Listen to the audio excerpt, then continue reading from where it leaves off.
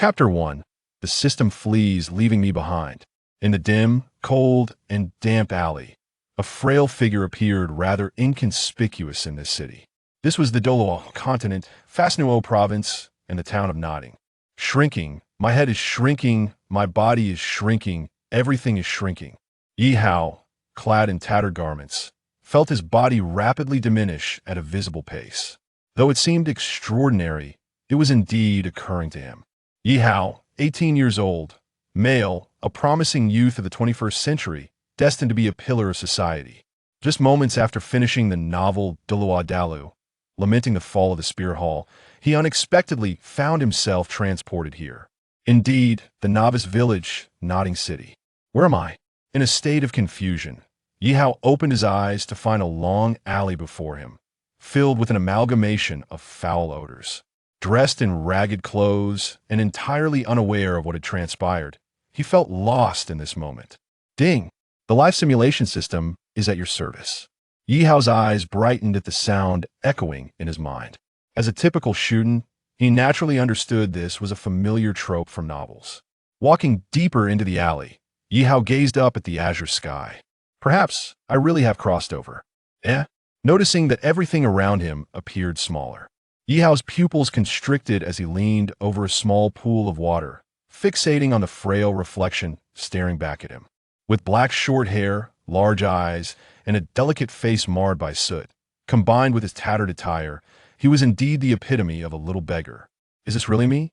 Yihao, puzzled, reached out to touch his small frame. Instinctively, he felt a chill. After a considerable pause, Yihao finally accepted the reality of his transmigration.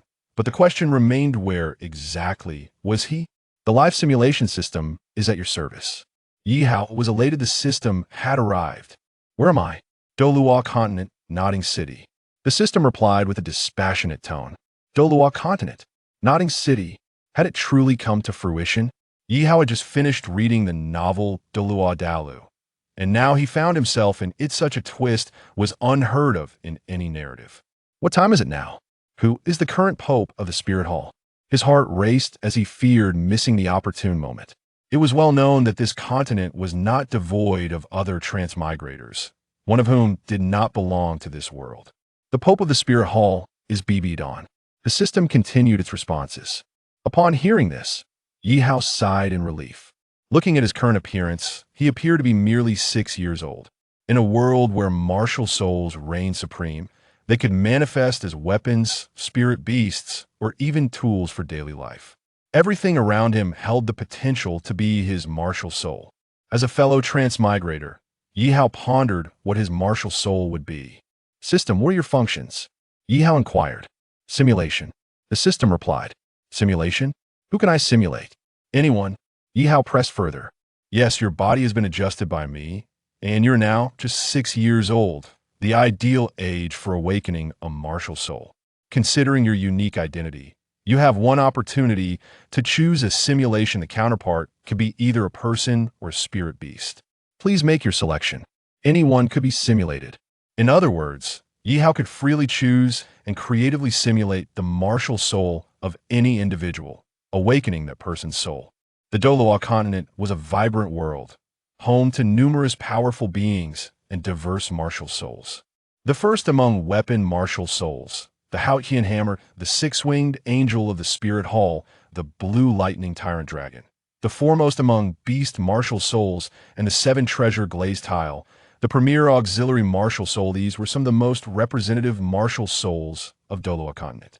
Considering the notable figures associated with these martial souls, Yihao didn't hesitate to dismiss them outright. The Haotian Hammer was exclusive to disciples of the Haotian sect, passed down through generations. Aside from the one expelled from the sect, there were hardly any disciples left on the continent. Ever since that incident, the Haotian sect had closed its gates. Should someone with the Haotian Hammer appear now, it would undoubtedly attract significant attention. The six-winged angel, as the embodiment of the Spirit Hall, would awaken with a natural soul power level of 20, truly an advantage at the outset. Even so, Yihao would not choose it. He had already crossed over. Why not opt for a twin martial soul to experiment with? The blue lightning tyrant dragon held no appeal for him. As for the seven-treasure glazed tile, who even plays auxiliary roles these days.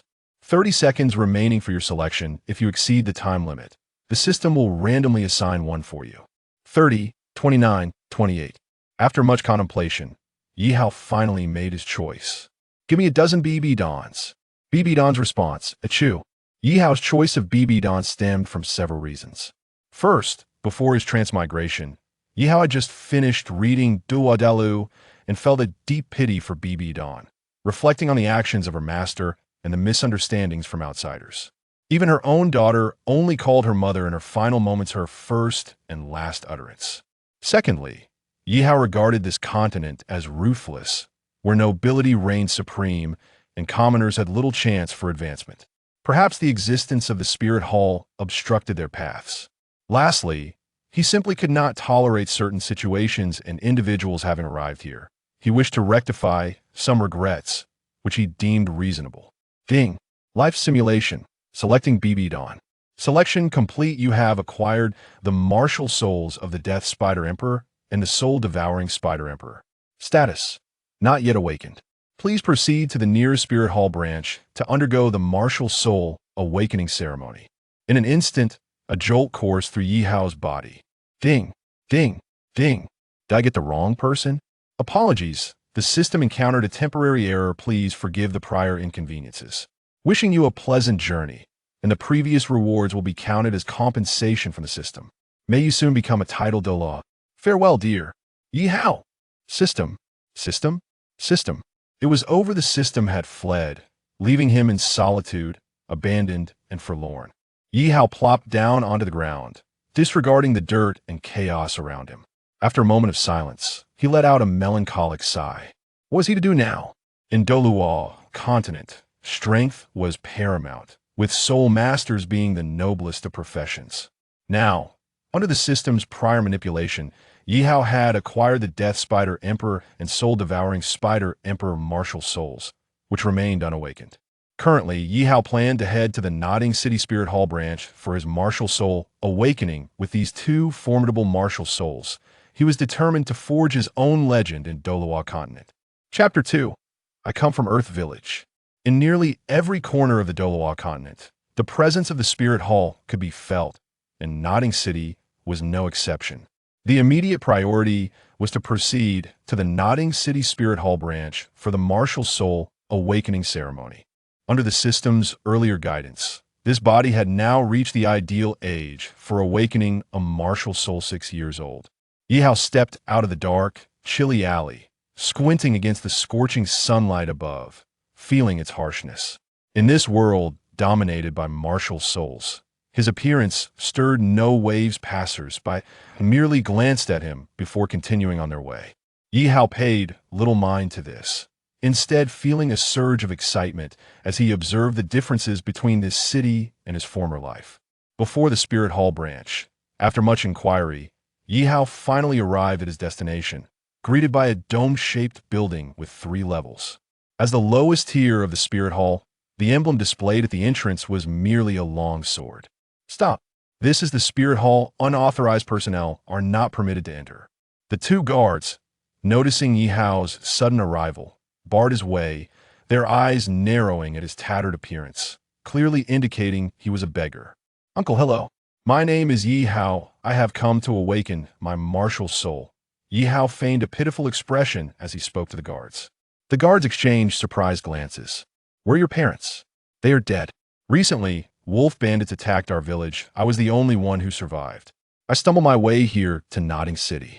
Anger flickered in the guards' eyes. Wolf bandits were a hybrid of humans and wind demon wolves. For such creatures, only powerful soul masters could contend, leaving an ordinary person like Yihao, who had yet to awaken a martial soul, akin to a target. Immediately, one of the guards led Yihao into the Spirit Hall branch. Inside, the decor was opulent and grand despite Nodding City's less favorable location. This Spirit Hall branch was equipped with all necessary amenities. Few people occupied the branch, only a handful were busy cleaning. Upon seeing Yihao and the guard enter, they continued their tasks without a second thought. I'm exhausted. A youth in his 20s stumbled in, wearing a white outfit and a black cape, drenched in sweat and panting as he approached Yihao. Master Su, you're back? The guard hurried forward to take Master Su's backpack, smiling ingratiatingly. Master Su nodded, then turned his gaze to the ragged Ye Hao, wondering if this boy was the one. Where did this child come from? Master Su inquired. Greetings, Master Su. My name is Ye Hao, and I have come to awaken my martial soul, Yihao replied. Master Su scratched his head in confusion and said, This is strange. I have traversed numerous villages during this time. How is it that I have overlooked you? Which village do you hail from? Master Su, this child is quite unfortunate. His village was ravaged by wolves, leaving him as the sole survivor, all alone and desolate, the guard explained. Upon hearing the guard's words, Master Su glanced at Ye Hao with a look of pity and let out a deep sigh. Very well, one more won't hurt. You are Ye Hao, correct? Please follow me, he said. Ye Hao discreetly gave the guard a thumbs up, silently thanking the uncle for his timely assistance. Following Master Su into a somewhat larger room, Ye Hao noticed two individuals inside, one elderly and one young. The elder sat at a desk, dressed in a neat outfit of the martial soul hall, while the young woman stood respectfully before him, seemingly delivering a report. There are two individuals awakening with innate soul power at level 5, several with innate soul power at levels 2 and 3, and the rest possess no soul power at all, she reported wearily. In recent years, promising candidates have been scarce, and the variety of martial souls awakened have been nothing short of bizarre. Her travels through numerous villages had left a significant impression on her. The elder sighed. Thank you for your hard work, CC. I wonder how things are faring over at Yintao. Creak. The door swung open as Master Su and Yihao entered. Yintao, why are you still so reckless? Soul masters must emphasize self-cultivation and composure. You lack even the most basic manners, though. You not know to knock before entering? The elder admonished, casting a displeased glance at Master Su. Yintao? Master Su? Yihao's eyes widened in shock. Could it be? The legendary Su Yintao, who awakened martial souls for the sea god Tao Ge. Master Meixiu, please refrain from your incessant chatter. This child is here to awaken his martial soul, and we require your premises for the ceremony, Master Su complained, casually retrieving a crystal orb and 6 gray, circular stones from his bag, arranging them in the pattern of a hexagram. During our recent visit to Shenghun Village, we encountered a child with innate full soul power. Innate full soul power. Both Meixiu and Cici exclaimed in astonishment. Such children were exceedingly rare. Those with innate full soul power would awaken their martial soul by the age of 6, and those with exceptional talent would possess this innate full soul power, indicating undeniable genius. Where's that child? Surely, it cannot be the one before us. Meixiu inquired eagerly. Yihao was taken aback. How did he suddenly become the center of attention? Master Su shot Meixiu an irritated glance and replied, Unfortunately, this child's martial soul is blue silvergrass. Such commonality suggests that even if he becomes a soul master, his starting point will likely be rather low. As for this child, his name is Ye Hao. His family was slaughtered by wolves, leaving him all alone. I happened upon him just as I returned and learned he was also here to awaken his martial soul, so I brought him along. Macias' expression fell. Blue silvergrass? How can it be blue silvergrass? Innate full soul power? This cannot be true. CC, standing beside him, also expressed a regret. It was a rare opportunity to encounter a child with innate full soul power, only to discover that his martial soul was blue silvergrass, a hallmark of a worthless martial soul, indicating that his future achievements would be limited. Blue silvergrass? Innate full soul power? Yihao pondered, considering that it might indeed be him Tang San, the first traverser of Douluo Continent, possessing both Blue-Silver Emperor and Haotian Hammer as dual martial souls, although the Blue-Silver Emperor had yet to awaken. Very well, child, stand here, Master Su instructed as he wiped the sweat from his brow, finally readying the materials for the martial soul awakening ceremony. Yihao understood the implication and stepped into the central area surrounded by the 6 stones. Although he was already aware of his martial soul's identity, experiencing the awakening firsthand still filled him with excitement. The martial soul awakening ceremony was about to commence, and Meixiu and CC focused their attention on Yihao, hoping he would bring them an extraordinary surprise. Meanwhile, at the city gates of Nodding, a nondescript carriage slowly entered the city. Chapter 3. Death Spider, Spider Monarch. The martial soul awakening ceremony officially commenced. With a heart full of trepidation and uncertainty, Yihao approached the center of the 6 stones. The hexagonal stones radiated a golden light, which soon penetrated Yihao's body. For some reason, it felt as if something within him was ready to emerge, enveloping him in a warm current.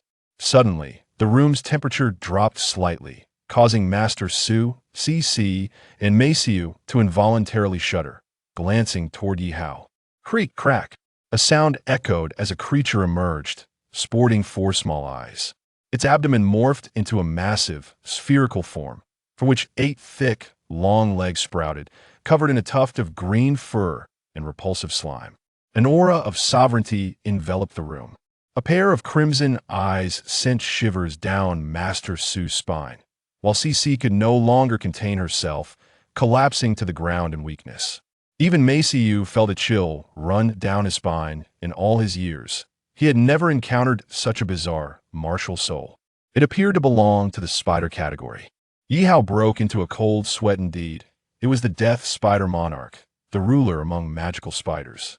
In the earlier discourse of Su Yuntao, Yihao exerted his soul power, barely recalling his Death Spider Emperor martial spirit, for he could sense that if he delayed even a moment longer, his second martial spirit, the soul-devouring Spider Emperor, would soon emerge. Found it. Found it. Matthew flipped through a tome, pointing at an illustration of the death magic spider. Your name is Yihao, correct? Your martial spirit is the death magic spider. A rare entity on the continent. Throughout history, very few have awakened such a spirit to this day. The current Pope's martial spirit is indeed the Death Spider Emperor. Alas, as he spoke, Matthew's demeanor turned exceptionally animated. The Pope of the Martial Spirit Hall is a figure of immense reverence. In remote places like Nodding City, his status is akin to that of a deity. Ye Hao was momentarily taken aback as he took the book from Matthew's hands. Gazing at the illustration of the death magic spider, subtly shaking his head, this was incorrect. He then turned to the next page, and there it was, the Death Spider Emperor. Following this, Su Yuntao composed himself and held the crystal ball in his hand. Yihao understood and placed his hand upon it. Instantly, the crystal ball erupted with unprecedented brilliance. Even though it was daytime, the radiance emanating from the crystal ball was so intense that it outshone the sun by several folds. Innate, full soul power, the 3 exclaimed in unison, "We've struck gold. We've struck gold. Yuntao, Xiaohao, stay safe on your journey." Having awakened the Death Spider Emperor martial spirit, Yihao instantly became the most sought-after individual. Achieving the pinnacle of status in the Nodding City martial spirit branch, for Su Yuntao and the others, Yihao's true identity was evidently confirmed, a down-and-out child.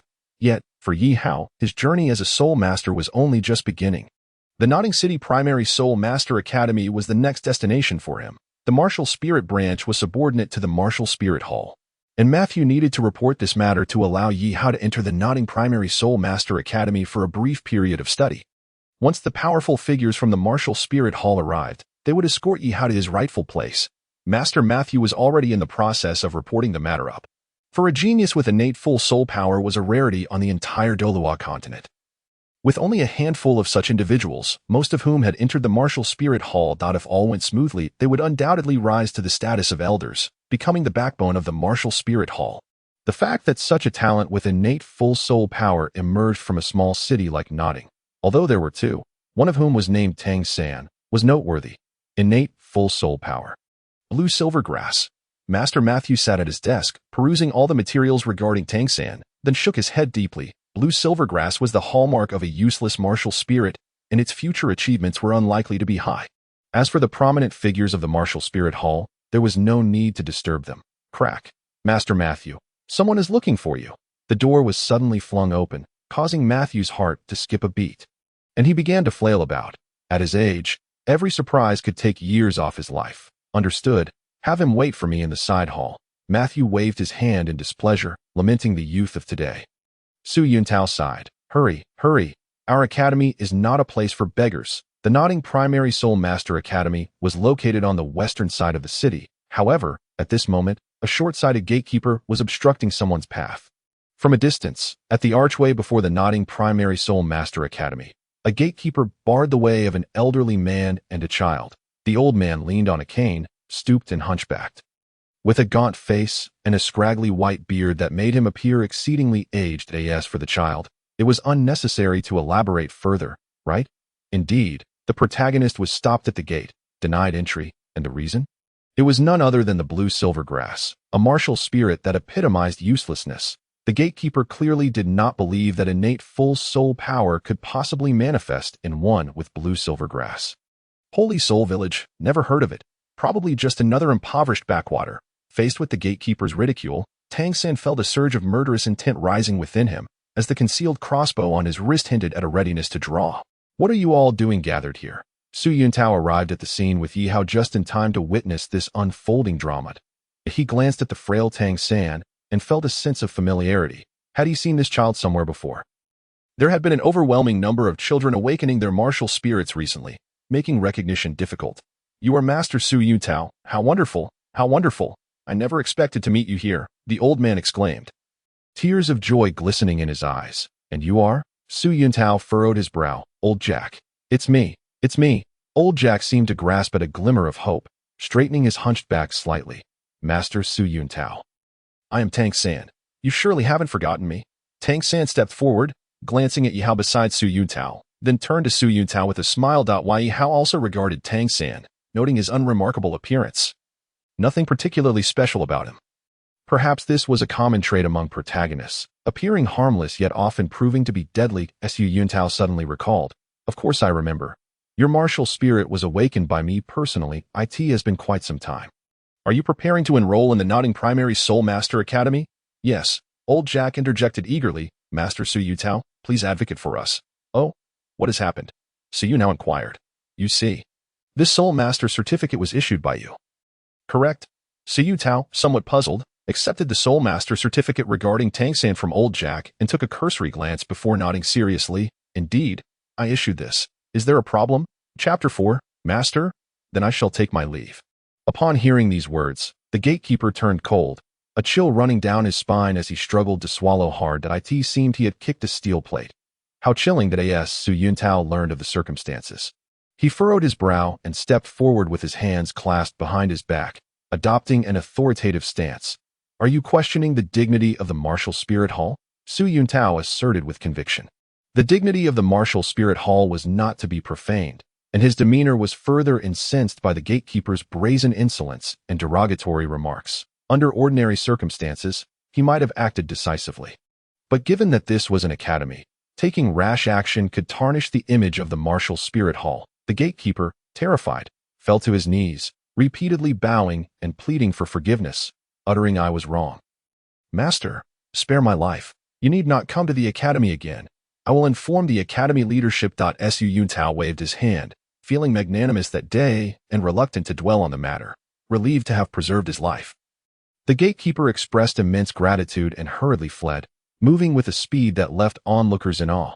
All right, Old Jack, the matter is resolved. The subsequent affairs are beyond our purview. Old Jack smiled. Thank you, Master Su Yuntao. Had it not been for you, it would have been uncertain if little San could enroll today. No need for thanks. Su Yuntao gently shook his head, then produced Yihao's martial spirit certificate from his robe and handed it to Yihao. Instructing, this is your martial spirit certificate. From this moment on, you are a student of the Nodding Primary Soul Master Academy. Remember to return to the Martial Spirit branch for your martial spirit assessment after obtaining your soul ring. By the way, there is something you need to consider.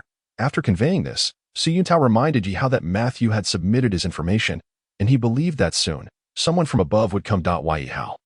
Unbeknownst to him, at that moment, innate full soul power, blue silver grass, a commonplace entity, it was likely that those individuals would be disinclined to come down. Blue silver grass, a useless martial spirit. Was there some sort of mistake?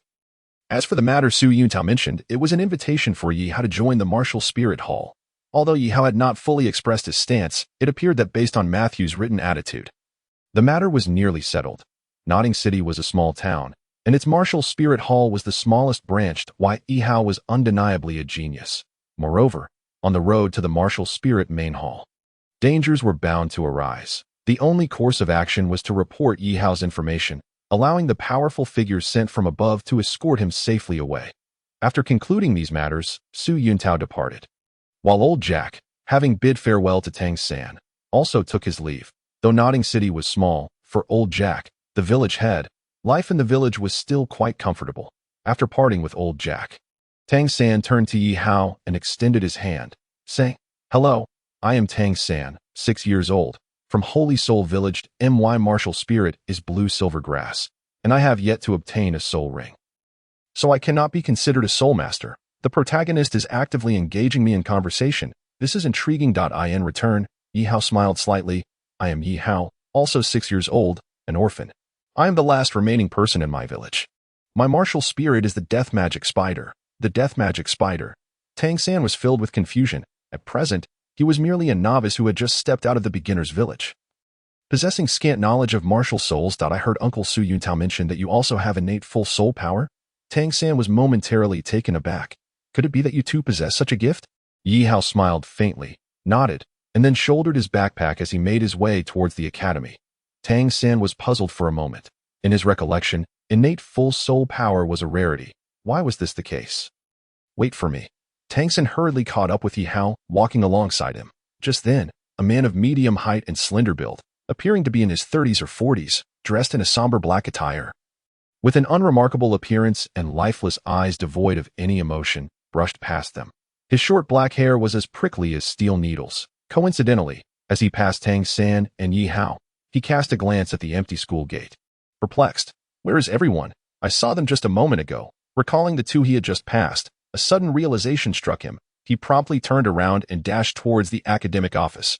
Earlier, he had overheard that a new student had just awakened his martial soul, possessing innate full soul power, and that his martial soul was the blue silvergrass. It is well known that the blue silvergrass is a standard representation of a useless martial soul. The man was convinced that the child must harbor some undisclosed secret.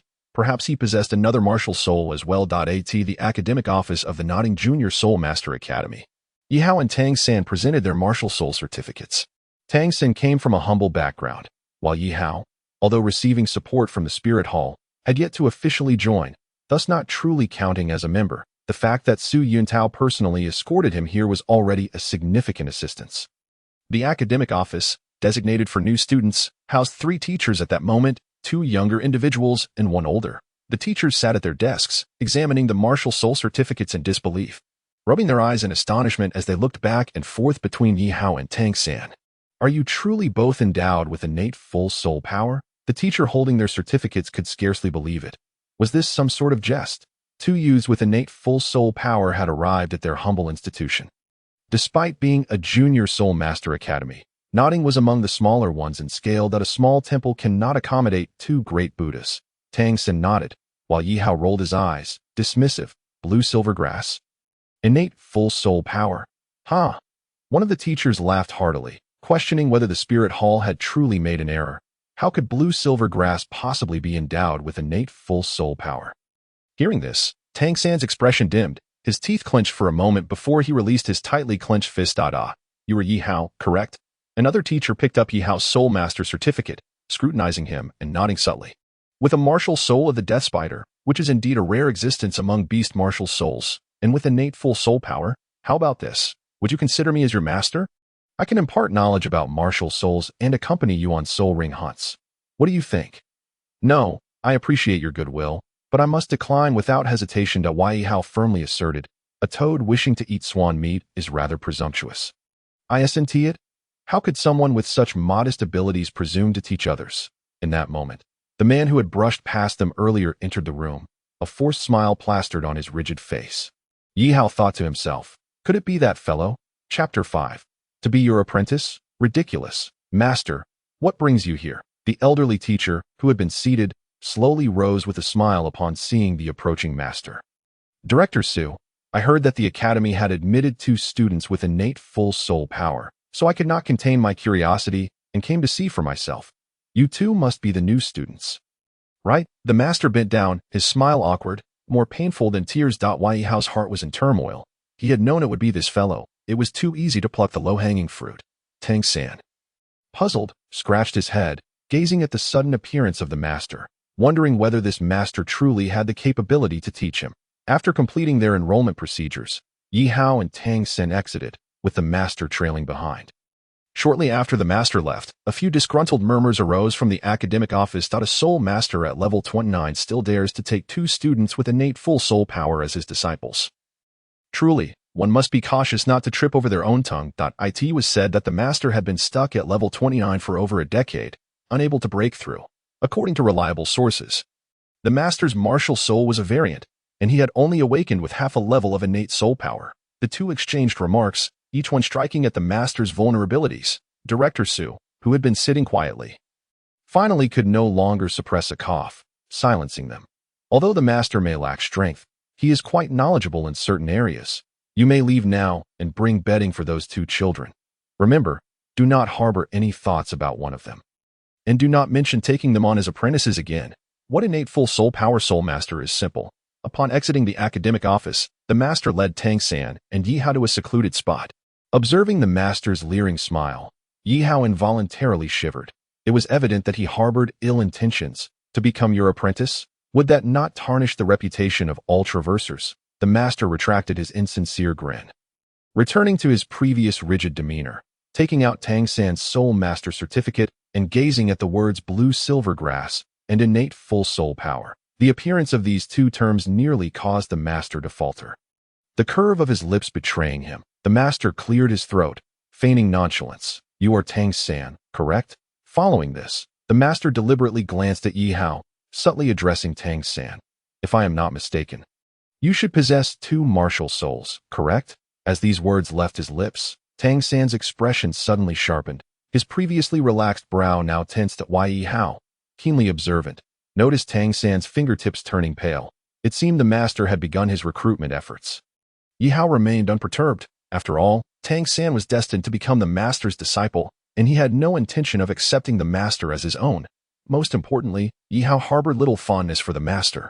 He casually perched himself on a nearby withered tree trunk, watching the master whispering conspiratorially to Tang San.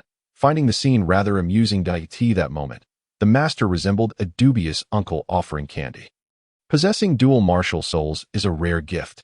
In this contemporary realm, aside from the Pope, who possesses dual martial souls, both Tang San and Yihao are examples. If this information were to spread, it would be detrimental to everyone involved.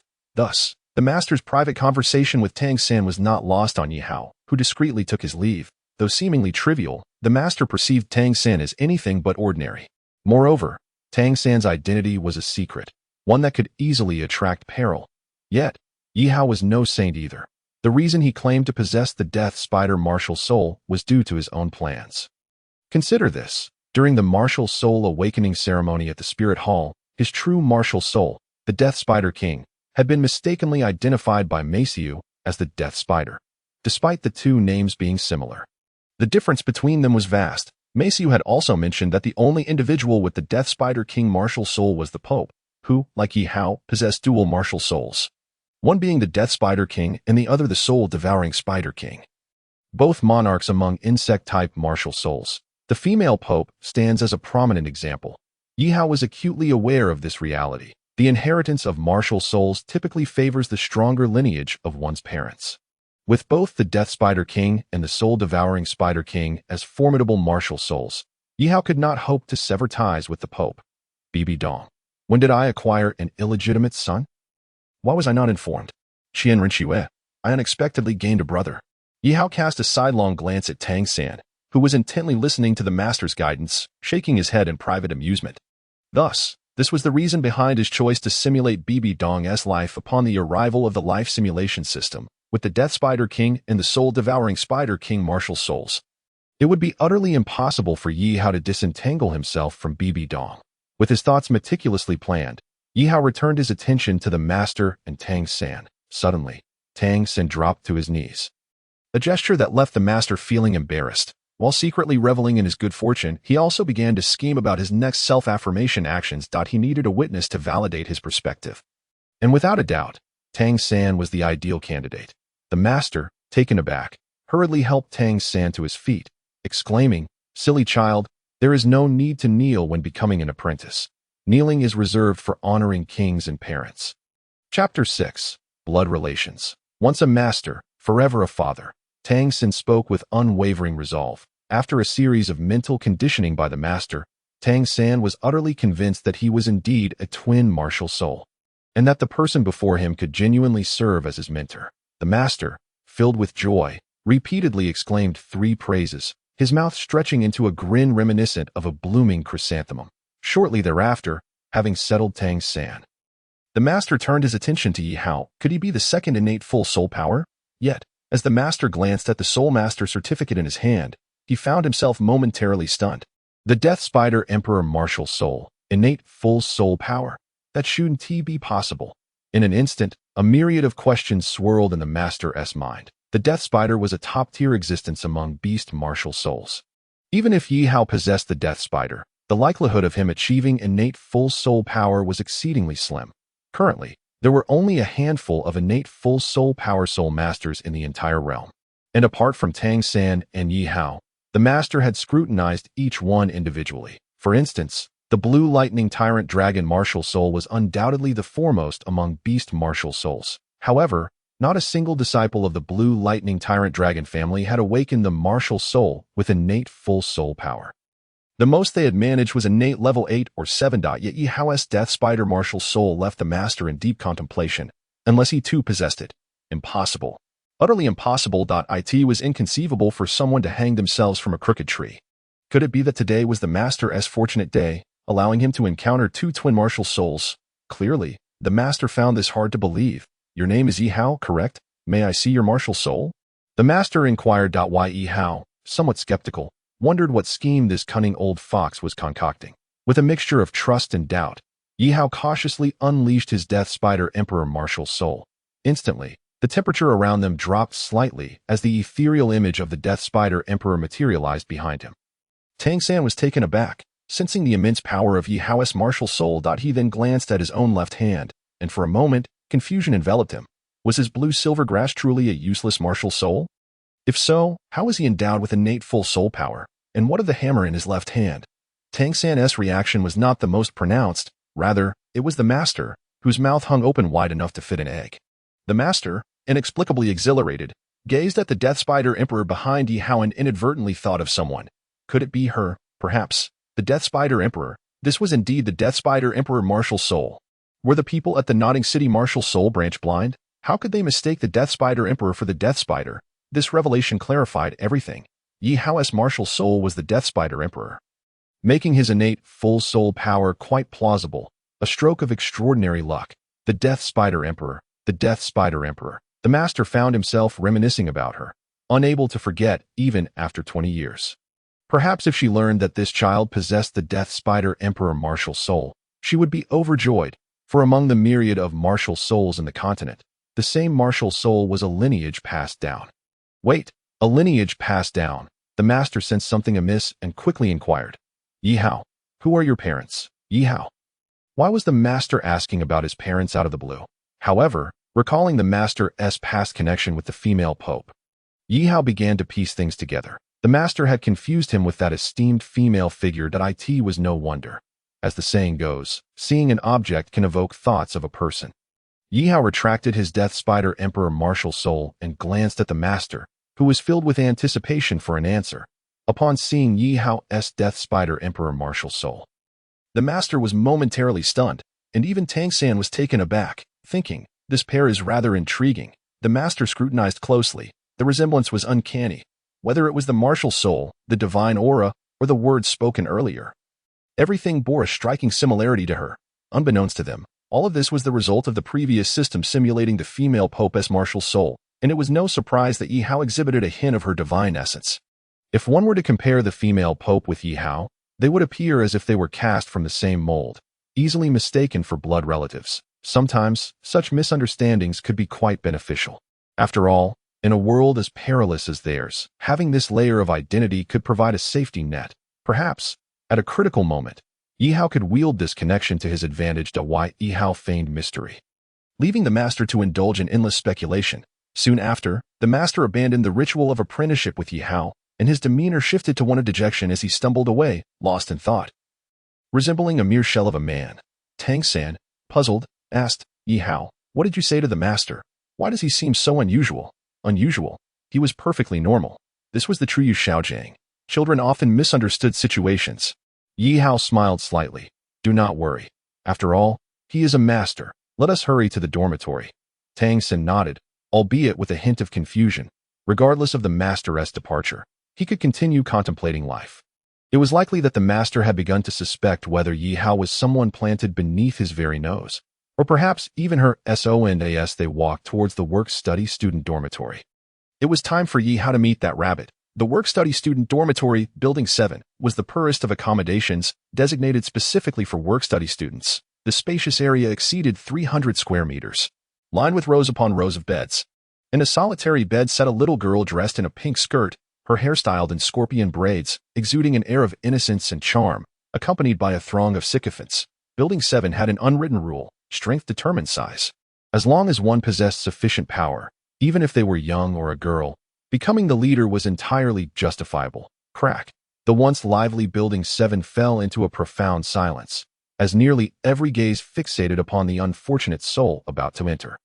Just moments ago, a girl had defeated everyone present. Among those who had been bested, a few silently prayed, hoping the new leader would go easy on them, as they still had classes the next day. Chapter 7.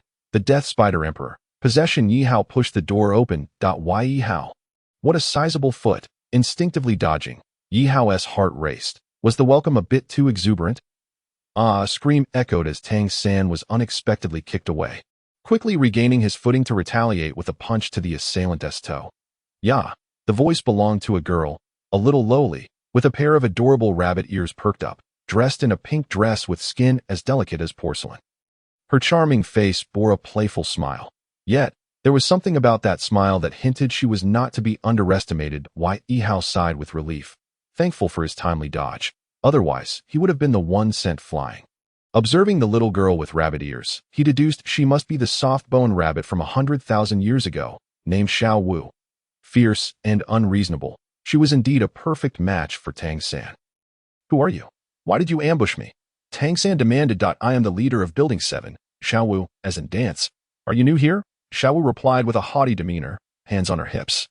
Displaying an air of defiance. My name is Tang San, and my martial soul is Blue Silvergrass. I am a new work-study student here. Why did you ambush me? Tang San pressed on. Because that's the rule in Building 7. Rule? What rule? Whoever has the bigger fist is the leader. I went through my own trial, just like you. But I defeated those few, Xiao Wu boasted, casting a triumphant glance at the bruised faces of Wang Sheng and others. Tang San chuckled wryly and shook his head. I see. Good men do not fight with women. If she wishes to be the leader, let her be. Yes, he picked up his backpack from the ground. Tang San instinctively searched for Yihao, only to be astonished to find Yihao already lounging in Building 7, sprawled across an empty bed, legs crossed, humming a tune, appearing utterly at ease. Tang San thought. Why is it always me who ends up unlucky? Following Tang San's gaze, Xiao Wu noticed Yihao lying comfortably, her anger flaring. How dare he not even greet me upon seeing me? And that kick was clearly aimed at him. He actually had the audacity to dodge. This clearly demonstrates a disregard for Sister Xiao Wu. Initially filled with joy, it was unexpected to encounter the formidable Tang San, whose skills were quite impressive. One must select the softest persimmons to squeeze. With an air of confidence, Xiao Wu, even from outside the door, elicited a sense of sympathy from Tang San for Yihao. This little loli was indeed quite aggressive.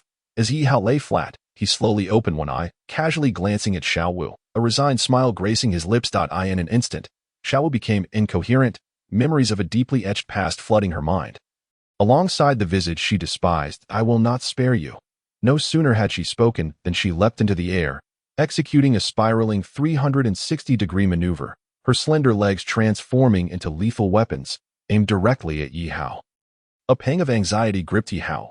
He couldn't recall having provoked this rabbit. In a moment of desperation, he sprang upright, slapping his palm against the bed, stabilizing himself on the ground. He beheld the bed, now split in two by Xiao Wu's kick, and the unrestrained murderous intent gleaming in her eyes. Yihao realized that this situation was far more complicated than he had anticipated. Immediately, a circle of yellow spirit rings illuminated beneath Xiao Wu's feet. Her delicate form cloaked in a layer of conspicuous white fur, resembling that of a rabbit. Had she manifested her martial spirit? 100-year spirit ring. Boss, impressive. In the 7th dormitory, few work-study students bore spirit rings. Due to their family circumstances, they could not, like the affluent scions of noble families, procure protection to venture into the forests to hunt for their required spirit beasts. The risks of hunting spirit beasts were exceedingly high. With a significant probability of death, the profession of spirit master was fraught with peril, yet it was often said that the greater the sacrifice, the greater the reward. Tang San, astonished, gazed at the yellow 100-year spirit ring beneath Xiao Wu's feet. An epiphany dawning within him. This was a spirit ring. Since his arrival in this world 6 years ago, it was the first time he had witnessed such a phenomenon. Simultaneously, Tang San discerned Xiao Wu's decisive actions. As if she bore a deep-seated grudge against Ye Hao that he chose to observe from the sidelines, prepared to intervene should Ye Hao falter or find himself in danger. After a careful assessment, Ye Hao, having undergone systematic enhancements, possessed physical qualities far beyond that of an ordinary person. Although he lacked combat experience, dealing with a mere girl should pose little trouble. The issue, however, was that this was no ordinary girl, but rather a spirit beast of 100,000 years. Uncertain of Xiao Wu's motives for attacking him, Yihao would not remain passive. Having traversed to Douluo Continent, he had yet to make his mark, and he had no intention of hastily exiting the stage. Death Spider Emperor, manifest, Yihao murmured, and in an instant his upper body was enveloped in a layer of black armor, even his face obscured. His eyes glowed a blood red, and below his regular eyes sprouted 4 additional small ones, 0.8 sharp, spider-like appendages extended from his back, glistening ominously to that moment. Yihao's appearance was entirely reminiscent of a venomous spider, with thick green fur sprouting from beneath and a viscous slime dripping incessantly to the ground, soon creating holes in the floor. Thankfully, they were on the first floor. Why Yihao sensed the transformation within him.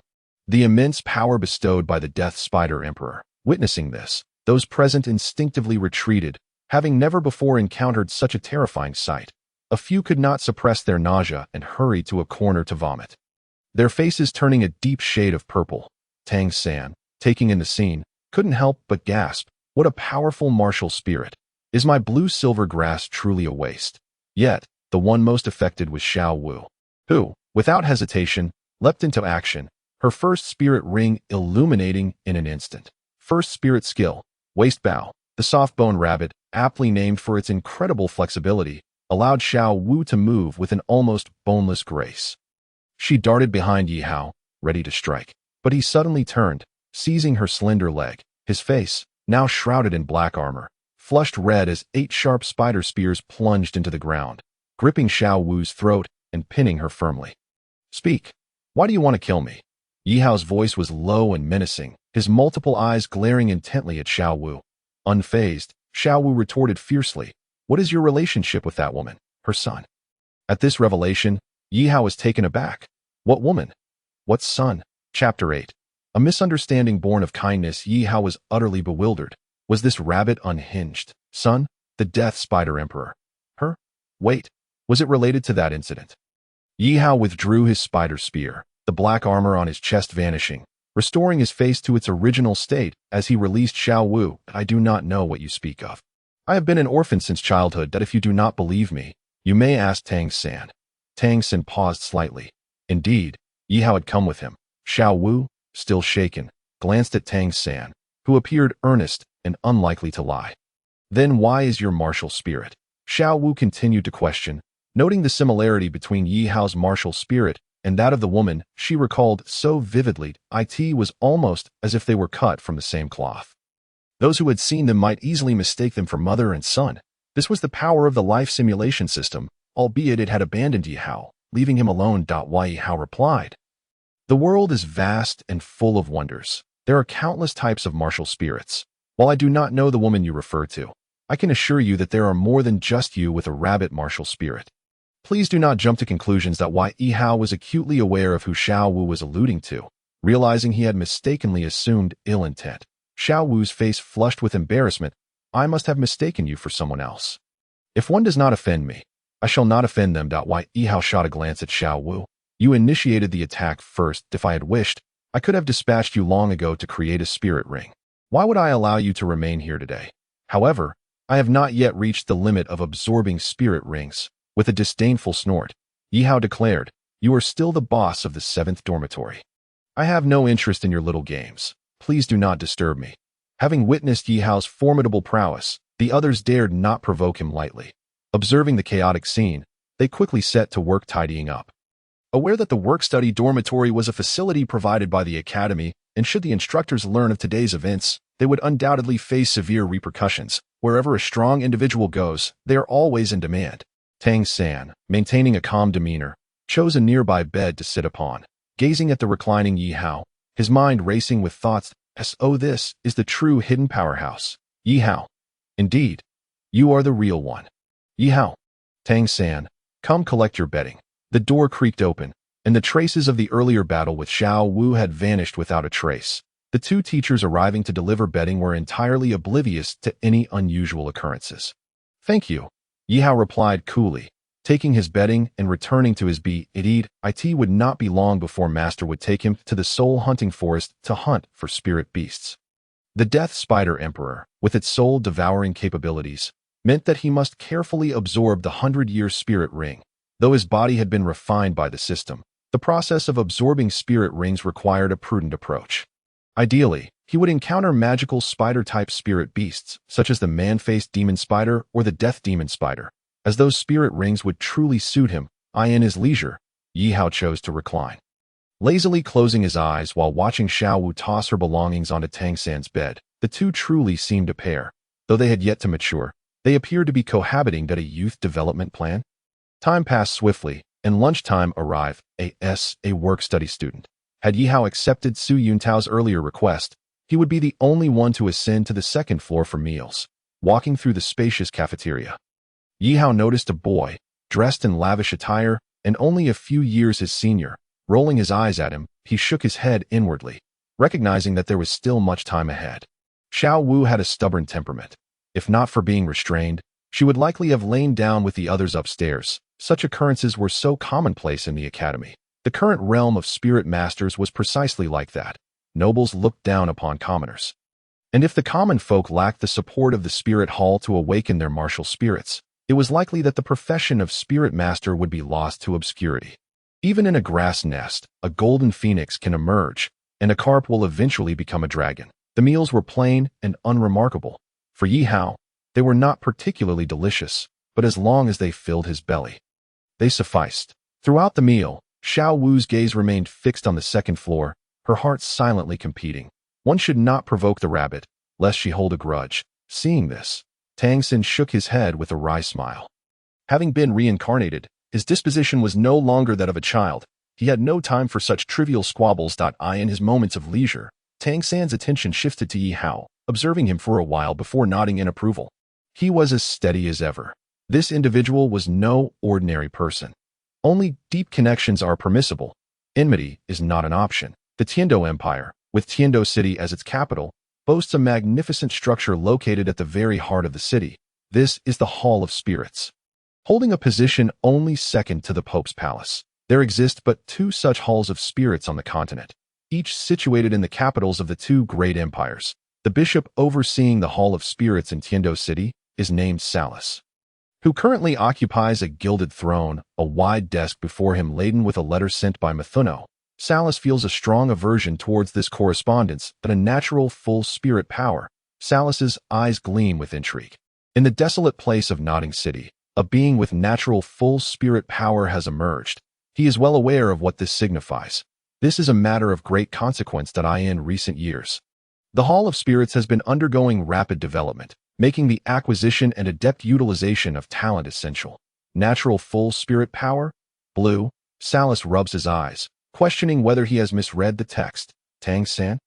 Natural full spirit power and a spirit of blue silvergrass. What a jest! Since when did blue silvergrass possess natural full spirit power? This is utterly preposterous. How could a useless spirit like blue silvergrass possibly have natural full spirit power? Humph. Master, are we really going to acquire our spirit rings tomorrow? So soon? Tang San inquires, seated in the master's office, a peculiar excitement bubbling within him. Ever since arriving in this world, he has been diligently practicing the Shantian skill. Yet he finds himself unable to break through his first bottleneck, no matter how hard he tries. Perhaps the differences between this world and his previous one are to blame. Acquiring the first spirit ring might just allow him to surpass the Xiantian skill's first barrier. Unbeknownst to him, his information has been laid bare before the Hall of Spirits in Tiando City. Salus, not being the Pope, lacks the unique insight. Had it been anyone else, it would be uncertain whether Tang San would survive even a single episode. Chapter 9. The hunt for the first spirit ring. The time that has elapsed since your awakening of the spirit until your arrival at the academy has been considerable. Soul masters must hunt soul beasts to acquire spirit rings, thereby continuing their training. The master speaks in a calm manner. Tang San nods deeply in agreement. During the earlier confrontation between Ye Hao and Xiao Wu, the spirit skill demonstrated by Xiao Wu from her first spirit ring undoubtedly captivated him, deepening his yearning for Douluo Continent. Xiao San, after you return, inform Ye Hao that we shall set out together tomorrow morning. The master specifically instructs, noting that since Ye Hao also possesses natural full spirit power, an additional companion would be advantageous. The master harbors slight doubts regarding Ye Hao's identity, not only in spirit and demeanor, but also in mannerisms. She bears a striking resemblance to her. However, it is unfortunate that Ye Hao possesses only the Spider Queen spirit. Had she possessed the soul-devouring Spider Queen spirit as well, the implications would have been vastly different. Why Ye Hao's identity remains shrouded in mystery. The master had previously ventured to the Nodding City branch of the Hall of Spirits to gather information, receiving the answer that Ye Hao is an orphan. Yet the master does not share this belief. He remains convinced that she harbors resentment towards him, which is why she sent Ye Hao. Thus, the master takes Tang San along to hunt soul beasts, also inviting Ye Hao to join, on one hand, to observe her, and on the other, to ascertain a matter. There exists no two individuals who are identical in appearance. Aside from a mother-child relationship, the master struggles to conceive an alternative explanation. System. I am not responsible for this. Ye Hao dog system. Tang San readily nods and departs. Could he truly be her son? The master's thoughts are tumultuous. A once peaceful mind now becomes unsettled. Emotions long buried resurfacing. He had believed that the events of years past could be laid to rest. Yet Ye Hao's appearance has shattered the master's reluctance to confront his own history. Shortly after Tang San's departure, an unexpected visitor arrives in the master's office. The man in a gray robe, appearing to be in his 50s, possesses eyes that mirror the master's. They are of the same ilk, with disheveled hair reminiscent of a bird's nest, clearly unkempt for some time. Who are you? The master furrows his brow, realizing that this individual has silently infiltrated the academy to seek him out. For some inexplicable reason, he feels an unsettling familiarity with the stranger. Master, it has been a long time, the man rasps, his expression devoid of emotion as he addresses the master. You are. The man abruptly cuts him off. I have come to bid farewell. Xiao San is now under your care.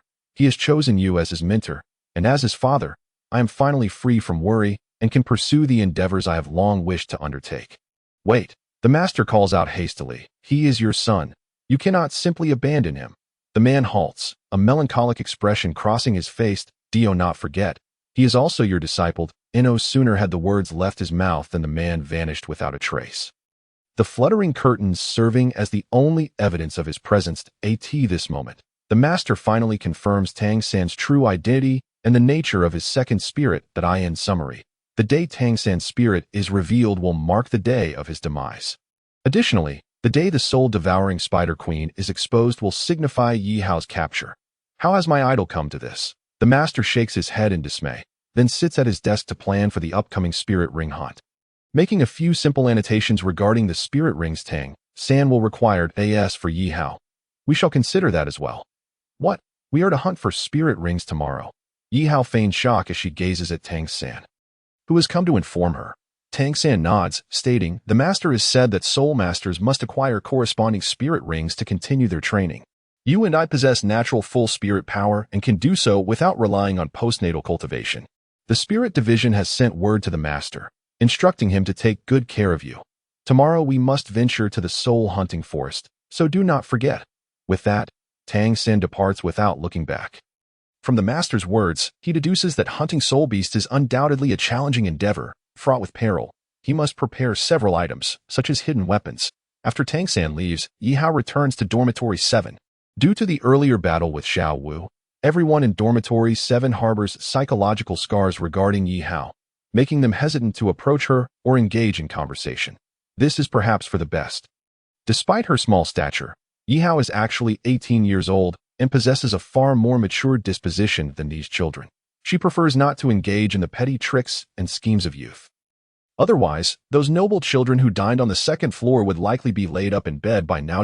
In the early hours, before dawn breaks, Yihao rises quietly from her bed, sitting still for a moment while glancing around at the work-study students still lost in slumber. She dresses quickly as the time agreed upon with the master approaches. Tang San has already departed, leaving only Xiao Wu sprawled on her bed, drooling adorably, resembling a cute little rabbit at the academy's entrance. A carriage disrupts the tranquility of the night as the master has been waiting for some time. Soon after, Tang San arrives at the carriage, bows respectfully to the master. "Master, I apologize for keeping you waiting." The master smiles. "It is of no consequence. I have only just arrived. Xiao San, during our hunt for soul beasts in the soul hunting forest, you must remain by my side at all times." Soul beasts are exceedingly ferocious. Although the soul hunting forest is a man-made habitat for soul beasts, there are still numerous formidable creatures within. Upon learning of Tang San's identity, the master transforms into a protective guardian, vigilant against the Hall of Spirit's covetous gaze. "Xiao San, promise me one thing," the master says earnestly. "What is it, master?" Tang San inquires. The master continues with gravity. "You must never reveal your second spirit in public. The consequences could be dire." Tang San is momentarily taken aback. He recalls his father's similar warning after awakening his spirit. From his understanding of spirits over the past few days, Tang San realizes that twin spirits are exceedingly rare across the continent. With not a single instance emerging for centuries to date, the only known twin spirit belongs to the current pope of the Hall of Spirits.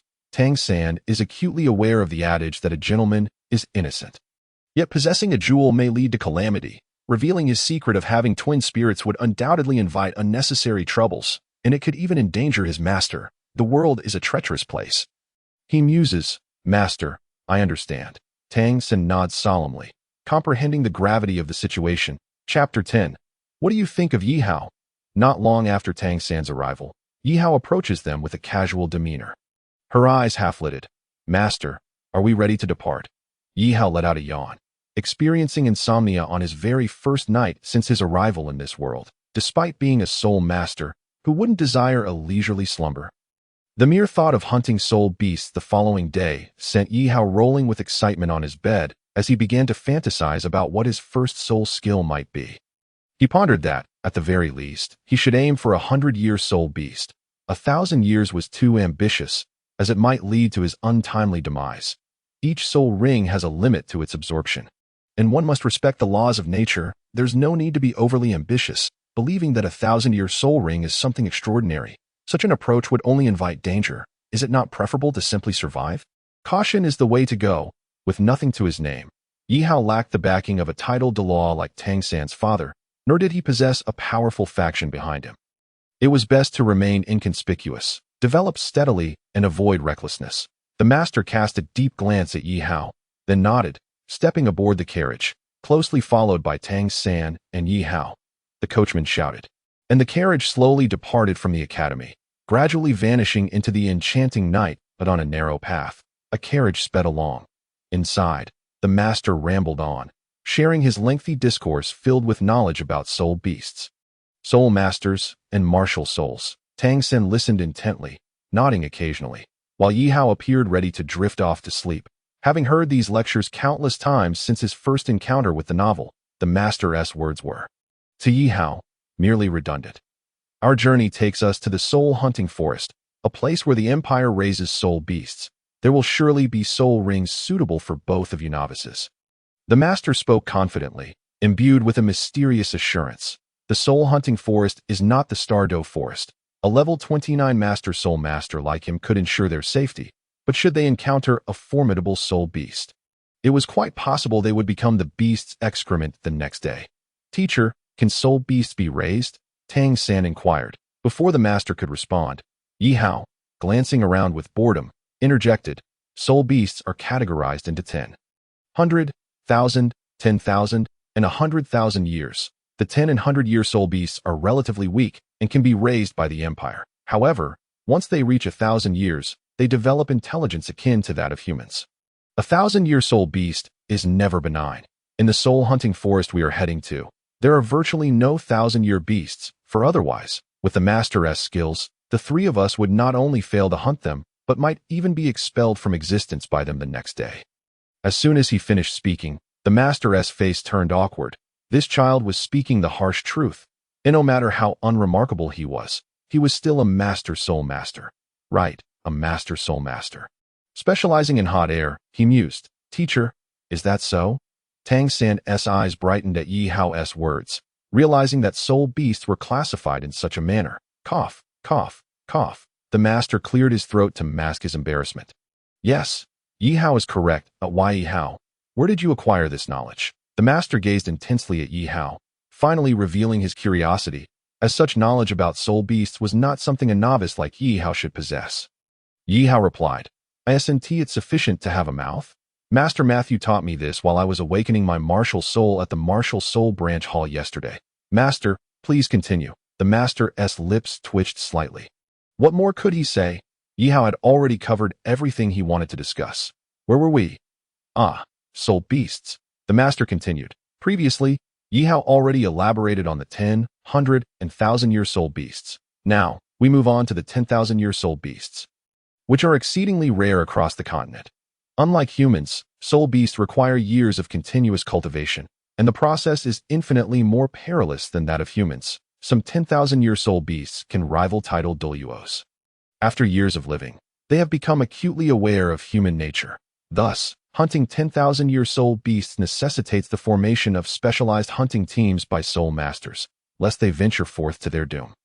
As for 100,000-year soul beasts, the number of soul masters possessing a 100,000-year soul ring is exceedingly scarce, and my knowledge regarding them is also limited. For you too, knowing this is already sufficient.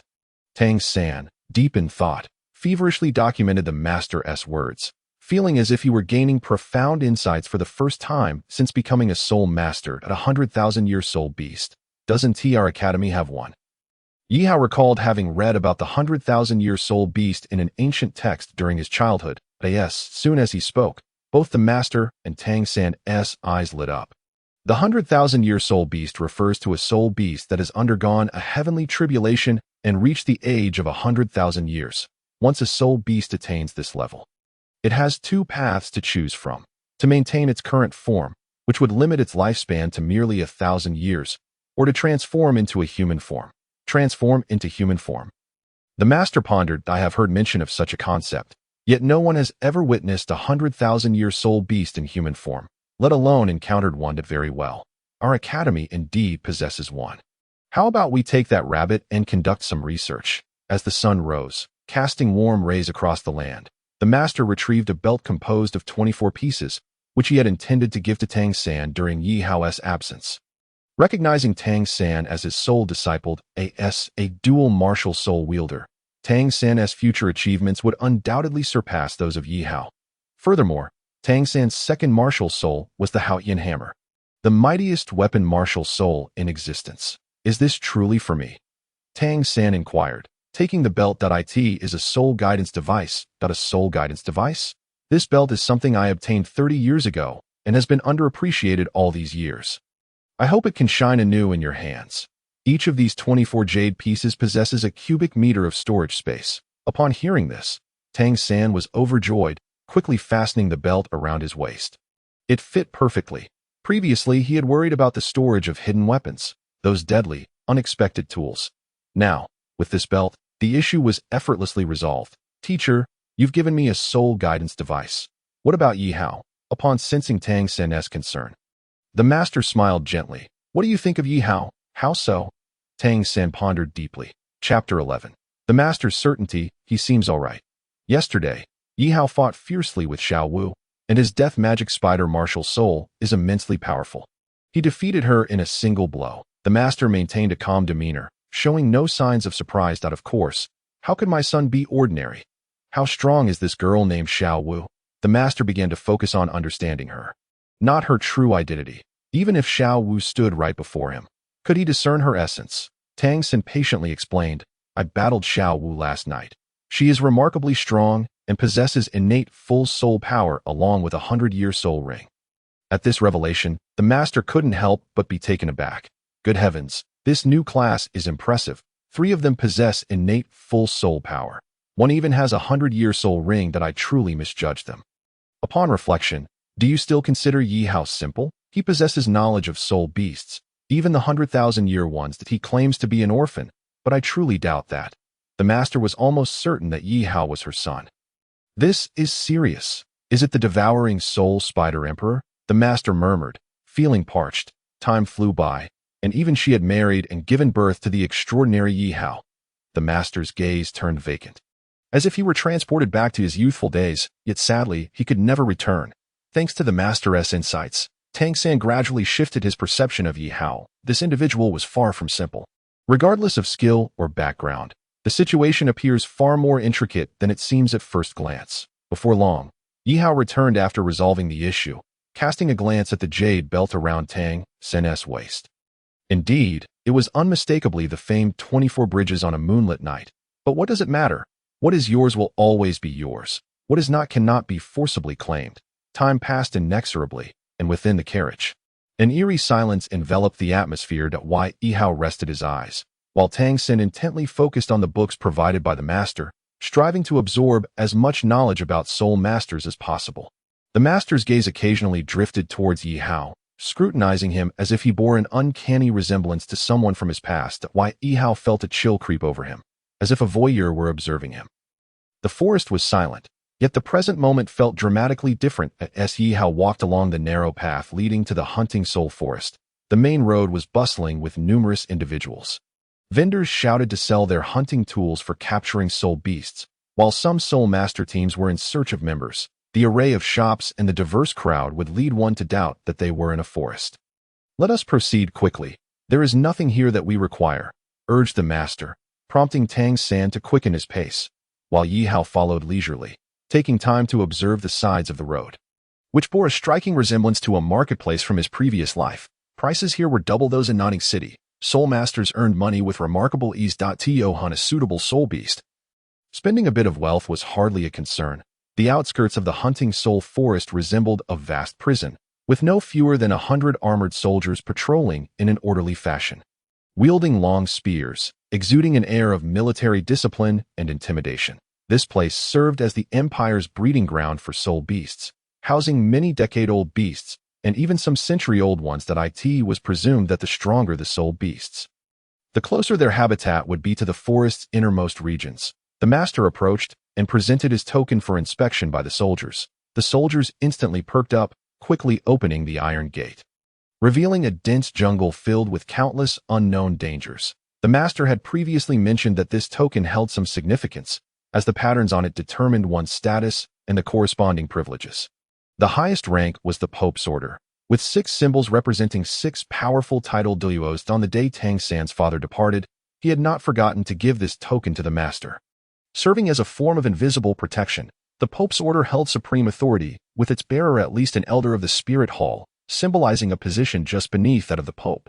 The forest was a winding maze, with towering trees reaching towards the heavens. The master led the way, with Tang San and Ye Hao following closely behind, while the master provided explanations about their surroundings, to which Ye Hao listened with mild interest. Suddenly, the master's eyes sparkled, and he clasped his hands before his chest, then swiftly lowered them. Come forth, Luo San Pao. What emerged resembled a dog, but was as corpulent as a pig.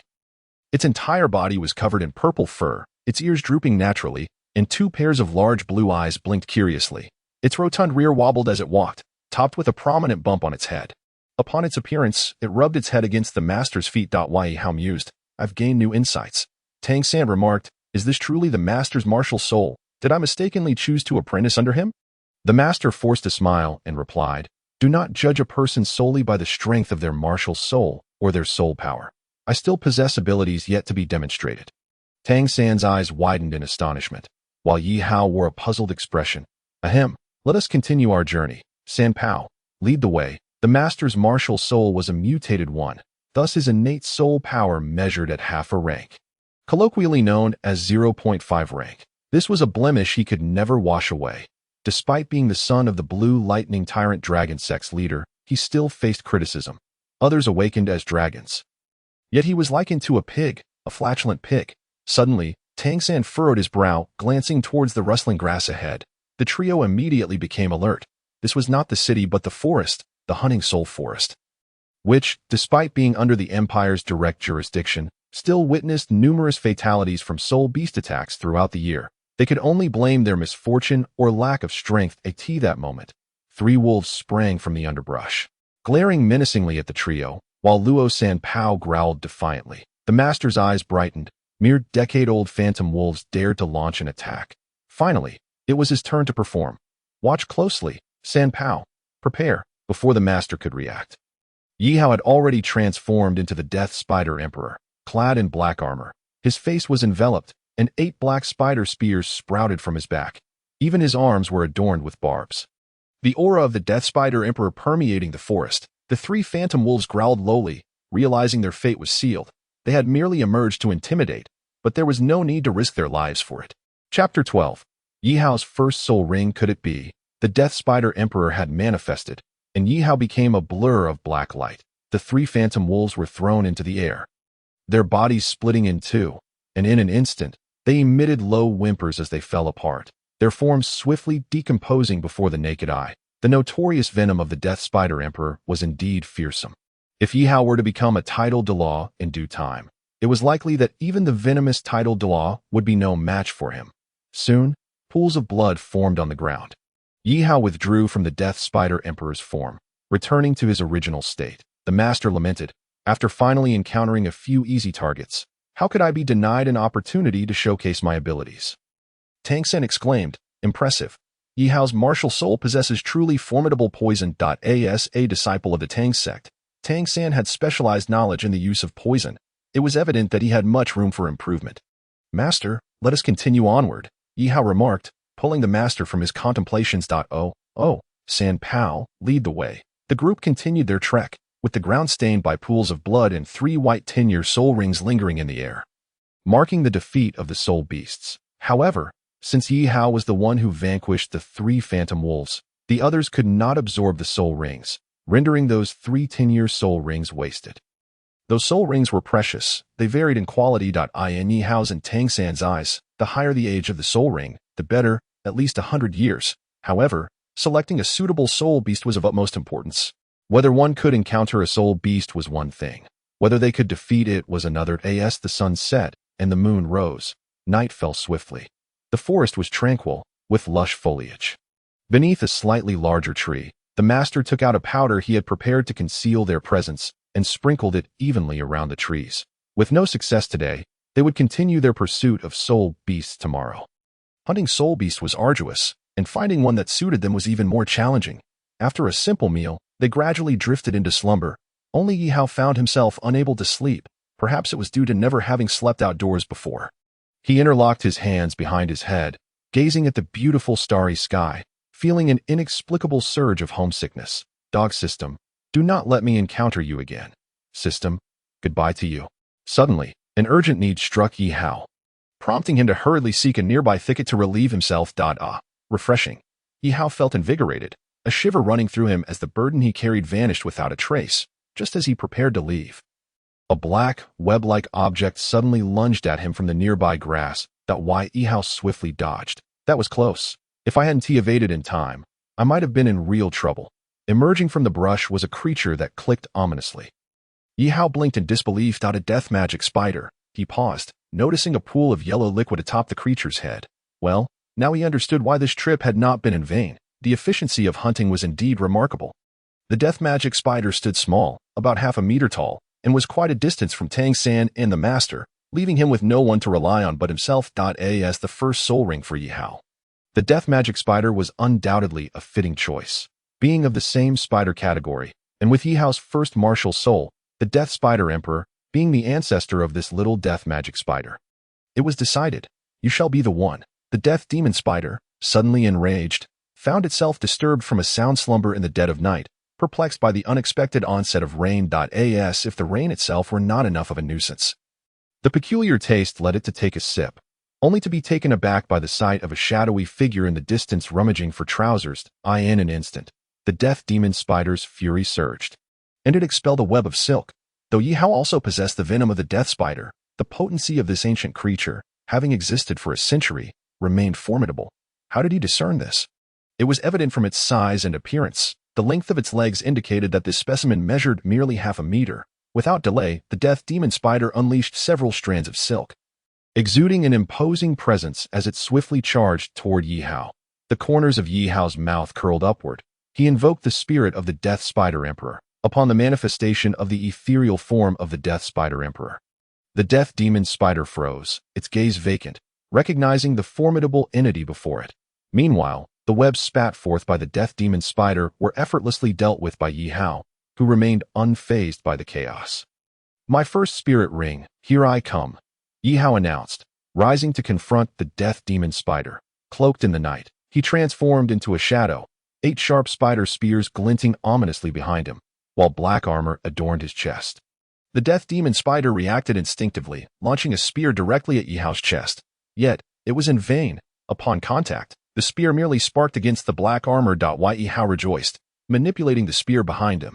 With a swift thrust, the ebony spear pierced through the death demon spider's body, causing it to convulse violently as emerald green blood dripped from its Yihao's death spider emperor venom coursed through the spear. Flooding into the creature's body, he could sense the life force of the death demon spider waning rapidly. Had he not arisen in the dead of night to relieve himself, he would have never encountered this creature. Among all spirit beasts, the death demon spider was undoubtedly the most compatible for Yihao's first spirit ring.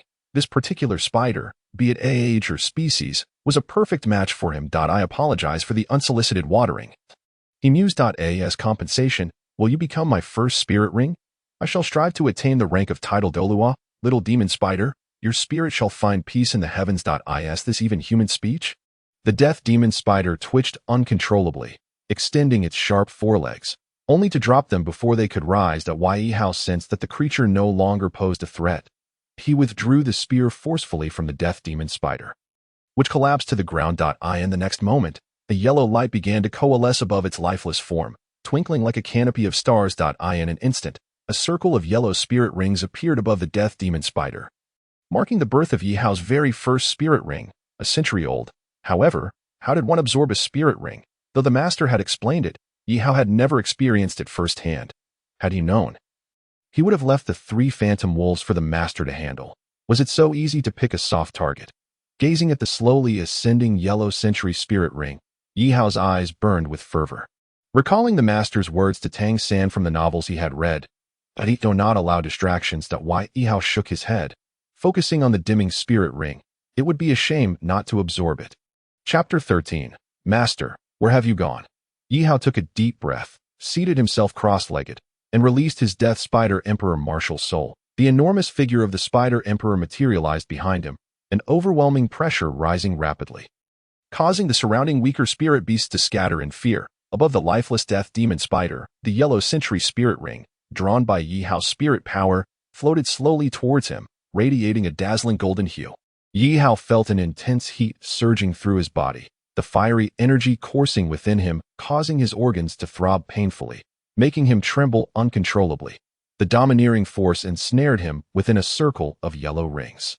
At that moment, something within him snapped as if breaking free from shackles, and his spirit power transformed into a warm current, filling every corner of his being, igniting him like a furnace. Simultaneously, the Death Spider Emperor underwent a silent transformation. Its crimson eyes grew ever more ferocious, exuding a terrifying aura, as if gazing upon an adversary would lead to its descent into hell. Within a 10-meter radius of Yihao, flora began to wither. Trees decayed, and the earth bore the scars of devastation, permeated by an unpleasant stench. Even the already lifeless body of the death demon spider melted into a pool of dark green liquid. Yihao's first spirit ring brought about a significant change within him, and the potency of the Death Spider Emperor's venom escalated to new heights. After what felt like an eternity, Yihao suddenly opened his eyes. The 8 sharp black spears behind him unfurled instantaneously, his chest encased in black armor, his face contorted into a fearsome visage, and his eyes glowed ominously red in the dim light of night. The 4 smaller eyes below him darted about frantically, Yihao was keenly aware of every anomaly in his surroundings. The rustle of leaves and the swaying of branches could not escape his notice. Overjoyed, Yihao promptly withdrew from the death spider emperor's form, surveying the desolation around him. He could not help but marvel at the prowess of the top-tier beast martial soul. He pondered what scenes awaited him upon achieving the rank of title Douluo. Yet, before that, he needed to exert more effort. Though he had acquired his first spirit ring and his spirit power had surpassed level 10, he estimated it to be around level 12. Nevertheless, he had to plan ahead for the future. This death demon spider, estimated to be around 400 years old, fortunately did not exceed the maximum age for a first spirit ring. Dusting himself off, Yihao hurried back to the campsite. As he approached the camp's perimeter, he tiptoed, observing Tang San, who sat quietly in meditation. Yihao noticed a faint purple aura enveloping Tang San, undetectable to others. Now, Yihao had harvested his first spirit ring, significantly enhancing his mental acuity and focus. The Xiantian Gong. This must be the explanation for the technique of the Tang sect from his previous life. Returning without a word, Yihao collapsed onto the blanket. Utterly exhausted after absorbing the spirit ring. A good, long rest was exactly what he needed. This place was the soul hunting forest, a habitat for spirit beasts, though not as vast as the Stardow forest. It was teeming with dangers lurking in the underbrush, much like the death demon spider that had disrupted his peaceful night with a sudden downpour. Ultimately, this twist of fate had benefited Yihao, indirectly granting the death demon spider its release. May its spirit find eternal rest. The death demon spider. Not long after Yihao lay down, Tang San slowly opened his eyes. Turning to look at the half-asleep Yihao, feeling a mix of emotions, he had sensed the earlier commotion, despite the distance separating them. After all, he was Tang San. Yihao's aura was noticeably stronger than before. Had he obtained a spirit ring? Recalling the master's earlier words, Tang San was filled with curiosity about Yihao, pondering what secrets lay hidden within him that even their teacher regarded with such importance, and urged him to cultivate a good relationship instead of animosity. Though Tang San was uncertain, he heeded the master's counsel. After all, with his father absent, the teacher had become his sole source of support in this world. Could he consider Yihao a friend? After a moment's contemplation, Tang San decided to give it a try. Perhaps their temperaments would align.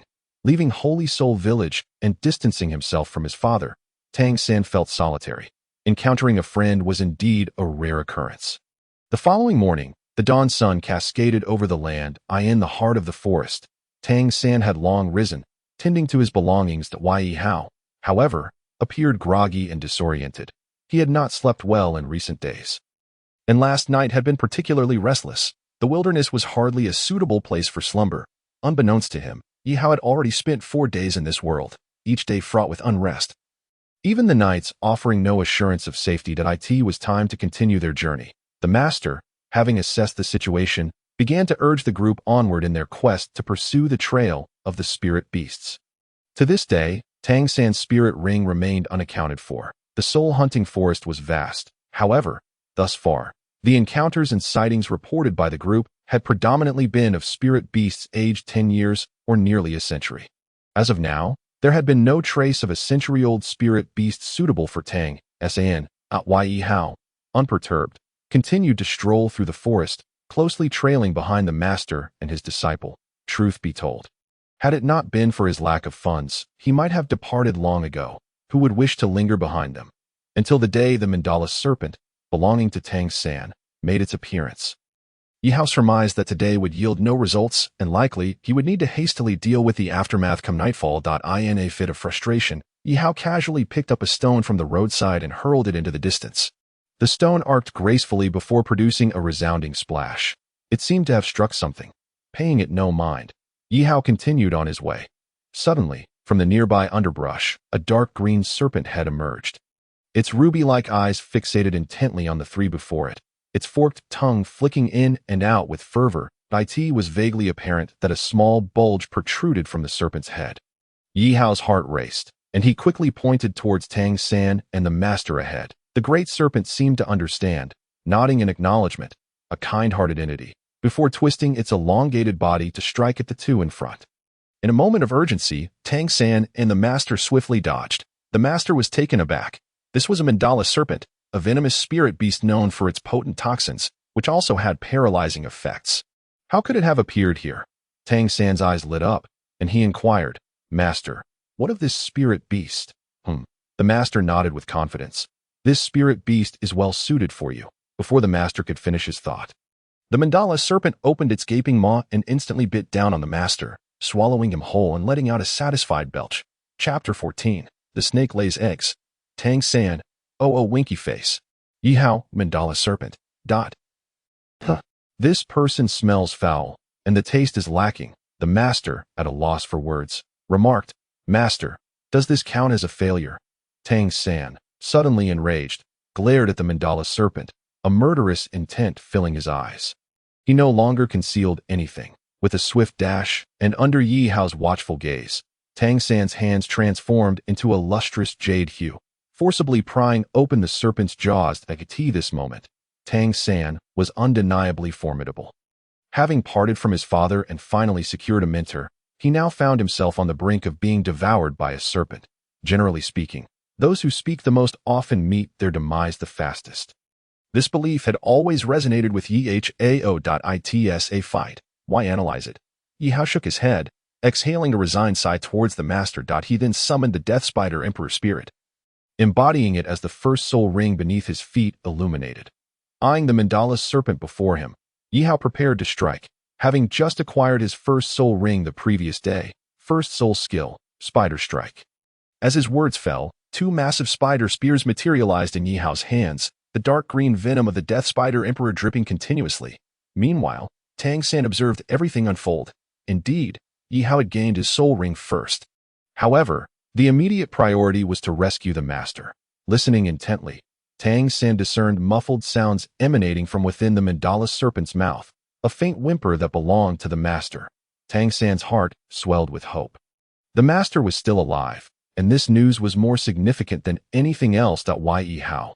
Look, this mandala serpent is approximately 4 meters long, and in its midsection, a large shape is writhing. Without a doubt, it is the master. As time passed, the master's resistance began to wane, and soon, he might succumb to the serpent's potent toxins, as perceived by Ye Hao, Tang San, and the others. 3. Stand back? Ye Hao bellowed. Tang San, momentarily startled, nodded in response, and before departing, he took the opportunity to break one of the mandala serpent's fangs, causing it to thrash violently on the ground, blood gushing forth. Ye Hao advanced, his steps imbued with purpose, as he brandished the two colossal spider spears in his hands, plunging them directly at the mandala serpent. Truth be told, at that moment, Yihao genuinely wished to deliver a fatal blow to the master. He would simply claim he was nearsighted and had aimed incorrectly. The next instant, a crisp crack echoed as the blade sliced through flesh, a crimson line appearing on the serpent's throat. Moments later, the mandala serpent collapsed, its body convulsing wildly, evidently not yet dead. Even in death, its head remained aggressive. Yihao approached, using his spider spear to lift the serpent's head with disdain before discarding it. Tang San, deliver the final blow. Tang San, disregarding everything else, lightly brushed his fingers over a beautifully adorned dagger that materialized in his hand, a preparation made by the master for the purpose of slaying spirit beasts and delivering the coup d'argent to absorb their soul rings. At this moment, the mandala serpent lay on the brink of death. Ye Hao severed its head, yet its life remained resilient. In an instant, Tang San's dagger transformed into a beam of white light, striking down upon the mandala serpent, which trembled violently, its entire body quaking uncontrollably. What followed was an event that astonished both of them. The master's position within the serpent began to shift erratically. And before Tang San and Ye Hao's very eyes, the rear of the mandala serpent suddenly expanded, and the master's head emerged. Tang San, Ye Hao. The master's head had emerged.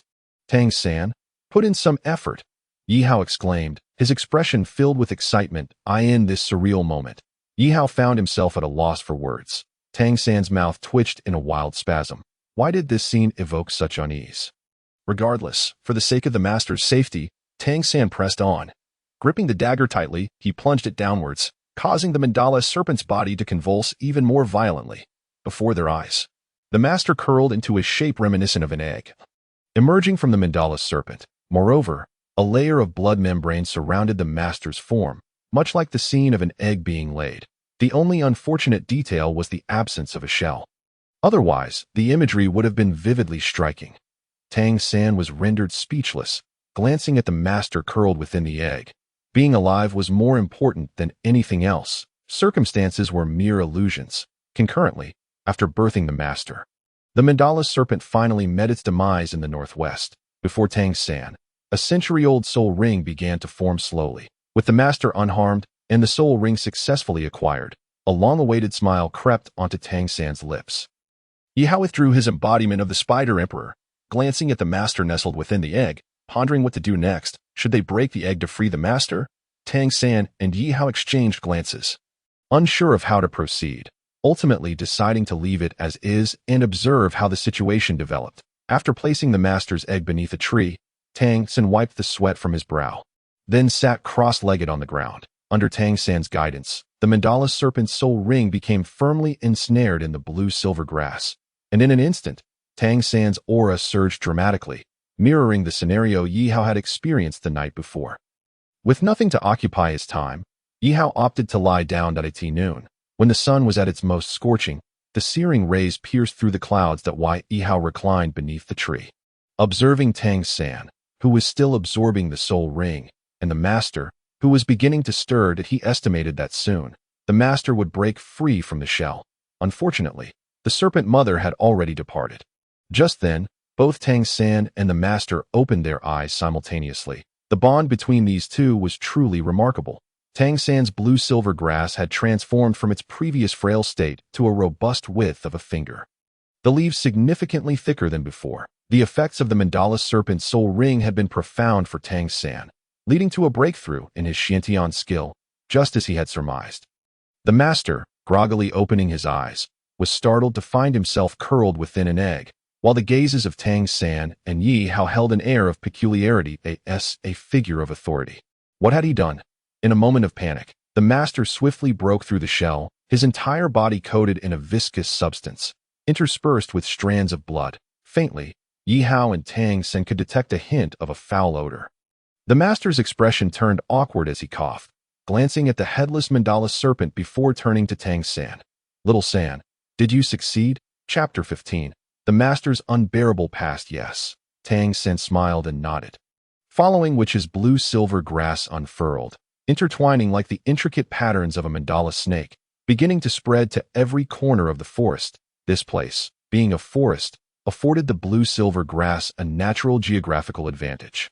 The master, unable to suppress his curiosity, approached and caressed the grass, astonished by its remarkable growth. The subtle fragrance emanated from it, combining the essence of the mandala snake's spirit ring while also retaining its toxicity and paralyzing venom. Indeed, Shao-san, your blue-silver grass has exceeded my expectations. How resilient is it? Under the master's watchful gaze, Tang San's century-old spirit ring slowly rose beneath his feet.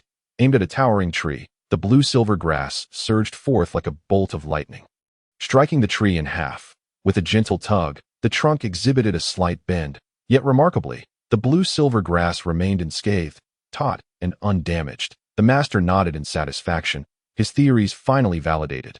Tang San had acquired his spirit ring. The next step lay ahead. When the master turned his attention to Yihao, he observed a century-old spirit ring gradually ascending beneath Yihao's feet, while the Death Spider Emperor behind him appeared increasingly menacing. Markedly different from its previous form before acquiring a spirit ring. You obtained a spirit ring? When? The master stammered, recalling that Yihao had been with him and Tang San all this time. Yihao replied, last night, while you were asleep, I went to a nearby thicket to relieve myself and unexpectedly encountered a century-old death demon spider, which fortuitously matched my Death Spider Emperor martial soul. So, you understand, right? Tang San pondered thoughtfully, while the master refrained from further comment. Yihao was indeed exceptionally fortunate, possessing the Death Spider Emperor martial soul, with his first spirit ring acquired from the Death Demon Spider. Such fortuitous circumstances were indeed profound. The master was certain that Yihao was undoubtedly her son, but he wondered what her true intentions were in sending him here. Was it perhaps an act of revenge? If so, they should depart. The group hastily exited the soul-hunting forest, having secured 2 spirit rings, and the next step was to return to the academy. As the sun dipped below the horizon, the 3 emerged from the soul-hunting forest and rented a carriage. This journey had been a near brush with death for the master, who had experienced a harrowing ordeal. while Tang San and Ye Hao each acquired their initial spirit rings, leading to a breakthrough in their soul power. The carriage driver guided them as they gradually vanished into the distance under the glow of the setting sun nodding city at the Nodding Junior Soul Master Academy, after a prolonged absence of 4 days since departing the soul-hunting forest. The trio spent the journey resting in the carriage. Yihao dismounted, his legs weak, vowing never to ride in a carriage again.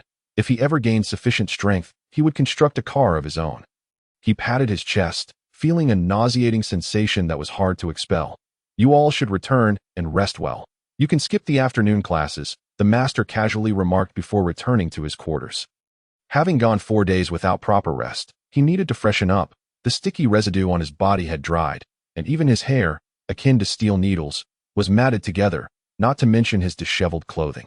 Yihao and Tang San exchanged knowing smiles, never mentioning the previous day's events to the master. It would be quite embarrassing to admit that the master had been birthed by a mandala snake. Upon returning to their dormitory, they found it empty. By normal time calculations, it was noon, a time designated for rest. Ye Hao chose to lie flat on his bed, sprawling out, as he had not had a proper rest in nearly 4 days. Coincidentally, his gaze drifted out the window, noticing a crowd gathering outside. Curiosity piqued, he observed from behind his black armored face, his attention drawn to the playground below. Tang San, look at the playground downstairs, he said. Tang San paused momentarily. The playground? What is happening? By the way, I'm Tang San. You can call me Xiao San, but San Z is rather peculiar. What about Xiao Wu and everyone else? A brawl was underway. The term flashing through Tang San's mind. One side comprised the working students, while the other represented the city's nobility. Having recently arrived at the Nodding Junior Soul Master Academy, Tang San was well aware of the 2 factions within the academy. The Nodding Junior Soul Master Academy was divided into 2 major factions, the commoners and the nobles. Recently, Yihao had witnessed some aristocratic youths making faces at him in the cafeteria. One of them was among the crowd now, clearly of noble birth. The cafeteria was divided into 2 floors, the first floor for commoners, and the second for nobility, with vastly differing meal quality. The first floor served steamed buns with vegetables, while the second floor offered lavish meats and fish, varying with each meal. A stark contrast akin to yin and yang. The nobles were numerous and powerful. Xiao Wu was likely to face a disadvantage. Tang San, concerned for Xiao Wu, remembered her strength, having previously witnessed it. A single fist was no match for 4 hands. In the next moment, he pulled the reclining Ye Hao off the bed and down the stairs. Ye Hao, why are you dragging me into this? They're fighting. On the playground, the atmosphere grew tense as both sides eyed each other warily. One faction was led by Xiao Wu, while the other represented the nobility, with only a few possessing spirit rings. The disparity in martial souls set different starting points for these noble youths. Little girl, it's wise to know your place. Your provocations against us have not been a recent occurrence. What is it? Do you wish to become my pet rabbit? If I recall correctly, your martial soul is a rabbit, isn't it? The leader, clad in the academy's uniform, stood tall, slightly taller than Xiao Wu, exuding a disdainful air. Xiao Laoda, are you perhaps afraid? Xiao Wu seized the opportunity, recalling how these noble youths had relentlessly mocked working students in the cafeteria. The divide between commoners and nobles was stark, each side firmly entrenched in their positions, leading to the current standoff. With Yihao's retreat, Xiao Wu naturally ascended as the new leader of the working students. The leader's duty was to protect those behind her, a responsibility she willingly embraced, especially upon witnessing the injuries on Wang Sheng. Thus, the standoff unfolded. Words flew back and forth, a cacophony of verbal exchanges. But the true strength of either side remained unknown at that moment. Xiao Wu signaled for the former leader, Wang Sheng, to step forward, whose martial soul was a battle tiger, while the opponent sent forth a combatant wielding a staff. A clash between weapon spirit masters and beast spirit masters was imminent. Chapter 16. Yihao became angry. Xiao San, one of you is enough. Why are you dragging me into this? Yihao grumbled. Reluctant. Over the past 4 days, he had either been traveling or wandering through the forest, and all he desired now was a peaceful sleep. But why, Yihao? We share a dormitory. If our roommate is in danger, how can you stand idly by? Throughout their time together, Tang San had developed a new understanding of Yihao. Yihao was a free-spirited individual, following his whims in all matters. acting without a set plan and merely adhering to his heart. Such individuals were most perplexing to Tang San. Conversely, they were quite dangerous, as they could surprise you at any moment. For the sake of his roommate, Tang San was willing to risk himself. Seeing this, Ye Hao remained silent, hoping for a swift conclusion to the battle so he could return to the dormitory and sleep on the playground. The fight had evidently intensified. Wang Sheng, with his battle tiger martial soul, engaged with the opponent wielding a staff that, as the saying goes, an inch longer, an inch stronger. The staff struck Wang Sheng's wrist like a torrential downpour, yet he gritted his teeth and persevered. Before Xiao Wu's arrival, he had been the leader of the working students, enduring the bullying of noble youths for some time. Even 1 against 2 had become commonplace. Before long, Tang San and Ye Hao arrived at the crowd. Wang Sheng is about to lose that moment. Tang San made an important announcement. Xiao San, you're back? Xiao Wu turned, surprised to see the two arriving. Where have you been for the past 4 days? And Ye Hao, what on earth were you up to? Why didn't you take me with you? Tang San replied, we went out for a grand feast and explored every corner of Nodding City, enjoying delicious food and drinks, but we didn't take you along. Upon hearing this, Xiao Wu felt a mix of anger and helplessness. She knew she was no match for Ye Hao and could not hope to defeat him. Ye Hao added, especially at that restaurant in the east of the city, their spicy rabbit heads were absolutely delectable. I devoured quite a few, and Tang San enjoyed quite a bit as well. Right, Xiao San?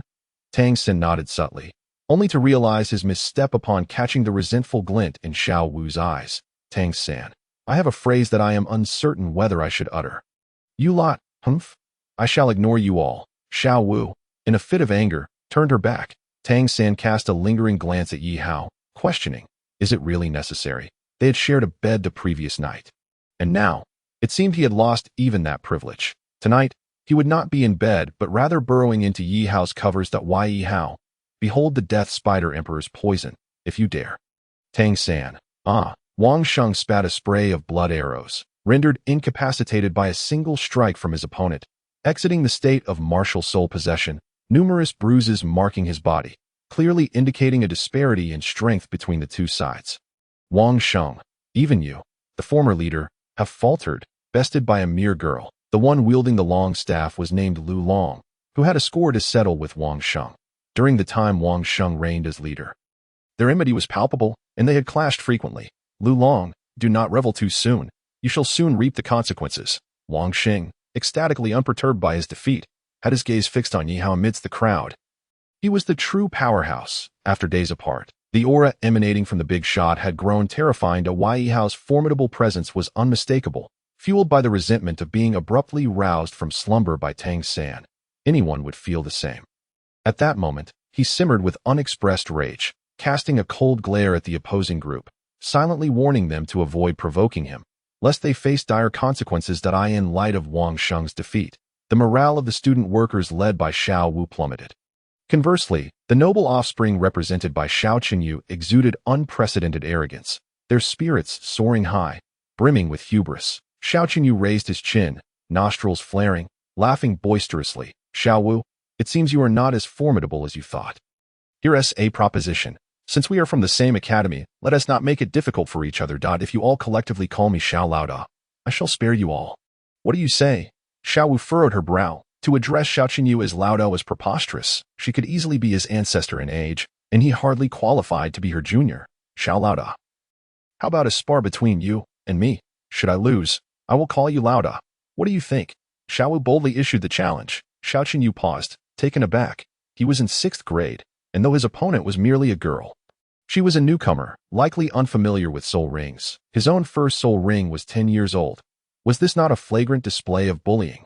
Yet, defeating Xiao Wu would solidify his position as the top dog in the entire Nodding Junior Soul Master Academy.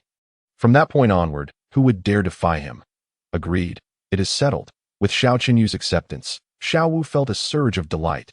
The pent-up resentment within her was finally poised for release. Meanwhile, Ye Hao, situated in the last row, stood in a daze, observing the farcical exchange before him, his eyelids growing heavy. Why all this unnecessary chatter? Why not just engage in battle? He detested such antics. If they were capable of fighting, why waste time on trivialities? Bored, Ye Hao chose to rest beneath a nearby tree. glancing at Xiao Qinyu releasing his martial soul and the white soul ring at his feet, inadvertently chuckling aloud.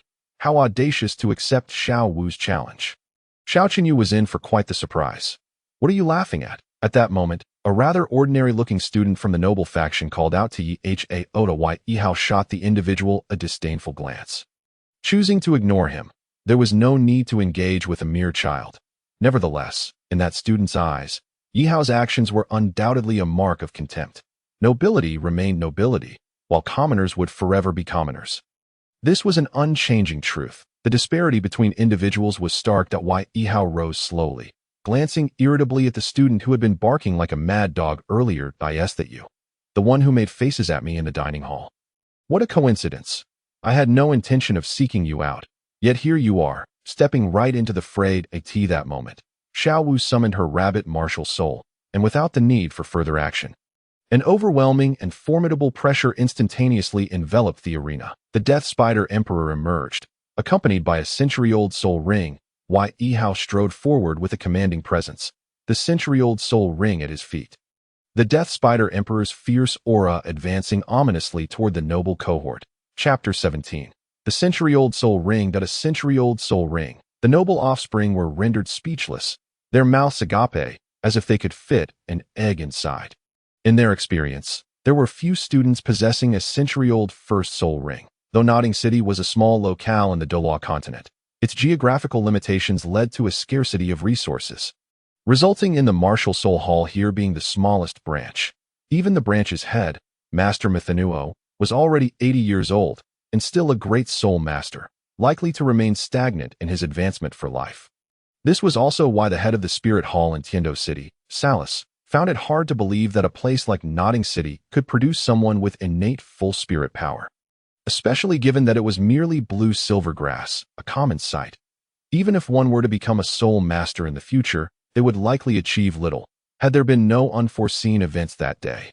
If Yihao's true information had been relayed, it is likely Salus would have been convinced at this moment.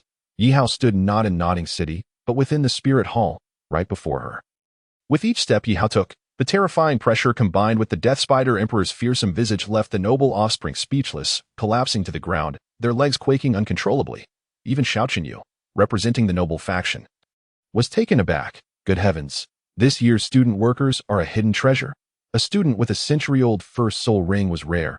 Apart from the principal and master, most of the other instructors had rings beginning at 10 years.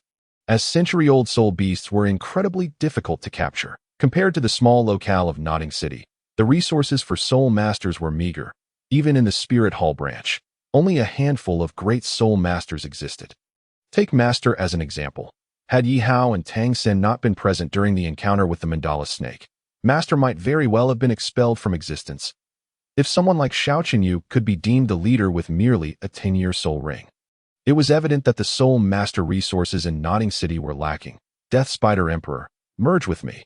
The following day, in the morning, outside Nodding City, Yihao, clad in the Academy's uniform, strolled alone down the street. After the previous day's spectacle between the student workers and the noble offspring, Yihao was astonished to discover that the noble youths and student workers were now mingling together, indistinguishable in their camaraderie. With some even joining the nobles for breakfast on the second floor, this turn of events left not only Yihao but also the Academy's principal and master momentarily stunned. That it was well known that the Academy had invested considerable effort in mitigating the conflicts between the noble offspring and student workers. It seemed yesterday's display, featuring Yihao's Death Spider Emperor and the century-old soul rings of Tang San and Xiao Wu, had dramatically altered the dynamics, far exceeding everyone's expectations. That as previously mentioned, Yihao needed to visit the Nodding City Spirit Hall branch to register his martial soul and receive the subsidies provided by the Spirit Hall. Now, as Yihao stood alone, merely a student worker, though he engaged in menial tasks within the Academy, earning a pittance in his spare time, it was not nearly enough. It barely scratched the surface of his expenses. Presently, Yihao only needed to visit the Spirit Hall branch for a soul assessment, after which he would receive a substantial monthly sum sufficient to support his living expenses. Yesterday, he had heard Tang Sen mention that he would be working at a blacksmith shop in the city. As instructed by his father, Yihao shook his head. He was not a blacksmith, and working was out of the question. Such a notion was utterly impossible for him. Soon enough, Yihao arrived before the nodding city spirit hall branch. Reflecting on how just 5 days prior, he had been abandoned by the system, wandering the streets as a newcomer, and now he had transformed into the Academy's shining star, the true leader. The absurdity of it all made him chuckle. The events of these past 5 days had undoubtedly reshaped everyone's perceptions in light of yesterday's events. Xiao Qinyu and his entourage had become utterly subdued, complying with Xiao Wu's every whim, not daring to exhibit even a hint of defiance. Likewise, Yihao had witnessed the awe-inspiring power he possessed, and Xiao Qinyu and his peers were thoroughly convinced, each wishing to forget the previous day's humiliating spectacle. Halt. This is the Spirit Hall branch. Unauthorized personnel are not permitted entry. The gatekeeper obstructed Yihao's path once more that day. Why Yihao's lips twitched in annoyance. Why must they repeat the same lines ad nauseum instead of offering something more refreshing? Gentlemen, do you not remember me? It has only been 5 days. The two gatekeepers exchanged glances, suddenly recalling that he was clad in the attire of the nodding Junior Soul Master Academy. Furthermore, he appeared strikingly familiar. Ah, I remember now. You are Yihao, aren't you? Just 5 days ago, Master Su Yuntao awakened your martial soul, and I personally escorted you inside. Such a memory I possess. Yihao, my young friend, may I inquire what brings you here today? Yihao smiled gently. Uncle, is Master Masiono available? I wish to undergo a martial soul assessment. Yes, you may proceed directly. Master Masiono is in the same room as before. With that, the two gatekeepers swung open the door. After expressing his gratitude, Yihao strode confidently into the martial soul division. Navigating through the spacious corridor and passing by room after room, Yihao approached Master Masiono's door, which felt quite familiar to him. He knocked politely. Knock, knock, knocked out a moment later. A frail voice called from within. Come in. Why Yihao entered to find Master Masiono busy writing at his desk. Upon noticing Yihao, Master Masiono instinctively rubbed his eyes. And once he confirmed the visitor's identity, a warm smile spread across his face. Why, it is Yihao. It has been 5 days since we last met. What brings you to the Martial Soul Division today? Master Masiono's demeanor towards Yihao was consistently amiable, in stark contrast to his brusque attitude towards the impolite Master Su Yuntao. Moreover, Master Masiono had already dispatched correspondence regarding Yihao to the Martial Soul Palace in Tiando City, anticipating that it would not be long before the esteemed figures of the palace would come to claim him. Establishing good relations now would undoubtedly offer multiple assurances in the future. Chapter 18. The notion of working is absolutely out of the question. What? You wish to undergo a soul power advancement assessment. Have you already acquired a soul ring? Master Masiono exclaimed in astonishment. From the moment Yihao awakened his martial soul to now, only 5 days had elapsed. The nearby soul beast forest lay far beyond the outskirts of the hunting soul forest, which was maintained by the Empire. Aside from the tokens issued by the Martial Soul Palace, no one else could enter. Numerous individuals had visited the division in recent days, yet Master Masiono had not once seen Yihao among them. Perhaps others had obtained theirs temporarily. Although Yihao possessed innate full soul power and required no further training, he could directly acquire his first soul ring. Master Masiono was certain that Yihao's soul ring must undoubtedly be 10 years old. For the soul master's strength in Nodding City was limited, and it would be quite taxing to hunt a 100-year soul beast.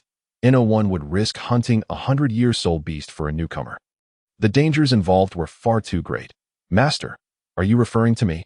As Yihao followed Master Masiono, they arrived at a grand archway, where Master Masiono proceeded to push open the door. This is the laboratory for martial soul advancement assessments. The room was expansive, spanning over 200 square meters, and large floor-to-ceiling windows illuminated the space with ample natural light, offering a view of the distant academy scenery. Master Masiono led Yihao to a section where a black stone, about the size of a fist, was embedded, similar to the one used by Master Su Yuntao during Yihao's martial soul awakening. Albeit differing in size. Yihao, place your hand upon it, and release your martial soul and soul ring. As soon as Master Masiono finished speaking, Yihao stepped forward, concentrating intensely. He raised his right hand, and the moment his palm made contact with the stone, a yellow 100-year soul ring slowly ascended from beneath him, while the phantom of the Death Spider Emperor loomed behind him, momentarily causing Master Masiono to hold his breath. As if gripped by an unseen force, the 100-year soul ring. Master Masiono composed himself and regarded Yihao anew, his eyes reflecting a mix of pride and complexity as he approached the yellow crystal ball on the desk. Observing the faint glimmer emanating from the crystal ball, Master Masuono paused before stating, "Ye Hao, your martial soul is the death demon spider, with a soul power level of 12, and your first soul ring is 100 years old. By the way, Ye Hao, could you enlighten me on the soul beast from which your first soul ring was derived?" Master Masuono inquired, puzzled, given that the first soul ring was 100 years old. Following the norm, Yihao's subsequent soul ring would undoubtedly also be 100 years old. Each time a soul master advances, it becomes imperative to acquire soul rings that suit their needs. And the required age of the soul rings escalates progressively, accompanied by dramatic shifts in their colors. The 100-year death demon spider. What a stroke of fortune, Master Masuono. A stroke of fortune, you say? With the death spider emperor martial soul coupled with a first soul ring derived from the death demon spider, it is akin to a priestess obtaining her 9th soul ring from a 100,000-year death spider emperor. That is not merely luck. To call you a favored child of the heavens would not be an exaggeration. Yihao's first martial soul was the death spider emperor, yet due to Master Masuono's oversight, he mistakenly believed it to be the death demon spider. Master Masuono retrieved a badge and registered Yihao's information. This badge was universally recognized across the continent, valid at any martial soul palace in Douluo Continent. From this moment forth, you are a proud soul master of the Tiando Empire. Welcome to the ranks of soul masters. Henceforth, each month, you may collect a subsidy of 1 gold soul coin with this badge. Once you achieve the status of a grand soul master like us, the monthly gold soul coin will increase to 10. That you must continue to strive for excellence. Yihao accepted the badge and thanked Master Masuono before departing the martial soul division alone. Throughout the entire encounter, Master Masuono refrained from mentioning the prospect of Yihao joining the martial soul palace. Master Masuono was well aware that Yihao's profile had already been submitted, and joining the martial soul palace was merely a matter of time. Watching Yihao's retreating figure, Master Masuono sighed deeply. Youth is truly a wondrous thing. Author's note. I continue to linger in the shadows. Yihao, feeling at ease, walked along the bustling streets, the gold soul coin in his pocket lending him an exhilarating sense of elation. The feeling of having wealth was indeed extraordinary. Clad in the distinctive uniform of the Nodding Junior Soul Master Academy, he was easily recognizable. For those who entered the academy were undoubtedly soul masters, a profession revered throughout the continent. While many individuals roamed the continent, anyone could awaken a martial soul, yet not everyone possessed soul power. Clang, clang, clang. Passing by a blacksmith shop, the rhythmic clanging of metal drew Yihao's attention. Within, a slight figure wielded a forge hammer larger than himself, vigorously striking a piece of iron before him, dressed in a gray outfit. With a scarf wrapped around his waist, sweat poured from his brow, his young face flushed from the heat, yet his gaze remained resolute, fixated on the iron block, with each strike of the hammer.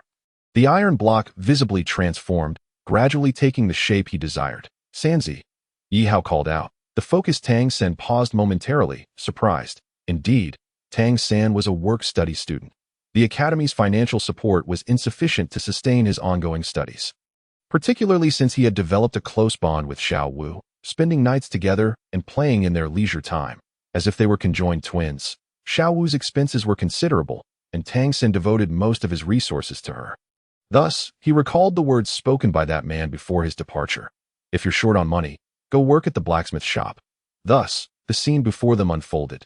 Tang Sen wiped the sweat from his brow with the towel draped over his shoulder. Gazing at the suddenly appearing Yihao, what brings you here?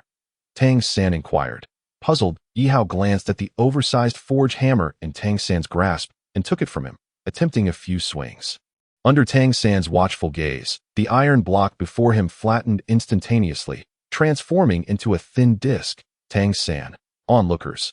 Oh, winky face. Yihao. Releasing the forge hammer, Yihao inspected his hands, astonished at how much strength he suddenly possessed. System, praise me quickly. Yihao, get away from me. The blacksmith shop owner brightened. Young brother, I can tell at a glance that you are no ordinary person. Why not join us in forging? 1 silver soul coin a day. What do you think? Are today's children also extraordinary? Tang San was like this, and this unexpectedly appearing child seemed no different. Facing the blacksmith's invitation, Yihao promptly replied, working is simply out of the question. I shall never work in my lifetime. Chapter 19. Clocking in at Sacred Soul Village. Tang San, the blacksmith shop owner, seeing this, decided to give up. the forging world would henceforth miss a future master craftsman. What a pity. Sanzi, have you gone to the Nodding City Martial Soul Division for your soul power assessment? Tang San was momentarily taken aback, shaking his head in bewilderment. Not yet. I plan to go after work. Have you already been? Yihao nodded and produced a gold soul coin along with a medal bearing his name. Indeed, there's a monthly subsidy of 1 gold soul coin, he remarked. However, with such a meager amount, it's hardly sufficient. Why not have Xiao Wu join you in your training? The more people, the greater the income. Wouldn't you agree? Tang San sighed in resignation. Xiao Wu is now the leader of the Nodding Academy. How could I possibly persuade her? You didn't come here just to see me, did you? Just passing by. Yihao replied quietly. Let me share a secret with you. Xiao Wu is truly a rabbit. With that, Yihao departed, heading towards the Nodding Junior Soul Master Academy, intending to return to his dormitory and lie down. Is Xiao Wu really a rabbit? Tang San pondered this statement repeatedly, and after some time, he simply shook his head and resumed his training. The sounds of clanging metal echoed once more. Shortly after Yihao's departure, a man clad in a gray robe appeared silently, glancing towards the direction Yihao had gone. After a moment, his gaze shifted to Tang San, who was diligently training, and he sighed helplessly before vanishing into thin air. Life at the Nodding Junior Soul Master Academy was monotonous, with days beginning at sunrise and ending at nightfall. Besides his daily commutes between the academy and the blacksmith shop and his routine training, Tang San had little else to occupy his time. Xiao Wu continued to assert her dominance, forming a small faction within the academy. It was said that even the principal was aware of the presence of Sister Xiao Wu. Yet he remained indifferent, as long as no trouble arose. After all, she possessed innate full soul power. As for Yihao, his daily routine of lying down was indispensable, while his regular training continued unabated. His sole interest lay in this. Training? Was the body given to him by the system before its departure still necessary? Romance? He had no intentions in that direction at present. Playing with the younger students? Apologies, but he was beyond that age. Working with Tang San at the blacksmith shop? Working was simply out of the question. It would never be a part of his life. The academy had its rules. Students were not permitted visits from their parents during school hours, and only during breaks could they leave to return home. The usually lively 7th dormitory had turned desolate, as other work-study students returned to their families. Xiao Wu sat alone on her bed, glancing at Tang San, who was focused intently on his training. He was such a wooden figure, immersed solely in cultivation, that on the other side, Yihao lay sprawled out. And Xiao Wu had little fondness for him. When Yihao first arrived at the 7th dormitory, he had embarrassed her in front of everyone by pinning her down, an incident that still haunted her. This was a lifelong shadow for Xiao Wu. Every time she faced Yihao, she could not help but harbor disdain. Rabbits were known for their grudges, and considering Yihao had once mentioned his fondness for spicy rabbit heads, the animosity was palpable. Aren't you going home? Tang San slowly opened his eyes, busily packing his belongings in preparation to return to Shanghun village. Time had flown by. It had been half a year since he last saw his father, and he mused that his father might still be drinking at this hour. Xiao Wu's gaze was vacant as she shot a resentful look at the reclining Yihao, whose irritating face triggered memories of that dark, cold night. Sharing the same death spider Emperor martial soul, she had witnessed her mother's murder at the hands of a titled Douluo, and the moment the 100,000-year soul ring illuminated, her fate was sealed with hatred towards him. Unfortunately, Yihao bore an uncanny resemblance to Bibi Dong, as the system had simulated her martial soul, endowing him with a powerful physique, her grace, and facial expressions, standing together. It was difficult not to draw connections between them. Could they possibly be mother and son? Yihao? Bibi Dong? But that was a matter for another time. Yihao murmured, I've always been all alone, orphaned, and without support. This is common knowledge throughout the academy. Tang San, if I am not mistaken, your family resides in Shanghun village, correct? Tang San nodded. Yes, my home is indeed in Shanghun village. It takes less than half a day to reach from Nodding City. Why not accompany me back? Surely, you can't just stay here all alone. Yihao pondered for a moment. Shanghun village, the rumored birthplace of Tang San. Since he had arrived in this world, a visit wouldn't be unreasonable. Very well. With that, Yihao sprang up from the bed, having little to pack, being entirely unencumbered. Xiao Wu, what about you? Xiao Wu glanced at Yihao, her emotions in turmoil. While she couldn't stand him and that familiar, loathed face, he was ultimately not her. All right then, Shanghun village earned its name a century ago due to the emergence of a soul sage. Nestled at the intersection of two great empires, the villagers cultivated fruits and vegetables, leading a relatively comfortable life. After half a day's arduous journey, the trio finally arrived in Shanghun village, where the local customs were simple and the air was far more refreshing than in Nodding City. Yihao strolled through the village, particularly stopping in the central area to observe the legendary handprint left by the soul sage, comparing it to his own. Perhaps he should leave his mark as well. Who knew? It might become significant in the future. Tang San, coming from a humble background, had lived with his alcoholic father, who ran a blacksmith shop. As they approached Tang San's home, Yihao caught a strong scent of rust in the air. The yard was overgrown with weeds, and the lock on the door was covered in copper rust, indicating that Tang San's father had likely not returned in quite some time. Tang San was slightly taken aback and retrieved a spare key to push the door open. A desolate scene greeted him, a world shrouded in white. The furniture was coated in a thick layer of dust, and the battered floor was overrun with weeds. Yihao could not help but shake his head. Well, the visit to Shanghun village was concluded, and it seemed he was also tasked with cleaning up for the protagonist. For someone like him, who preferred to lounge around, the only thing to do, no matter where he was to lie down. Given the current state of affairs, it was clear that Tang San's father, Tang Hao, had long since departed, though where he had gone was anyone's guess. How did this door open? Could it be a thief? Just then, old Jack, leaning on his cane, ambled to Tang San's doorstep. Upon seeing Tang San cleaning, he felt a weight lift from his heart. Thankfully, it was not a thief. "Little San, you're back?" Tang San dropped the broom and looked at old Jack standing at the door. "Grandpa Jack, what brings you here? Come in and have a seat." Old Jack chuckled. "No need. You all continue with your business. By the way, this letter was left for you by your father before he departed." Handing the letter to Tang San, old Jack couldn't help but grumble. "Your father is truly irresponsible, claiming he went to retrieve what belongs to him." "Sigh, Little San, I must be on my way." After seeing old Jack off, Tang San sat alone at the doorway, staring at the yellowed paper and the letter pinned by Tang Hao before his departure. For a moment, he fell into silence. Ye Hao sat on a small stool nearby, fully aware of the contents of Tang Hao's letter. Why concern himself with such matters? He could not walk the same path as the protagonist.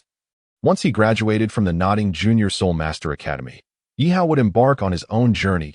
As night fell, the rear mountains of Shanghun village transformed into a beautiful garden, where various flowers blossomed under the night sky, creating a vibrant and flourishing scene. Yihao reclined among the flowers, inhaling their fragrance, and his mood brightened instantly, turning his gaze to Tang San and Xiao Wu, who were swearing oaths under the moon.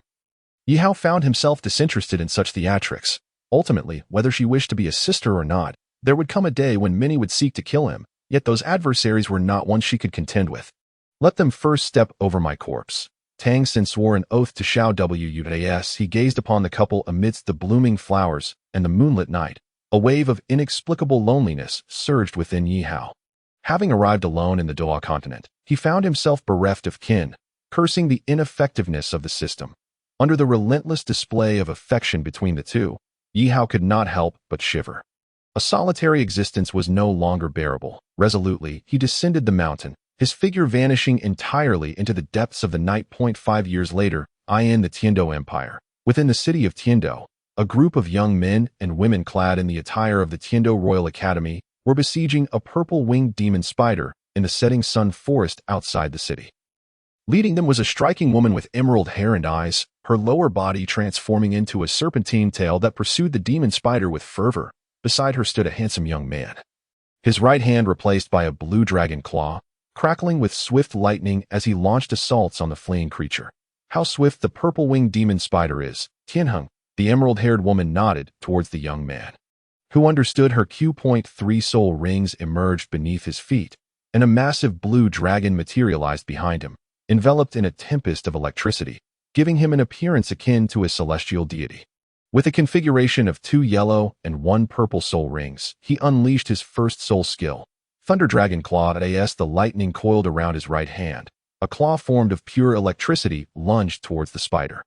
But the creature evaded with a flicker of its form. Tianheng was momentarily taken aback. The speed of the purple-winged demon spider was astonishing. He then looked skyward. Wind Control. Above the forest, a fellow student from the Tiando Royal Academy, adorned with wings and similarly clad, initiated their technique. With a nod, 3 soul rings, identical to Tianheng's, flared to life beneath his feet. As he gently flapped his wings, a fierce gale swept through the tranquil forest. Yet the spider remained unscathed, darting away. This spectacle left both Tianheng and Yu Feng momentarily stunned. The purple-winged demon spider, the soul-flying creature among all demon spiders, was understood to be swift, yet the one before them was merely a 1,000-year-old specimen. Its speed could not be that extraordinary. The forest, dense with towering trees, posed considerable challenges in the pursuit of a 1,000-year soul beast, especially one capable of flight, which surpassed even Yu Feng's pace, just as the purple-winged demon spider reveled in its advantage.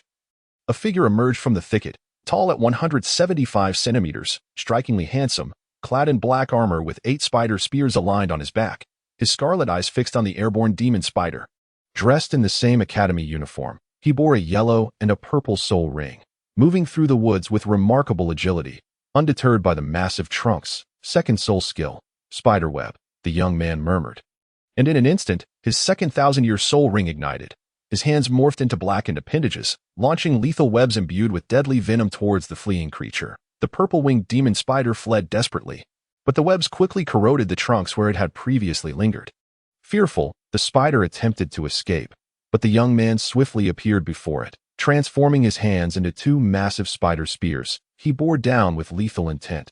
With a swift plunge, the spears effortlessly pierced the creature's body, sending it plummeting to the ground with a resounding crash, creating a deep crater upon impact. The deadly venom from the spider emperor coursed into the demon spider, causing it to convulse violently beneath him, its body writhing as its eyes bulged in anguish before it finally succumbed to stillness. Observing this, the young man withdrew his spears and reverted to his original, handsome visage. 5 years had passed, 5 whole years. Ye Hao gazed up at the azure sky, inhaling deeply. By this time, Tang San and Xiao Wu had likely ventured to Shrek Academy. This figure was none other than Ye Hao, who, after parting ways with the villagers of Holy Soul Village, returned to Notting City and completed his studies at the Notting Junior Soul Master Academy a few years later. The master had once sought him out, advocating for his enrollment in a prestigious institution known as Shrek Academy, extolling its virtues and facilities. After successfully persuading Tang San and Xiao Wu, Yihao remained obstinate in his refusal that in the master's eyes, Yihao was undoubtedly a prodigy. He, along with Tang San and Xiao Wu, had all reached the 20th level nearly simultaneously, causing waves of astonishment throughout the Notting Junior Soul Master Academy. Who had ever witnessed such a young individual breaking through to level 20? Subsequently, under the guidance of the master and several school leaders, the trio made their way to the long-cherished spirit hunting forest, where they sought to acquire the soul rings corresponding to their newfound soul power. Chapter 21. Yihao's third soul ring. As previously mentioned, Yihao, Tang San, and Xiao Wu had each surpassed level 20, and under the watchful eyes of the master and school authorities, they arrived at the spirit hunting forest. Though the spirit beasts here were relatively weak, they should not be underestimated. On the first day, the group selected a century-old ghost vine as Tang San's second soul ring, endowing him with the soul skill, parasitism. The seed of blue silver grass would remain with the target, and upon Tang San activating his second soul skill, the blue silver grass would sprout instantaneously, binding the target and achieving perfect control, an ideal skill for a control-type soul master like Tang San. As for Xiao Wu, she had stealthily disappeared for a moment, later reappearing with her own second soul ring, also a century old. According to her, she had gotten separated and stumbled upon a dying soul beast, effortlessly dispatching it and absorbing the soul ring just before the others found her. The group had no choice but to accept her explanation, though Ye Hao was well aware that Xiao Wu, being a 10,000-year soul beast in disguise, did not require the slaughter of other soul beasts to obtain her rings. This act merely concealed her true identity as a soul beast, allowing her to roam freely in the humble Notting City, unperturbed by the presence of titled Douluos, the only ones capable of discerning her true nature. Yihao's second soul ring, however, was acquired from a 1,000-year-old man-faced demon spider. Yes, within the spirit hunting forest, they encountered a man-faced demon spider just over 1,000 years old, which they had to exert considerable effort to defeat. That Yihao's martial soul was the Death Spider Emperor, making the man-faced demon spider an ideal soul beast for him. However, an unexpected event occurred during the absorption of the soul ring. It turned out that this spider was only just over 1,000 years old, unsuitable for his second soul ring, the master felt a chill of dread. Absorbing a 1,000-year soul ring at this stage would be tantamount to courting disaster. Should anything happen to Ye Hao, the lives of those present would be forfeit, in the master's mind. As Ye Hao aged, his appearance had undergone a dramatic transformation, increasingly resembling Bibidong. This realization only solidified the master's suspicions that Ye Hao was a pawn placed by Bibidong to lie in wait for revenge. If something were to befall Ye Hao, the consequences would be dire. Surprisingly, Ye Hao successfully absorbed the 1,000-year soul ring, advancing his soul power to level 22, prompting a collective sigh of relief from the master and the others. They secretly rejoiced, having witnessed history in the making. Ye Hao was the first in recorded history to attain a 1,000-year soul ring as his second, while the group celebrated Ye Hao's success. Tang San could not share in their joy, as the gap between their powers widened. An intensely competitive individual, Tang San felt the weight of Ye Hao's terrifying strength compounded by the acquisition of his first 1,000-year soul ring. A significant blow to his morale. Years later, as the trio approached graduation, the master urged Ye Hao to consider furthering his studies at Shrek Academy in Soto City, where he could fully harness his potential and avoid being overlooked. Ye Hao, however, immediately declined, feeling that the atmosphere at Shrek Academy was not suited to him.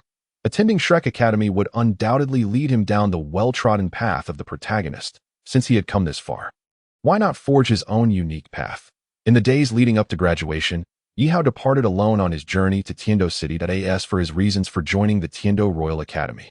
Let us first allow Ye Hao to absorb the soul ring from the purple-winged demon spider before delving into that. Within the Sunset Forest, Ye Hao withdrew from the Death Spider Emperor's possession. Before him lay the utterly lifeless purple-winged demon spider, its body surrounded by shimmering purple dots that gradually coalesced into a circle of purple light, revealing a genuine 1,000-year soul ring, Ye Hao's third soul ring in his life.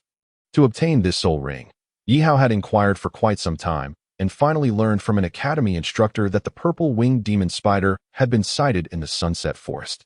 Well, at that moment, a girl with emerald hair strode over with an imposing demeanor, abruptly tugging at Ye Hao's ear. You could have handled this alone, yet you made us go through such trouble.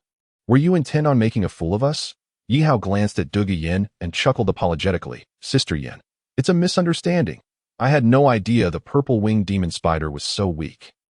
Had I known, I would have, ouch, ouch, ouch, to Dugu Yin's ears. The implication was clear. This purple-winged demon spider was so feeble that even their numbers struggled against it, while a single strike from him would suffice.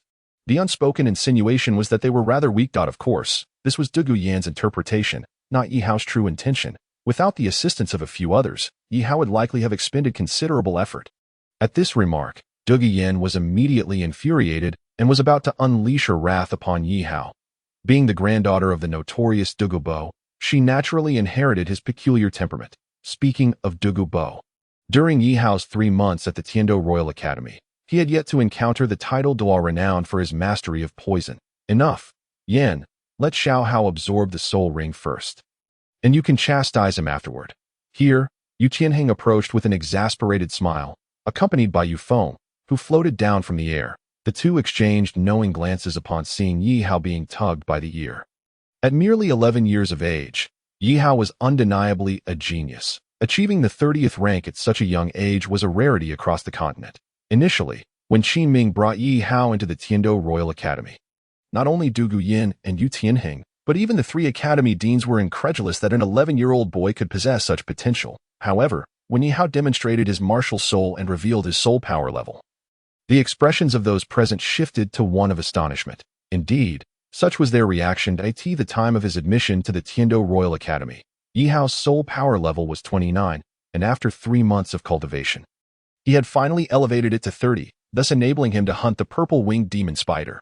While the Tiando Royal Academy was an institution of nobility, with Qin Ming's recommendation, a talent like Ye Hao, who lacked a background yet possessed exceptional strength, was precisely what the academy needed. As a result, the 3 deans promptly arranged for Ye Hao's enrollment, waiving all subsequent tuition and fees. After all, the Tiando Royal Academy was established by the empire, overflowing with funds, yet finding talent was a rare commodity.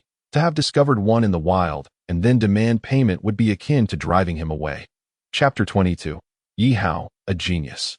It was evident that Ye Hao was a prodigy. Upon joining the Tiando Royal Academy, he was prioritized for training, and in 2 years, the elite competition for high-ranking soul masters across the continent would take place.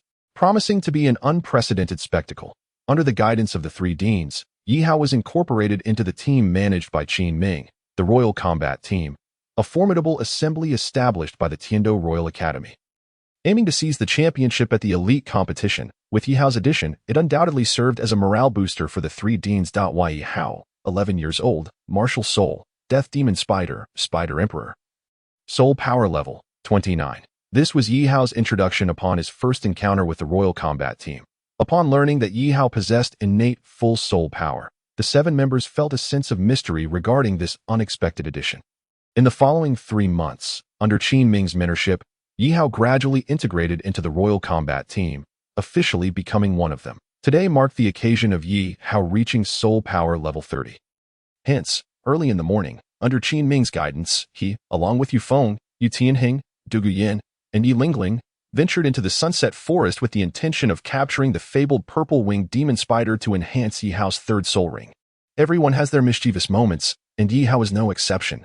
Although his body, in strict terms, was over 20 years old, due to the system's adjustments, he was merely 11. Feeling a bit stifled in daily life. He would occasionally tease Du Guyan and play pranks on Yi Lingling, adding a touch of joy to his routine. Conversely, had Yihao journeyed to Soto City to join Shrek Academy, where he would encounter familiar faces like Xiao Wu, Tang San, and the often hot-headed Dai Mubai, as well as the scheming Oscar, the duplicitous Tang San, the tempestuous Xiao Wu, the calculating Ning Rongrong, and the coolly alluring Zhu Zhiqing, he would find it challenging to coexist with them. During his time in Nodding City, Yihao maintained a certain distance from Tang San and Xiao Wu, neither becoming too close nor adversarial. Such a relationship was quite satisfactory. Most importantly, there was Ma Hongjun, whom Yihao held in the lowest regard. Greasy, greedy, lecherous, and always looking to gain an advantage, he embodied nearly every flaw one could imagine. This was precisely why Yihao rejected the Master's invitation and chose not to enter Shrek Academy. Was it not acceptable to walk one's own path in peace? Why must everything conform to the Master's arrangements? He was not anyone significant, so why act so high and mighty within the Sunset Forest? Du Guyan shot an exasperated glare at Yihao, thinking to herself that this guy had a thicker skin than the walls of Tiando City in the 3 months spent together, while it had been warm and pleasant. Yihao's behavior was undeniably peculiar. During previous training exercises, even the Captain Yu Tianheng was no match for Yihao, and the brothers Shimo and Shimo, both possessing the black tortoise martial soul, found their strength matched by Yihao's. What kind of monster was this? Moreover, considering the soul ring Yihao was about to absorb, the purple-winged demon spider was undoubtedly a perfect fit, resonating harmoniously with Yihao's death spider emperor martial soul. Observing Yihao's playful demeanor, Du Guyan felt exhausted. Although she was the vice-captain, her strength was nearly the weakest in the team, while her phosphorescent snake poison earned her a degree of recognition within the academy. It paled in comparison to Yihao's death spider emperor poison. The superiority of one over the other was evident. Thanks to the oversight of Matthew Nua all those years ago, Yihao had consistently identified himself with the death demon spider as his first martial soul. And throughout this time, the martial soul hall seemed oblivious to his existence, as if he had vanished without a trace. As for Yihao, he was uncertain whether to feel delighted or sorrowful about this. Never mind, I'll let you off this time. Hurry and absorb the soul ring. Teacher Qin and Lingling are still waiting for us outside the forest. Yihao nodded and approached the purple-winged demon spider. Sitting cross-legged, his soul power began to draw in the soul ring. It slowly encircled his feet, the combination of 1 yellow and 2 purple soul rings rendering Yihao particularly striking at that moment. The purple-winged demon spider was precisely within the range for Yihao's absorption of his 3rd soul ring. As soul power surged into him, the shackles within Yihao's body shattered, and a robust aura suddenly enveloped the forest, overshadowing Du Guyan's phosphorescent snake and Yu Tianheng's blue lightning tyrant dragon. Little did they know, this was not merely a demon spider, but the death spider emperor. The process of absorbing a soul ring was typically gradual, yet Yihao sat upright, feeling the resonance between the 3rd soul ring and himself. His soul power surged like a roaring river within, warming his internal organs. Yet he could not discern the reason. Yihao sensed that the absorption of the soul ring had concluded, Yet for some inexplicable reason, he felt a peculiar sensation as if something was being drawn from within him. An itch arose in the vicinity of his spine, as if something were about to emerge. He stifled the urge to scratch, while a continuous flow of soul power rapidly alleviated the burden on his back. This was the first time Yihao had encountered such an experience. He was devoid of any prior knowledge and could only rely on his indomitable will to counter the oppressive pressure emanating from his back. The forest was eerily silent, and under the vigilant watch of Yu Tianheng, Dugu Yin, and Yu Feng, the process of Yihao's soul ring absorption proceeded without any disturbance, appearing rather mundane. At that moment, a strikingly handsome man emerged from the depths of the forest, his hands clasped behind his back, donned in the specially crafted attire of the Tiando Royal Academy, with a wolf head insignia adorning his chest. Behind him stood a woman exuding an icy demeanor. She was clad in black, her face veiled by a sheer fabric, her slender figure complemented by cascading blue hair that flowed down her back like a waterfall. Her blue eyes were as tranquil as still water, revealing no trace of emotional fluctuation. The aura surrounding her was chilling, enough to send shivers down one's spine. What is the situation? Has Xiao Hao not yet completed the absorption? The man inquired gently, directing his gaze towards Ye Hao, who was engrossed in the process, a flicker of concern crossing his eyes. Yu Tianheng shook his head and replied, Teacher Qin, Xiao Hao is yet to finish his absorption. When I absorbed my first 1,000-year soul ring, it took a considerable amount of time as well. That I estimate that it won't be long before Xiao Hao completes the process. The man nodded thoughtfully, then fell silent, patiently awaiting Ye Hao's next reaction. Just then, a sound resonated, a sharp crack, as the fabric of Ye Hao's clothing was torn to shreds. Chapter 23, External Soulbone. Six-winged purple glimmer wings. The upper half of Ye Hao's attire was rent asunder, revealing a sculpted physique adorned with defined abs. Dugu Yin turned her head away, her cheeks flushed, glaring at Ye Hao, exclaiming, What on earth are you doing in broad daylight?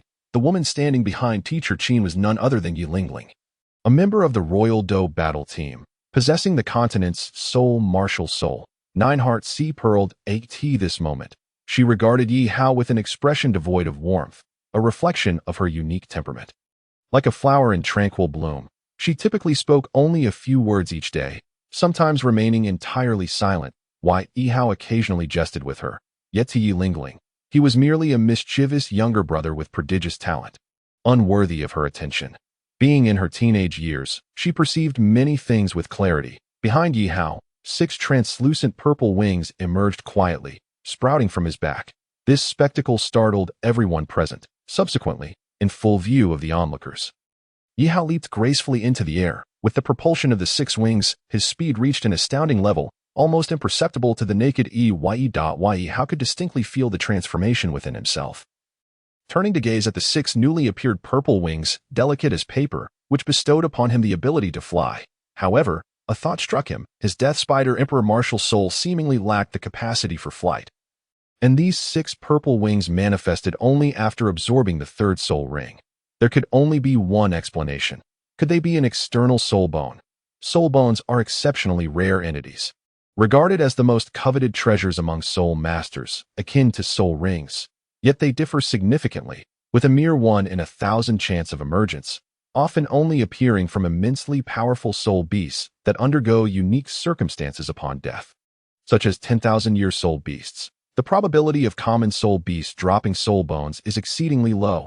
External soul bones, without a doubt, ranked just below 10,000-year soul rings within the realm of soul masters. Ye Hao was elated. External soul bones evolve alongside the growth of the soul master. This particular set originated from a 1,000-year purple-winged demon spider, and the external soul bone it yielded was flight. Undeniably, Ye Hao is now soaring freely in the sky, his velocity so great that even Yu Feng, a speed-type soul master with the wind spirit bird martial soul, was taken aback, realizing that Ye Hao's speed surpassed his own. Ye Hao recalled that the current Pope of the Spirit Hall also possessed an external soul bone identical to his, granting the ability to fly. 6-winged purple glimmer wings. Could it be? Although 5 years had passed since he was transported to this world, Ye Hao had chosen to simulate Bibi Dong's twin martial souls, and while his appearance had transformed drastically, how could he also have an identical external soul bone? Bibi Dong's 6-winged purple glimmer wings stemmed from the purple-winged spider emperor, while his own were derived from the purple-winged demon spider. The two were indistinguishable, differing only in the age of the soul beasts. Ultimately, they were fundamentally the same, rendering their external soul bones nearly identical. Yihao glanced down at the crowd gazing up at him and suddenly realized he felt a chilling breeze. It was not good. He was exposed. In a panic, he plummeted swiftly to the ground, stabilizing himself upon landing. Utilizing his soul power, he retracted the six-winged purple wings, retrieved his clothing from the soul guide device, and hastily donned it behind a tree. Afterward, he sheepishly emerged before everyone, a hint of embarrassment on his face. For Yihao was quite bashful indeed. "Sorry, Teacher Qin, for causing you concern," Yihao said, scratching his head with a sheepish smile. Teacher Qin chuckled softly, shaking his head. "It's all right, I just arrived a short while ago and noticing you hadn't made any progress. Couldn't help but come in to check. Have you successfully absorbed the purple-winged demon spider's soul ring?" Yihao nodded, replying, "The absorption of the purple-winged demon spider's soul ring is complete, and my soul power has now reached the 32nd level. Moreover, the third soul skill is a powerful offensive technique, sufficient to contend in the Continental Advanced Soul Master Elite Competition 2 years hence." What a jest. In 2 years, the champion of the Continental Advanced Soul Master Elite Competition would undoubtedly be Shrek Academy, having triumphed over the then mighty Spirit Hall team led by Hulaina. Now, with Yihao joining the ranks of the Tiando Royal Academy, aspirations for the championship seemed a distant dream. The immediate priority was to elevate his soul power level, as there was something in the Sunset Forest that Yihao was determined to acquire. Unfortunately, the granddaughter of the old poison master was his teammate. Although Yihao often spoke with a sharp tongue, occasionally teasing Douluo Yin, the latter had been unable to best him in their previous spar a month ago. The outcome had seen Yihao's Death Spider Emperor Poison triumphing over Douluo Yin's Emerald Serpent Poison. As a result, Teacher Qin had imposed a restriction on Yihao, forbidding him from using the Death Spider Emperor Poison unless absolutely necessary. For it was far too potent. Just look at the purple-winged demon spider, which had already been reduced to a puddle of blood in the deep pit. It was a prime example. Over the course of 3 months, Douluo Yin had come to understand Yihao's background deeply. He had grown up in solitude, nearly perishing at the hands of wolf bandits in his youth, ultimately finding refuge in the Nodding City Martial Soul branch, where he awakened the Death Spider, Spider Emperor, Martial Soul, endowed with innate full soul power at merely 11 years of age. With his soul power reaching the 32nd level, it was evident how hard Yihao had worked in recent years, a true tale of a loser-esque comeback. Even the 3 Academy Committee members held Yihao in high esteem, not to mention Douluo Yin and Teacher Qin, as well as the other members of the Royal Do battle team. Yihao was the youngest among them, while the other 7 were generally around 17 or 18 years old. In their eyes, he was merely a younger brother, who, despite being a bit mischievous and occasionally teasing Douluo Yin and Yi Lingling, was capable of handling any task without hesitation. Yihao had even bested the Avalanche, who would now obediently take a detour upon encountering him. Do not provoke me, and I shall not provoke you. But if you do, I shall retaliate with the might of thunder. Yihao's remarkable talent had long surpassed everyone's expectations. Consequently, Douluo Yin regarded him solely as a younger brother, even suggesting that he apprentice under her grandfather. But who, you may ask, is her grandfather? The infamous Douluo, renowned as the Poison Douluo, was a figure of great notoriety. Yihao, however, did not immediately acquiesce, expressing a desire to deliberate thoroughly. Despite the formidable nature of his poison, the Poison Douluo's overall strength left much to be desired. In the realm of titled Douluos, among the known elite, the likes of Bibi Dong, who was undergoing the divine examination, stood at the pinnacle, with the potential to surpass even the 3 greatest Douluos if she unleashed her full power. Douluo, while undoubtedly a titled Douluo, found himself in a somewhat precarious position. Aside from his prideful possession of the blue phosphor serpent emperor poison, he appeared to lack alternative means of offense, rendering him second-rate in one-on-one confrontations. Yet, on the battlefield, his blue phosphor serpent emperor poison became the stuff of nightmares, capable of decimating an entire city without a second thought. The advantages and disadvantages were starkly apparent. Ye Hao, devoid of a mentor, referred to Qin Ming as his teacher solely because he was an instructor at the Tiando Royal Academy. Ye Hao recalled that merely 3 months prior, he had departed from Nodding City, journeying toward the capital of the Tiando Empire, Tiando City, without bidding farewell to Master, Tang San, or Xiao Wu. Embarking on his solitary venture, the notion of enrolling in Shrek Academy, mingling with a band of rogues, was utterly unthinkable to Yihao. In essence, Shrek Academy had devolved into a mere assembly of unlicensed institutions. Yihao could not deny the merit of Shrek Academy. It had indeed produced exceptional students like Qin Ming. During his time teaching at the Tiando Royal Academy, Yihao had gained profound insights into the institution's value. It was through Qin Ming's recommendation that Yihao had managed to gain entry into the prestigious Tiando Royal Academy. Otherwise, with his unremarkable background, could he have aspired to attend an academy teeming with nobility? Such a notion would be akin to a fool's dream. Yihao had even contemplated that if the Tiando Royal Academy refused him, he would divert his path straight to the Wuhuan Temple, boldly revealing his dual martial souls before all. Fortunately, events unfolded favorably, and Ye Hao was granted admission to the Tiando Royal Academy, receiving focused cultivation. The secret of his dual martial souls seemed to have slipped from his mind, as his thoughts became entirely consumed with training and teasing Yu Lingling. Ye Hao was skeptical. Could it be that this seemingly icy sister was incapable of smiling? By the way, Xiao Hao, what are those 6 wings behind you? Douluo couldn't help but inquire, having not witnessed Ye Hao's flying abilities previously. With a slight smile, Ye Hao replied, Sister Yen, have you ever heard of an external spirit bone? The atmosphere fell into a profound silence, as even the ever-composed Qin Ming's expression shifted dramatically. External spirit bones, an anomalous existence among spirit bones, possessed immense potential for growth. As their master grew stronger, external spirit bones could even evolve, making them an object of desire for all spirit masters, often elusive throughout their lifetime. Qin Ming's eyes lit up. Xiao Hao, are you suggesting that your external spirit bone was birthed from this purple-winged demon spider? Yihao nodded with a smile. Indeed, my external spirit bone is called the 6-winged purple light wing, granting me flying abilities that surpass even the speed of the wind spirit bird. Though the group held varying attitudes toward external spirit bones, one thing was clear: they were Ye Hao's alone, and none could claim them unless they were to end his life. Yet, should Ye Hao perish, the 3 committee members of the Tiando Royal Academy would undoubtedly pursue the culprit to the ends of the earth. Furthermore, they were a cohesive team, united in their ambition to claim victory in the Continental Advanced Soul Master Elite competition a year hence. Ye Hao's growth should be a cause for their collective joy. Having concluded their hunt for the purple-winged demon spider, the group prepared to depart as the sun dipped below the horizon, marking the swift passage of a day. Several carriages, illuminated by the setting sun, made their way toward the Tiando Royal Academy. Within the last carriage, Ye Lingling sat composed, her eyes closed. As the evening approached, and the distance to the Tiando Royal Academy remained considerable, Ye Lingling was the sole support-type soul master within the group. Her 9-heart-sea Dotsai martial soul being a rare lineage with only one inheritor per generation. Only when one perished could another potentially arise, resulting in a singular effect: comprehensive healing. In simpler terms, as long as one drew breath, with the healing of the 9-heart-sea Dotsai, death was an impossibility. Sister Lingling, do smile a little. It's not healthy to remain so cold. A cheerful demeanor benefits both body and soul. Ye Lingling remained steadfast, her mind as tranquil as water, disregarding Ye Hao's words. In her eyes, he was merely a mischievous younger brother, deserving of little more than indifference. Ye Hao, accustomed to her demeanor, found himself admiring her stoic nature. She was truly impervious to all distractions, her heart untouched. For 3 months, since joining the Royal Daw battle team, he had never witnessed Ye Lingling smile. Even the others in the team regarded the prospect of eliciting a smile from her as a distant fantasy. As the carriage rolled on, Ye Hao gazed at the sunset casting its crimson glow upon the distant walls of Tiando City.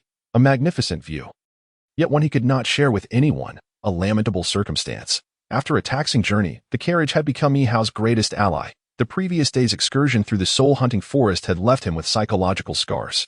Before long, he felt the pull of sleepiness, exacerbated by the absorption of spirit rings and the external spirit bone. In the carriage, Yu Feng and Qin Ming occupied one, engaged in conversation, while Douluo Yin and Yu Tianheng, a couple, had succumbed to slumber. Finally, it was Ye Hao and Yu Lingling left. Ye Lingling sat elegantly, her expression devoid of emotion, resembling an ice queen, lost in her reverie. Suddenly, she felt a jolt, her body shivering involuntarily. She realized that her slender, youthful thigh bore additional weight. Given that the carriage held only the 2 of them, it was clear what had occurred. Slowly, she opened her eyes to find Ye Hao sprawled on the ground, his head unintentionally resting on her lap. Ye Lingling gasped, her eyelids fluttering, caught in an unexpected predicament. As the carriage continued its steady journey toward the Tiando Royal Academy, they had traversed more than half the distance. The sun sank lower, ushering in the solitude of night. As darkness enveloped the land once more, Ye Lingling remained motionless, her heart a tumult of emotions as she gazed at the boy resting on her lap. Struggling to formulate a plan, should she wake him? Clearly, that was out of the question. It was evident from Ye Hao's deep slumber that any attempt would be futile. Moreover, after their hunt for the purple-winged demon spider and the subsequent absorption of spirit rings and external spirit bones, coupled with the fatigue of travel, it was unlikely he would rouse easily. Had it not been for the regulations in Tiando City prohibiting soul masters from flying within its boundaries, Ye Hao would likely have soared ahead, seeking the comforts of his dormitory for a well-deserved rest. Unless the world were to end, no one could rouse him from his slumber. In that moment, Yilingling resembled a statue, her cold gaze softening with uncertainty as she faced this unprecedented situation. She understood Ye Hao's nature. He was a sincere young boy, innocent and playful. Merely at the age of 11. Yilingling had witnessed the efforts Ye Hao had exerted since joining the Tiando Royal Academy, and it was impossible to deny their merit. She felt a deep sympathy for his lonely upbringing. After all, her own martial soul was a vivid testament to their shared plight. In a moment of impulse, Yilingling reached out her delicate hand, but upon brushing against Ye Hao's head, she quickly withdrew, the sensation akin to an electric shock, a first for her. How peculiar! Ye Hao slept peacefully, inhaling the fragrance of Yilingling as he drifted into dreams. Subconsciously, Ye Hao's head burrowed slightly, instinctively nestling deeper into Yilingling's embrace. This action rendered Yilingling quite bashful, as a delicate blush appeared on her icy cheeks. As she reflected carefully, Ye Hao was merely her younger brother. Having just turned 11. In this land, individuals matured early. It was not uncommon for boys aged 13 or 14 to already be fathers. However, there was no doubt that Ye Hao was not one of those types. At least not for now. Giggling softly. People do change, as the saying goes. At the beginning, human nature is inherently good. With the transformation of the surrounding environment, even the purest of papers will inevitably acquire some smudges. This is an unavoidable reality. No one can maintain their innocence forever. While Ye Hao slept peacefully, Yilingling found herself in a predicament, unsure of how to rouse him. Calling him awake felt too cruel. She was torn in a genuine dilemma. Although she usually remained silent and aloof, withdrawing into her own corner while others engaged in lively conversation, it was in these unassuming moments that Ye Hao took the initiative to converse with her. It was not that her teammates were indifferent to her. Rather, Yilingling naturally bore such a demeanor. If one sought to engage with her, she would often prefer to remain unresponsive. Only in critical moments would she speak. At all other times, she was either silent or traversing a path of silence. Yet, within this unintentional exchange, Yilingling found herself harboring a slight fondness for Ye Hao, not of a romantic nature. For he was still a child yet to fully mature. Their bond was confined to the innocent relationship of siblings, further strengthened by their shared experiences of hardship. A flutter coursed through Yilingling's heart as her delicate hand gently brushed against Ye Hao's cheek. The tenderness of the gesture nearly engulfed her, revealing that such sensations were not exclusive to cuddling cats. Humans could evoke similar feelings. The carriage continued its journey, finally arriving at the foot of the heavenly Do Royal Academy, just as the sun dipped below the horizon. The academy, nestled against the mountains and by the waters, was indeed a splendid locale for cultivation. To be able to train in such a place was a dream coveted by all soul masters. Yet, regrettably, entry to the Heavenly Do Royal Academy was not granted to just anyone. As the carriage came to a halt, Yilingling, feeling drowsy and on the verge of sleep, noticed the entire carriage had fallen into an eerie silence. Primarily due to Ye Hao having dozed off first, just as the carriage stopped, Yilingling suddenly opened her eyes, recognizing the familiar sight of the mountain's base and understanding that they had arrived at the academy. She glanced down at Ye Hao, who was peacefully slumbering on her lap, and felt a pang of reluctance as she nudged him gently. "Wake up. We've arrived at the academy," Yilingling stated in a tone that was neither warm nor cold.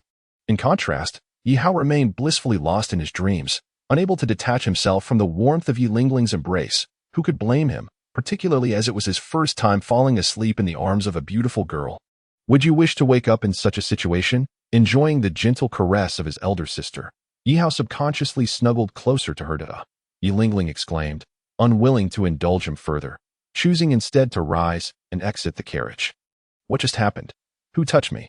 Ye Hao jolted awake, glancing out at the enchanting nightscape and the magnificent structures perched on the mountainside.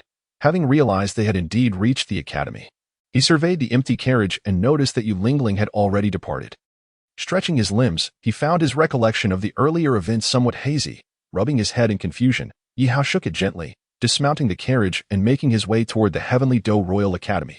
The academy, situated not far from the city of Heavenly Do, was funded by the Heavenly Do Empire, with the Snow Knight Emperor serving as its principal. It also housed 3 esteemed teaching committees: Chief Dream Machine, Deputy by Baoshan, and Third Seat Jeline Sol de la. Typically, the Snow Knight Emperor did not involve himself in the academy's affairs, as his responsibilities lay with governing a nation. Thus, the 3 teaching committee members were indeed figures of great authority within the academy. As the stars dimmed, in a lavishly adorned circular chamber, 3 elderly gentlemen in their 50s, one thin, one stout, and one tall, sat with an air of calm authority, exuding an unspoken aura of power. These 3 were the teaching committee members of the Heavenly Do Royal Academy. Opposite them stood Qin Ming, who had hurriedly returned from the Sunset Forest, where his primary task had been to procure a suitable soul ring for Yihao. As the person responsible for Yihao, he felt compelled to report on the situation. "Thank you for your hard work, Teacher Qin." Dream Machine, seated at the center, remarked with a pleased expression. Qin Ming smiled faintly. "Chief, you flatter me. The real effort lies with the children.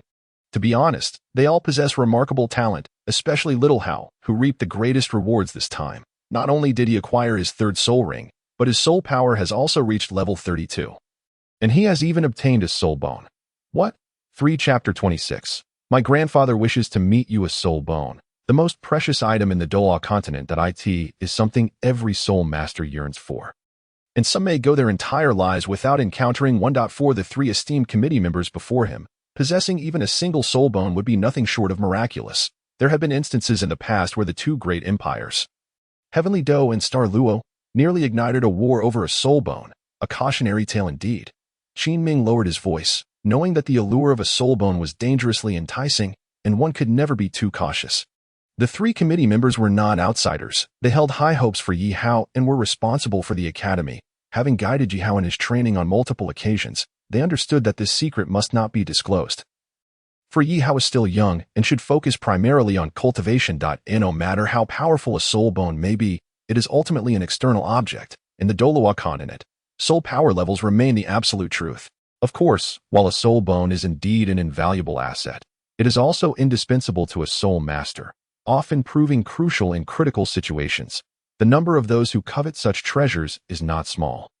To possess one must first have formidable strength, as many would resort to violence for a soul bone. Ye Hao is truly fortunate with his presence. It seemed that the Academy's chances of winning the championship in the upcoming All-Continent Senior Soul Master competition a year from now would significantly increase. Dream Machine chuckled heartily, feeling a surge of satisfaction. Suddenly, Qin Ming recalled something and said, "Chief, I plan to take the 8 of them out to train on the continent in a while. I hope you will grant your approval." As one of the most outstanding teachers at the Heavenly Do Royal Academy, the 3 committee members could not help but acknowledge Qin Ming's exceptional teaching abilities.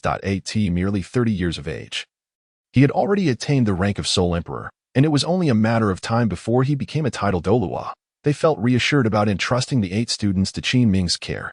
"Rest assured, Teacher Qin, you can request anything you need, and we shall comply," Dream Machine continued. By the way, Teacher Qin, before you take them away from the academy, there is a matter that requires the cooperation of the Imperial Battle Team.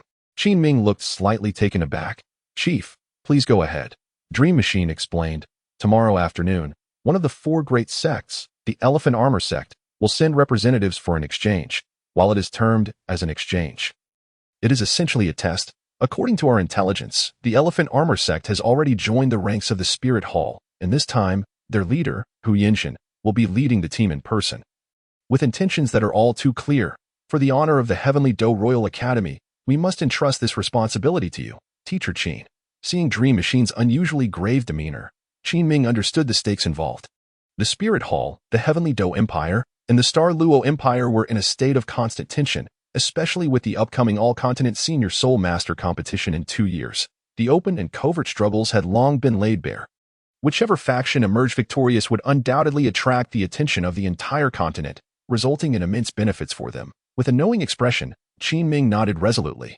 After bidding farewell to the 3 committee members, he departed. As the sun rose, warm rays of sunlight enveloped every corner of the Heavenly Do Royal Academy. By midday, the academy bustled with activity, with many elegantly dressed students congregating in groups. the hierarchy determined by their backgrounds. Among them were royal offspring, princes of principalities, and noble families. It was evident that those who could attend the heavenly Do Royal Academy were not of ordinary lineage, in the midst of the crowd. A number of sycophants clustered around a figure who exuded an air of arrogance. Clad in immaculate school attire, he possessed an unremarkable appearance, yet a faint aura of regality radiated from him. Xuebeng, the fourth prince of the heavenly Do Empire, was the most untouchable and revered individual within the heavenly Do Royal Academy. Prior to Ye Hao's arrival, Xuebeng had held the position of the top dog. However, upon Ye Hao's entrance, that dynamic began to subtly shift. It was recalled that when Ye Hao first arrived, Xuebeng had brushed past him, noting Ye Hao's plain attire, immediately identifying him as a commoner. Consequently, it was Xuebeng who fell to the ground as Ye Hao simply brushed himself off and walked away as if nothing had happened. Some may wonder, isn't it a crime to strike a prince? Would the royal family not pursue the matter? To what end the inquiry, such as the nature of an avalanche? Do you truly believe that the Emperor of the Snowy Night will intervene? Ye Hao is undeniably a prodigy. This fact cannot be contested. When faced with the choice between reputation and self-interest, the Emperor of the Snowy Night will naturally lean towards the latter. His attitude towards this matter was one of exasperation, dismissively waving his hand as if to say that squabbles among children are quite normal and not worthy of excessive concern. After all, managing the affairs of state is already a taxing endeavor. And to be burdened with cleaning up after this little son is an additional strain. At this very moment, on the large bed within the dormitory, Ye Hao lay soundly asleep, sprawled in an ungainly fashion.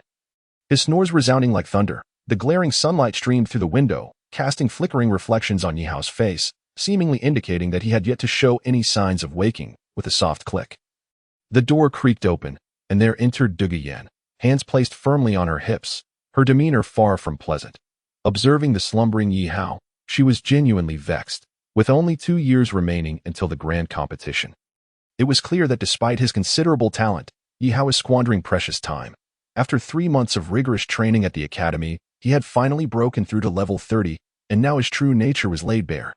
Enough of this. Get up. The sun is shining on your backside, Douluo exclaimed, vigorously shaking Ye Hao, indifferent and still in a daze, finally sat up, squinting at the blinding sunlight outside, shielding his eyes with a hand, and muttered, Sister Yin, good morning. Douluo replied, hurry up. Teacher Qin has important announcements to make, and you are the only one missing. Ye Hao's heart swelled with gratitude and respect for Qin Ming. The latter was a man of integrity, and had it not been for him, Ye Hao could very well have found himself in the clutches of the spirit hall. Now, his identity remained intact, allowing him to continue to enjoy a carefree existence on the Douluo Continent. Though he suspected that his meeting with the Pope would likely not occur until after the finals, there was no need to rush. As Ye Hao donned his clothes, Douluo's expression softened somewhat, and she approached to smooth out the wrinkles in his collar, casually saying, my grandfather wishes to see you. With a single glance from Douluo, Ye Hao swallowed the words that had been on the tip of his tongue. It was disrespectful to mention the names of elders openly, especially with family present. Sister Yin, Elder Douluo wishes to see me. May I ask why? The two stepped out of the room, conversing as they walked. My grandfather is simply interested in you. That is all, she replied. Interested in me? Ye Hao couldn't help but shudder slightly, relieved he had forewarned himself of the eccentricities of the old poison master. Otherwise, the situation could have been quite awkward. What is it? Are you feeling unwell? No, Sister Yin. Might you be able to divulge whether Elder Douluo's interest in me is purely because of curiosity? After a moment of contemplation, Douluo replied, I have vaguely heard my grandfather mention that he is currently seeking a successor. Perhaps this is related. Chapter 27. Meeting His Royal Highness Elder Douluo wishes to see me? The conclusion drawn from this connection is that Elder Douluo is interested in me and wishes to take me as his disciple. Without a doubt, Douluo is the granddaughter of the poisoned Douluo and has likely mentioned Ye Hao to the old poison master in private. Ye Hao possesses the Death Spider King, spirit, and during the last training confrontation, his Death Spider King's poison had decisively triumphed over Douluo's green phosphor snake poison, which must have prompted Elder Douluo's desire to meet him. Coincidentally, the celestial herb located at the ice and fire yin-yang eye is something Ye Hao yearns for. Perhaps he could seize an opportunity there. The old poison master is known for his peculiar nature. Much like Ye Hao, both follow their own hearts in their endeavors, acting without a clear plan and disregarding any consequences. In this regard, Elder Douluo is quite akin to Yihao for apprenticeship. That can be discussed when they meet at the rear mountain of the Tiando Royal Academy. Members of the royal fighting team gathered as Duguyan escorted Ye Hao in. Qin Ming glanced at the assembled crowd. I have called you all here to publicly announce two matters. First, in the near future, I will lead everyone on a journey across the continent for some training, which will serve as a test of your progress. Second, we will be receiving guests at the academy this afternoon. With that, Qin Ming dismissed the crowd. The Elephant Armor Sect, the two parties will select 3 members for a 3-on-3 competition. Yihao learned from Qin Ming that the Elephant Armor Sect would be visiting the academy for a friendly exchange. Attended by many dignitaries as the host, the Tiando Royal Academy was naturally keen on preserving its dignity. Should they lose face, it would reflect poorly on the royal family. Moreover, the Elephant Armor Sect is one of the lower 4 sects. A vassal of the Spirit Hall, a fact that Yihao understood all too well. They target the weak, and everyone knows the reputation of the Tiando Royal Academy. 99% of its students are descendants of the Wan family. Aside from indulging in pleasure, how could they be expected to train? Apologies, but their presence at the academy is merely to gild their noble status. As noon approached, a commotion arose at the foot of the Tiando Royal Academy, where numerous soldiers armed with steel spears stood at the entrance, indicating that a significant figure was about to arrive. The verdant training grounds had already been prepared for combat, and the bustling crowd donned the academy's uniforms.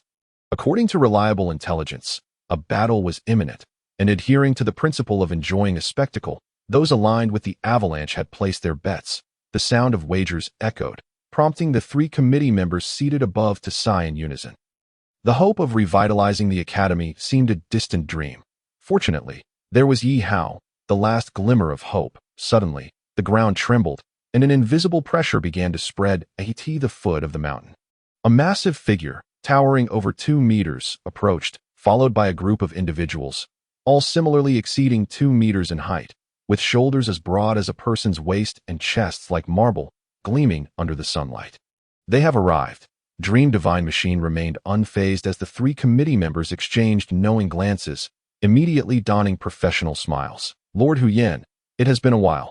The leading man smiled in return and said, Chief Dream Divine Machine, Vice by Baoshan, and 3rd CG Lin, esteemed committee members, greetings. With that, the group took their seats. What brings you, Lord Huyen?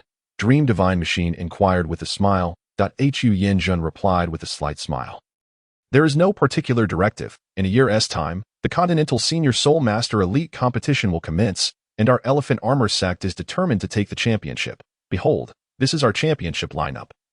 Led by my grandson, who is undoubtedly the most outstanding talent our sect has seen in years. I hope he can achieve the rank of title Douluo. As he spoke, Hu Yenjun pointed to the largest figure within the Elephant Armor Sect's team. Dream Divine Machine was speechless. Did he think becoming a title Douluo was as simple as picking cabbages? Their intentions were abundantly clear. They aimed to undermine the prestige of the Tiando Royal Academy, effectively using it as a flag to rally their own sect. Before long, Qin Ming led the 8 members of the royal fighting team forward. As the protagonist, Ye Hao was naturally the last to make his entrance. This was a 3-on-3 match, and Ye Hao was placed last in the lineup. Upon arriving at the designated seating, everyone took their places in turn. Ye Hao glanced at the opposing members of the Elephant Armor Sect, who appeared quite intimidating. In other words, they were brawny yet lacking in intellect. Ye Hao paid little mind to this confrontation. Dealing with these hulking figures was a task he could easily manage alone. Oslo, you will be up first. Be cautious. Meanwhile, Qin Ming was busy strategizing. The opposing team clearly bore ill intent, possessing the diamond mammoth spirit, second only to the graphite and stone mill tortoise spirits in terms of defensive capabilities. While their defense was formidable, their speed was lacking. Therefore, Qin Ming had arranged for Oslo, who possessed the ghost leopard spirit, to take the first turn, followed by the team captain, Yu Qianheng, whose blue lightning Tyrannosaurus Rex spirit was renowned as the strongest beast spirit in the world and whose soul power was the highest among the 8, making him well equipped to handle the situation. And of course, the final participant would be our protagonist, Ye Hao, who remained a hidden powerhouse, his true abilities obscured from all that the trump card. Ye Hao was expected to catch the Elephant Armor Sect off guard. Before the battle could commence, Ye Hao, unperturbed, decided to take care of a personal matter on the periphery. Not long after Ye Hao departed, the 3 committee members seated above, along with Hu Yenjun, stood up. and the bustling crowd fell silent in an instant. In the distance, an exquisite and luxurious carriage approached, immediately capturing the attention of the onlookers. As the carriage came to a halt, a young man with golden hair, appearing to be around 21 or 22, alighted. He exuded an aura of nobility and charm, his demeanor warm and approachable. His presence undoubtedly captivated the crowd, and among them, Avalanche instinctively clenched his fists, his expression fierce. Yet he dared not reveal his feelings, choosing instead to conceal himself within the throng, appearing as though he harbored untold grievances. "Your Highness, the Crown Prince." The three members of the Education Committee bowed respectfully to the master of the Xiangjia sect, Hu Yinzhan, who greeted them with a smile as warm as the spring breeze, signaling them to rise. Subsequently, he took his seat at the head of the table, observing with great interest, "Let the battle commence." With the sound of his voice, the fierce contest was set to unfold. Hu Yinzhan's eyes sparkled with anticipation as he nodded towards the Xiangjia sect. In the next moment, a robust man from the Xiangjia sect stepped onto the stage, causing the ground to tremble slightly with each stride, an invisible pressure enveloping every corner of the venue. Osro took a deep breath and steeled himself to confront the challenge. Chapter 28. He bears an uncanny resemblance to her after resolving his personal matters. Yihao hastened back to the arena, oblivious to the sudden appearance of the prince. The prince, engrossed in the battle, failed to notice Ye Hao among the members of the Huangdo team. On stage, Osro moved with astonishing speed, his ghost leopard martial spirit manifesting, transforming him into a streak of black lightning, elusive as he relentlessly attacked the disciples of the Xiangjia sect. As anticipated, the disciples exhibited formidable defense. The diamond mammoth martial spirit proved to be a paragon of resilience, second only to the Xuanwu turtle. Osro's claw strikes fell heavily, yet the disciples remained steadfast, unscathed, demonstrating their impressive defensive prowess. Soon after, the third spirit ring of the Xiangjia disciple illuminated, ensnaring Osro in a gravitational bind, rendering him immobile as if he were mired in quicksand. Observing this scene, Yihao shook his head slightly. Osro was doomed. The opponent's third soul skill was akin to a gravity suppression, posing a significant threat to Osro. Renowned for his speed as expected, Osro's figure swiftly fell from the stage. Upon receiving the news, the members of the Huangdo team rushed to assist the injured Osro, while Yi Lingling, channeling her nine-hearted begonia martial spirit, tended to his wounds. On the stage, the three committee members wore expressions of despondency. Losing the first match was a considerable blow to their morale. In contrast, Hu Yinzhan wore a grin, resembling a blooming flower, reveling in his triumph. Meanwhile, the prince, seated above, had also taken note of Yihao's presence within the Huangdo team. He was momentarily taken aback, his gaze fixated on Ye Hao, who was bandaging Osro's wounds. A sense of astonishment washed over him. That face, that aura, and the glint of coldness in his eyes involuntarily reminded him of someone. Who could she be? The chief of the Dream Machine. Who is this person? With a heart full of questions, the prince inquired of Mengshenji, who replied respectfully, "Your Highness, this is a new student who recently joined the academy, brought in by teacher Qin Ming. His name is Ye Hao, and his martial spirit is the death demon spider, possessing innate full soul power with a 1,000-year second ring." Meng Shinji spoke with pride, casting a disdainful glance at the bewildered Hu Yinzhan. 1,000-year second ring. Hu Yinzhan pondered. The so-called 1,000-year second ring signifies that the second spirit ring is 1,000 years old. An unprecedented phenomenon in the realm of soul masters. It seemed a fierce battle was imminent, and circumstances had shifted. Hu Yinzhan's lips moved subtly as he discreetly transmitted a message to Hu Yanli, who was preparing to take the stage. As the captain of the Xiangjia sect and Hu Yinzhan's grandson, the second battle would naturally be a contest between captains. Yu Qianheng had already taken the stage, and upon receiving Hu Yinzhan's message, Hu Yanli felt a slight tremor in his heart and whispered to his teammate. The latter nodded and took Hu Yanli's place, ready to face the challenge posed by the Huangdo team captain, Yu Tianheng. This maneuver raised an eyebrow for Qin Ming, who noted that the opponent had sent out someone other than their captain, Hu Yanli, but rather an unknown contender. This tactic was clearly aimed at targeting Yihao. It was well known that Hu Yanli was the heir of Hu Yinzhan, and since the roster had been submitted in advance, both sides had the right to switch members. However, according to regulations, once a participant had entered the arena, that right was forfeited, and the Xiangjia sect had keenly exploited this loophole. At this moment, Yu Tianheng stood side by side with the substitute for Hu Yanli, and the outcome was all but predetermined. Yihao was poised to face Hu Yanli. They intended for Hu Yanli to contend with Yihao. Qin Ming muttered urgently, turning to Yihao. Yihao, innate full soul power, death. The prince pondered. Having learned about Yihao from Meng Xinji, his interest in Yihao peaked. He resembled her far too closely. This Yihao was strikingly similar to her. With innate full soul power and a second spirit ring of 1,000 years, deep within the royal palace, Xue Qinghe was aware of certain developments. She had heard whispers of a prodigy arriving at the Tiando Royal Academy. And it turned out to be this very individual. The death demon spider martial spirit, while related, was distinctly different from her own death spider monarch. Though they shared a name, the disparity between the two was vast. Xue Qinghe anticipated Yihao's performance with keen interest. Perhaps she would recognize the striking resemblance and the extraordinary talent that possessed a death demon spider martial spirit and innate full soul power.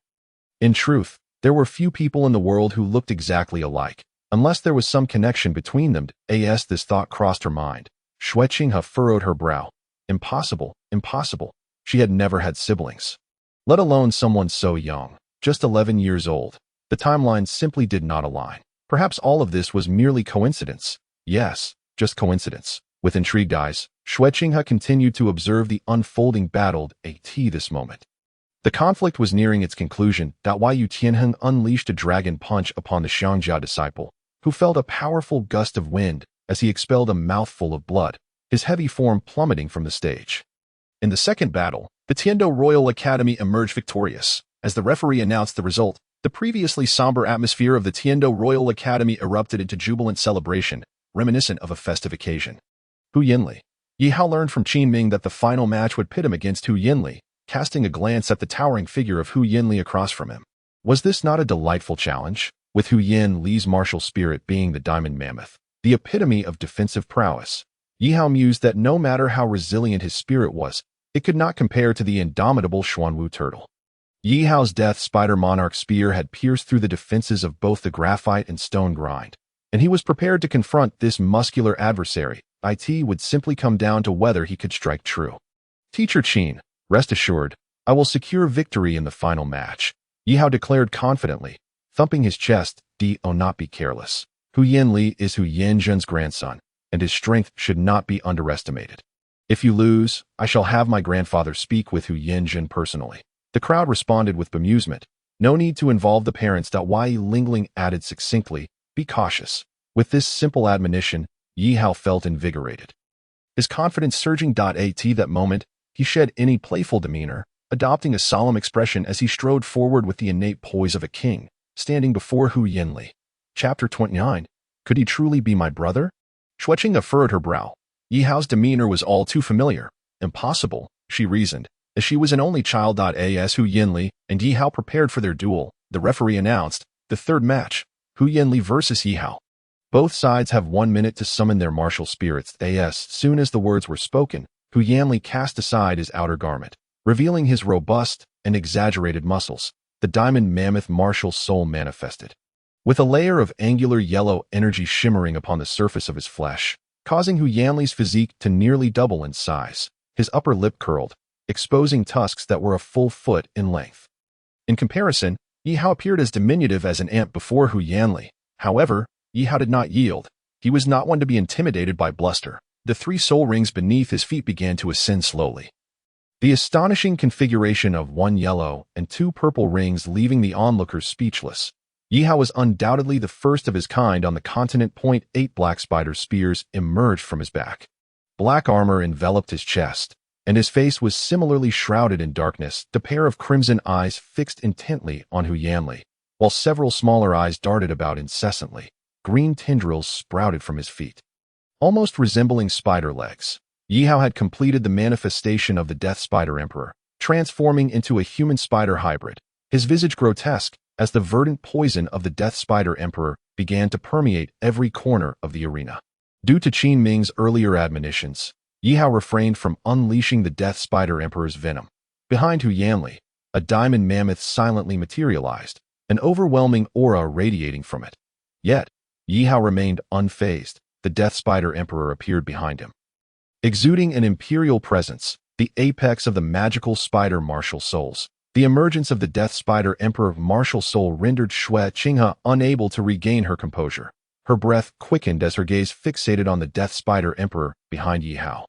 This wasn't just any ordinary death magic spider. It was the Death Spider Emperor. Yihao was acutely aware of the aura emanating from it, as it was one of her mother's dual martial souls. Compared to Bai Bai Dong, who seldom intervened, her mother had been the Pope of the Spirit Hall for many years, and Yihao's soul master notes were filled with references to the death magic spider martial soul. The Death Spider Emperor and the Death Magic Spider were virtually indistinguishable, both belonging to the same species of magical spider soul beasts. Yihao's Death Spider Emperor bore an uncanny resemblance to hers.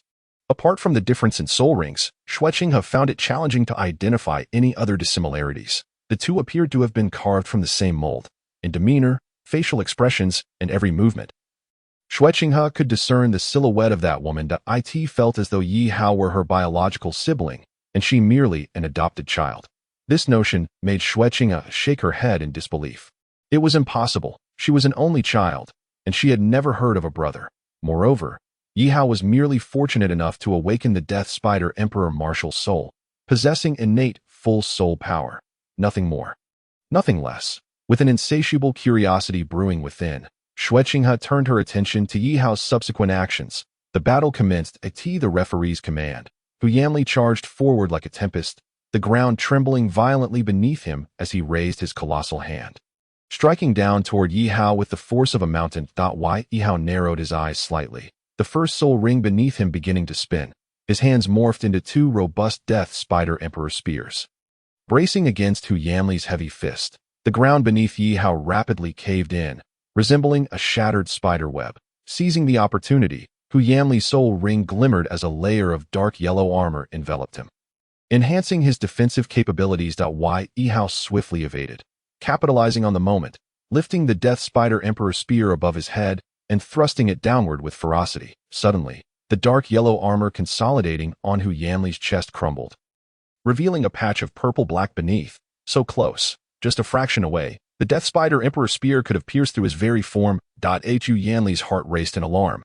He realized that Yihao had intentionally held back during that last strike. This duel was merely a friendly spar, devoid of any deep-seated enmity, and there was no need to take each other's lives. Yet, the significance of this battle was monumental for both parties, and at this juncture, victory had become their sole objective. Li's performance did not escape Yan's keen observation. Inexplicably, a sense of defeat and powerlessness surged within him, an invisible pressure nearly stealing his breath away.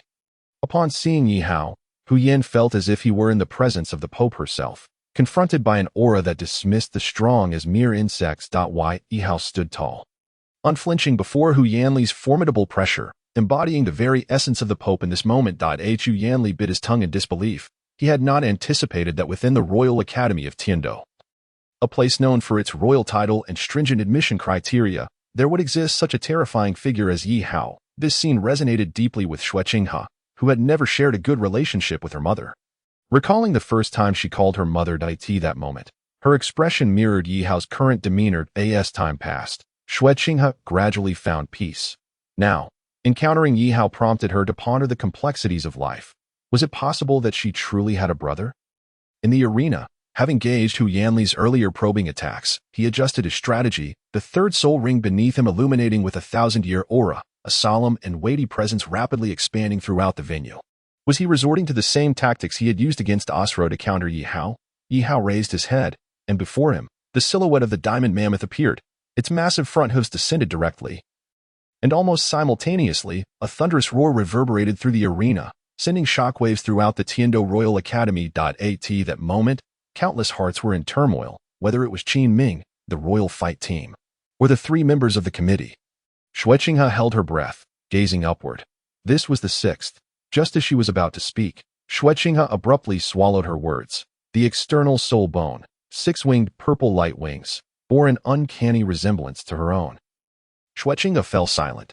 Yihao possessed the Death Spider Emperor martial soul, innate full soul power, in the external soul bone, six-winged purple light wings. From any perspective, Yihao was astonishingly similar to her.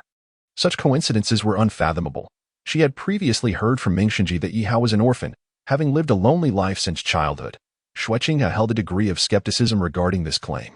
The more she insisted on this narrative, the greater the suspicion fell upon her. Yihao's emergence was truly dazzling, catching her entirely off guard. Was it possible that she and Yihao truly shared a connection?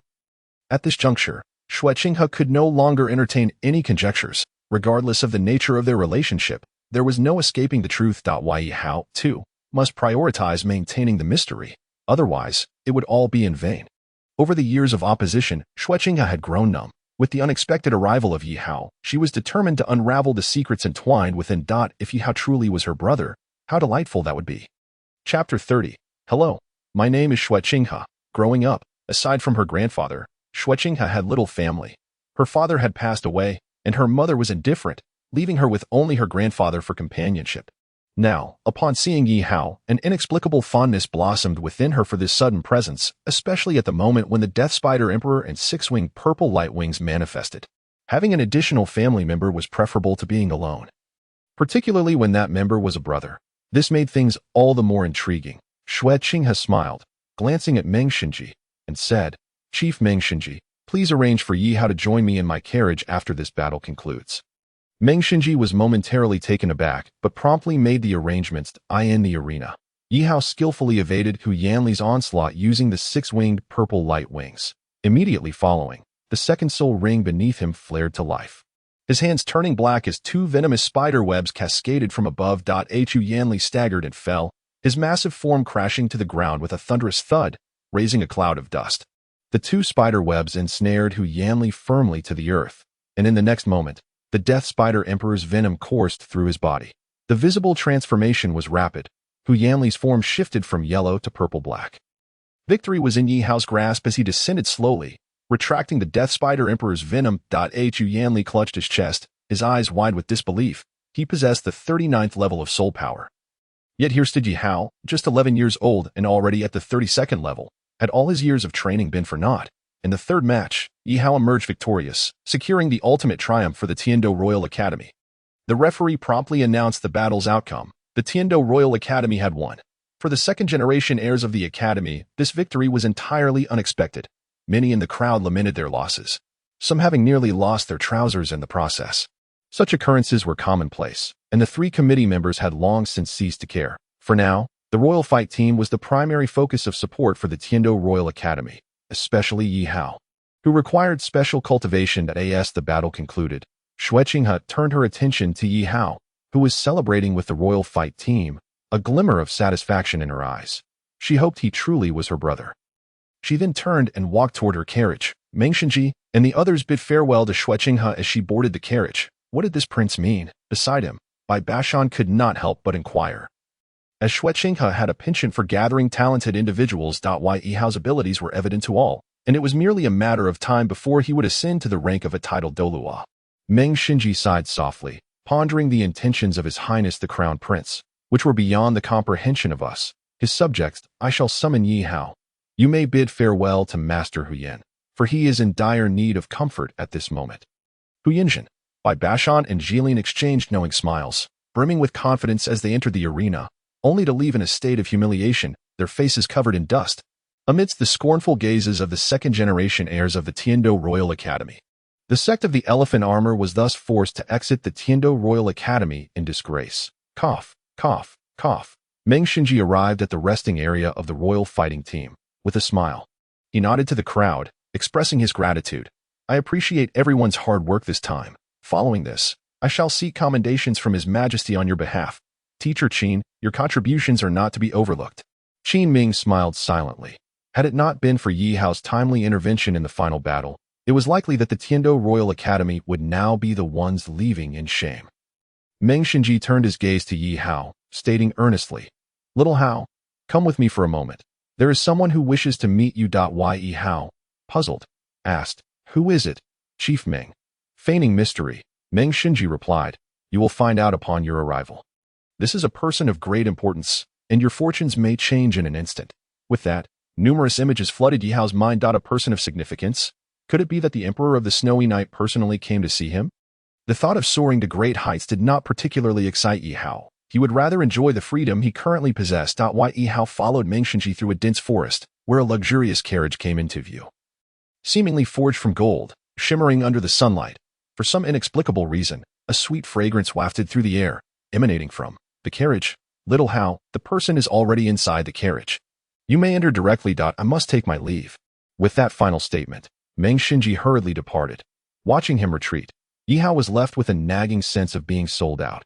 Should he utter a curse, his gaze shifted to the opulent carriage, where silence enveloped the surroundings, save for the gentle chime of wind chimes at the front of the carriage, and the air felt warm. Taking a deep breath, Yihao cautiously approached the carriage. "Since I have come, I might as well enter," came a refined voice from within, belonging to Xue Qinghe. In that moment, Yihao felt a pang of disappointment. Why was it not a lovely young lady? Considering the carriage's decor, the chances of it being a young lady were quite high. With a heavy heart, he lifted the curtain and steeled himself to step inside. The interior of the carriage was vast, with Xue Qinghe seated regally upon a golden throne at the center. An array of fruits and confections adorned the table before her, and a cup of ruby-red wine exuded a delightful aroma, blending with the carriage's original fragrance, leaving Yihao feeling refreshed. "Hello," Yihao awkwardly greeted. Xue Qinghe smiled gently, gesturing to a seat beside her for Yihao to take. "Thank you." A tense silence descended upon the carriage, leaving Yihao pondering the identity of this person and how to initiate conversation that if she were a young lady, he would have boldly asked, "What is your name? How old are you? Where do you hail from? Are you married?" "Qinrenxue. I am your sister, Yihao. How could I not know?" This esteemed brother, what brings you to seek me?" Yihao said weakly, longing for an escape to find the lovely Miss Yi Lingling. Being alone with a man made him feel uneasy, especially with a stranger. The discomfort was palpable. "Xue Qinghe, I truly wish to reveal my true self to you and see if you remain indifferent." "Yihao." Xue Qinghe sipped her wine and introduced herself. "I am Xue Qinghe. You may call me Brother Xue." Yihao exclaimed. "Did I mishear? What is your name?" "Xue Qinghe," she reiterated slowly, ensuring he understood. Xue Qinghe." Yihao instinctively shifted back, baffled. Was she jesting? Why would this unfamiliar sister seek him out? Could it be that he had inadvertently exposed himself? Chapter 31. Brother Xue. Yihao's gaze towards Xue Qinghe transformed from laziness to one filled with intrigue, for she appeared as a veritable treasure trove before him, a veritable mountain of gold and silver. Xue Qinghe smiled slightly, refilling her cup of wine before offering one to Yihao. Yihao hesitated, withdrawing his hand. "No, thank you. I am still young and cannot drink." Xue Qinghe chuckled softly, her cultured demeanor radiating warmth. "Indeed, children should not indulge in alcohol." She then continued, "The battle earlier was quite spectacular. I have witnessed it. The 6 wings upon your back, are they an external spirit bone? Where did you acquire them?" Yihao was taken aback, realizing why she sought him out.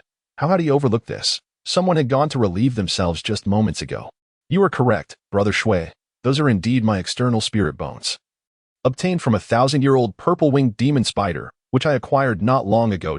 "Oh, the purple-winged demon spider." Xue Qinghe nodded knowingly, recognizing its lineage. The two were indeed fated to meet. Her curiosity piqued. Xue Qinghe wondered how it was possible for 2 individuals to bear such striking resemblance. It defied logic. "System, are you seriously mentioning logic to me?" Though her childhood had been fraught with conflict with her mother, the undeniable truth remained she was indeed Xue Qinghe's mother, uncertain of the reasons behind her mother's coldness. She had never been permitted to call her mother. Gazing at Yihao, Xue Qinghe found herself involuntarily reminded of her mother, as if the universe conspired to bring them together. "Little Hao, who are your parents? Where do you hail from?" Yihao narrowed his eyes. She was probing him, likely due to his death spider emperor martial soul and external spirit bone, the 6-winged purple light wing. "Brother Xue, I have been an orphan since childhood. My parents fell victim to a wolf thief's brutal hand." Noticing Yihao's despondent demeanor, Xue Qinghe felt a pang of empathy. She was acutely aware of the identity of his death spider emperor martial soul, for she knew it better than anyone else. While there were explanations for the external spirit bone and the death spider emperor martial soul, who could enlighten Xue Qinghe about Yihao's face, so exquisitely sculpted, so strikingly similar to her own, otherwise, she would not have nearly mistaken Yihao for her biological child upon their first encounter. Believing herself to be the one adopted. "I apologize for bringing up painful memories," Xue Qinghe said softly. Yihao shook his head, a sign of understanding. "It is all right. After all these years, I have come to terms with some matters. May I ask what His Highness summoned me for?" Xue Qinghe smiled gently, exuding an air of elegance, her golden satin attire enhancing her regal presence. Sitting across from her, Yihao felt his heart race involuntarily. She was not to be underestimated. "No, there is nothing pressing." Xue Qinghe replied with a smile. "Referring to me as His Highness is rather distant. You are a student of the Tiando Royal Academy and the future hope of the Tiando Empire. As the crown prince, I shall rely on you in the future. Once I ascend to the throne, I must ensure to support you well. In this place, with no one else present, you may call me Brother Shui. Brother Shui. Ye Hao maintained his composure, grinding his teeth. Shui, brother. Very well, little Hao, Shuiqing has said, a smile on her lips. Ye Hao felt a cold sweat trickle down his back. This crown prince was no ordinary individual. The spirit hall wielded immense power, and her position as crown prince undoubtedly placed her as a significant piece in their grand scheme. Shuiqing was a crucial player in this game. The secret of Yihao's twin martial souls was known only to him. No one else was privy to it. Thanks to the prior system's operations, not only had it simulated Bibi Dong's martial soul, but it had also perfectly replicated her appearance, rendering them nearly indistinguishable. For those who had encountered her, the likelihood of associating Ye Hao with her was substantial. Brother Shui, unless there is anything further, I shall take my leave. My teammates are waiting for my return. Shuiqing nodded with a smile. Go ahead.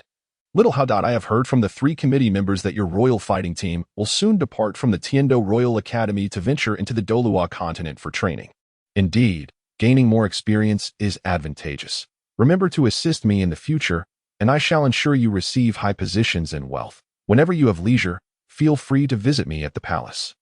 I shall always be here. Upon concluding her words, Shuiqing reached behind her to retrieve a golden token, tossing it to Ye Hao. Instinctively, Ye Hao grasped the token in his hand.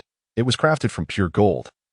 Glimmering under the sunlight, its weight imparting a sense of gravity to his palm. The sole inscription upon the token read Shui. Shuiqing continued, this token is unique to me within the entire imperial palace.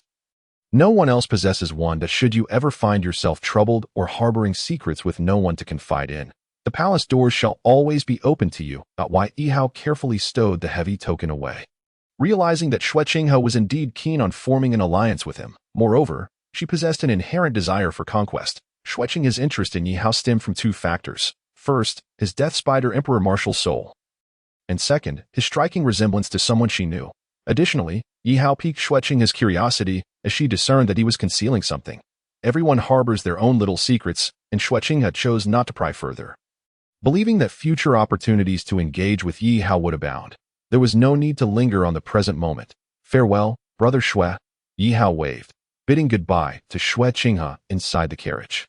Goodbye, Brother Y. Do not forget our agreement. Shuiqing replied through the carriage window, her lips curving into a gentle smile. Appearing warm and approachable as she watched Ye Hao depart, her smile faded, and her expression turned serious.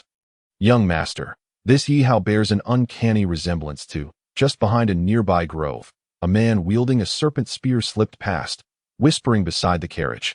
Shuiqing remarked indifferently, isn't it strikingly similar? The serpent spear man nodded silently, astonished by the existence of someone who looked so remarkably like another. Even he, an elder, felt a sense of embarrassment. Upon seeing Ye Hao, the serpent spear man almost mistook him for Bibi Dong herself. Undeniably, Bibi Dong was the most distinguished among all the past pontiffs, and the growth of the spirit hall over the years was largely attributed to her formidable strategies. Young master, should we inform Her Holiness about this matter? I believe she would be quite intrigued, the serpent spear man suggested. However, Shuiqing waved her hand dismissively. No need. I feel a bond with Brother Yi, since he acknowledges me as his elder brother. I must also fulfill the responsibilities that come with that title. Chapter 32. Double-faced at the foot of the Tiando Royal Academy, Shuiqing sat within the carriage. What? My father wants me to return to the palace immediately.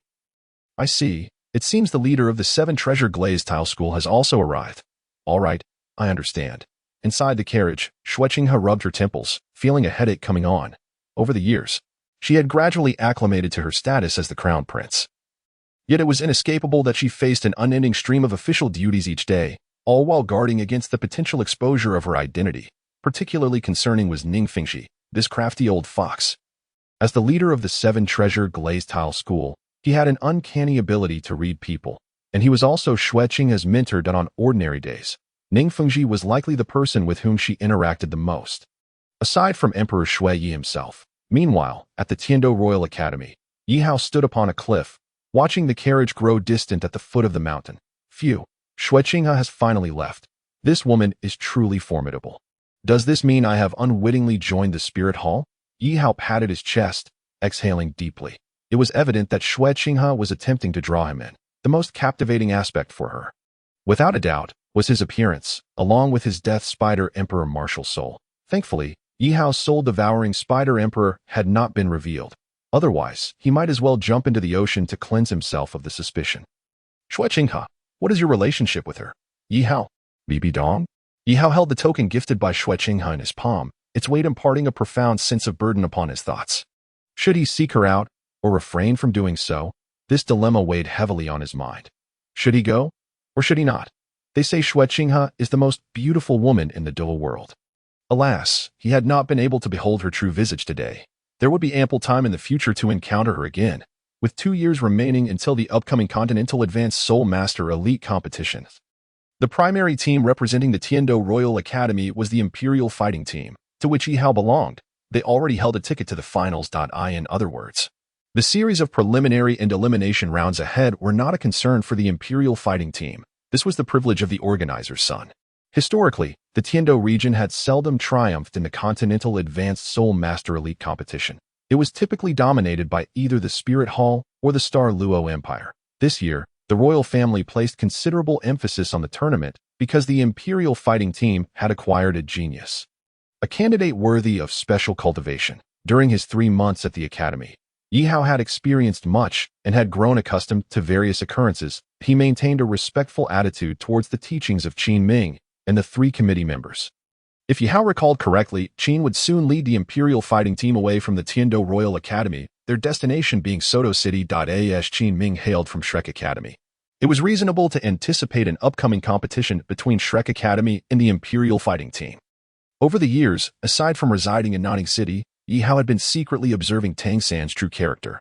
Pondering whether he was indeed as two-faced as described in his previous life. He recalled an incident when Xiaowu had ventured out alone and was accustomed to being called Sister Xiaowu at the academy, only to be bullied by a powerful outsider and return to the academy in tears. This incident occurred in Holy Soul Village, where a promise was exchanged between a person and a rabbit, involving declarations of sisterhood. Yihao found the entire affair somewhat nauseating and hastily returned to Nanning City that very night. He dared not remain longer, fearing further complications. That evening, Tang San was absent from the dormitory, and by the following day, the bully had vanished. Indeed, the individual who had harassed Xiaowu had inexplicably disappeared, an event that reportedly alarmed the Spirit Hall branch in Nanning City. Due to the perpetrator's exceptionally skilled methods, no evidence had been left at the scene. The only suspicious detail was the wound on the victim's forehead, which investigations revealed to be caused by a needle-like object that had penetrated directly through the center of his brow. Consequently, the matter was left unresolved. Ye Hao distinctly remembered that the next day, Xiaowu was calling out Brother San with admiration shining in her eyes, a sentiment that even Wang Xing and the others could perceive. To them, the relationship between Xiaowu and Tang San seemed merely affectionate. After all, they had always shared a bed together, and such feelings were only natural. However, to Ye Hao, he believed that only Tang San could have orchestrated the incident. The use of hidden weapons and silent projectiles was something he had witnessed Tang San execute before. Beyond that, Ye Hao could not conceive of any other suspects. After that incident, Ye Hao distanced himself from Tang San and Xiaowu. On several occasions, Tang San had attempted to reach out to him, but Ye Hao's responses were genuine. He chose to ignore Tang San, acting as if nothing had happened. This frustrated Tang San, who, had it not been for the master's admonition to maintain a good relationship with Ye Hao, might have taken action long ago. He had never before humbled himself to such an extent. One could harm others, but one should not be harmed in return. What was the reasoning behind that? Dual martial souls, the Haotian hammer.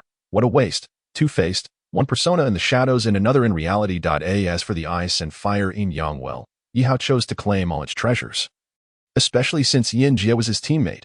Surely, the old poison master would not mistreat his granddaughter. However, at this moment, Ye Hao was not in a hurry to make his way there. The immortal herb was simply waiting there, devoid of legs and incapable of running away. So there was no need for urgency. Soto City, Shrek Academy, the Shrek 7 monsters. Before long, we would meet again.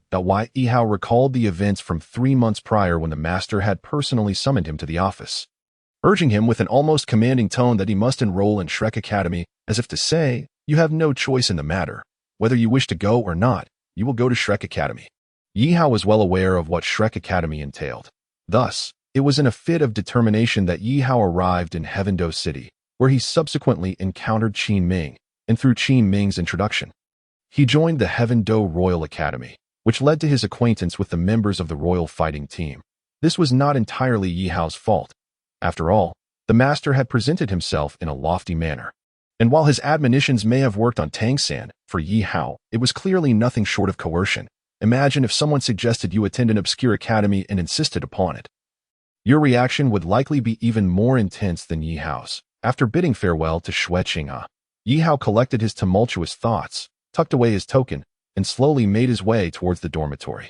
For in just a few days, he would be heading to Soto City, and some essential preparations needed to be made in advance. Chapter 33. Only those with thick skin can conquer the world. Heaven Do Royal Academy spans a vast expanse of land. As Yihao strolled through a pavilion, he fortuitously encountered Yi Lingling, who was serenely seated amidst a picturesque setting adorned with blooming flowers. Yi Lingling's 9-heart, sea-glazed martial spirit, a plant-type auxiliary spirit, found this environment to be the ideal place for cultivation. Upon noticing Yi Hao's arrival, Yi Lingling retracted her 9-heart, sea-glazed spirit, and her 2 yellow and 1 purple soul rings faded away. She gazed at Yihao with an unruffled demeanor, and the two shared a moment of silence. With a boldness that characterized him, Yihao took a seat beside Yi Lingling, who remained aloof, her demeanor frigid, and he distinctly felt a chilling aura emanating from her. Sister Lingling, are you all alone here? Isn't it boring? Would you like your brother to keep you company? Yi Lingling cast a fleeting glance at Yihao, choosing to ignore him, maintaining an air of indifference. Yihao pressed on. About yesterday on the carriage. Suddenly, Yi Lingling interjected, nothing happened yesterday, so don't misunderstand. Yihao retorted, there was something. I vaguely remember someone touching me on the carriage. And there was something warm beneath my head. He glanced at Yi Lingling, whose cheeks were tinged with a faint blush, and he immediately understood. Seizing the opportunity, Yihao's head once again found its way to rest upon Yi Lingling's slender, shapely thigh, and he smiled innocently, gazing up at her now rosy complexion. Truly a feast for the eyes, as youth grants one the audacity to act freely. What are you doing? Get away from me. Yi Lingling said, a hint of anxiety in her voice, her calm demeanor betraying a flicker of unease. Her face flushed, revealing a shyness Yihao had never witnessed before. It turned out that even the usually icy Yi Lingling could exhibit such vulnerability. Sister, I'm tired. How shameless. Just consider it a favor for the academy. Let me rest for a moment. Yihao, known for his thick skin within the royal fighting team, noticed no one was around, and Yi Lingling, speechless, rolled her eyes at him before closing her beautiful eyes, unwilling to look at this audacious individual any longer. The following morning, a large, exquisitely decorated carriage came to a stop at the foot of Heaven Do Royal Academy. Today marked the day when Qin Ming would lead the royal fighting team on their training journey across Douluo Continent. Under the personal supervision of 3 committee members, the royal fighting team was sent off. The carriage gradually departing. Inside the carriage, Qin Ming took out a map of the Heaven Do Empire, marking various locations and their ultimate destination. Ye Hao examined it closely and confirmed it was indeed Soto City.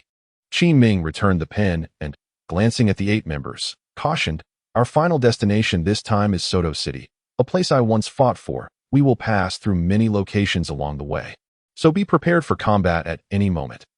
Outside, the environment is far more unpredictable than within the academy. The group nodded in unison, internalizing Qin Ming's words. Upon seeing Yihao, Qin Ming paused slightly. Xiao Hao, why do you look unwell? Are you feeling ill? The others turned to Yihao, who appeared pale, his lips pursed in a manner suggesting nausea. Xiao Hao, if I recall correctly, you tend to get car sick. Du Guyan reminded him. Yihao nodded awkwardly, cursing the carriage internally. His first carriage ride from Nodding City to the soul-hunting forest had spanned a day and a half, during which he had done everything inside the carriage. The Douluo Continent lacked modern transportation, and from that moment on, Yihao developed a profound aversion to carriages. Yi Lingling glanced at Yihao with a hint of concern, realizing he was genuinely unwell. Her cheeks flushed, she extended her delicate hand, gently resting Yihao's head on her lap, and began to stroke his hair with her fragrant hand. The others were taken aback, silently applauding Yihao's boldness. Impressive. Brother. As for Du Guyan, she looked in shock at Yi Lingling, struggling to reconcile this with the icy demeanor she had always known. Qin Ming coughed lightly, then picked up a book to read, occasionally glancing at Yihao, who was resting on Yi Lingling's lap. Good lad, if I had your boldness, I wouldn't have to worry about finding a wife and would not remain single. He resolved to have a chat with Yihao when he had the chance. Yihao, feeling elated, noticed the envious gazes of the others. Fellow men, Why must you all be so unremarkable? Sister Yen, is your father around? Yihao mumbled sleepily. Douluo Yen nodded. Yes, he's been in the Sunset Forest. I invited him to serve as an advisor to Heaven Do Royal Academy, but my grandfather is rather eccentric and only acts on his own interests. He may not even heed my words as his granddaughter. Why are you curious about this? Are you ready to pay homage to my grandfather? This remark left everyone astonished, their gazes fixed on the resting Yihao, each displaying envy. After all, Douluo Yan's grandfather was the renowned Douluo Bo, a poisoned Douluo famed across the continent, and being acknowledged by a title Douluo was exceedingly rare, let alone being accepted as a disciple. Unfortunately, the old poison master was known for his reclusive nature and peculiar temperament, making it nearly impossible to become his disciple. Many had attempted in vain. Ye Hao smiled faintly. I haven't considered that yet, Douluo Yen retorted. You waste my affections. I thought if you became my grandfather's disciple, we would be family, and I have been kind to you for nothing. Look at you, turning around and seeking comfort in Yi Lingling's embrace. However, this lad was indeed impressive, managing to elicit such a reaction from Yi Lingling. Was this the same Lingling I knew? Yi Lingling, don't misunderstand. I merely felt sorry for him, all alone and lonely. Yihao smiled slightly. Old poison. He glanced at Douluo Yen and quickly corrected himself.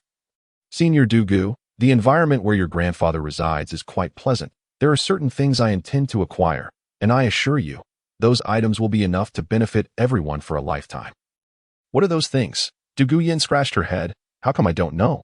Yihao shot her an exasperated look. If even the old poison master is unaware, how would you know? Douluo Yen. Rolling up her sleeves, she approached. 3 days without a beating, and the roof will come down. Realizing the situation was dire, Yihao swiftly leaped from Yi Lingling's lap, flung open the carriage door, and with a flutter of his 6-winged purple light wings, he took to the air just before Douluo Yen could reach him. Sister Yen, I'm going to drive you mad. Douluo Yen, you little chapter 34. Only monsters are accepted. Ordinary people need not apply. Heaven Do City. Heaven Do Imperial Palace. After a long day of meetings, Xue Qinghe felt utterly exhausted. She secured the windows and drew the curtains, ensuring no one was around, before pressing her immaculate hand against her face. A mask was quietly removed, revealing a flawless visage beneath, golden hair cascading down her back, her exquisite features reminiscent of an angel fallen to the mortal realm. With her true appearance restored, Qian Rinxu let out a deep sigh. Being a prince was no easy task. Indeed, being a prince is no easy task, as one is perpetually engaged in the affairs of state, often obliged to attend significant events, such as yesterday's attendance at the Tiando Royal Academy. The individual found himself curled up within the luxurious embrace of a golden silk quilt, lost in thought while gazing at the opulent ceiling above, ever since his encounter with Yihao yesterday. Xue Qinghe's mind was inexplicably drawn to that remarkably familiar visage. Qian Rinxu let out a deep sigh. Had Yihao already departed?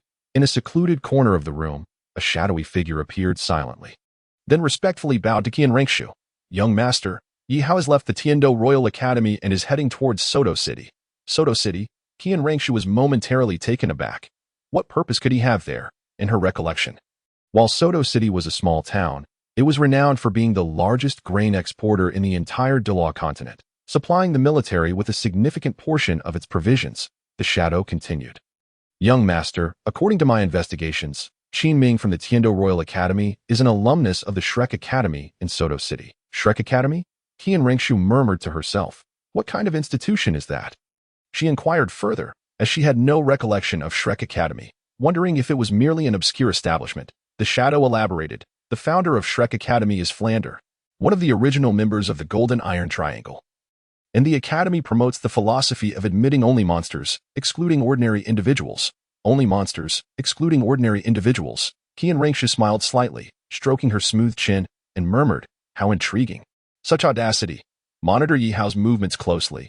Should there be any disturbances, inform me immediately. Upon finishing her command, the shadow bowed slightly and gradually faded from view. After the shadow's departure, Qian Rinxu slowly rose and stepped behind the curtain, her graceful figure becoming revealed as her garments slipped away. Simultaneously, far beyond Soto City, lay a desolate little village. This bleak location housed a solitary village, its entrance adorned with the 5 characters spelling Shrek Academy.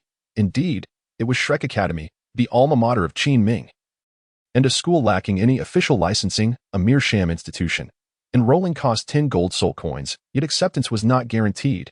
And if one was turned away, there would be no refunds. What difference was there from robbery?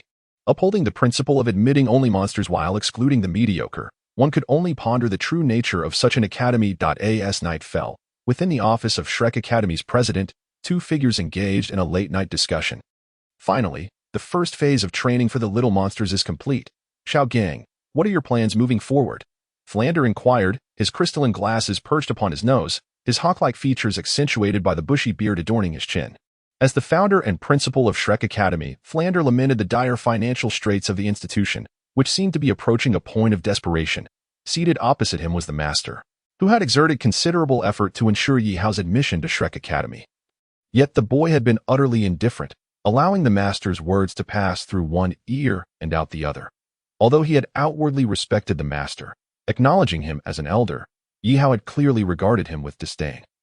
The master remarked, I plan to take them to the Soto Great Soul Arena in a few days. As Soul Masters, combat is indispensable. Flander's eyes brightened at this notion.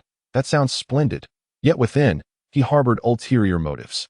Victories at the Great Soul Arena could yield considerable rewards in gold soul coins, and team battles could allow for lucrative bidding opportunities. Noticing the drool pooling at the corners of Flander's mouth, the master cleared his throat and added, Xiao San and Mu Bai should be reaching that level soon.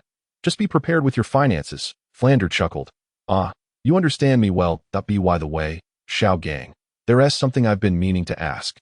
In your last letter, you mentioned that besides Tang San and Xiao Wu, 3 others were preparing to enter Shrek Academy. What about the last one? At this, the master's expression darkened, his hand unconsciously clenching. That child is named Yihao, a prodigy with innate full soul power and a martial soul of the Death Spider King. Previously, he attended the Nodding Junior Soul Master Academy alongside Tang San and the others. I had urged him to join Shrek Academy, but he was as stubborn as a mule, dismissing Shrek as a mere gathering of waste. Ultimately, he left the academy abruptly on the eve of graduation, a true lost cause. The master concluded with a scornful remark, leaving little regard for Ye Hao. Hearing this, Flander seethed with anger, pounding the table in frustration. Humph, what an ill-mannered brat. What is wrong with Shrek Academy? We have a top-notch training facility, an exceptional faculty, and my strategic prowess as the principal. Ye Hao must be blind. It's better he doesn't come here. If he does, I shall have Zhao Wujie teach him a lesson. The master waved his hand dismissively. Let us not speak of him anymore. The mere mention of him irks me. Xiao San has been progressing well, though it is unfortunate that his external spirit bone has yet to fully integrate with him. However, he should manage fine in daily use. Xiao San possessed considerable talent, and with his father being a titled Douluo, Shrek Academy had a formidable ally. Flander, pleased, propped his legs up on the desk, surveying the pile of gold soul coins in the drawer with a grin. The master shook his head, exasperated. Don't get too ahead of yourself. While Xiao San's father is indeed the Haotian Douluo, you must not forget that, should the Spirit Hall learn of Xiao San's identity, Shrek Academy may face dire consequences. I know. Rest assured, I have this secrecy down to a science. The master continued, the Continental Advanced Soul Master Elite Tournament is set to commence in a little over 2 years. Do you have any plans? At this, Flander fell silent. The prerequisite for participating in the Continental Advanced Soul Master Elite Tournament was to be affiliated with a legitimate Advanced Soul Master Academy. Institutions like Shrek Academy were unlikely to meet even the minimum standards. As the night deepened, after 2 days of travel, the Royal Combat Team finally reached their transit point en route to Soto City, Silv City. They would spend the night here before continuing their journey the next day. Ye Hao was assigned to share a room with Yu Tianheng, and as he sat alone on the balcony, he gazed at the bustling night market before him, a wave of longing washing over him. Tianheng has gone to find Yin Jie. Young couples truly have it good. Yet, I wonder where my destined partner may be? What a delightful anticipation as time wore on. Unable to sleep, Ye Hao decided to venture downstairs, knocking on the door of the room occupied by Yi Lingling and Du Guyan. Creak. Moments later, Yi Lingling opened the door. Surprised to see Yihao. There's something you need? She asked coolly. Ye Hao glanced around the room and inquired, are you alone? Is there a problem? Yi Lingling retorted, her tone indifferent. Yu Tianheng had gone on a private date with Du Guyan, leaving Yi Lingling alone in the room, both of them sharing a sense of being lost in the world.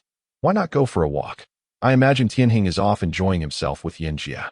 Yi Lingling rolled her eyes at Ye Hao, but since she was alone, she figured a stroll wouldn't hurt.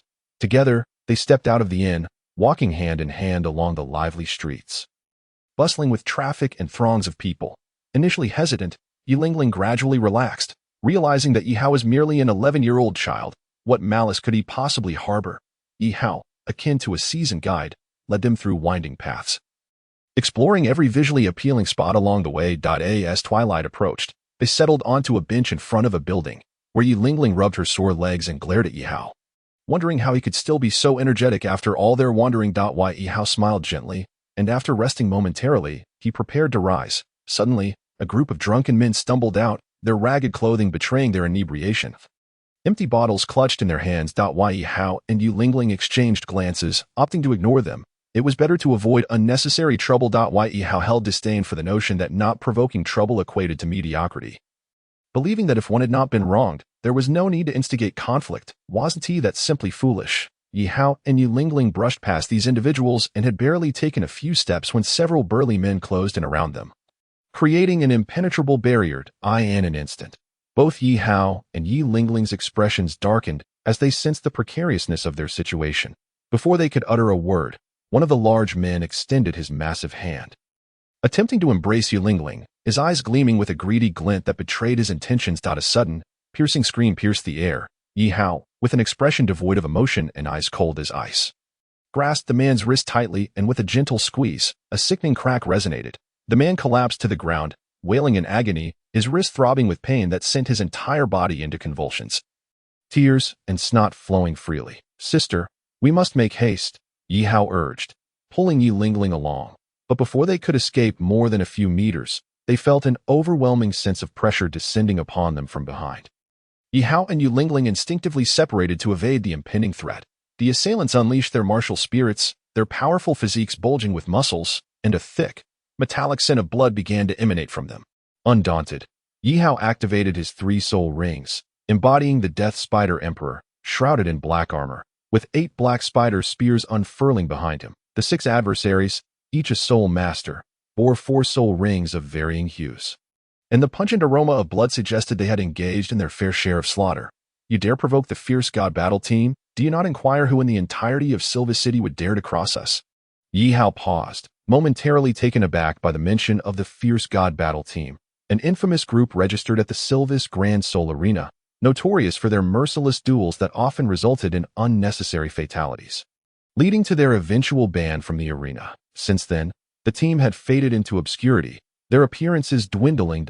In their last outing, they had been ruthlessly pierced by the Zhuge divine crossbow of the Shrek 7 monsters, rendering them permanently disabled. Yihao wiped his nose and surveyed the 6 menacing figures before him, including one writhing on the ground, lamenting the pain of the wrist Yihao had just broken, a sensation not easily borne. Of course, they had brought this upon themselves. Who invited them to set their sights on Yilingling? "Kid, hand over the girl beside you, and then take your own life, lest we be compelled to act," one of them arrogantly declared, his gaze involuntarily drifting toward the slender figure of Yilingling. Yihao inhaled deeply, initially intending to embody a benevolent persona, but given the circumstances, he decided to adopt a more assertive approach. 3rd soul skill, Spider Prison. No sooner had he spoken than the 3rd soul ring beneath his feet flared to life, and a black poisonous barrier materialized beneath the feet of the fierce god battle team, an acrid stench invading their senses and assaulting their brains. Following this, Yihao raised his right hand sharply, and black poisonous spider stingers erupted from the ground. Under Yilingling's astonished gaze, the stingers inevitably began to reap lives, blood gushing forth, staining the pristine ground crimson. Yihao remained unfazed, exhibiting an air of calm and composure. Inexplicably, perhaps influenced by his martial spirit, he felt increasingly exhilarated by the carnage, an ominous feeling creeping in.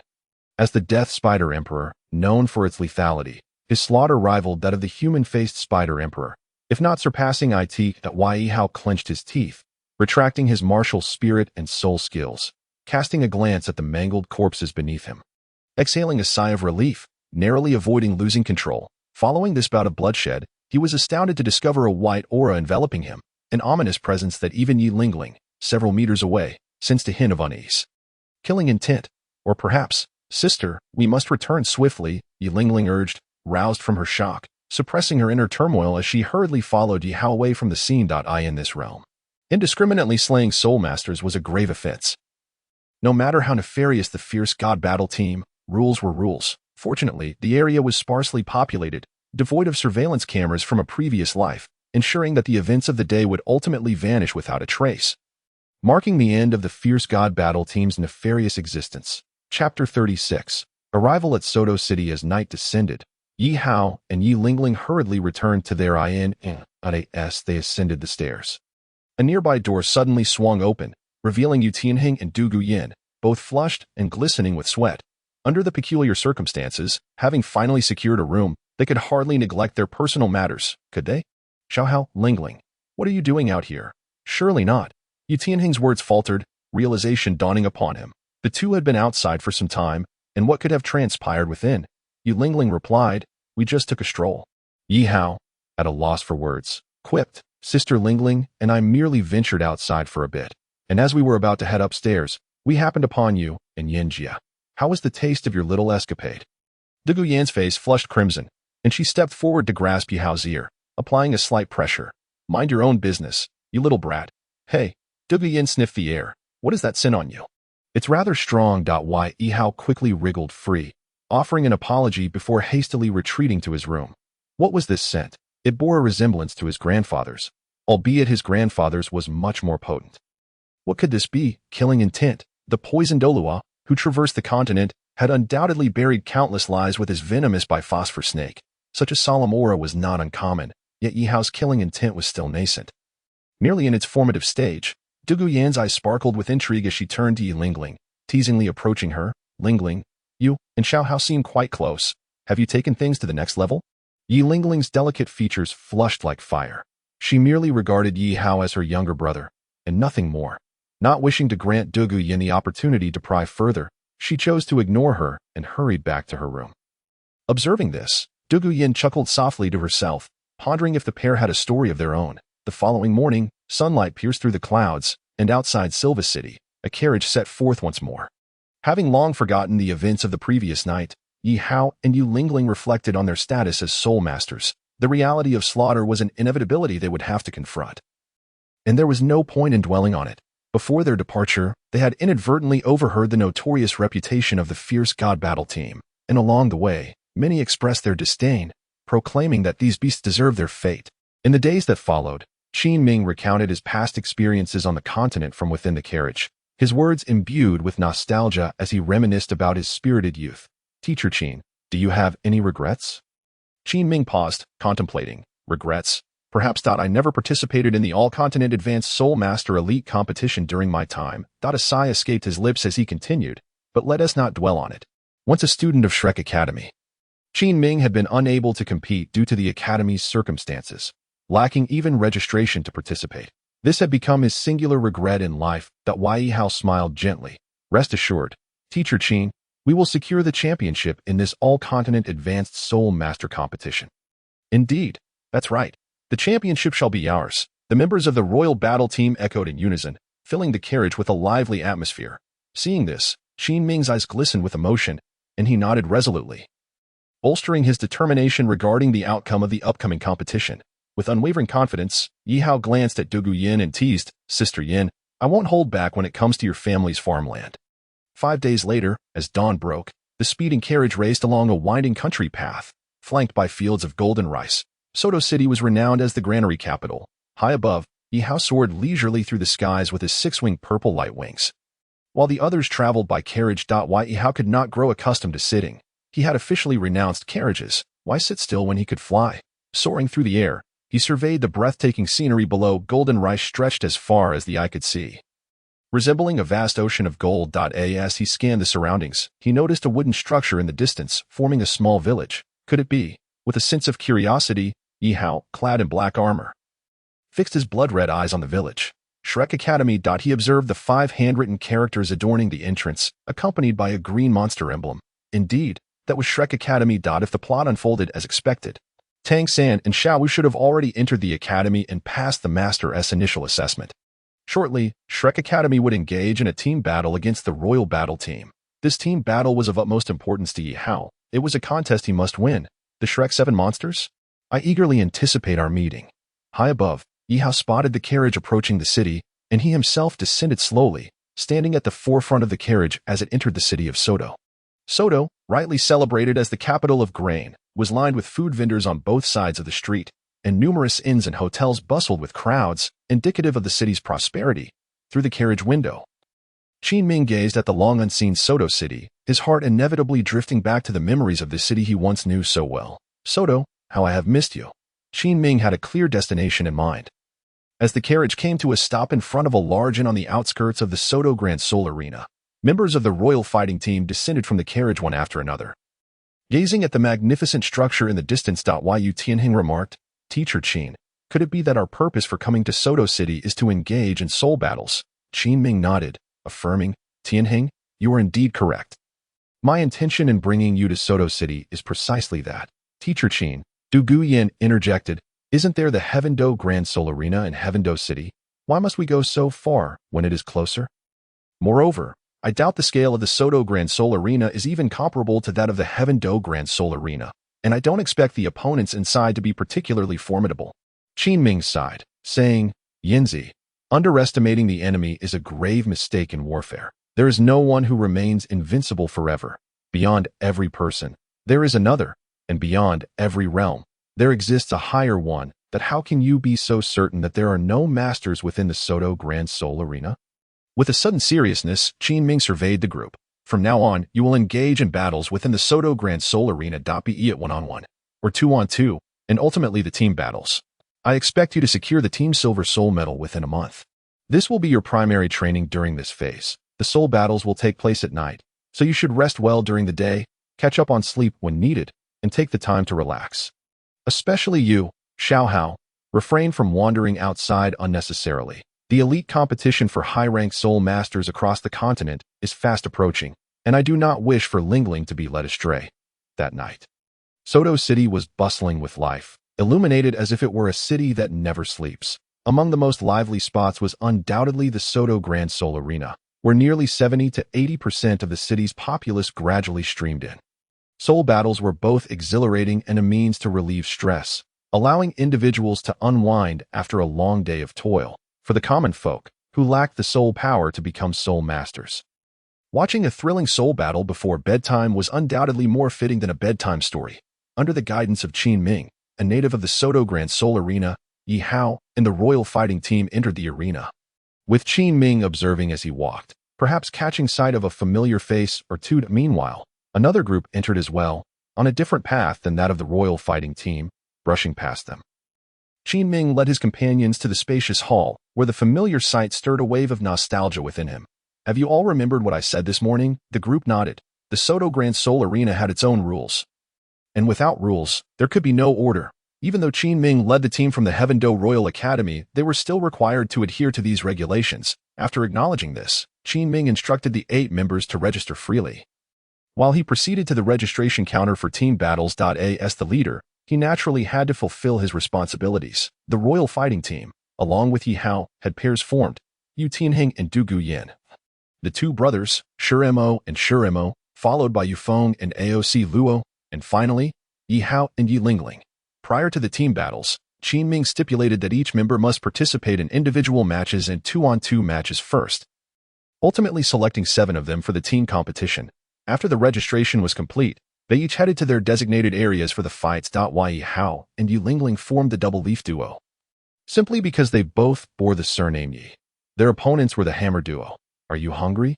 Yilingling inquired coolly, glancing at Yihao, who was indulging in food. Yihao wiped the grease from the corner of his mouth, grinning as he replied, Sister, aren't we about to engage in soul battles?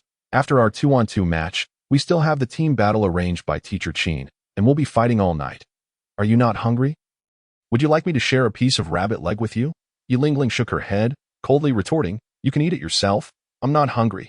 Why do you have such animosity towards rabbits? First the braised rabbit head at noon, and now the grilled rabbit leg. Yihao concluded his last piece of rabbit meat with conviction, stating, I simply love eating rabbit. Nothing more. At the registration desk of the Sodo Grand Sol Arena. Please register me for the team soul battle. You first, please. Qin Ming and a man in black with a buzz cut arrived simultaneously, speaking in unison. You go ahead, sir, Qin Ming offered, showing deference as a younger individual. The buzz-cut man, without pretense, stepped forward to hand his token to the attendant. Thank you. Are you here to register for the Team Soul battles as well? Qin Ming nodded, replying, Indeed, let us hope we do not encounter each other too soon. The buzzcut man's stiff face contorted into an unpleasant smile. The one who will lose is certainly you. All right. The attendant handed the metal plate to the man in black, who nodded slightly before leaving with his hands clasped behind his back. Observing this, Qin Ming could only shrug, bemused by the world's peculiarities. Is it common for someone to approach and declare their opponent's defeat without even a hint of courtesy? I would like to register for the Team Soul battle. Royal Fighting Team. The attendant took the metal plate and began typing swiftly. All right, sir. The Royal Fighting Team's match will be the final one tonight. Your opponents are the Rampaging Team, who possess the Iron Soul Medal. Qin Ming took the plate, murmuring, Rampaging Team? Do you have any basic information about them? Yes, sir, the attendant replied, retrieving a stack of documents regarding the Rampaging Team. Sir, is there anything else you need?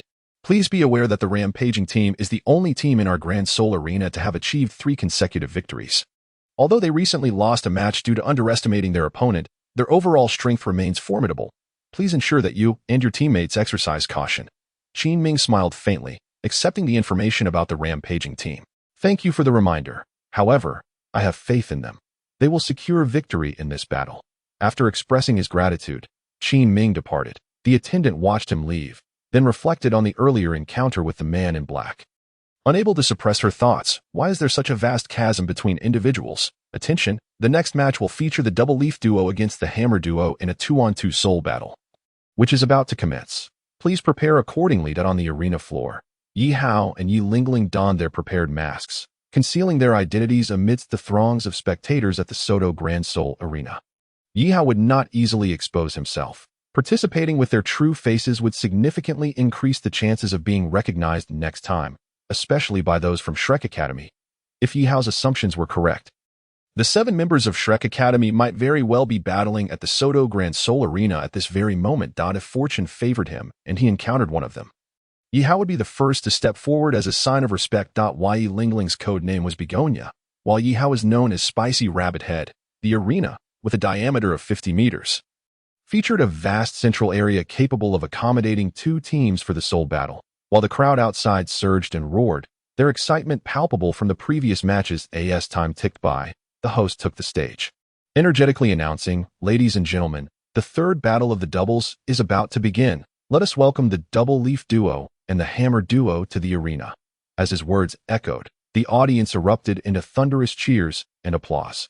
With all eyes upon them, the Hammer Duo made their entrance. 2 robust figures, siblings with identical martial spirits, the Shattering Hammer, ascended the stage, given that both Ye Hao and Ye Lingling were soul sovereigns. Their opponents were naturally of the same rank. Amidst the applause and cheers, the masked Ye Hao and Ye Lingling ascended the stage.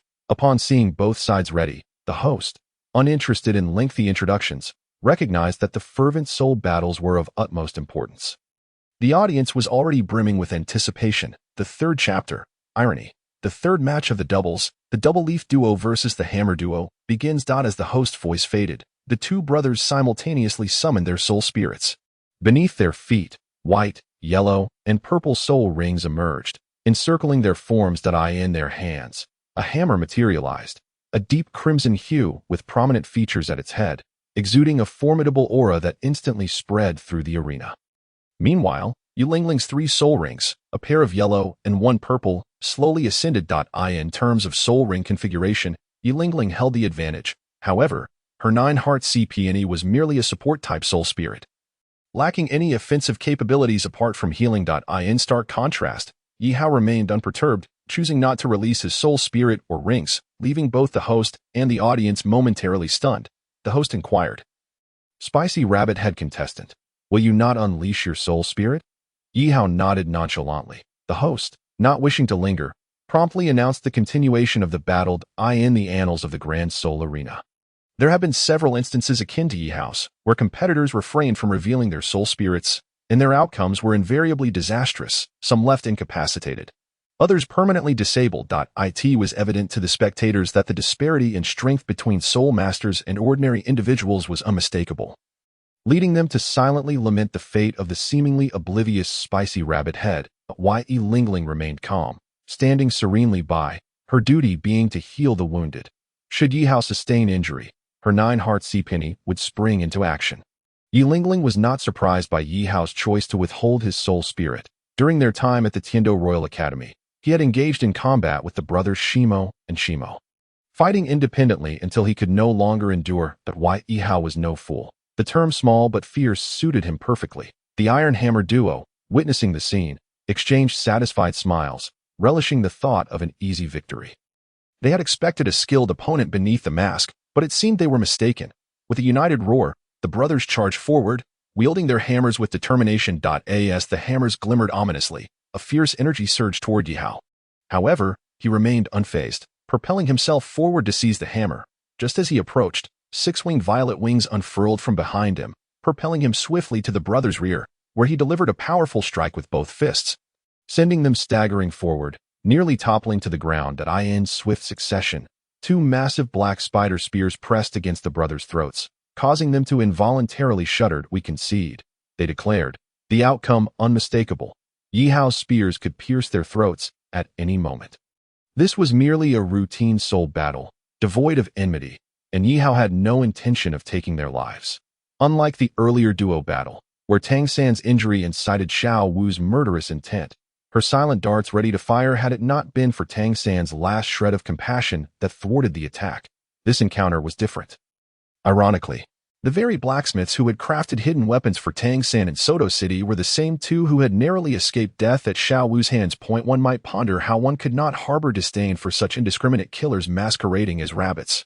Thus, the final fate of these rabbits is in your hands. In the arena, the host nearly dropped his jaw in astonishment, clearing his throat in an attempt to regain composure. He promptly announced, in the 3rd round of the 2 versus 2 soul battles, the W duo emerges victorious, accumulating 1 point and securing their first win. As his words echoed, the audience was left wanting more. They had anticipated a thrilling clash, only to witness a one-sided domination. Nevertheless, they offered their applause as Ye Hao and Yilingling exchanged glances before departing the arena, heading toward the resting area prepared by Qin Ming. Inside the resting room, Qin Ming perused the profiles of the members of the frenzied battle team. Arriving at a conclusion, he placed the documents on the table, awaiting the victorious return of the 8 fighters. With a soft click, the door to the resting room creaked open, and Ye Hao poked his head in, observing Qin Ming, who was silently waiting. "Teacher Qin, did I come in first?" Qin Ming was momentarily taken aback before breaking into a smile. "That I knew it was you. Come in, the opponents for your team battle have been decided." "Really?" Ye Hao's eyes brightened as he approached Qin Ming, seizing the documents from the table for a quick glance. "Frenzied battle team? Timing is everything. I am quite confident in defeating them." Had the first match been against the Shrek 7 monsters, Ye Hao might have taken it seriously, but their upcoming opponents were the frenzied battle team, and he felt assured. Qin Ming looked at Ye Hao with a smile. "You seem quite cheerful. Do you believe you can triumph over the frenzied battle team?" Ye Hao, brimming with confidence, patted his chest and replied, "Absolutely. I took a brief look, and aside from their support-type Soul Master, the rest are Beast-type Soul Masters, all at level 35. Our royal battle team surpasses them significantly." Qin Ming chuckled wryly. "Be cautious not to underestimate them. Although their overall strength is modest, you must not allow that support-type Soul Master to unleash her 3rd soul skill. Otherwise, it could spell trouble." After a brief wait, the remaining 6 members of the royal battle team returned one after another, their spirits high after a flawless victory that night. The next step was the team battle, with Qin Ming continuously offering reminders, while Ye Hao, lost in thought, greeted Qin Ming and left the resting room alone. As night approached, the Grand Soul Arena remained bustling with activity. The arena was divided into 3 categories: 1-on-1, 2-on-2, and team battles of 7 versus 7. Among these, the team battles were the most intense, and this time of night attracted a large crowd. Next up, we invite the Shrek 7 monsters to the stage. Just as Ye Hao was about to leave, he heard the announcement nearby. The Shrek 7 monsters, it was indeed them. Donning his mask and merging with the throng, Ye Hao made his way to the battleground of the Shrek 7 monsters. Since the royal battle team's match against the frenzied battle team was the final one, Ye Hao had ample time to observe the Shrek Academy's fight. The team battle arena was vastly different from before, accommodating thousands of spectators. Following the Shrek 7 monsters' earlier victories, the audience had swelled, prompting Ye Hao to find a secluded spot to better observe the movements of the 7 fighters. Chapter 39. The Green Tea Rabbit Shrek 7 Monsters. Shrek's 7 Monsters. Shrek's 7 Monsters. The earlier victories had garnered the Shrek's 7 Monsters a measure of popularity, especially after their recent triumph over the formidable Frenzied Battle team, propelling them to great heights. Ye Hao settled into a prime viewing position, his masked face keenly focused on the combatants as the host arrived. The atmosphere became electrified, the excitement palpable even before the battle commenced. Please welcome both teams to the stage. As the host's words faded, both teams of 7 entered the arena, with the Shrek 7 Monsters facing a rather ordinary soul battle team composed of 6 men and 1 woman. On the opposing side, 7 masked figures, clad in an array of colorful attire, stepped onto the battlefield, 4 men and 3 women. Ye Hao immediately recognized Tang San and Xiao Wu, even with their masks. The distinctive scorpion tail braid of Xiao Wu and Tang San's 24-bridge bright moon at his waist were unmistakable identifiers. Yihao scrutinized the scene, identifying the leader as Dai Mubai, whose striking golden hair stood out, exuding a commanding presence despite the mask. Beside him was likely Oscar, and the stout figure was undoubtedly Ma Hongjun. The 2 girls were unmistakably Zhu Zhuqing, her figure strikingly mature for her purported 12 years, and the last girl was certainly the little witch Ning Rongrong from the 7 Treasures, Glazed Tile School. Having confirmed the identities of the Shrek 7 Monsters, Yihao began to focus on the unfolding battle. Amid the surrounding din, he frowned as both sides exchanged barbs. The banter escalating point, one opposing Soul Master had the audacity to gesture rudely at Xiao Wu, prompting an involuntary tightening of her fists, with Tang San's eyes narrowing dangerously. Seeing this, Yihao silently mourned for the offending Soul Master. Brother, why provoke them? As the battle commenced, Tang San unleashed his blue silver grass, swiftly taking the initiative. Following this, Xiao Wu leaped forward, her 3rd soul ring illuminating as she activated her soul skill. Instantaneous movement. The rabbit's target was clear, the one who had previously insulted her. Under the amplification of Ning Rongrong's 7 treasure glazed tile, the rabbit's speed reached a level imperceptible to the naked eye. She swiftly dashed behind the individual and amidst the astonished gaze of tens of thousands of spectators. First spin her waist, then used her scorpion-tailed braid to toss him into the air, culminating in a fatal 8-section throw. The sound of bones dislocating echoed faintly, and Xiao Wu's strike was exceedingly ruthless. Yihao had understood this long ago at the Notting Junior Soul Master Academy. In the final moments, Tang San did not forget to employ blue silver grass, wrapping the individual in midair before violently hurling him down from the stage. It is worth noting that the entire fighting arena was elevated, with steps leading up to the platform, a distance of at least 5 meters from the stage to the ground below, effectively throwing the individual directly down. Witnessing this, Yihao's gaze hardened slightly. Was this still a soul fighting competition? What distinguished it from murder? Likewise, due to the childhood pact between Tang San and Xiao Wu, you are my sister. No one can harm you. Their naive perspective blinded them to the feelings of others, convinced of their righteousness, believing that no one could harm one another, inflicting harm upon each other, or insulting both parties. The individual and the deceased from Notting City served as the best evidence. Yihao's expression remained calm as he observed the free soul master being dragged off stage. Such was the nature of soul fighting, where strength dictated everything. If one could not withstand the blows, they were destined to be struck down, a timeless law. The battle swiftly concluded, and upon the soul fighting platform, only the Shrek 7 Monsters remained standing. While the opposing 6 lay sprawled on the ground, the scene of bloodshed sending chills down one's spine, alongside the one who had been carried away prematurely, likely destined to suffer greatly in life.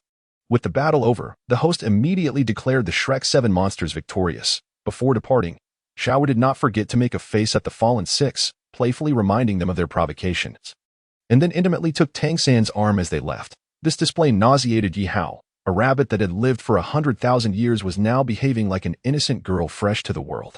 Was this not a mockery? No. Tonight he must indulge in several more spicy rabbit heads to soothe his vexation. As the battle concluded, Yihao intended to depart, but felt a sudden urge to follow the Shrek 7 Monsters to glean insights into this so-called Shrek Academy and its true nature. Yihao concealed his presence, his face shrouded by black armor, trailing behind the Shrek 7 Monsters until he arrived at their resting quarters. Utilizing his 6-winged purple light wings, he lifted himself off the ground, ensuring no one was around, and focused his gaze on a nearby ventilation shaft, through which he could observe their every move. He saw Ma Hongjun remove his mask, revealing his plump cheeks, his eyes resembling sesame seeds as he sat on the sofa. His gaze occasionally fixated on Zhu Zhuqing's alluring form.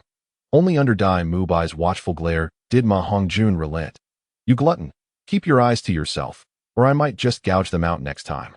Dai Mubai scolded with a laugh, to which Ma Hongjun responded with a lewd grin before shifting his attention elsewhere. Zhu Zhuqing maintained an indifferent demeanor, her cold aura slightly subsiding. Her personality mirrored that of Yi Lingling, preferring tranquility over chaos.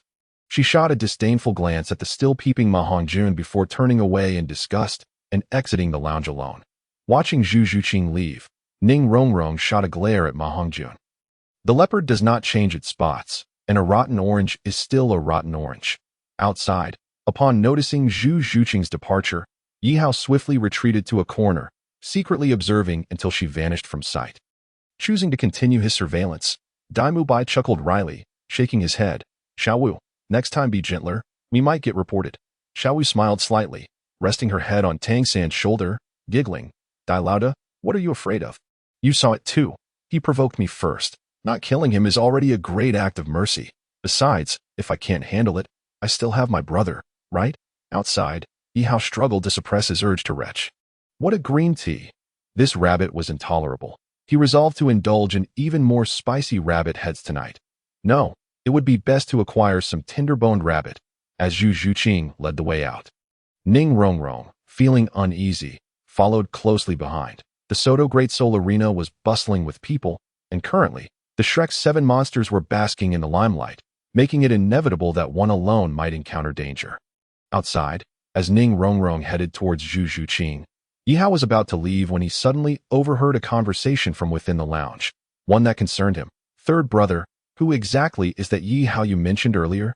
Why do you dislike him so much? Ma Hongjun casually inquired. Upon hearing the name Yihao, Xiaowu's expression abruptly shifted, glaring fiercely at Ma Hongjun as she angrily retorted, You fat pig. Why bring him up? Are you looking for a beating? For Xiaowu, her impression of Yihao is far from favorable. From the first time he had locked her throat, humiliating her before everyone, to the years that followed where Yihao showed her no mercy, even eating rabbit heads in front of her. Specifically the 10-year tender-boned variety he had hunted in the forest, each instance had irked her greatly. There was little she could do, as she simply could not match Yihao's strength. In such situations. Tang San would undoubtedly be unable to tolerate it. If it were anyone else, 100 deaths would suffice. Yet Yihao is Yihao, due to the master's previous admonition to avoid conflict with him. Tang San had endured all this time. Tang San narrowed his eyes, voicing his grievances. That was 3 months ago. 3 months ago, just days before graduation, the master sought me out specifically to encourage me to apply to Flinder's Shrek Academy. My talent was evident, and attending Shrek Academy was the master's intention. I did not oppose it, and as Xiaowu and I are now siblings, we naturally would go there together. Yihao, you are about to graduate. Gather your things and prepare to head to Shrek Academy. In a few days, you will set out with the others, the master declared, hands clasped behind his back, a confident smile gracing his features. With Yihao and Tang San's inclusion, he believed Flinder would be overjoyed. Yihao was well aware of what Shrek Academy entailed. A deceptive institution without a business license, a place where one would suffer and be forced to coexist with those he despised most. Just the thought of it sent shivers down his spine. Master, what is your relationship to me? Yihao asked expressionlessly. The master was taken aback. I am your teacher. What is the matter? Your teacher? Yihao scoffed, his laughter inadvertently provoking Tang San's ire. The master was Tang San's mentor. Both he and Tang San were traversers from different worlds, hence their differing perspectives. For Tang San, the master was akin to a father figure, embodying the saying, once a teacher, always a father. Yihao's jest was undoubtedly a path to self-destruction. Unbeknownst to him, during their first expedition to hunt soul beasts, his near exposure had prompted thoughts of eliminating the master to safeguard his secrets. Two-faced, but to Yihao, the master was merely an ordinary person, neither his teacher nor anyone significant. The strength Yihao possessed today was the result of his own relentless efforts, with no ties to the master. The so-called worldly views merely constrained him, let alone the master's authoritative tone, as if implying Yihao had no choice but to attend Shrek Academy. Why are you laughing? The master seemed to realize something was amiss. Master, as the saying goes, a forced fruit is not sweet. I have never heard of Shrek Academy, and you need not persuade me further. If there is nothing else, I shall take my leave, Yihao said. Turning away without a backward glance, the master bit his teeth in frustration, powerless to change Yihao's mind. He was as stubborn as a bull, Moreover, for reasons unknown, the master had an unsettling feeling that Yihao was always going against him. Yihao's earlier conduct had undoubtedly crossed Tang San's bottom line. However, the master had previously stated that Yihao must not be touched. Otherwise, the entire Nodding Junior Soul Master Academy would face dire consequences. Thus, Tang San was bound by this condition, rendering him powerless to act against Yihao. Why was that? It was because Yu Shaojiang believed Yihao to be akin to her son, with people from the spirit hall lurking in the shadows. If anything unfortunate befell Yihao today, it would not only be his demise but also the ruin of the entire Nodding Junior Soul Master Academy, and even Nodding City would face calamity. No one could withstand her wrath. Thus, Yihao openly embarrassed the master, which is also the reason for Tang San's hatred towards him. Returning to reality, in the Shrek 7 Monsters Lounge, Dai Mubai slammed the table fiercely, causing the round table to shatter into pieces. This Yihao truly does not know what is good for him. What is wrong with our Shrek Academy? He looks down upon us. Just wait. If I encounter him again, I will let him witness the might of my evil eye white tiger, Dai Mubai, and me. Ma Hongjun patted his chest, the slight fat on his stomach jiggling. Boss Dai. Count me in. If he dares to look down on our Shrek, I, the fatty, will be the first to step up. Outside, Yihao, wearing a mask, revealed a strange smile at the corner of his mouth. And unbeknownst to him, a small notebook had appeared in his hand. Shrek Destruction Plan. Yihao closed the notebook, contemplating destruction and division of Shrek, with the first step being to strike at their internal unity one by one. He glanced at the spot where Zhu Zhuqing and Ning Rongrong had parted ways, smiled slightly, and then followed after them, in the vast Dawn Hall. It was now time for the team battles to commence. And most people were engrossed in watching the fierce group fights, completely ignoring the two stunning young ladies seated in the hall. Zhu Zhuqing removed her mask, revealing her beautiful visage and voluptuous figure, which was striking. Ning Rongrong also took off her mask as the battle had ended, and given the sparsely populated place, there was no longer any need for a disguise. Zhuqing, don't be angry. That fatso is just like that. When we return, I'll help Xiaowu deal with him. Zhu Zhuqing sighed softly and asked, Rongrong, what do you think of Shrek Academy? Ning Rongrong responded, why are you asking this all of a sudden? Zhu Zhuqing shook her head in confusion and said, it's nothing. I just wanted to ask. After 3 months of trials and tribulations, she had developed a new understanding of Shrek Academy. The academy was indeed a good one. But what kind of people were within? They had terrible tempers and were quick to resort to violence. Zhu Zhuqing glanced at her own devilish figure and shook her head helplessly. She didn't want this either. Chapter 41. The First Step, Division. Shrek is nothing but a fraudulent academy. Who, too, upon hearing this, Ning Rongrong and Zhu Zhuqing turned their heads in unison to see Yihao, masked, slowly approaching. Who are you?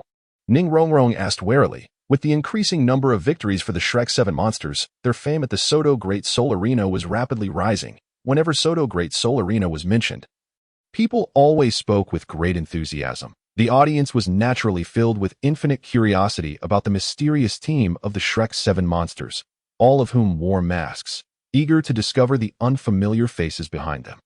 Due to the master's earlier words, entry into the Soto Great Soul Arena required wearing masks. Firstly, to avoid unnecessary misunderstandings, and secondly, for some special reasons. Tang San's identity was always a ticking time bomb, akin to a silent yet astonishing revelation. Seeing that there was no one around, Ning Rongrong and Zhu Zhuqing removed their masks, only to realize that their true identities had been discovered by this masked stranger before them. Uncertain of the masked man's intentions, they chose to keep their distance and quickly put their masks back on. For a moment, the atmosphere around them grew somewhat tense.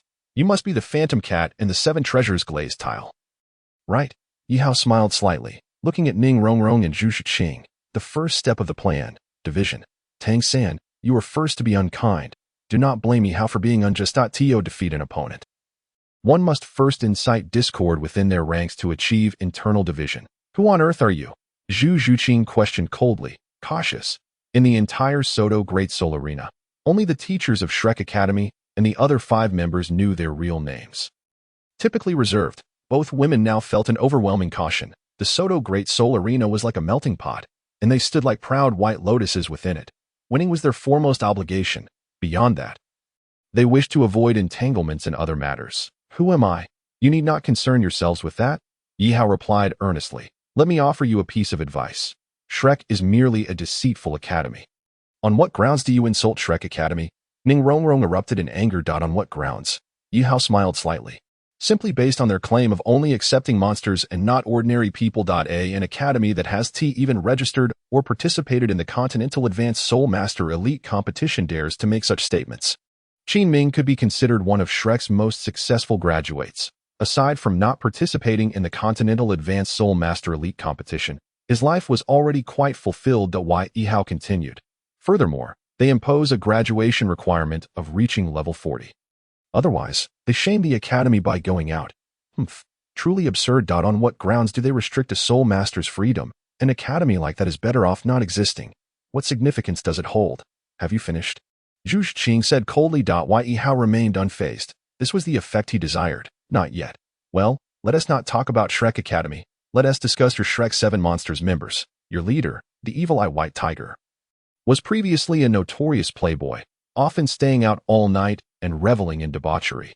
That was merely his standard operation. This remark. Zhu Zhuqing's defenses crumbled, her charming face darkening beneath her mask, and a chilling aura emanated from her.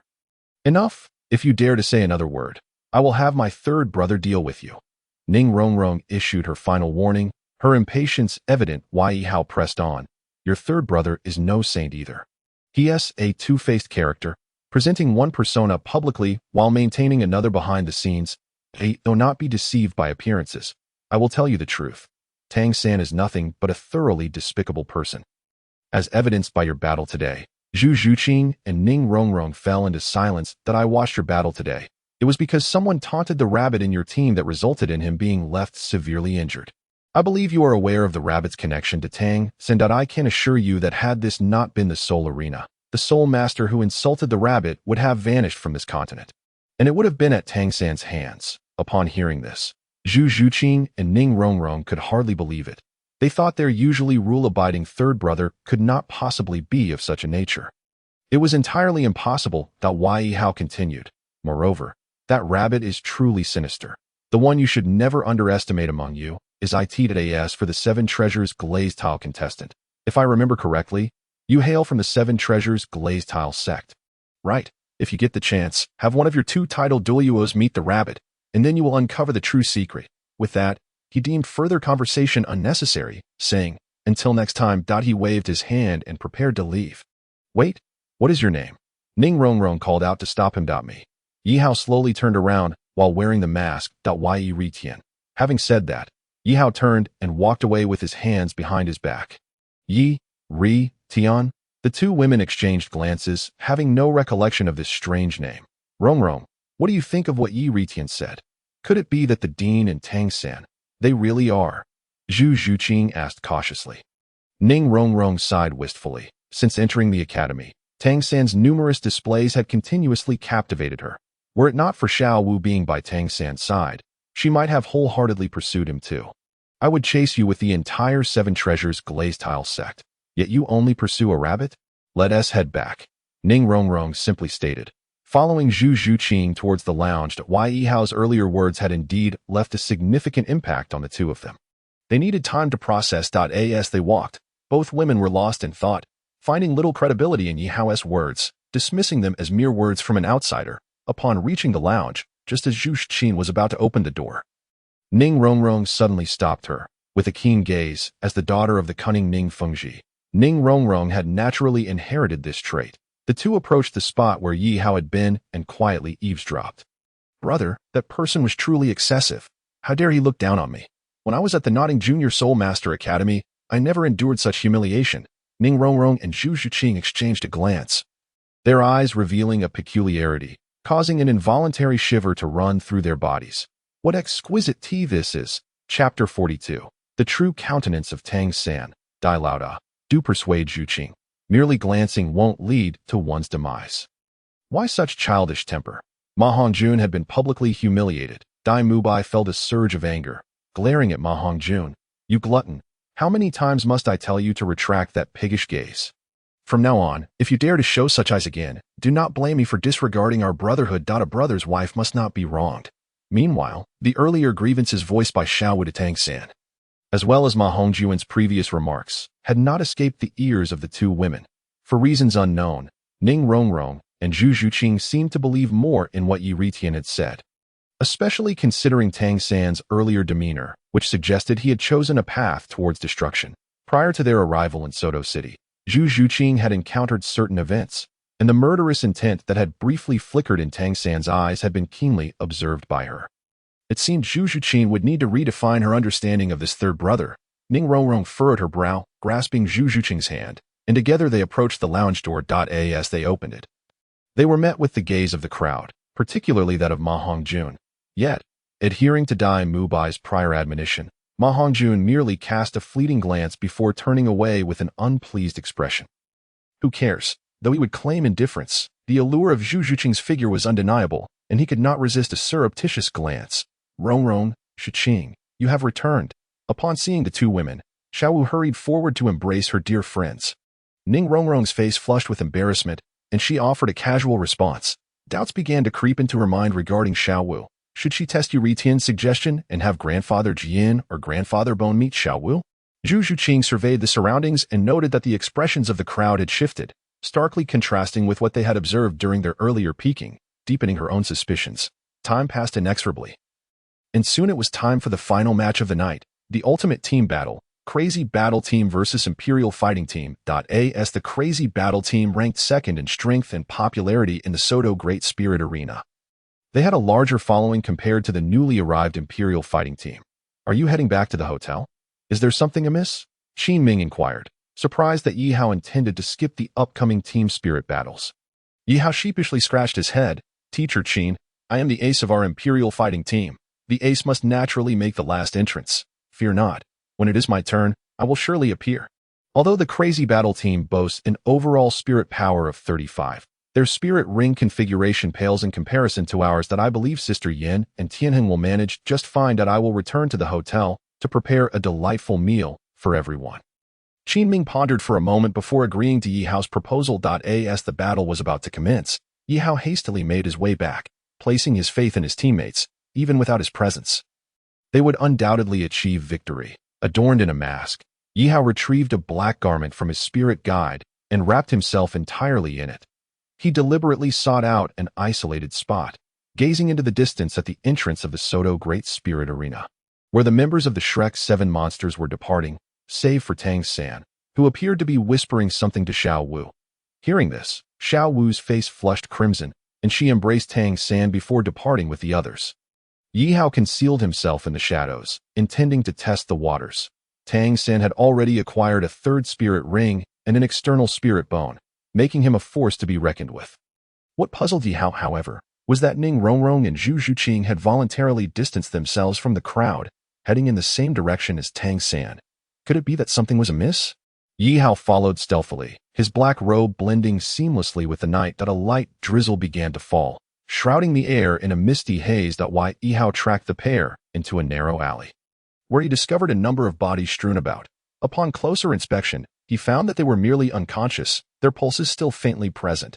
Yet, judging by their attire, weren't they from the team that had clashed with the Shrek 7 monsters earlier? Those two-faced scoundrels. Cursing under his breath, Ye Hao pressed on, an unsettling premonition gnawing at him to the alley's end. He beheld Tang San shedding his disguise, brandishing a glimmering silver dagger, the rain relentlessly cascading upon it, splitting the air with its descent. Who are you? Why do you seek to kill me?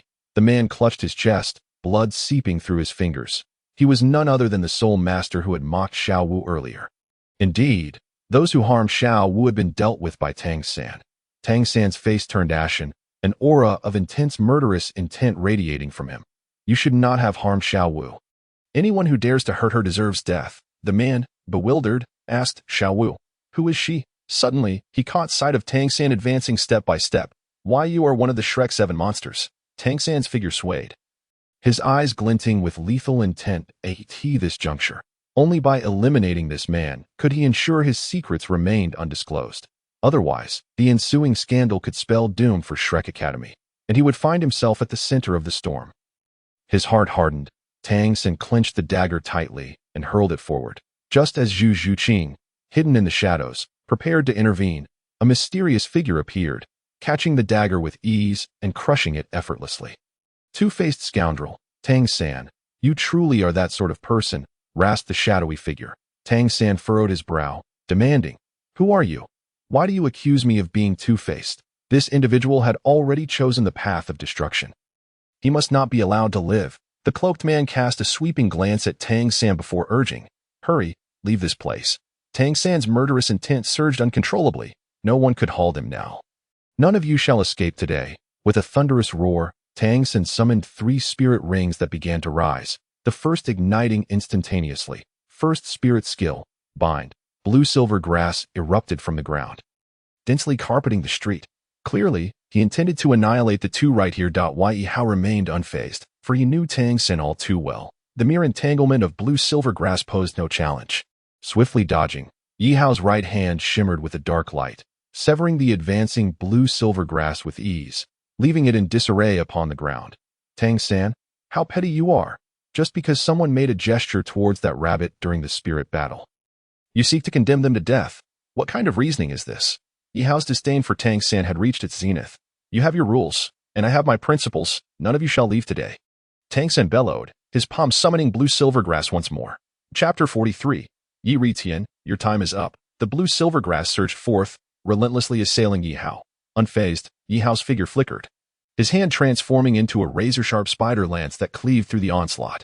Throughout this encounter, Yihao concealed his identity, even while employing the spider lance, deliberately shrouding himself in black garb. Tang San was far too cunning. Only officials are allowed to start fires, while commoners must not light lamps. "Tang San, is it only permissible for you to provoke others while forbidding them from retaliating? What kind of logic is that? You are, without a doubt, the most despicable person I have ever encountered." Yihao continued his relentless assault, while Tang San gritted his teeth, feeling a wave of frustration swell within him, a torrent of murderous intent flooding his senses. In that moment, anger enveloped Tang San. The 8 spider lances unfurled behind him, and his eyes glowed a furious red. Glimmering dark light flickered around his left hand, as his 3rd spirit ring ignited in sequence, conjuring a massive web woven from blue-silver grass. Tang San's 3rd spirit skill, Spider Web Bind. Originating from a 1,000-year-old human-faced demon spider, the web contained venom and was imbued with lethal poison. Clearly, Tang San's murderous intent was palpable. Under Yihao's watchful gaze, a pitch-black hammer materialized in his hand, raised high above his head, and brought down with tremendous force. That moment, the man was paralyzed with fear. He had merely gestured rudely at the girl named Xiao Wu, yet here he was, facing a death sentence. Why was this happening?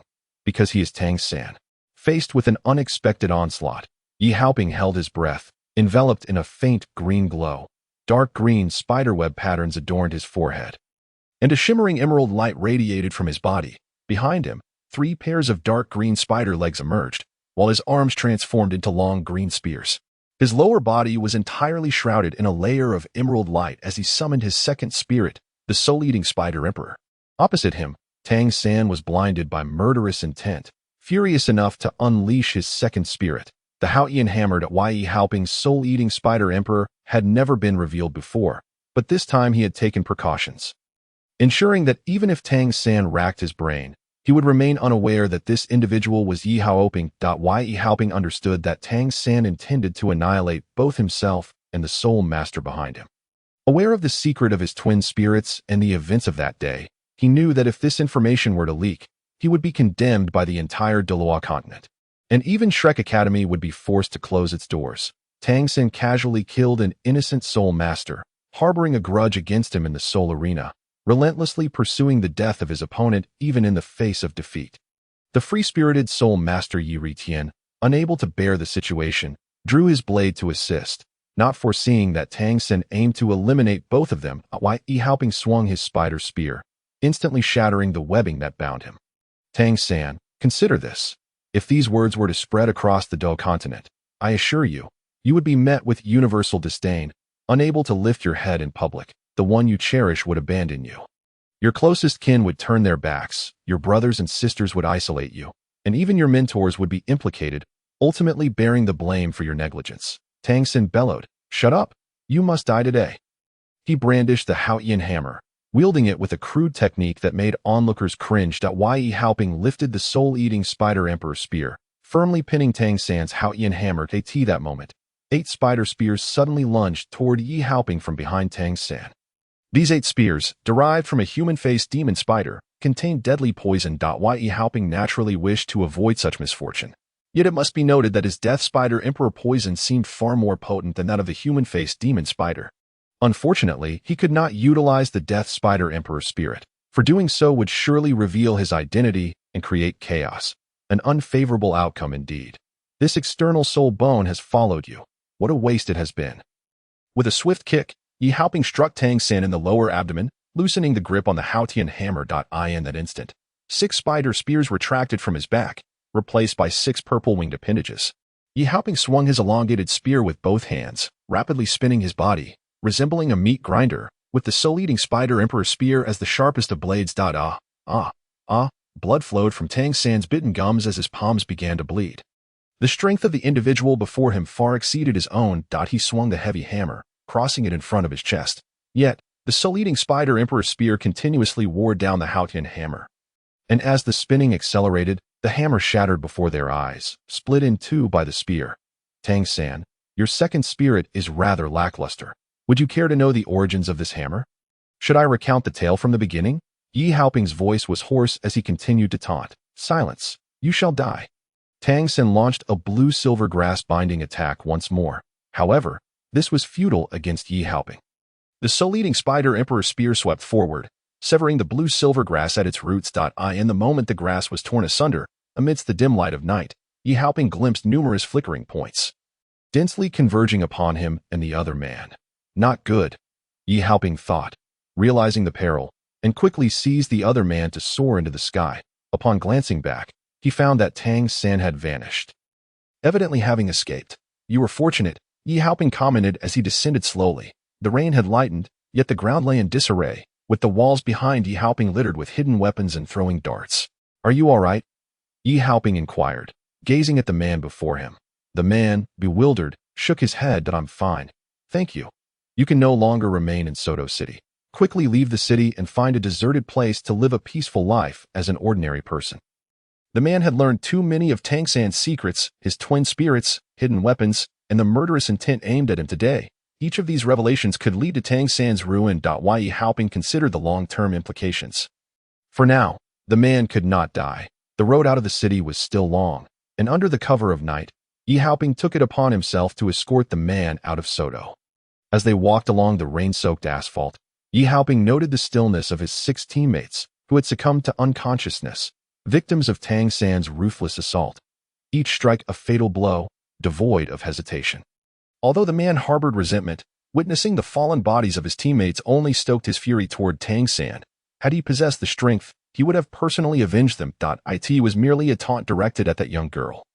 Yet he had been beaten to a pulp, dragging his teammates down with him. Ye Hao escorted the man toward the outskirts of Soto City.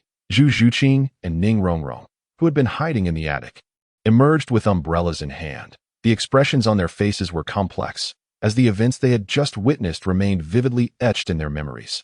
Tang San. He is truly a fickle and duplicitous scoundrel. I have foolishly called him third brother all this time. Today has truly opened my eyes, Ning Rongrong exclaimed, her voice laced with indignation.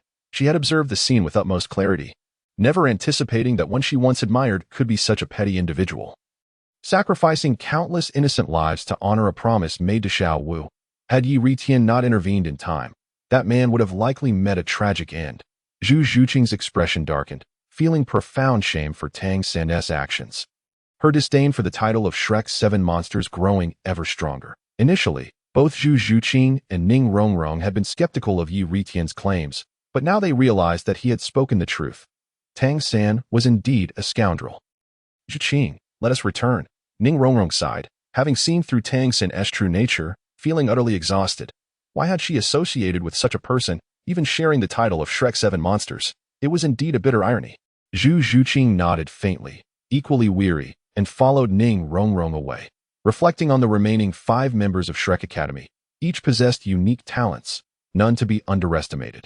Within the Soto Great Soul Arena, the fierce battle between the Frenzied Battle Team and the Imperial Battle Team had reached a pivotal moment.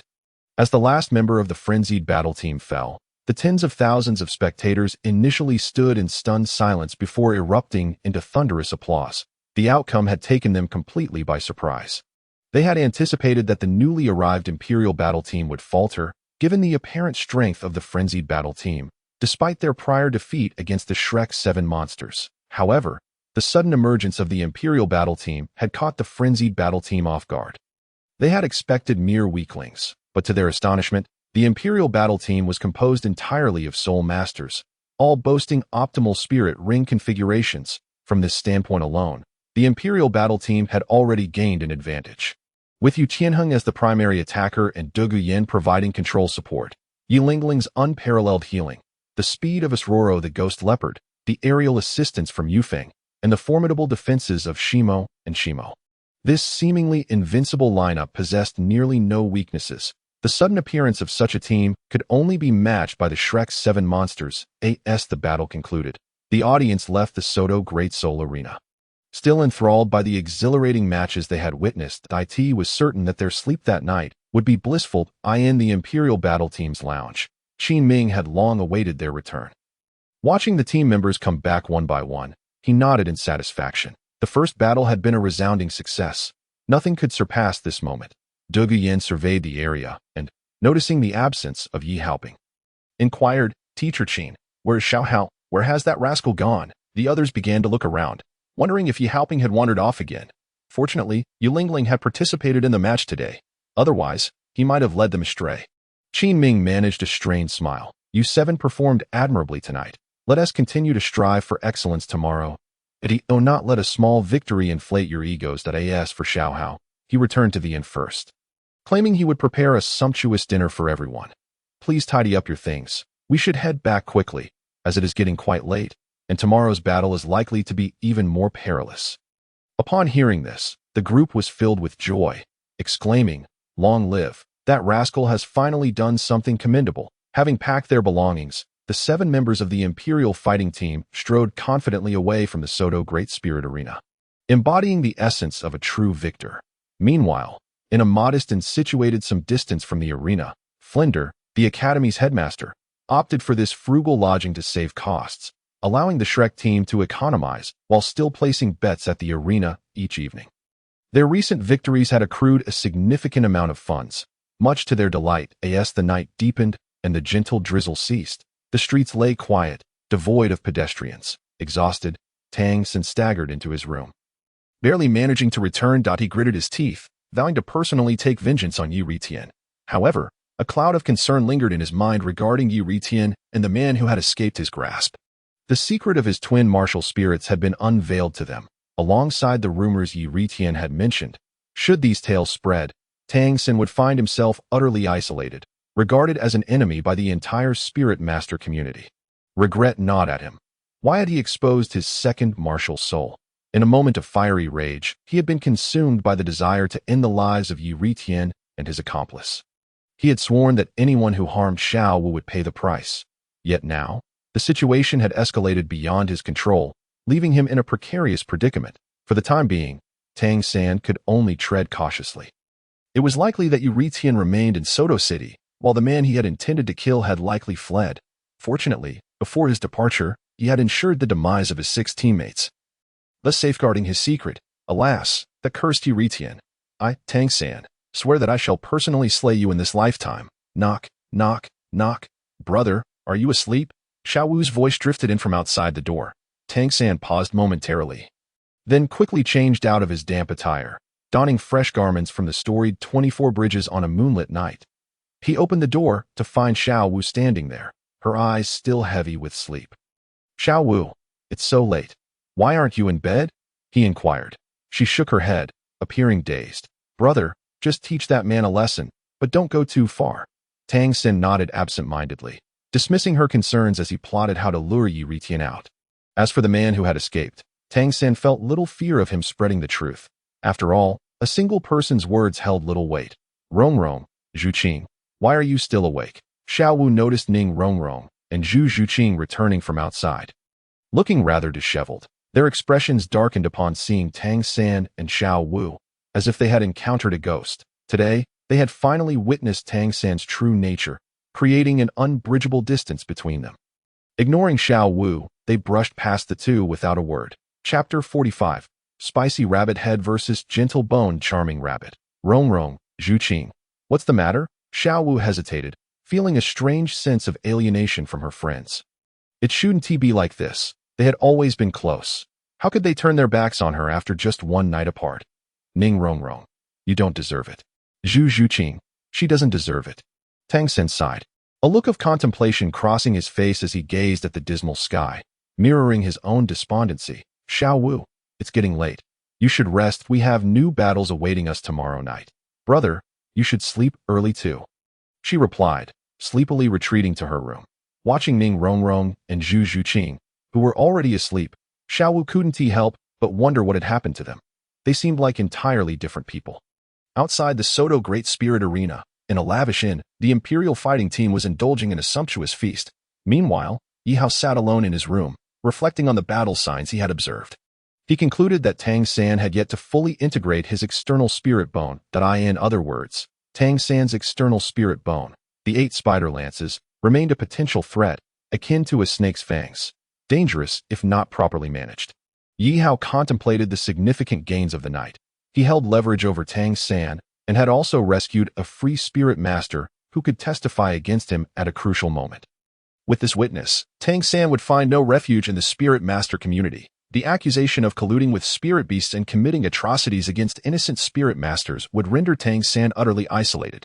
The nights had been restless, alternating between resting in his inn during the day and engaging in spirit battles at the arena by night. Recently, Yihao had participated in a few one-on-one matches and partnered with Yilingling for some 2-on-2 contests. Accumulating sufficient points. As for Qin Ming, he had his own plans. Yihao is the true ace, and he wouldn't easily reveal his trump card in ordinary matches. In the resting room, Qin Ming smiled as he reviewed the Shrek 7's profiles.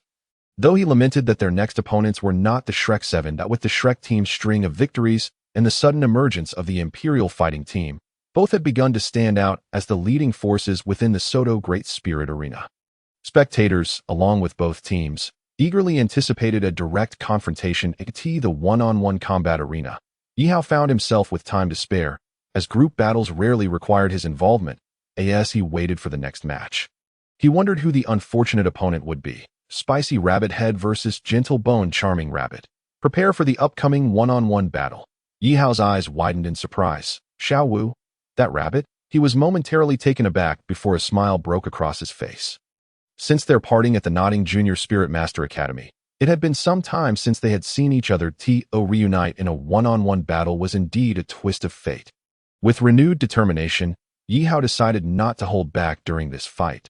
He removed his mask, revealing his true face. Wearing it had lost its significance. He had donned the mask to remain inconspicuous. Yet Ning Rongrong and Zhu Qing would undoubtedly recognize its owner, as he had worn it when they last met. However, he realized he could not afford to reveal himself. Just why to prepare for this battle. Yihao returned to the resting room to borrow a mask from Yilingling. Meanwhile, in the Shrek 7's resting room, the aftermath of Tang San's confrontation with Yuri Tian had not gone unnoticed. Ning Rongrong and Zhu Qing had observed the entire affair and chose to isolate Xiao Wu ever since. They had moved into a separate room, deliberately distancing themselves from her.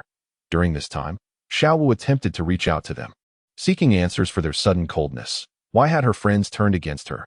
Were they not supposed to be good sisters? Yet, every time she sought them out, she was met with a single response. Please maintain a safe distance from us. They feared that if they inadvertently hurt Xiao Wu, her protective brother would retaliate. Attention, Gentle Bone Charming Rabbit. The one-on-one battle is about to begin. Please be prepared. Your opponent is Spicy Rabbit Head, the announcement echoed. Ning Rongrong stifled a laugh, reveling in the prospect of watching her former friend face adversity. The pairing of Gentle Bone Charming Rabbit and Spicy Rabbit Head was a perfect match, especially since Xiao Wu's martial spirit was a rabbit.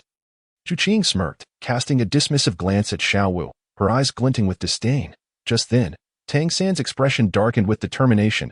He had sworn that anyone who harmed Xiao Wu would pay dearly, regardless of their identity. Spicy Rabbit Head, just wait. If Xiao Wu deals with you herself, I want to intervene. But if she suffers even the slightest harm, I will ensure your demise. Understood? Yihao affirmed. As time passed, the moment for the battle between Spicy Rabbit Head and Soft-Boned Enchanting Rabbit rapidly approached. Soft-Boned Enchanting Rabbit was one of the members of the Shrek 7 Monsters. In recent days, the Shrek 7 Monsters had continued their streak of victories. Wherever Shrek was present, throngs of spectators gathered. creating a sea of humanity, their presence overwhelming. It was clearly a prime location for embarrassment. The entire Shrek team sat in the audience, each lost in their thoughts. Tang Sen harbored a flicker of murderous intent. Should Xiao Wu suffer any harm, he would not hesitate to take action himself. The Soul Arena operated under its own set of rules, and the intricate powers behind it left no room for Tang San's recklessness. Dai Mubai, Ma Hongjun, and Oscar, on the other hand, adopted a spectator's mindset, amused by the name chosen for the opponent. Was it not blatantly mocking Xiao Wu? Only Zhu Zhuqing and Ning Rongrong remained in the same camp.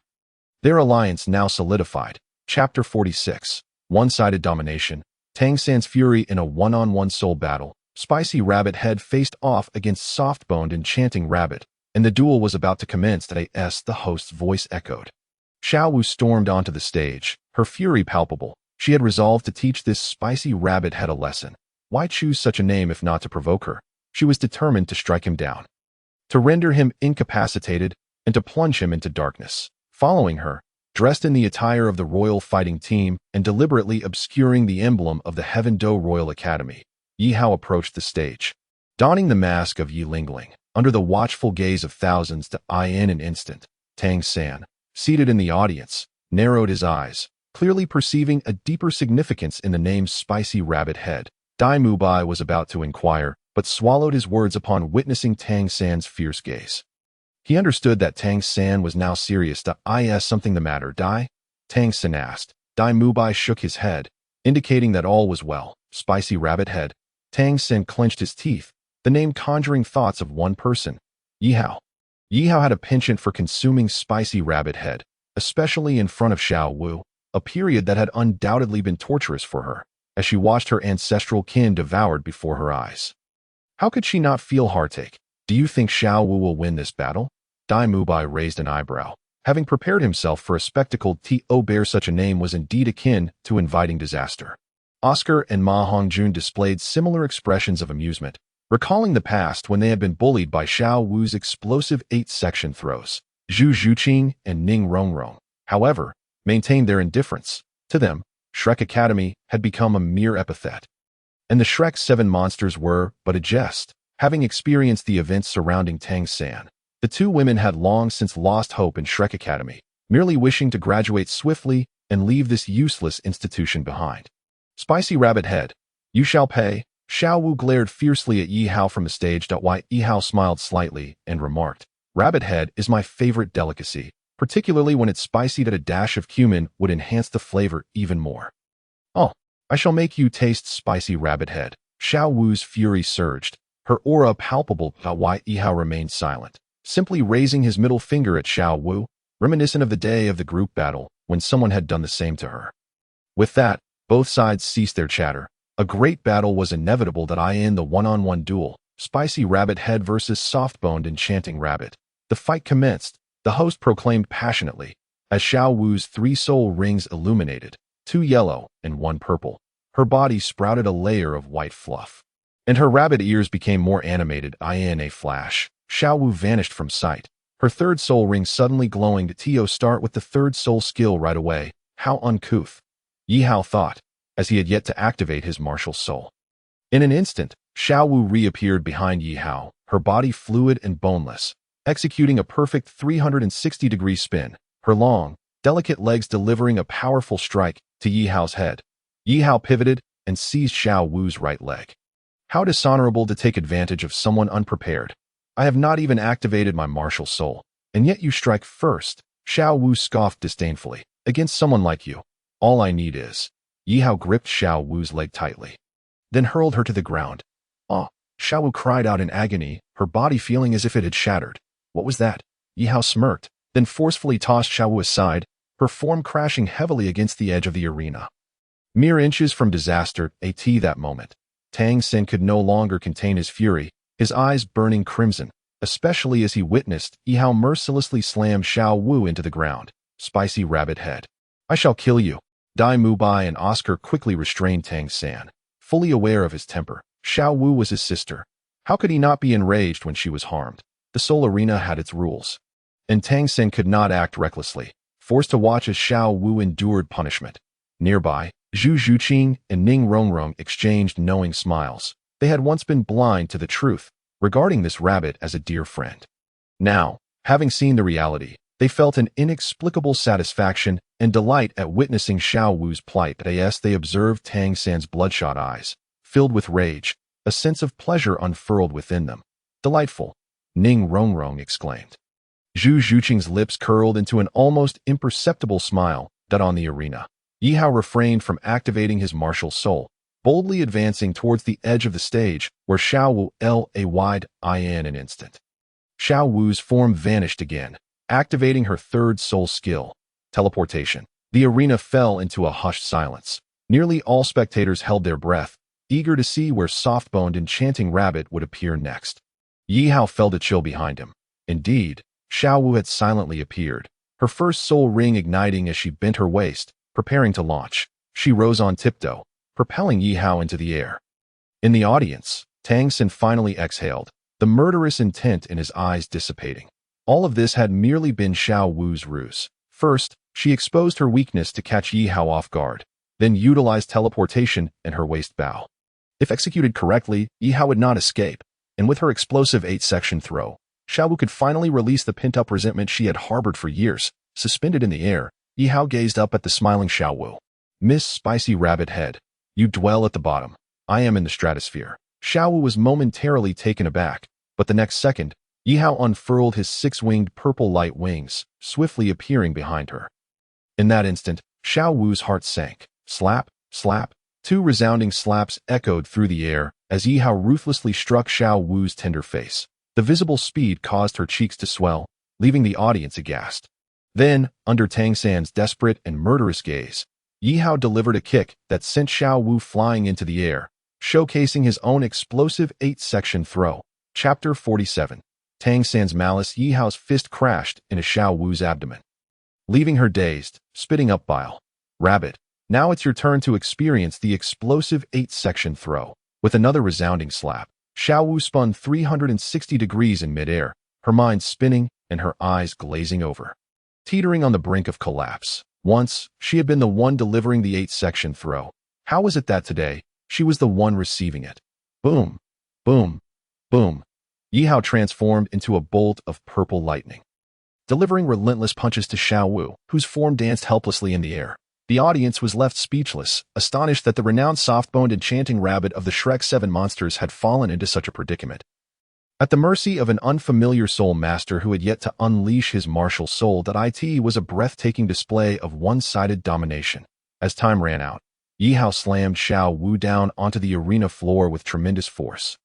The sound of her body hitting the stage echoed ominously. A profound silence enveloped the arena as the audience fell into stunned silence, gazing upon the battered Xiao Wu, her face swollen beyond recognition. One might as well have mistaken her for Ma Hongjin in a dress, the imagery strikingly vivid. Xiao Wu. At this very moment, Tang San could no longer contain the fury raging within him. He leaped from the spectator stands and swiftly ascended the soul-fighting platform, enveloping the bruised and swollen Xiao Wu in his embrace. Gazing at her battered visage, his anger surged uncontrollably, a torrent of murderous intent cascading toward Yihao. Tang San set Xiao Wu aside, and his 3 soul rings began to glow beneath his feet. A sharp sound echoed from behind him. The 8 spider lances shimmered with a purple radiance. Eager to taste blood, one must admit that Tang San had indeed been fortunate. The external soul bone, the 8 spider lances, was undoubtedly a formidable weapon that had resolved many significant issues for him in the later stages. Alas, it was unfortunate that such a weapon had fallen into the hands of a person like him, truly a case of blind fortune. Spicy Rabbit Head, come and face your demise. Tang San's murderous intent was palpable. At this moment, he cared not for rules or regulations. With Xiao Wu so grievously harmed by Yihao, to spare him would be to leave his rage unquenched. Yihao remained unperturbed, dismissing Tang San's fury with a raised middle finger. Host, this individual is disrespecting the Soto Great Soul Arena. Are your regulations no longer applicable? The host quickly responded, rushing onto the stage to stand before Tang San. Sir, I urge you not to disrupt the rules.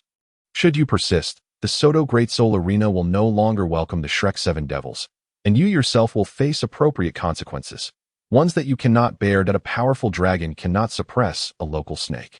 In the realm of the Soto Great Soul Arena, one must adhere to its regulations. That moment, the remaining 5 members of Shrek except for Ning Rongrong and Zhu Zhuqing, who remained seated in the audience. All ascended the stage. Dai Mubai intercepted Tang San, speaking softly, "Little San, calm down. The Soto Great Soul Arena has its own rules. We must not engage in battle here. As long as Spicy Rabbit Head remains in Soto City. There will be ample opportunities in the future. Third brother, let us retreat. There are still many days ahead that we will eventually deal with Spicy Rabbit Head, but not now." Oscar chimed in, handing Tang San 2 recovery sausages. With murder in his eyes, Tang San snatched the sausages from Oscar's hand and promptly fed one to Xiao Wu.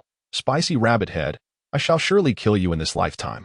His gaze was fierce, and he resolutely included Spicy Rabbit Head in his list of targets for vengeance. Ye Hao paid him no heed, following up with another obscene gesture, accompanied by a contemptuous expression. "Dare you face us in a direct confrontation?" Life and death notwithstanding, Tang San's voice rang out loudly, issuing a challenge to Yihao under the watchful eyes of the crowd. Yihao chuckled bitterly, shaking his head at Tang San, and replied disdainfully, "With your teammate in such a state, I cannot guarantee that your team won't turn against you." In short, the attack launched by the soft-boned charm rabbit, while my martial spirit was not yet unleashed, is a well-witnessed fact. The audience here is not blind. Just now, her strike was clearly aimed at my life, targeting my head. She sought to kill me, and yet I could only sit idly by. Either you are delusional or simply misguided. Consider this. When someone intends to take your life, how could I stand there and allow her to slaughter me? Today, I shall teach this rabbit a lesson. The Shrek 7 Devils. You have truly broadened my horizons. You can be beaten yet cannot retaliate, and should you strike back, it is your life that is forfeit. Who devised such a principle? Soul masters ought to engage in open and fair combat. If you deem yourselves above such matters, why bother with the path of a soul master? Those who disregard the regulations of the Soto Great Soul Arena and act recklessly, people like you are utterly unworthy of being soul masters." Yihao's impassioned declaration concluded with a sweeping gesture, directing a middle finger towards the 5 members of Shrek present. Tonight's special is Spicy Rabbit Head. Hearing this, the recently awakened Xiao Wu spat blood once more, her head tilting as she fainted. "You." Tang San was rendered speechless, his fingers clenched tightly, a droplet of crimson blood falling from his palm. At this moment, all Tang San could think about was killing Spicy Rabbit Head. The pent-up frustration in his chest was unbearable. His teacher had taught him that the Shrek 7 Devils were a collective, a family bound by love. When one faced adversity, all must unite to confront it. In dire moments, they could fight together without being constrained by rules. This was the essence of Shrek. Yet now, he had been left speechless by Spicy Rabbit Head's taunts. He couldn't muster a single retort. Ma Hongjun shivered, unable to suppress a chuckle. "I'm sorry, I couldn't hold it." In the audience, Ning Rongrong watched Yihao's retreating figure, her eyes suddenly sparkling with admiration. Now that's a real man. He dares to stand up to Tang San and even reduce Xiao Wu to such a state right before Tang San's eyes. Yet he walks away unscathed. Ning Rongrong felt an immense sense of relief. After this battle, she had gained a new understanding of Xiao Wu and Tang San, realizing their true natures. Tang San was a duplicitous individual, presenting one face publicly while concealing another privately. Xiao Wu, too, acted without restraint, aiming to eliminate her opponent, believing herself untouchable. Should one strike her, she would seek their life in return. To befriend such individuals as a classmate and confidant was indeed a grave misjudgment on Ning Rongrong's part. "Zhuqing, let us depart. From now on, we must keep our distance from Tang San and Xiao Wu." Zhu Zhuqing nodded in agreement, her gaze shifting from Ye Hao as she followed Ning Rongrong's lead. And the two left the scene. Chapter 48. Greetings, I am Ning Rongrong. What a thrill! Ye Hao exited the Soto Great Soul Arena, walking alone on the path back to the inn, unperturbed by the prospect of retaliation from Tang San and the others. Their immediate priority was to rescue Xiao Wu, who had been reduced to a state akin to the second Ma Hongjun. After this battle, Yihao and Tang San would henceforth be adversaries. Spicy Rabbit Head. Yihao paused, noticing someone calling out to him. He turned to see Ning Rongrong approaching with a bright smile. "You are the 7 Treasures glazed tile from Shrek. Do you seek me for something? If it is revenge, I suggest you forego that thought as a support-type soul master. And considering the 7 Treasures glazed tile sect, such a confrontation is beyond my means." The 2 titled Douluos of the 7 Treasures glazed tile sect regarded Ning Rongrong as their cherished jewel, and Yihao had no intention of becoming their enemy. "Hello, I am Ning Rongrong. That I witnessed your battle earlier. You fought splendidly. Ning Rongrong clapped her hands in cheer. But wasn't that soft-bone charm rabbit your teammate?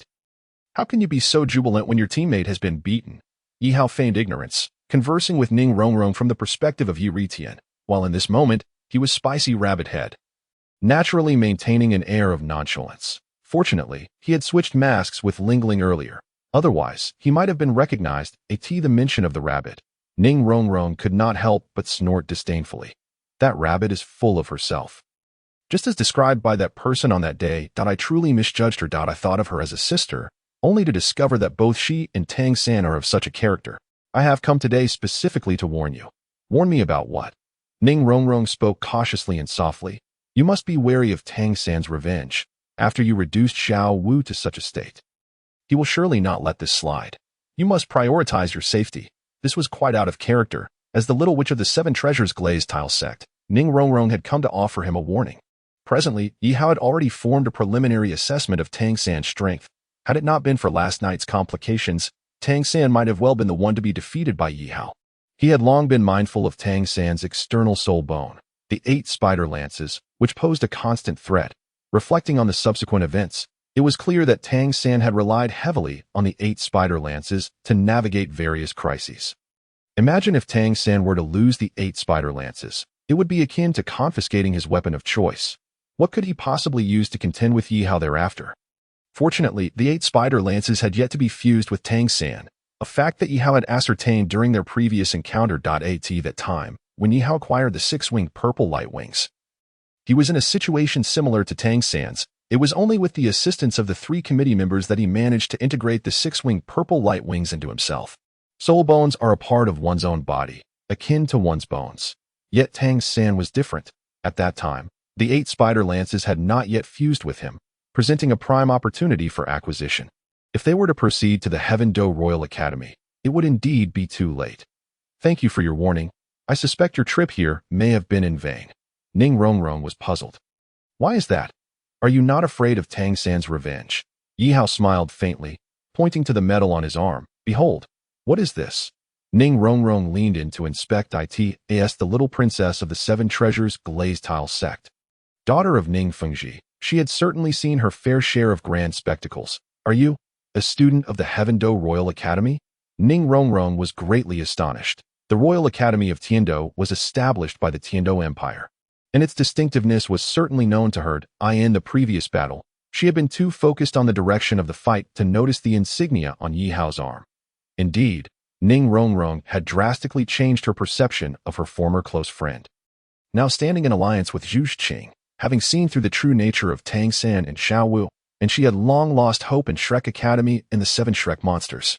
Yihao concealed the insignia on his arm, brimming with confidence, and said, Miss Ning Rongrong, are you still concerned that Tang San will seek revenge against me? Yihao is a person of great importance to the Royal Academy of Tiando, and he was mistakenly believed by the Crown Prince Xue Qinghe to be his younger brother. As for this matter, Yihao would make an individual visit to the Martial Soul Hall. But not at this moment. The fact that someone from the Royal Academy of Tiando had arrived in Tiando City, the Huangdo team, Ning Rongrong suddenly realized. Could it be that the rising Huangdo team was indeed? Yihao smiled slightly. Miss Ning Rongrong, you are indeed astute. That is correct. The Huangdo team is the team from the Royal Academy of Tiando. Based on the current situation, it is quite possible that our 2 teams will face each other in the next battle. Or perhaps the one after that. As for my identity, I kindly ask you to keep it confidential. Ning Rongrong smiled mysteriously. Are you not afraid that I might inform Tang San right now? Yihao laughed heartily. You are not that kind of person. Why? Ning Rongrong inquired. If you wished for me to be avenged by that Tang San, you would not have traveled such a distance to warn me. After speaking, Yihao waved his hand in farewell to Ning Rongrong. Meanwhile, at a simple and located half a city away from the Soto Great Soul Arena, where Shrek Academy resided, a familiar guest had unexpectedly arrived today.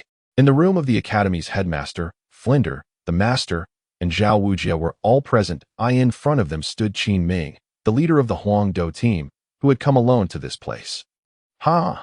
Flinder laughed heartily, his expression filled with pride. Xiaoming, I truly did not expect that this suddenly emerging team at the Soto Great Soul Arena would be led by you. Just a few days ago, I was pondering how this Huangdo team had been so fierce, winning consecutively and nearly breaking the winning streak record set by our 7 little monsters. Qin Ming smiled and returned the greeting.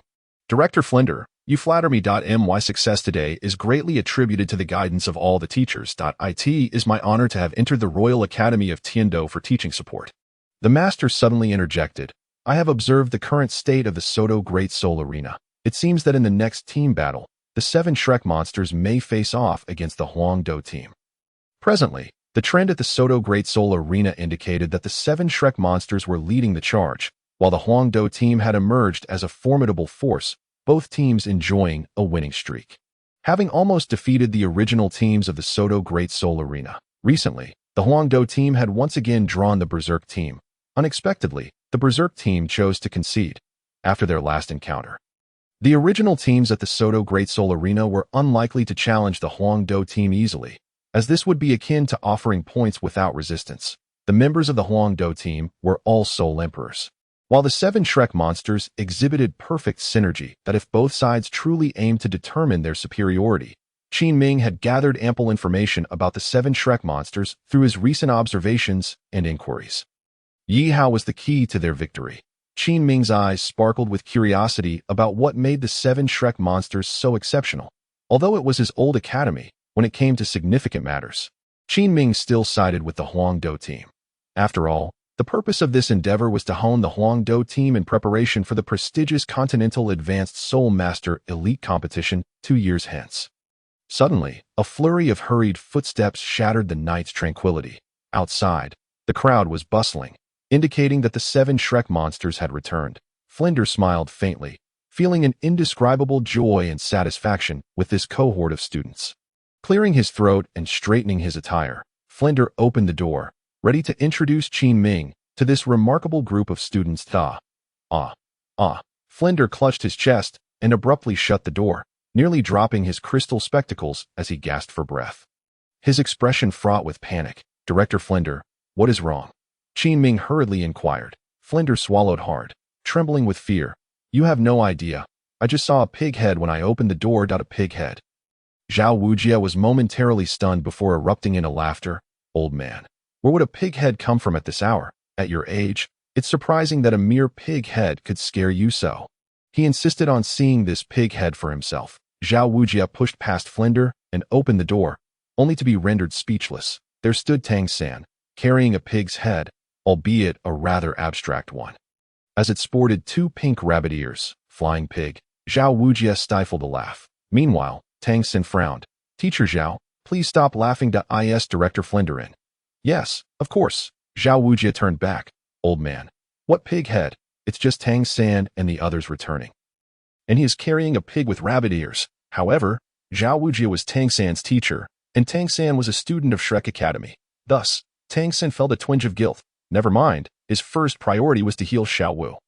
And only afterward would he seek revenge on the spicy rabbit head. He had to personally deal with this foe to quell the resentment in his heart. At that moment, Flinder examined the condition of the severely beaten Xiao Wu, whose cheeks were swollen with countless handprints engraved upon them.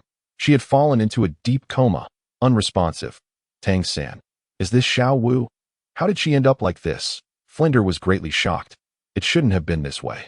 Given Xiao Wu's strength, even in defeat, she should not have suffered such humiliation, let alone be beaten to this extent. This was why Flinder initially thought he had encountered a ghost when he opened the door. It was truly ill-fated to have stumbled upon a pig's head out of the blue. Now, with Xiao Wu in such a state, Flinder felt a deep-seated anger. This was tantamount to striking the face of Shrek Academy. Tang San, what on earth happened? Who had the audacity to inflict such harm on Xiao Wu? Flinder inquired furiously. With a sigh, Flinder relaxed, gradually withdrawing his soul power. Xiao Wu lay on the bed, having returned to her original appearance. And with the help of Flinder and the others, her swelling had been alleviated through soul power. However, the handprints on her face would not vanish overnight. Qin Ming, witnessing his junior sister in such a state, felt a pang of sympathy and went to the inn's front desk to fetch an ice pack for Tang San. Thank you, Director Flinder. And who might this be? Tang San asked, regarding the unfamiliar Qin Ming, whose face did not seem to belong to a Shrek Academy student. Qin Ming smiled. Hello, I am Qin Ming, a former student of Shrek Academy, here primarily to visit the director and the others. At this moment, Flinder proudly draped an arm around Qin Ming's shoulders, laughing heartily. This is a student who has graduated from Shrek Academy. When your senior was your age, he was already gaining recognition at the Soto Great Soul Arena. Don't let his youth fool you. He is now just over 30 and already a Soul Emperor. Soul Emperor? Everyone gasped, realizing that this senior named Qin Ming was indeed quite impressive. Qin Ming blushed modestly. I owe it all to the guidance of my teachers. I dare not claim credit. I have heard Director Flender and the Master mention you. Your name is Tang San, correct? Tang San nodded. Yes. Qin Ming continued. What happened to this junior sister? Did she sustain injuries during the soul battle? Competing at the Soto Great Soul Arena was one of the subjects at Shrek Academy, and minor injuries were not uncommon. Qin Ming himself had suffered injuries in the past, considering it an essential path for a soul master's growth. Flender, the master, and others were equally curious about who had been so audacious as to beat a student from Shrek Academy to such a state. Tang Sen clenched his teeth, a murderous glint flashing in his eyes that it was someone named Spicy Rabbit Head who had caused such harm to Xiao Wu. Spicy Rabbit Head. Flander's gaze turned fierce, prompting Zhao Wujie to scratch his head in confusion. The master appeared contemplative, while Qin Ming rubbed his ears, questioning whether he had misheard. Spicy Rabbit Head. He mused. Surely, that was not Ye Hao's doing. After all, Qin Ming had previously inquired of Ye Hao regarding the peculiar name, while Ye Hao had simply replied that he had a fondness for eating Spicy Rabbit Head, and nothing more.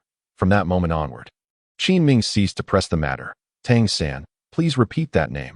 Qin Ming asked, uncertainty lacing his voice. Spicy Rabbit Head.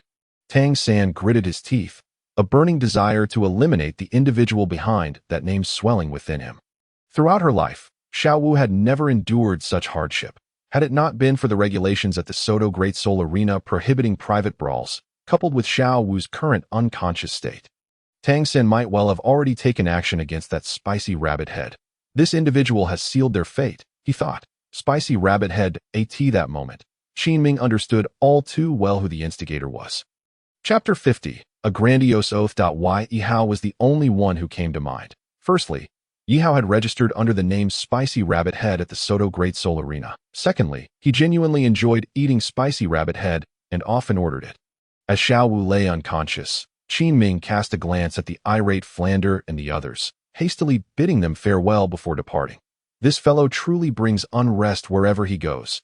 Qin Ming sighed as he exited the hotel where the Shrek Academy resided. Reflecting on Ye Hao's actions, there was neither profound enmity nor significant hatred. There was no need to beat that girl, Xiao Wu, to such a degree, especially considering she was a fellow student at Shrek Academy, and thus a junior to Qin Ming. Ye Hao's actions undoubtedly dealt a blow to the entire Shrek Academy's reputation. Fortunately, Ye Hao's identity remained concealed. Otherwise, Qin Ming, as the team leader, would find himself in a precarious situation, potentially facing accusations of poor discipline. Not long after Qin Ming's departure, Ning Rongrong and Zhu Zhiqing returned to the hotel, fortuitously passing by Flander's room, where they found Xiao Wu lying on the bed, her face marked with deep red handprints. The two exchanged knowing glances, deciding to ignore her. They had no desire to end up on Tang San's hit list due to provoking Xiao Wu. You two, come in. Flander's voice suddenly commanded from within the room. Upon hearing this, the two women entered, discovering the presence of the entire group. Flander's expression was grave as he turned to them, asking solemnly, what exactly happened between you two and Xiao Wu? I heard from Tang Sin that you not only moved out of your original dormitory but also isolated Xiao Wu. Who gave you such audacity? Do you not understand the importance of unity and camaraderie? The master interjected. The Shrek 7 monsters are a cohesive unit. You must support one another and not allow trivial matters to inflict catastrophic damage upon the group. Tomorrow's soul battle is of utmost importance, and I hope you can apologize to Xiao Wu today, allowing this matter to pass. Unbeknownst to them, Xiao Wu, lying on the bed, had already clenched her fists. In truth, she was awake, and the events of the past few days aligned closely with what Flander had described. Xiao Wu yearned to understand why Rongrong and Zhu Qing had chosen to isolate her and what she had done wrong. Ning Rongrong surveyed the group, noting that everyone was present. Do you truly wish to know? She asked, to which the group nodded in agreement, as they were, after all, a unified entity, and no issue should be beyond resolution. However, what Ning Rongrong was about to reveal was of monumental significance. Taking a deep breath, she recalled the events of that fateful night, shivering at the thought of what her former ally, Tang San, might do under the cover of darkness. No, what am I afraid of? She chided herself. With the backing of the 7 Treasures Glazed Tile School, a powerful family. She, Ning Rongrong, feared no one. Before we proceed, I have a question for Tang San. She began. Tang San paused, slightly taken aback. Please, go ahead. Ning Rongrong continued. I once heard Xiao Wu mention that you had a promise from your childhood. Tang San nodded, affirming, Xiao Wu is my younger sister. I will not allow anyone to bully her. Those who dare to do so will face consequences. What a grandiloquent oath. Ning Rongrong's words struck a chord with Tang San, his eyes narrowing in disbelief. What did you say? Ning Rongrong smiled slightly. Did I perhaps misspeak? The soul battle is a sacred contest between soul masters. Stepping onto the platform is akin to signing a contract of life and death, leaving fate to the heavens. Yet you, Tang San, openly disregard this, treating the rules as insignificant. At that moment, Oscar interjected, but the situation was dire. You saw how that spicy rabbit had acted. Xiao Wu ended up in this state. How could Tang San simply stand by?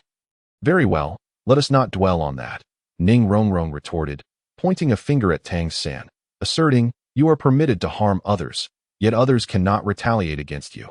You inflict pain upon them, and yet you seek their demise in return? Do you know why Zhu Qing and I have isolated Xiao Wu? Tang San remained silent, his eyes betraying his confusion. You recall the incident during the recent Team Soul battle, when a soul master raised their middle finger at Xiao Wu?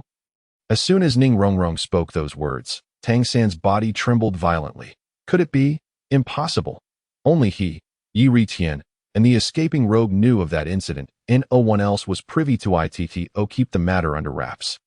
Tang San had even ensured that the 6 fallen opponents met their demise before leaving, preventing any leaks about his secret. Is it for this reason that you isolated Xiao Wu? Tang San countered. Ning Rongrong snorted. What do you think? For such a trivial matter that nearly cost someone their life, how can such a narrow-minded person be worthy of being my friend?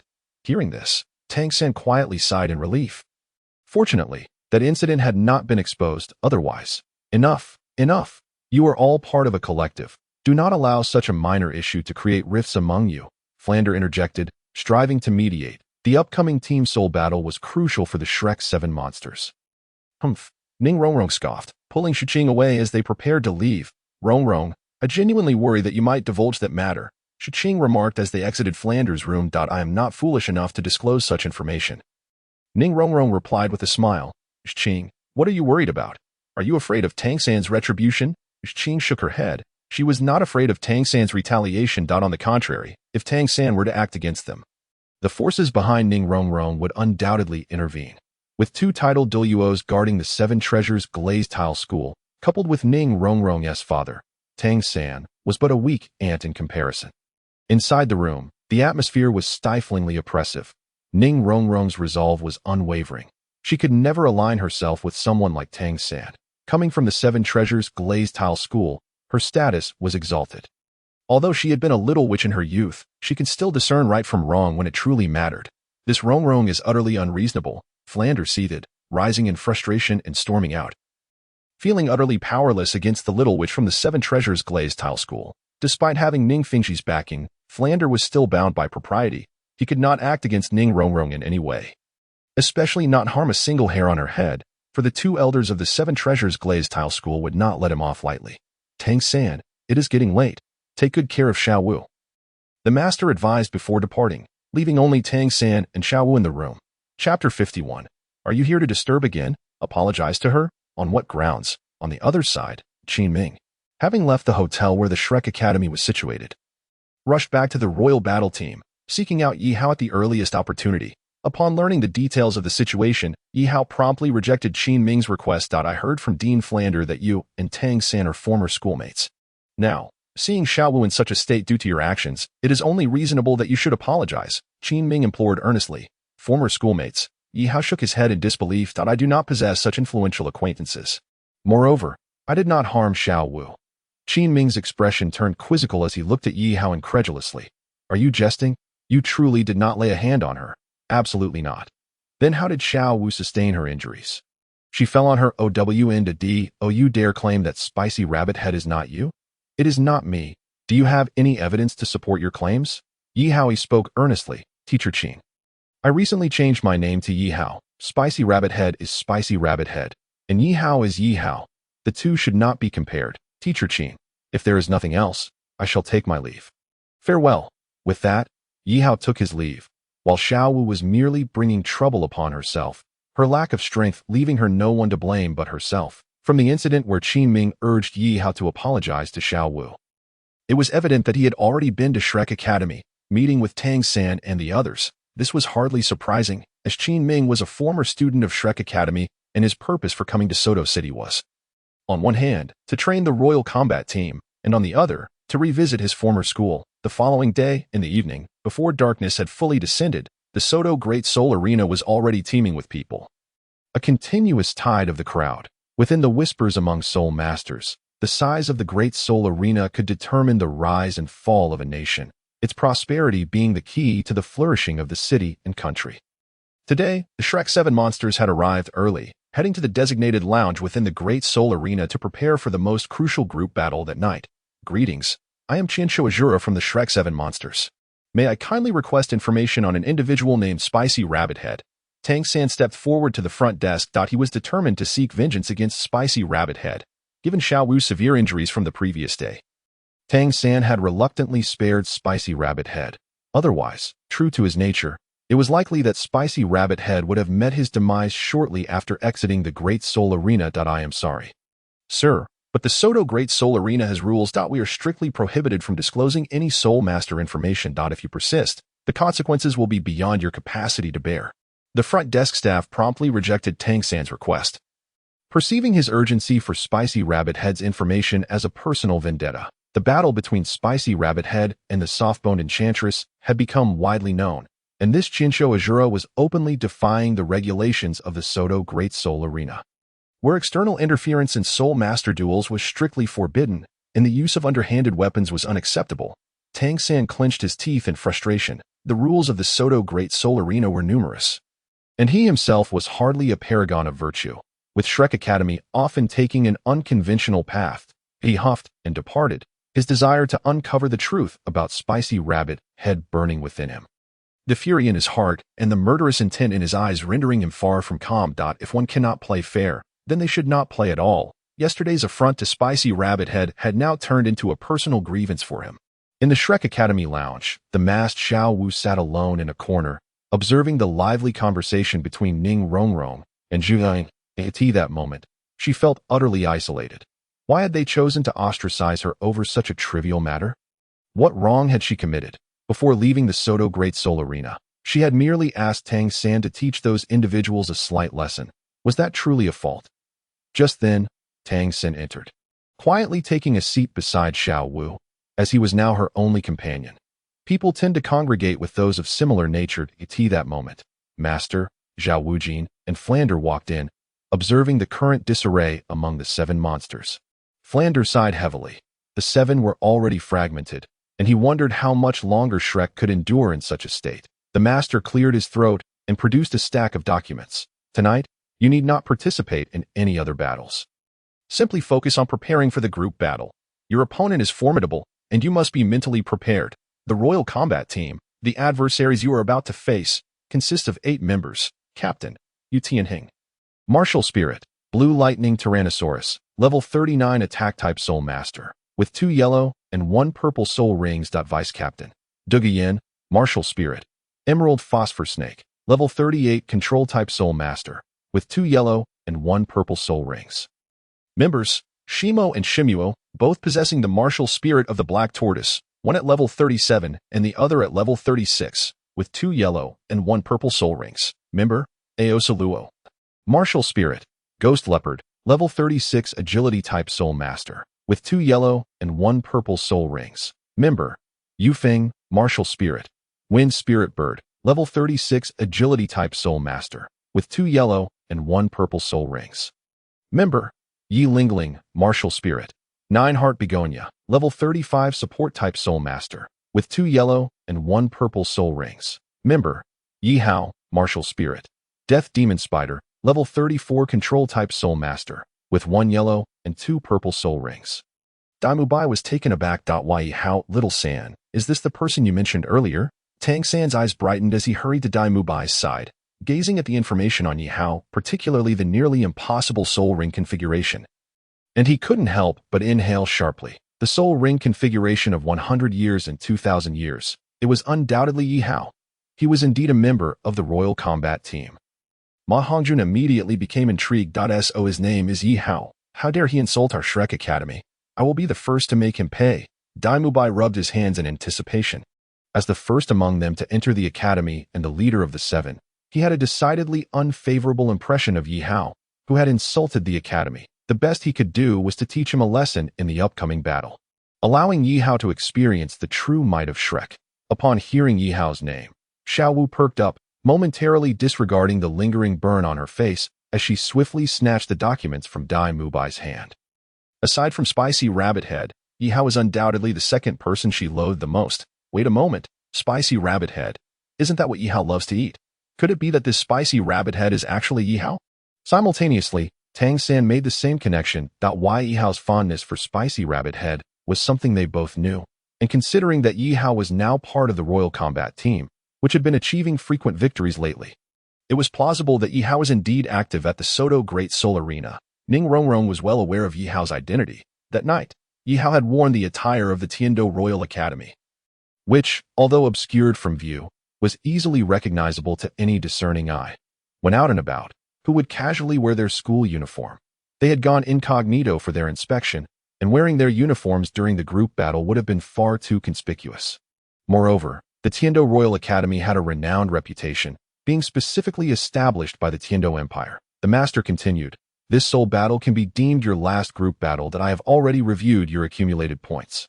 You have nearly reached the threshold, even surpassing the Silver Soul Medal tier. Strictly speaking, you have become a team that possesses the Silver Soul Medal." Dai Mubai was brimming with confidence. "Master, rest assured, with the Royal Combat Team, and that Ye Hao, we will undoubtedly handle this clearly for the Academy." The master shook his head solemnly. "What I am about to say must be etched in your minds. When the soul battle commences, you must not go too hard on Ye Hao.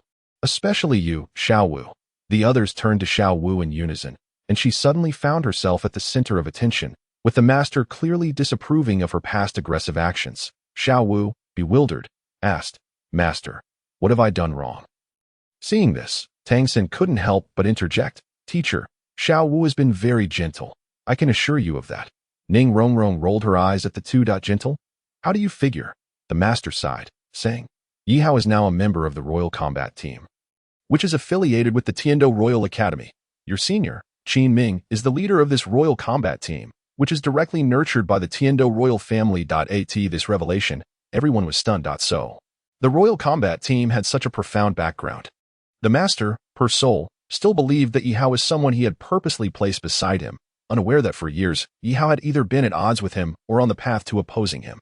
Though Tang San felt an intense rage at this misunderstanding, he knew it was futile. The concept of once a teacher, forever a father profoundly resonates with Tang San, with the esteemed master's prior assertions. This serves as a veritable shield of invincibility for Ye Hao, rendering Tang San unable to lay a finger on him. Thus, I hope all can emerge victorious this time. After the master concluded his remarks, he made way for Flander. Flander chuckled softly, cleared his throat to feign composure, clasped his hands behind his back, and surveyed the crowd with a solemn expression, stating, "Before the battle commences, I must announce a significant matter. I, the Dean, have decided that in due course, Shrek Academy will undergo a major relocation. Following the conclusion of this battle, I shall grant everyone 3 months to recuperate. Those with pressing matters in Soto City should attend to them promptly. 3 months hence, the entire faculty and student body shall embark together towards our ultimate destination, Heavendo City." Flander wore a mysterious smile. The night prior, he had conferred with Qin Ming regarding their intention to merge with the Royal Academy of Heavendo. At present, Shrek Academy still remains an unregistered entity, and these remarkable young talents, each endowed with extraordinary gifts, have less than 2 years before the commencement of the next Continental Advanced Soul Master Elite Competition. Qin Ming has expressed his regrets. For this upcoming and final event, Flander ultimately acquiesced to Qin Ming's request, agreeing to set forth for the Royal Academy of Heavendo in 3 months' time. Why must the Academy relocate? Ma Hongjun inquired, his reluctance to leave evident, as he believed that even a humble nest was preferable to a golden or silver one. With a fierce glint in his eye, Flander retorted, "Are you questioning the Dean's decision?" No. The Dean is indeed wise. came the hasty response to in another resting area, home to the Royal Combat Team.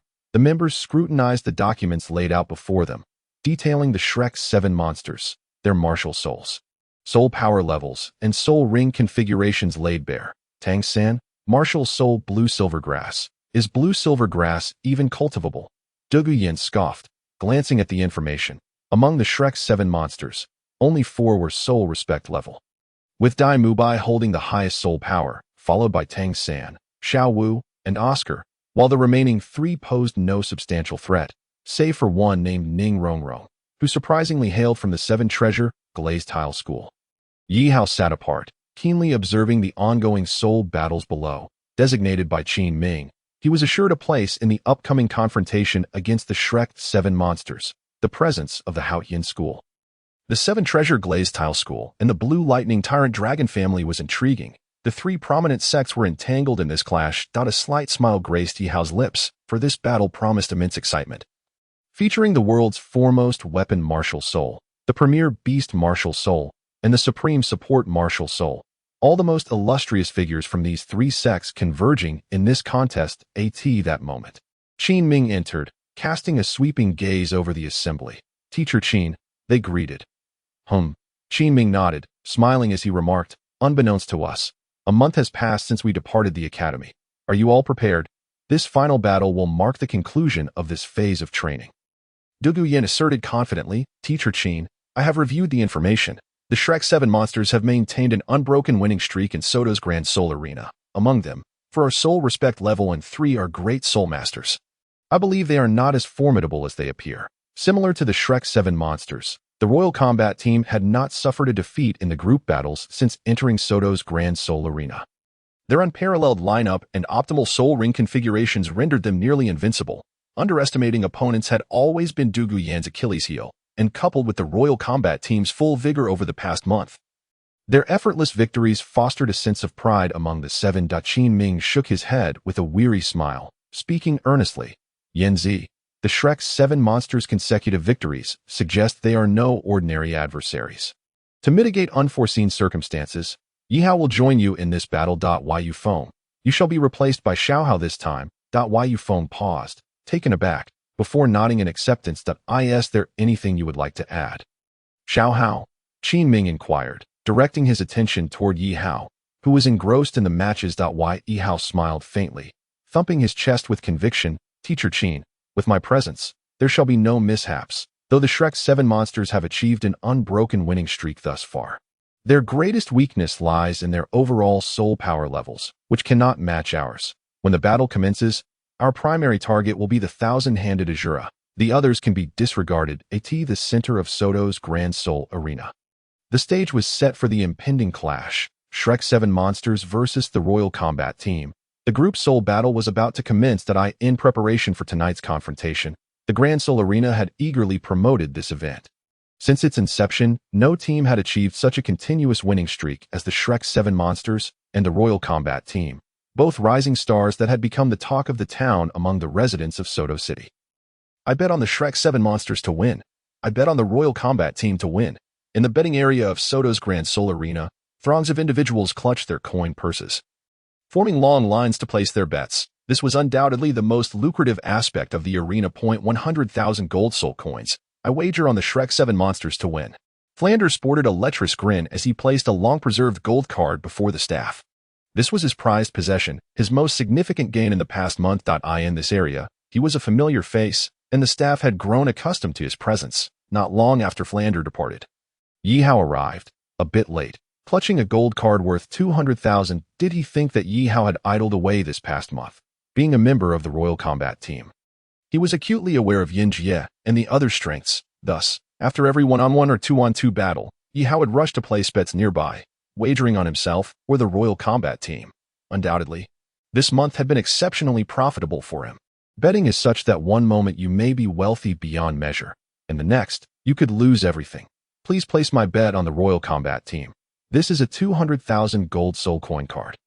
Thank you. After placing his wager, Yihao hurried back to the resting area, for the battle was about to begin. Meanwhile, Qin Ming had already left for the viewing area, seating himself in the spacious chamber.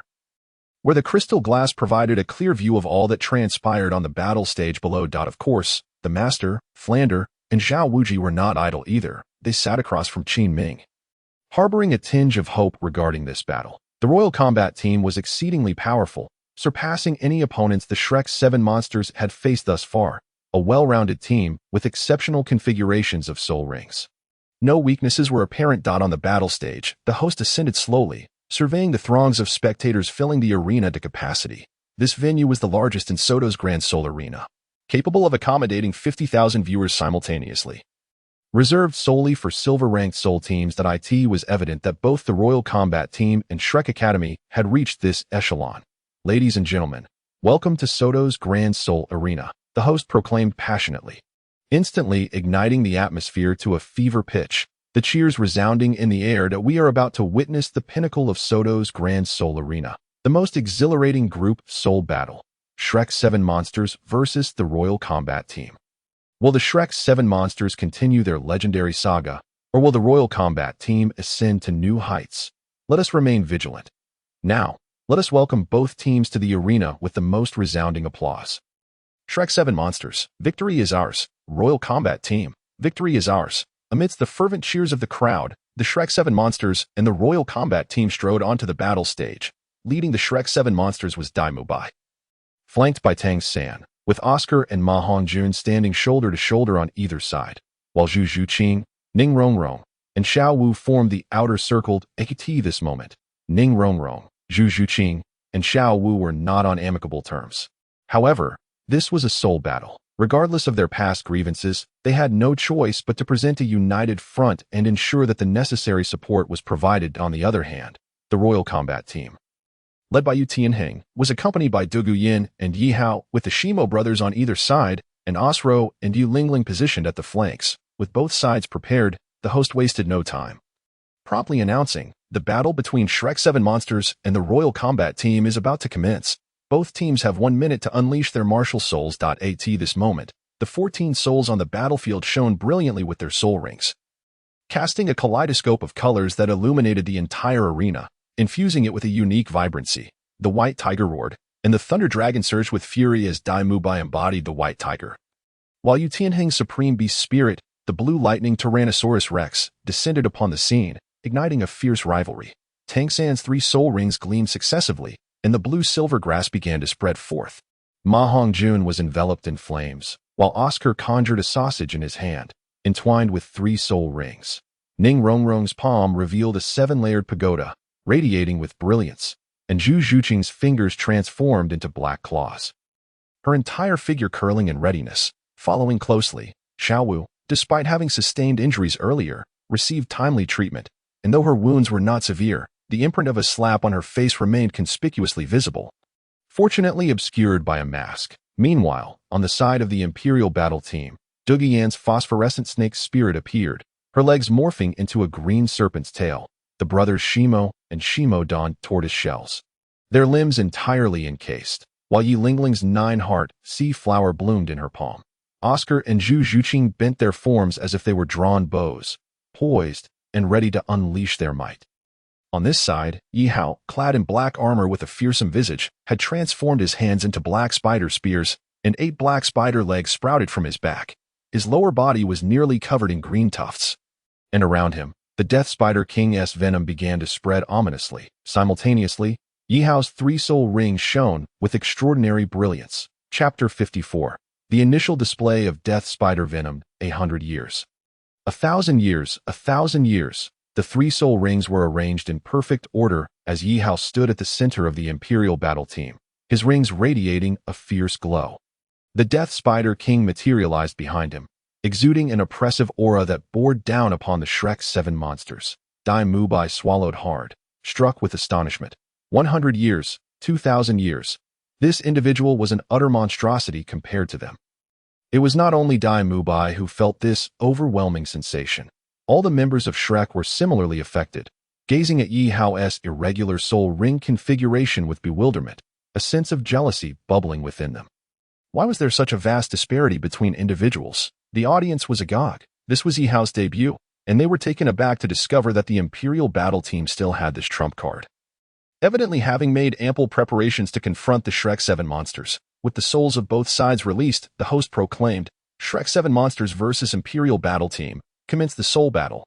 No sooner had the words left his mouth than Tang San's first soul ring blazed with light. The blue-silver grass intertwining like colossal serpents, enveloping the entire arena as a soul sovereign. Tang San had attained a profound understanding of the blue-silver grass's control. First soul skill. Bind. Tang San roared, his palms glowing with blue light, as the blue-silver grass, now seemingly sentient, surged forth in unison, targeting Ye Hao's location. Ye Hao was the core of the Imperial battle team. Eliminating him would conserve considerable energy for Tang San and his companions. Do not be presumptuous. Yu Tianheng radiated with electric energy, the dragon claws of the blue lightning Tyrannosaurus Rex rapidly launching towards Tang San. Tang San was the soul control type soul master among the Shrek 7 monsters. The blue silver grass, though often dismissed as a weak spirit, could be lethal when wielded skillfully. It is you who must not be presumptuous. At a critical moment, Daimubai stepped forward, his first soul ring igniting. The white tiger shield deflecting Yu Tianheng's onslaught. As captains of their respective teams, the two exchanged glances, with a fiery combat spirit enveloping the entire arena. In an instant, they launched forth like arrows, their dragon fists and tiger claws colliding, unleashing a massive wave of energy. The two glared fiercely at each other, each radiating an unyielding resolve. At the same time, Yihao glanced upward, observing the blue-silver grass looming overhead. It appeared Tang San's strategy mirrored his own. They understood each other all too well. Consequently, Yihao held nothing back, his hands conjuring spider spears that sliced through the approaching blue-silver grass. Yet, as one wave dissipated, another surged forth. New layers of blue-silver grass emerged like a tumultuous, azure ocean, relentlessly advancing. For this battle, Tang San had prepared extensively. A smirk crept across Yihao's face as he lightly stomped his right foot, causing a layer of black substance to materialize on the arena's surface, its emergence fracturing the ground, which split apart in a web-like fashion. From the fissures, countless tendrils of black gas began to seep forth. Upon contact with the blue-silver grass, an unexpected phenomenon occurred. The grass rapidly withered, decaying, and in some instances, disintegrating into ashes. In the distinguished viewing area above, Qin Ming struck the enormous crystal screen before him with fervor, realizing that Yihao had once again unleashed the death spider, Spider King. Venom. It was well known that Yihao's spider venom was far more fearsome than Duguyan's phosphorescent snake venom. Certain death awaited those who fell victim to it. This was no mere rumored. In another corner of the VIP viewing area, the master clenched his teeth in silence. Yihao. He had actually. Flinder observed the usually composed master, now visibly shaken, as the black mist was undeniably eerie.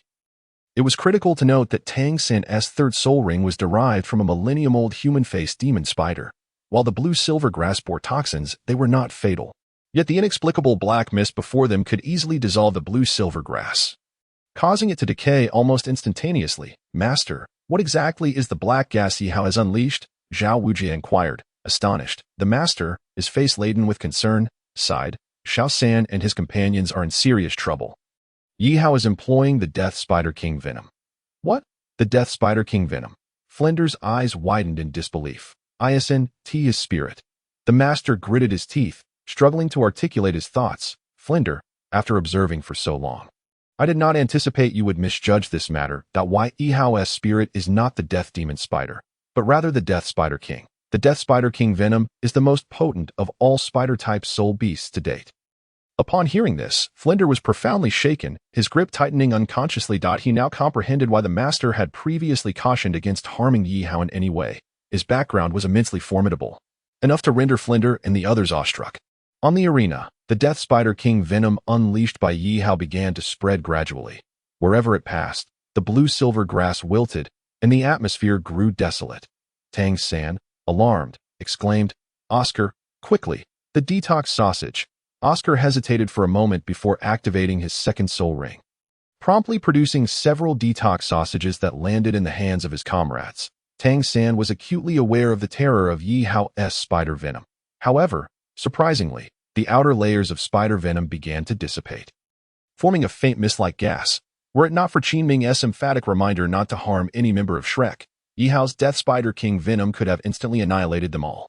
Oscar's second soul skill, the detox sausage, was no match for the Spider King venom. Seeing this, Qin Ming exhaled softly, relieved that Ye Hao had refrained from delivering a lethal blow. Among the Imperial battle team, Ye Hao was the one not to be underestimated, the one to avoid provoking at all costs. The situation on the battlefield clearly favored the Imperial battle team. The Death Spider King venom had eradicated all the blue silvergrass, effectively incapacitating Tang San. With the threat of blue silvergrass neutralized, the Imperial battle team seized the initiative, with Yu Tianheng leading the charge. The swift arcs of lightning coalesced, and free from the constraints of blue silvergrass, Yu Tianheng stood alone amidst the Shrek ranks, swinging his electrified dragon fist with tremendous force toward his target, Tang San. Tang San was momentarily taken aback. Yu Tianheng dared to descend into the midst of the Shrek 7 monsters. Reacting quickly, his palm transformed into a jade hue, colliding fiercely with Yu Tianheng's dragon fist, their forms rapidly retreating. Meanwhile, Ning Rongrong's 7-treasure glazed tower erupted with radiant brilliance. Battle was battle, and life was life. This distinction was clear to Ning Rongrong. Chapter 55. A den of rats and snakes. 6 resplendent beams of light surged into the bodies of the combatants, significantly enhancing their speed and strength. Ma Hongjuan's first and second soul rings ignited in succession, as the blazing flames of the phoenix surged through the crowd, striking directly at Yu Tianheng. Simultaneously, Shimo and Shimo, clad in tortoise shells, leaped into action, shielding Yu Tianheng from harm, as the phoenix flames clung to their shells, failing to inflict any damage whatsoever. Oslo's figure flickered, moving with a speed almost imperceptible to the naked eye, as he appeared behind Zhu Xing. His dark leopard claws descending in an instant. At that moment, Xiaowu executed a swift maneuver, neutralizing Oslo's attack. Afterward, she did not forget to offer Zhu Xing a warm smile. She hoped to dissolve the tension among the 3 women, for they were a united front and should not allow trivial matters to jeopardize their camaraderie. Zhu Xing's expression remained cold as she casually uttered a thank you, then turned to confront Oslo. Observing this, Xiaowu shook her head in disappointment, pondering what she had done wrong. Why was she being ostracized by everyone? Meanwhile, Shimo and Shimo's defenses were impeccable, successfully fending off multiple fiery assaults from Ma Hongjun, who was left gasping for breath. Although he was not adept at close combat, he was still a formidable mobile artillery. It was not that his comrades lacked effort. Rather, it was the formidable challenge posed by their opponents. In a moment of desperation, Ma Hongjun noticed Ye Hao from the Imperial battle team and recalled Ye Hao's earlier words, as a member of the Shrek 7 monsters and a direct disciple of the Academy's dean, Flinder. He could not tolerate Ye Hao's remarks. Utilizing the speed enhancement from the 7 treasures glazed tile, Ma Hongjun navigated through the crowd, his mouth brimming with fiery energy, as a scorching phoenix flame surged toward Ye Hao. In the Imperial battle team, Ye Hao was momentarily taken aback. This hefty fellow had actually sought him out. Was he targeting the weak? As the phoenix flame approached, Ye Hao remained unfazed, his 8 spider spears converging behind him.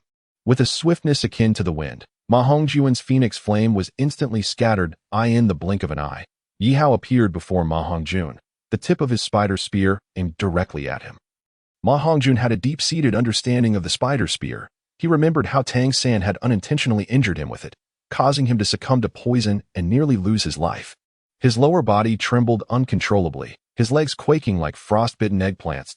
Do you think I'm easy to bully? Ye Hao retorted, in the next moment. Ma Hongjuan's cheeks puffed up, a clear flicker of flame igniting within his mouth. He was not deterred. At such close proximity, the combination of the phoenix flame and his second soul skill, Blazing Phoenix, would amplify the fire's power by 30%. Ye Hao smiled slightly, and before Ma Hongjun could unleash his flames, he delivered a swift and decisive strike that sent Ma Hongjun spinning like a top. Fatty! Dai Mubai exclaimed in shock. Ye Hao, you scoundrel! An enraged Dai Mubai charged forward, his second soul ring suddenly glowing as a milky white orb shot toward Ye Hao. With the white tiger's radiant light wave clearing the path, Tang San and Dai Mubai advanced together, their hearts brimming with fury. Truly, they were a nest of snakes and rats. Ye Hao spat. Utilizing his second soul skill, Web, his hands transformed into a dark hue as 2 webs sped forth, one enveloping the white tiger's radiant light wave, while the other darted directly toward the 2. Tang San activated his first soul skill, Bind, with the blue-silver grass rising from the ground to entangle the web, rendering it immobile. Yet, to his astonishment, the blue-silver grass quickly began to decay. turning to black ash. Seeing this, Daimubai was alarmed. It's poisonous. The two swiftly evaded, but Ye Hao, with a tiptoe, surged toward Daimubai, intent on eliminating the leader of the Shrek 7 monsters at the earliest opportunity to secure victory. Daimubai roared in defiance, launching a fist at Ye Hao, their fists colliding in a fierce exchange where neither could gain the upper hand. Seizing the moment, Tang San activated the blue-silver grass bind again. Humph, what skill is a sneak attack? Douluo scoffed as the virulent by phosphorus snake venom surged toward Tang San, in the VIP viewing area. Qin Ming clenched his fists within the Imperial battle team. Aside from Yu Tianhing, Yihao had a close relationship with them, and due to Yihao's youth, Douluo had hoped he would take Douluo as his master, thus becoming part of their family. However, Qin Ming knew Yihao's temperament well. He consistently deflected her advances. After all, becoming a disciple of a titled Douluo was a coveted dream for many. For reasons unknown, Yihao displayed no interest and even a hint of aversion. As Yihao found himself targeted, Douluo naturally took action. Although the biphosphorus snake venom was inferior to the Death Spider Emperor's toxin, it was still lethal. Tang San remained unperturbed, a disdainful smile forming on his lips as he reached into his bag and produced several pouches. He hurled them toward the source of the biphosphorus snake venom, simultaneously calling out to the disoriented Ma Hongjun, "Fatty, Phoenix Flame Line." Ma Hongjun vigorously shook his head, expelling a torrent of phoenix flames. Upon contact with the pouches, an explosion ensued, and the liquid within spilled out, igniting a reaction upon touching the flames. To everyone's astonishment, Douluo's biphosphorus snake venom was neutralized. Impossible. How could you dissolve my biphosphorus snake venom? Tang San smiled faintly, declaring, "In my presence, your venom is mere refuse." Following this, Tang San's 8 spider spears opened wide. Free from the biphosphorus snake venom's constraints, he could now deal with one of the opponents from the Imperial battle team. Observing this, the crowd hastily prepared to defend, but the Shrek 7 monsters were no ordinary foes. Douluo retreated, her eyes filled with determination, showing no fear of Tang San's impending assault. Just as the spider spears were about to descend, a sudden sound erupted as Yihao appeared before Douluo, the friction between the spears echoing loudly. "Tang San," Yihao said with a calm smile, "you called Yin Gas biphosphorus snake venom garbage. What of yourself? Are you not also refuse?" Tang San's eyes blazed with fury, his murderous intent surging forth. "Why, Yihao? You seek death." With a sudden motion, Tang San raised his right arm, aiming directly at Yihao. In an instant, a gleaming silver needle sliced through the air, hurtling toward Yihao's head. "Silent sleeve arrow." Yihao gasped, tilting his head slightly to catch the needle between his teeth. "You little rascal." Chapter 56. Am I weaker than others? A thoroughgoing hypocrite. Yihao bit down on the silver needle, staring at the furious Tang San. Spitting the needle from his mouth, he wore a look of disdain. "Tang San, you are the true refuse." Enraged, Tang San shouted, "I'll make you forever silent." In a fit of rage, Tang San's 8 spider spears seemed to possess a will of their own, descending vertically to strike Yihao down. Yihao remained unfazed as his spider spears intertwined with Tang San's, creating sparks upon collision. "Xiao San, I'm here to help." Daimubai seized the opportunity, stepping forward with his tiger claws at the ready. Meanwhile, Ma Hongjun approached Yihao from behind, a large handprint still visible on his chubby face, stinging painfully. The phoenix flames were primed to erupt, and at that moment, Yihao found himself cornered by Tang San. There was no escape, yet a smile crept upon Yihao's lips as he retracted his spider spears, a sudden surge of purple light illuminating the space. In an instant, Tang San, lost in the joy of Yihao being hit, realized he was being lifted off the ground. Below, Daimubai's eyes widened in disbelief as he witnessed Ma Hongjun's phoenix flames. The heat enveloped Daimubai, his clothing igniting spontaneously. Ma Hongjun stood awkwardly nearby, watching as Daimubai was engulfed in his own flames. At that moment, the awkward fatso wished he could dig a hole and bury himself. Yihao momentarily took flight, escaping Tang San's grasp. The sight before them elicited laughter from the crowd. "Ha! Who would have thought that this evil white tiger truly is a white tiger?" they exclaimed. The audience, particularly the female spectators, turned away, faces flushed with embarrassment. Unable to bear the sight, Daimubai, hands covering his groin, stood exposed before thousands, his clothes consumed by Ma Hongjun's flames. He shot a furious glare at Ma Hongjun before hastily retreating from the arena, desperate to find clothing before rejoining the fray. Yet, in that instant, Daimubai hesitated, realizing he had nearly crossed the threshold.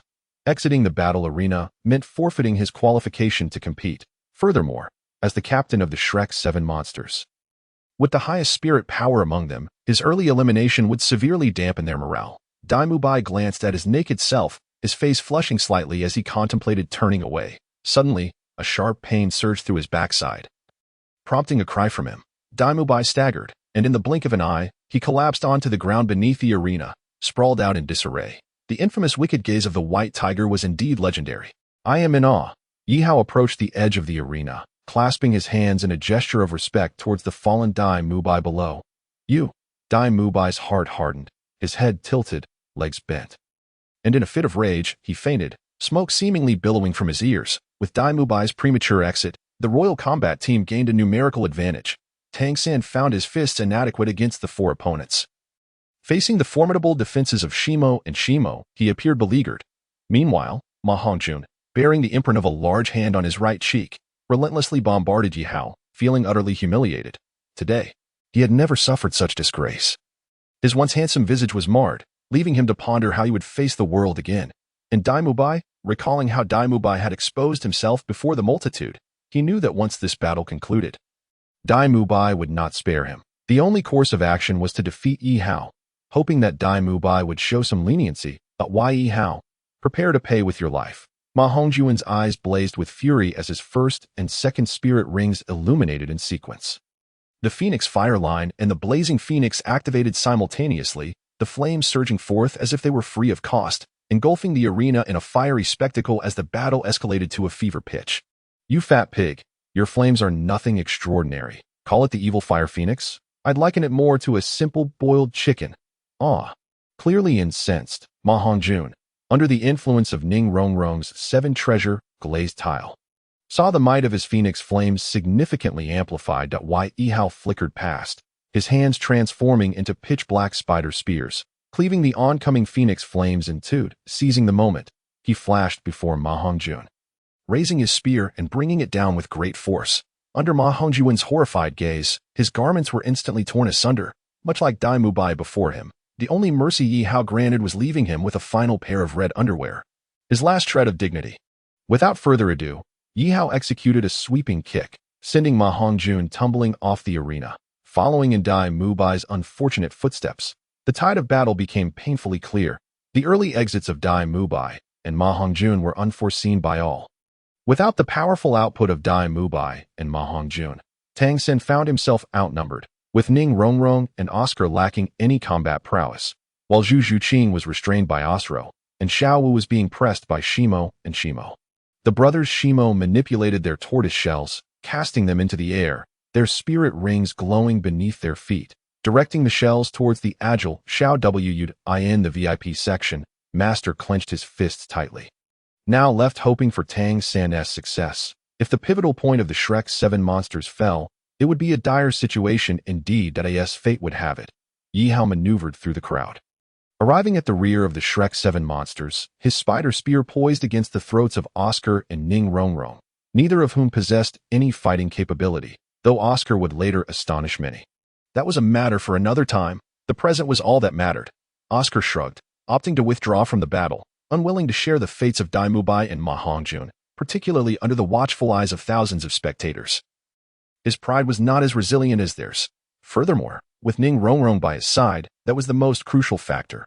Ning Rongrong giggled, playfully moving Yihao's spear aside, teasingly asking, Yihao, don't be so violent. I say you're just a spicy rabbit head, right? Yihao merely nodded, indicating for her to leave.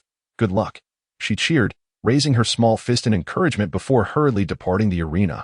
Thus, only 3 of the Shrek 7 remained, while the Royal Combat Team stood fully intact. Realizing the dire situation, Tang San was engulfed in panic. He desperately wished to triumph over Yihao in this second life. How could he still be weak? Time and again, he found himself bested by Yihao. Was he truly inferior? The brothers Shimo exchanged glances and simultaneously cast their tortoise shells, which tightly ensnared Xiao Wu, ensuring that no matter where she moved, they would always be in pursuit. At this moment, without Ning Rongrong's 7 treasure glazed tile aiding them, the Shrek 7 monsters' combat ability had been significantly diminished. Only Tang San remained, along with Xiao Wu and Zhu Zhuqing. A precarious situation indeed. In stark contrast, the Royal Combat Team was fully operational. Tang San surveyed the neatly organized Royal Combat Team before him, then glanced at his own side, feeling a wave of dread wash over him. Should he surrender? This thought suddenly crossed his mind, but he quickly shook his head. Defeat was not an option. Even if the Shrek's 7 monsters were to fall, he would ensure that the Royal Combat Team suffered severe losses. On the other side, Shimo and Shimo enclosed Xiao Wu with their tortoise shells, which exploded in an instant, transforming into 32 shards that surrounded her, the overwhelming sound of destruction sending her into a frenzy. Even the air trembled with tension. Before Tang San's eyes, the tortoise shells operated like a meat grinder, whirling ceaselessly. Xiao Wu dodged several attacks, blood streaming from her wounds, her frail body tumbling through the air as a shard of the tortoise shell collided with her abdomen, causing her to spit blood. At this moment, Tang San could no longer contain his fury. With a fierce determination, he unleashed his 8 spider spears, charging toward Shimo and Shimo, embodying a vengeful spirit.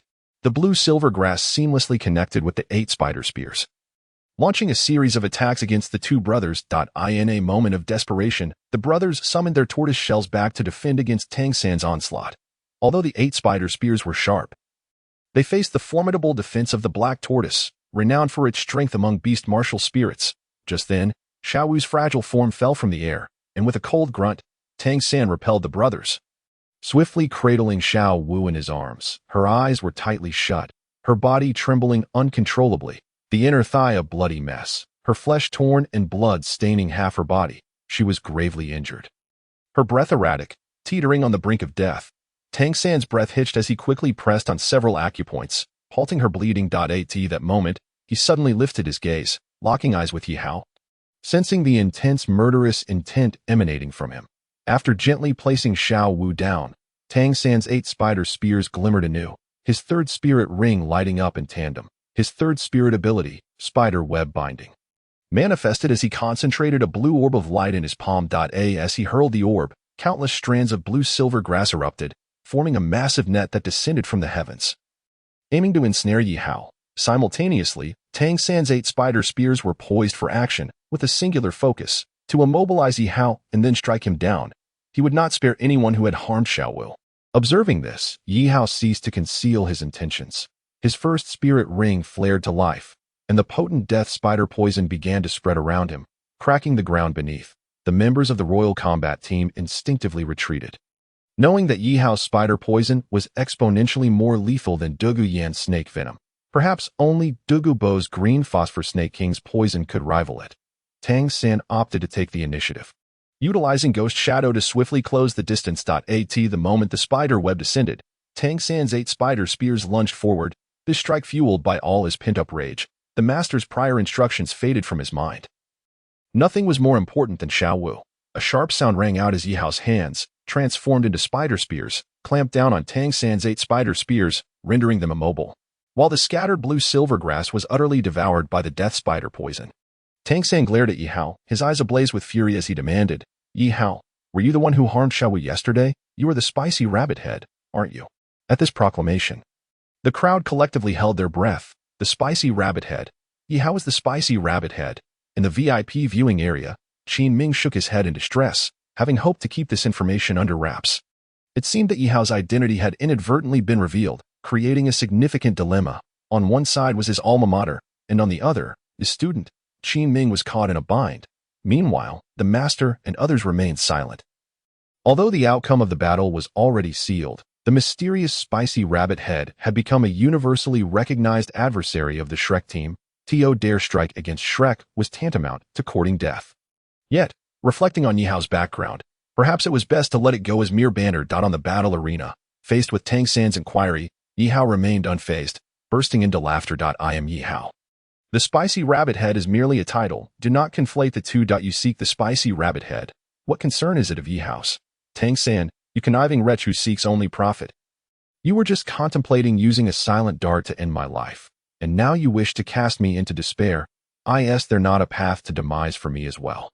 Tang San remained silent, exerting every ounce of strength to wield his 8 spider lances, hoping to launch another assault. "Do not struggle. Your 8 spider lances cannot break free." Why? Yihao observed Tang San trapped in a predicament and felt a surge of satisfaction.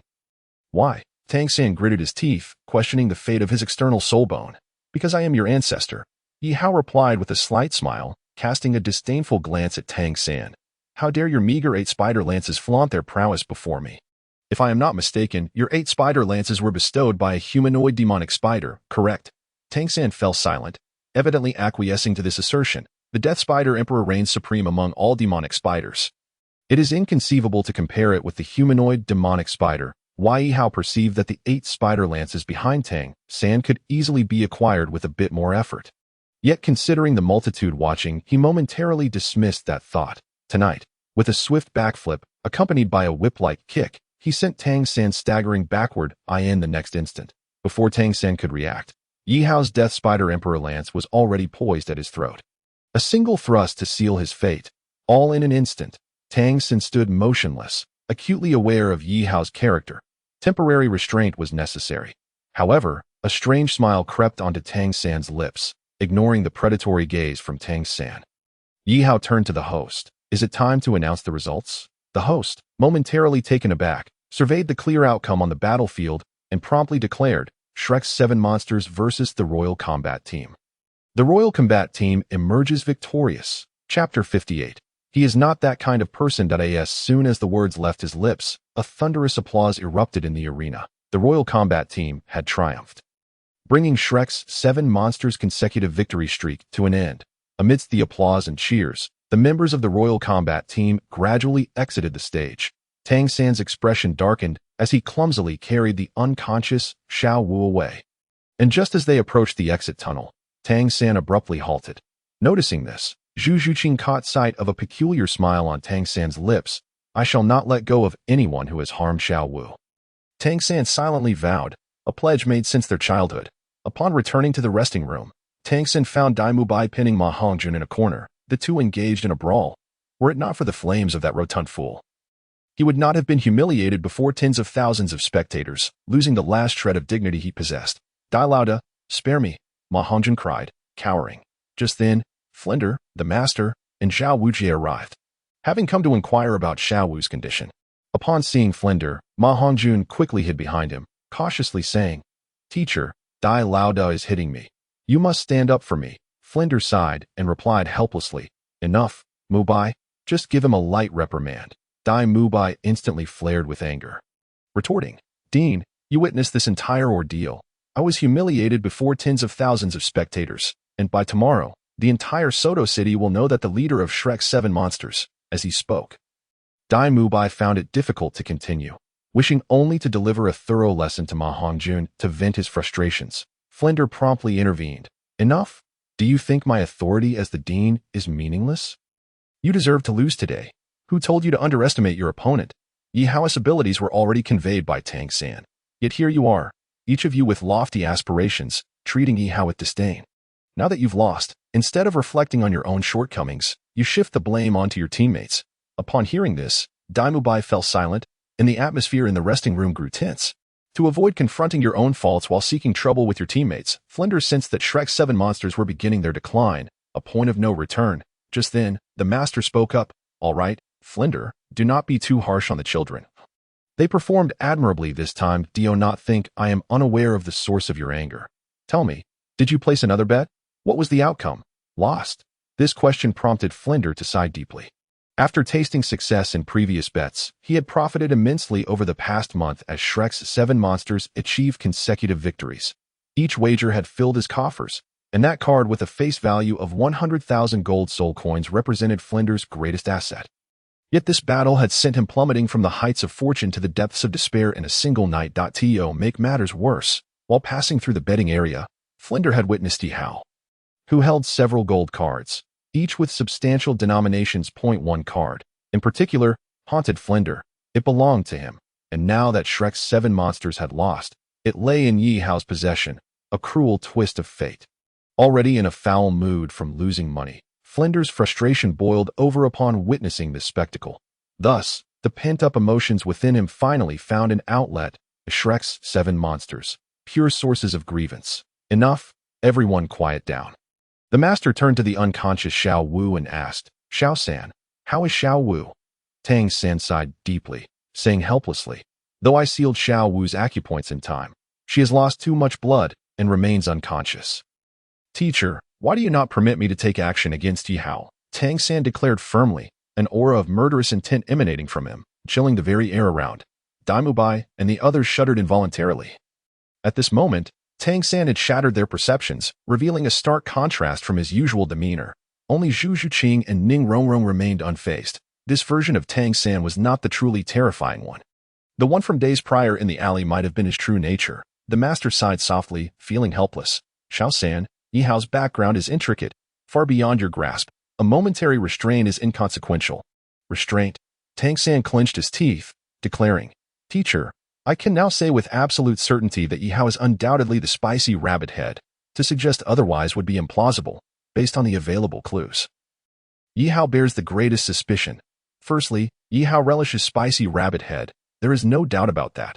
Secondly, he is a member of the Royal Combat Team, who, though previously inconspicuous, has evidently been active in the Soto Great Soul Arena. During this time, he has participated in soul battles under the moniker of Spicy Rabbit Head. Everything remains uncertain. He, Tang San frowned, directing his gaze toward the source of the voice, and questioned angrily, Ning Rongrong. What are you laughing at? Ning Rongrong rolled her eyes at Tang San, maintaining her composure, and said, Tang San, you are being rather petty. What did you say? Tang San's fury ignited. Ning Rongrong continued, Am I mistaken? You find it laughable that, due to Xiao Wu's injury, you seek to condemn your opponent to death. This is a soul arena, a place for soul masters to compete. Soul battles demand fairness and justice. Opponents are meant to resolve their grievances on the stage. Some injuries are inevitable during battles. If we were to follow your reasoning, if you harmed me, I would seek your life afterward. Would there be any soul masters left in this land? The great soul arena would cease to exist. If everyone were as petty as you, allowing you to harm others while forbidding retaliation, then perhaps we should abandon the profession of soul master altogether. The Douluo Continent would ultimately lack soul masters. Tang San's murderous intent flared, and with Ning Rongrong adding fuel to the fire, it was evident that he had reached a breaking point. This individual has clearly chosen the path to his own demise. Ning Rongrong retorted, Tang San, do I not also have a path to demise? Come, kill me. Do you dare? Even if you had 10 lives, you would not dare. Enough, the master suddenly bellowed, casting a stern gaze at Ning Rongrong.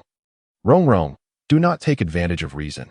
I believe Xiao San is not that kind of person, the master asserted confidently, for as his student, there is no one who understands Tang San better than him. Ning Rongrong, in her fury, laughed derisively. Tang San is not that kind of person. Your performance as a teacher is undeniably lacking. Chapter 59, The Eve of the Bone Extraction. As one wave subsides, another rises. After defeating the Shrek 7 monsters, Ye Hao departed from the team to the wagering area to collect his winnings in gold soul coins. This time, he reaped a substantial reward. Look, the stack of gold cards in Ye Hao's hand. Each with a considerable denomination. One of these cards, valued at 100,000 gold soul coins, belonged to Flandra. Coincidentally, just before leaving, Ye Hao glanced at Flandra, whose eyes were filled with a desperate longing. A sight that was profoundly pitiful. It serves you right. Who told you to bet on the Shrek 7 monsters? You cannot blame others for your losses. Having triumphed over the Shrek 7 monsters, Ye Hao had suddenly become a millionaire, and his spirits soared. Upon returning to the lounge and pushing the door open, he observed, Shimo, what has happened to you? Ye Hao looked at the two brothers, Shimo, who lay on the sofa, their complexions pale. Upon closer inspection, he noticed a faint purplish hue emerging on their skin, a clear indication of poisoning. Beside him, Yi Lingling summoned her 9-heart begonia martial soul, petals blooming in her palm, as pale purple flowers attached themselves to Shimo. While it alleviated their pain, the 9-heart begonia martial soul did not possess the power to detoxify. Dugi Yin furrowed her brow in contemplation. Shimo must have been poisoned, and the toxin is quite potent, rivaling my green phosphor snake venom. But when did they get poisoned? Ye Hao hurriedly approached to investigate. Upon meticulous observation, he discovered a minute wound on the shoulders of the two brothers, akin to a pinprick. It was nearly imperceptible if not examined closely. The area surrounding the wound was beginning to decay. A foul stench permeating the vicinity, indicating that the assailant had acted swiftly, affording no time for a response. Who could be so cruel as to poison them? Yu Tianhing was infuriated. He had just won the battle and was in high spirits, only for this calamity to strike at such an inopportune moment. Ye Hao took a deep breath. Based on the condition of the wound and its odor, it was undoubtedly Tang San's 8 spider lances.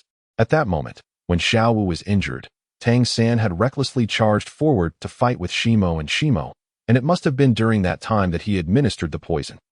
The poison of the man-faced demon spider is exceedingly fierce. Fortunately, Tang San had not consumed an excessive amount of the toxin, or else the effects would have manifested immediately. Had that been the case, Yihao would have unhesitatingly compelled Tang San to provide the antidote. If Tang San refused, Yihao would not hesitate to seize the 8 spider lances before the eyes of the thousands present. I'll step out for a moment. You all take care of Shimo and Shimo. Yihao promptly exited. Where are you going? Yi Lingling inquired. Yihao turned back, a faint smile gracing his lips. Naturally, I am seeking the one who poisoned them. To compel him to produce the antidote. I'll go with you. Yihao shook his head, solemnly replying, no need, I can handle it alone. With that, he departed, his silhouette enveloped in solitude, his gaze imbued with a fierce determination and a hint of murderous intent. At the Soto Great Soul Arena, as the final group battle concluded, the crowd began to disperse. Among them, with the support of their comrades, Shimo and Shimo managed to leave, albeit with difficulty. However, Qin Ming had mysteriously vanished. If one were to speculate, he might well be at the hotel where the Shrek Academy was staying, considering that the Royal Battle Team had triumphed over the Shrek 7 monsters, as their captain and a former member of Shrek Academy. It was only proper that he extend his pleasantries. Meanwhile, due to Xiao Wu's injury, Tang San had returned to the hotel at the earliest opportunity. Moreover, having previously ingested the poison from the 8 spider lances, he was confident that the 2 who had harmed Xiao Wu would not survive the night. With a resolute gaze and a sinister smile, he recalled his words. Anyone who harmed Xiao Wu would pay the price. Unfortunately, Ye Hao. Suddenly, Tang San sprang to his feet, his gaze fixating on a shadow standing by the window. His expression sharpened. It's you. The shadow's voice was hoarse as it replied, indeed, it's me. Tang San. Do you remember me? Tang San gritted his teeth, a renewed wave of murderous intent flashing in his eyes. Of course I remember you. Yi Tian, that I never expected you to have the audacity to show your face here. Are you not afraid that I will kill you? Yi Tian laughed heartily. Afraid? What do I have to fear? I possess your secrets, and should I expose what happened that day, not only will your friends be implicated, but Shrek Academy will also descend into an abyss of despair. Tang San clenched his jaw, glaring at Yi Tian with fury. What brings you here today? Are you here to threaten me? At the same time, Tang San discreetly reached behind him, silently loading a concealed arrow. I have my eyes on something of yours and intend to borrow it. Tang San narrowed his eyes. What is it? The 8 spider lances. No sooner had the words left his mouth than Tang San raised his right hand, a sharp silver needle slicing through the air, aimed directly at Yi Tian. Yi Tian, well acquainted with this maneuver, effortlessly evaded it. Simultaneously, he leaped into Tang San's room, hoisting the unconscious Xiao Wu over his shoulder, and with Tang San's murderous gaze upon him, he dashed out with Xiao Wu in tow. Don't tell anyone, or else the loss of 100,000-year soul ring and 100,000-year soul bone will be on your head. Tang San's fury ignited in an instant. Yi Tian's covetousness for his 8 spider lances and the external soul bone, coveted by all, was intolerable. For Xiao Wu's sake, Tang San chose to confront him head-on, leaping out the window to closely follow Yi Tian's path. The 2 figures danced upon the rooftops, their movement shrouded in the night, exuding an air of mystery. In a mere moment, Yi Tian halted in a narrow alley, carelessly discarding Xiao Wu onto the ground. Had he not yet reached the level to absorb a soul ring, he might have already acted. Tang San arrived, anxiety flooding his heart as he beheld Xiao Wu behind Yi Tian. Yi Tian, hand Xiao Wu over. If she suffers even the slightest harm today, I shall ensure that we both perish together, even if it costs me my life. Yi Tian smirked, casting a disdainful glance at Tang San. He raised his middle finger in mockery. Perish together with me? Huh, you aren't worthy. With that, Yi Tian gestured around them. Do you remember this place? Tang San instinctively surveyed his surroundings as Yi Tian continued. Indeed, this is where you committed your heinous acts, where 6 innocent soul masters perished. Yi Tian, what exactly do you intend to do? Tang San demanded fiercely, choosing to bypass the topic. What do I intend to do? Yi Tian's eyes sparkled with excitement as he instantly activated the Soul Eater Spider Emperor's possession. I intend to finish you. In a flash, Yi Tian darted behind Tang San. Chapter 60. Today is your day. Tang San abruptly turned, his left hand glowing with dark energy as the Haotian hammer materialized in his grasp. His dual martial souls had recently been revealed, compelling him to exert every ounce of his strength against Ye Tian. Today would mark the day of Ye Tian's demise. The emerald green spider lance clashed fiercely with the Haotian hammer. Sparks flew as the two weapons met, and in the blink of an eye, Tang San swung the heavy hammer directly at Ye Tian's head. Even without additional soul rings, the Haotian hammer weighed 500 pounds. When it struck the ground, it cracked like a spider's Ye Tian pivoted, kicking off the wall, and the spear formed by his arm descended like a thunderbolt, colliding once more with Tang San's Haotian hammer, igniting an intense battle aura between them, charged with lethal intent. Meanwhile, not far from Nodding City, in a concealed cave on the back mountain of Holy Soul Village, a figure cloaked in black, Tang Tian, obscured his face as he gazed tenderly at a blue-silver grass adorned with golden patterns before him. I've accompanied you for so long. It's time for me to check on Xiao-san. Tang Tian spoke slowly. The blue-silver grass in front of him swayed slightly, as if it were taking action. A bitter smile appeared on Tang Tian's face, which then transformed into a black light, shooting upwards towards the location of Soto City at an astonishing speed. In a secluded alley of Soto City, Tang San had revealed the 8 spider lances, holding a heavily marked Haotian hammer, gasping for breath and kneeling on the ground. Meanwhile, Ye Tian was not faring much better. The spider lances formed from his arms trembled violently as he surveyed the ground, which was littered with traces of blue-silver grass, clearly indicating that a fierce battle had taken place. While Tang San was adept at employing spirit abilities, Ye Tian found himself struggling, and had it not been for his status, Tang San might have already succumbed. Ye Tian thrust his lance, while Tang San stepped forward, swinging the Haotian hammer with all his might. As the confrontation reached its climax, Ye Tian deftly evaded the onslaught of Tang San's Haotian hammer, violently swinging the soul-eating spider emperor lance downwards. A scream pierced the air as one of the legs of the 8 spider lances behind Tang San was severed. The external spirit bone was akin to one's own bones. This was equivalent to a brutal self-mutilation. Tang San cried out in agony, beads of sweat dotting his forehead. Half kneeling on the ground, he barely managed to support himself with the shattered Haotian hammer. And looking at Ye Tian, who was clad in black robes, he shouted, "Ye Tian, must you go so far today?" Ye Tian spat disdainfully on the ground and snorted coldly, "I simply find you displeasing. What can you do about it?" The sudden silent sneak attack on the soul arena, along with the poisoning from the graphite and millstone, combined, made it justifiable for him to eliminate Tang San. Although the outcome of the battle at the soul arena had already been determined, Tang San's actions had undoubtedly pushed Yihao beyond his limits. The 8 spider lances he had bestowed upon Tang San had truly been a reckless gift. No matter what, today he must take back those 8 spider lances. Tang San was acutely aware of the other's intentions. It was evident that Ye Tian had come for the 8 spider lances, which were, after all, external spirit bones, a great temptation for ordinary individuals, and thus not surprising. Most loathsome of all was the fact that he dared to abduct Xiaowu. This man had long sealed his own fate. Aside from Yihao, Ye Tian was undoubtedly the target Tang San most wished to eliminate. At this moment, in the stillness of the night, they found themselves at the far eastern edge of Soto City, a place seldom visited by others. Even after a fierce battle, it would likely be the next day before anyone discovered the aftermath. Tang San gradually rose to his feet, gazing at the approaching Ye Tian, his heart sinking. For some inexplicable reason, he felt a chilling dread, as if he were on the brink of death. In a moment of desperation, his left hand swiftly swept across the 24 bridges on a moonlit night. And suddenly, several flying daggers and a variety of silver needles of differing sizes appeared in his grasp, which he hurled forward. Ye Tian squinted his eyes, observing the gleaming hidden weapons before him. It was akin to a celestial maiden scattering flowers, an all-encompassing attack, and additionally, Ye Tian sensed movement beneath his feet as 2 robust blue-silver grasses burst forth from the earth, attempting to bind his feet to the ground. In this scenario, Ye Tian had become a living target, destined to be pierced by countless hidden weapons. A surge of purple light erupted from behind Ye Tian, and in an instant, he soared into the air, evading both the hidden weapons and the blue-silver grass's dual restraints. The hidden weapons pierced the ground, the bizarre flying daggers and silver needles eliciting a shiver down one's spine. In the next moment, Ye Tian swung the soul-eating spider emperor lance, slicing downwards at a 90-degree angle. At this juncture, Tang San found himself with no means of escape and could only raise the Haotian hammer above his head.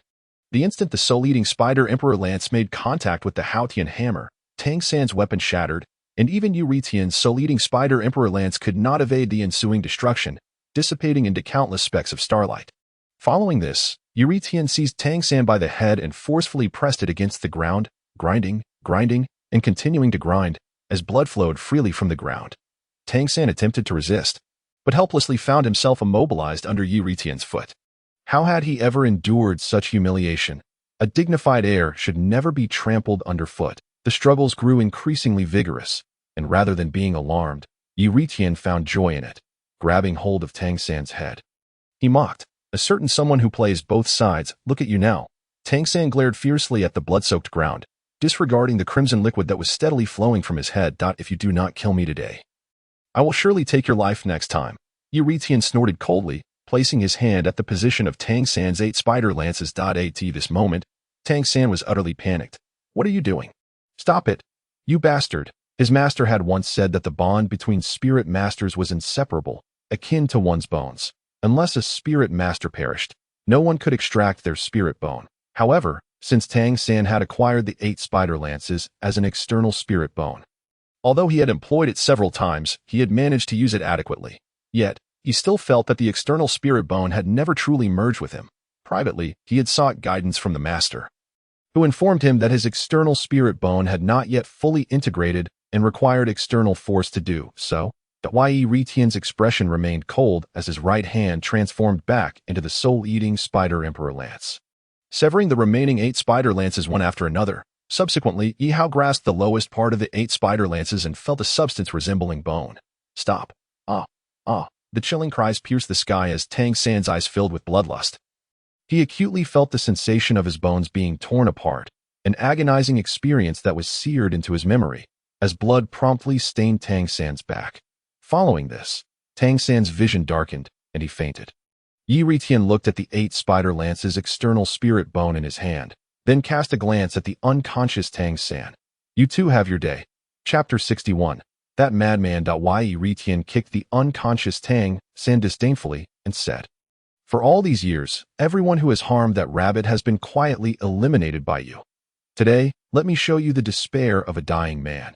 After one last glance at Tang San and the nearly regaining consciousness Xiao Wu, Ye Ritian's lips curled into a smile as he slipped away into the night. "There are many days to come. Ina days." Xiao Wu slowly opened her eyes, as if she had heard Tang San's anguished cries. Looking up at the pitch-black sky and the unfamiliar surroundings, she was bewildered.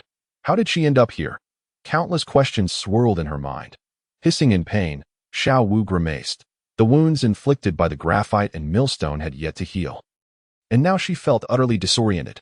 Glancing around, Xiao Wu noticed Tang San lying in a pool of blood. She rubbed her eyes in disbelief, staring at her brother, who lay motionless with his back soaked in blood. "Brother." Unable to contain her emotions any longer, Xiao Wu rushed forward to embrace Tang San, disregarding her still healing wounds. "Brother, what happened to you? Don't scare me." Xiao Wu can't be without her brother. Tears streamed down her face like pearls on a broken string. Meanwhile, Ye Ritian returned to the inn, removing his black robe and storing it within his soul guide ring. Along with it, he also secured Tang San's 8 spider lances. Yihao retrieved one of the spider lances, the very one he had initially severed. Ye Hao pushed open the door to his room and hurried down the hallway. The earlier confrontation with Tang San had drained him considerably, leaving him feeling somewhat lightheaded.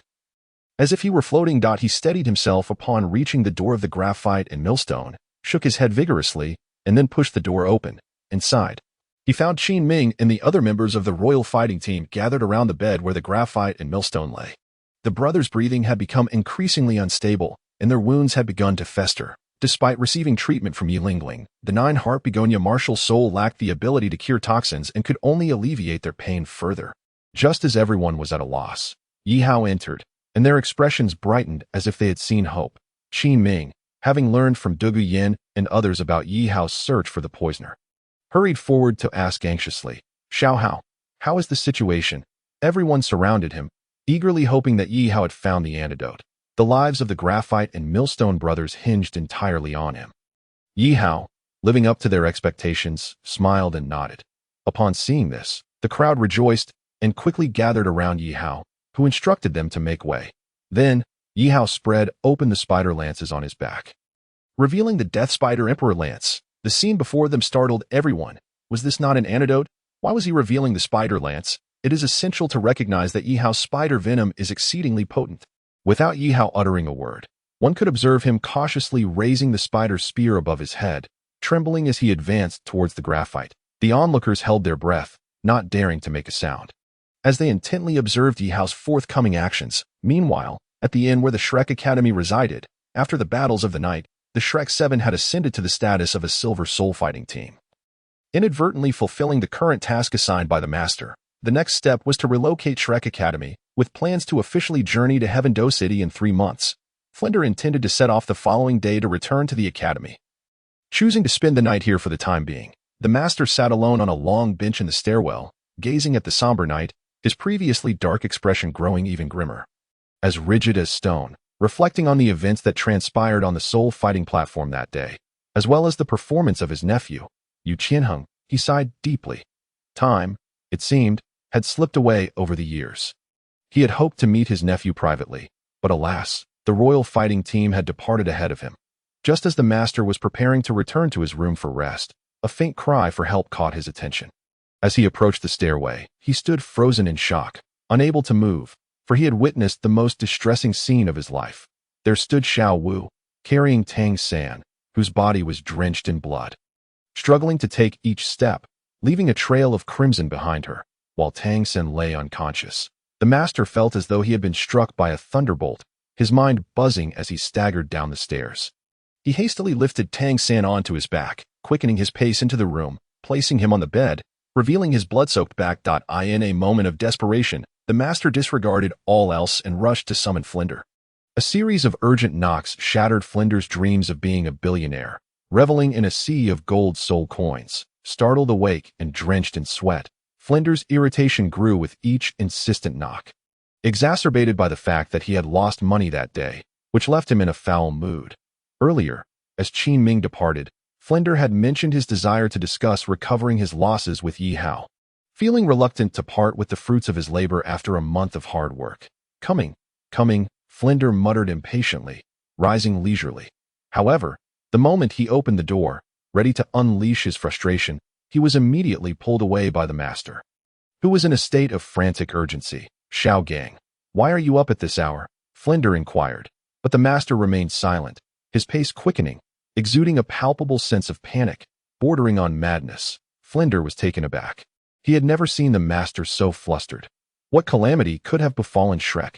Upon entering the room and witnessing Tang San, nearly lifeless on the bed, Flinder's eyes widened in disbelief that he rubbed his eyes, fearing he might be mistaken. "Xiao Gang, what has happened to Xiao San?"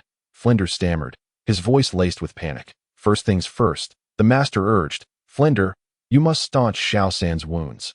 I will seek a doctor. We cannot afford to lose him, for if his wrath is unleashed, none of us shall withstand it." With that, the master hurriedly exited the room, while Flinder understood the gravity of the situation and quickly focused his soul power to suppress Tang San's injuries. His heart racing with anxiety. If Tang San were to perish today, Flinder knew he would be doomed, for that madman was one who dared to confront even the Pope. What could a soul sage like him do against such a lunatic? Chapter 62. Tang Ritian is on his way. The news of Tang San's injury spread like wildfire, and upon hearing it, the Shrek 7, except for Ning Rongrong and Zhu Zhuqing, gathered in Tang San's room. Bewildered as they gazed upon their comrade, still in a state of unconsciousness. What has transpired? The master frowned, recalling his promise to Tang how to take care of Tang San. Now, with Tang San in this condition, how could he face his idol? Flinder sighed deeply, a sense of melancholy enveloping him. The bleeding has stopped, but Xiao San has lost too much blood. He will need to rest quietly for a few days. During this time, let us all take turns caring for him. Flinder then turned his gaze to Xiao Wu, who was tear-streaked and distraught. He knew from the master that she was the one who had carried Tang San back, implying that she must have known what had transpired. The assailant who had inflicted such harm on Tang San undoubtedly possessed a higher soul power level. "Xiao Wu, please tell me what happened," Flinder implored, kneeling before her, patiently seeking answers, for if they could identify the culprit, they would be able to maintain their peace. If that madman were to arrive at Shrek Academy and witness Tang San in such a state, the entire academy would surely be unable to bear his wrath. Xiao Wu sobbed, her eyes swollen from crying. glancing at the pale Tang San on the bed as she lamented, "Director Flinder, I do not know what happened. When I awoke, I found myself in a small alley, only to discover my brother in this condition." The master pressed on. "Xiao Wu, think carefully. Has Xiao San had any encounters or conflicts with anyone recently?" After a moment of reflection, wiping the remaining tears from her eyes, she replied, "No, my brother has always been well behaved. He would never engage in any misdeeds or conflicts." Outside, Ning Rongrong and Zhu Zhuqing exchanged knowing glances, their thoughts unspoken. Inside the room, the master's expression was one of bitterness as he rubbed his temples and sighed deeply. Flinder sat across from him, the room now containing only the two of them. "Xiao Gang, what shall we do? If Tang Hao learns of this, we will be in grave trouble." The master was troubled by the situation. He had promised Tang Hao at the Nodding Junior Soul Master Academy to take good care of Tang San. Over the years, Tang Hao had remained elusive, and now, there are no secrets that can be kept forever. They could only hope that Tang San would awaken soon, so they could uncover the truth. Those who seek vengeance must confront the right culprits. We shall hold accountable whoever is responsible.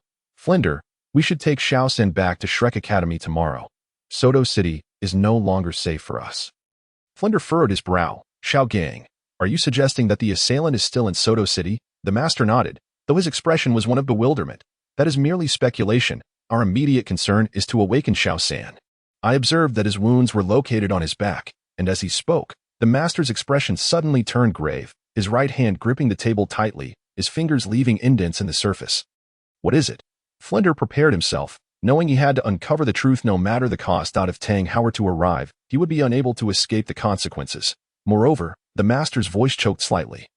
"I discovered that Xiao San's external spirit bone is missing. At these words, Flinder's eyes widened in shock, his pupils constricting. The external spirit bone of Tang San, gone. Recalling the earlier treatment of Tang San's injuries, Flinder had known that Tang San possessed an external spirit bone, that he had wondered why the injury was on his back. Was it an ambush? Now, it seemed that the matter was far more complex than he had imagined. "Xiao Gang, you once mentioned that once a spirit bone is fused with a spirit master, it cannot be taken unless the spirit master dies. What of Xiao San's condition?" Flinder pressed. The master sighed deeply. "I did say that.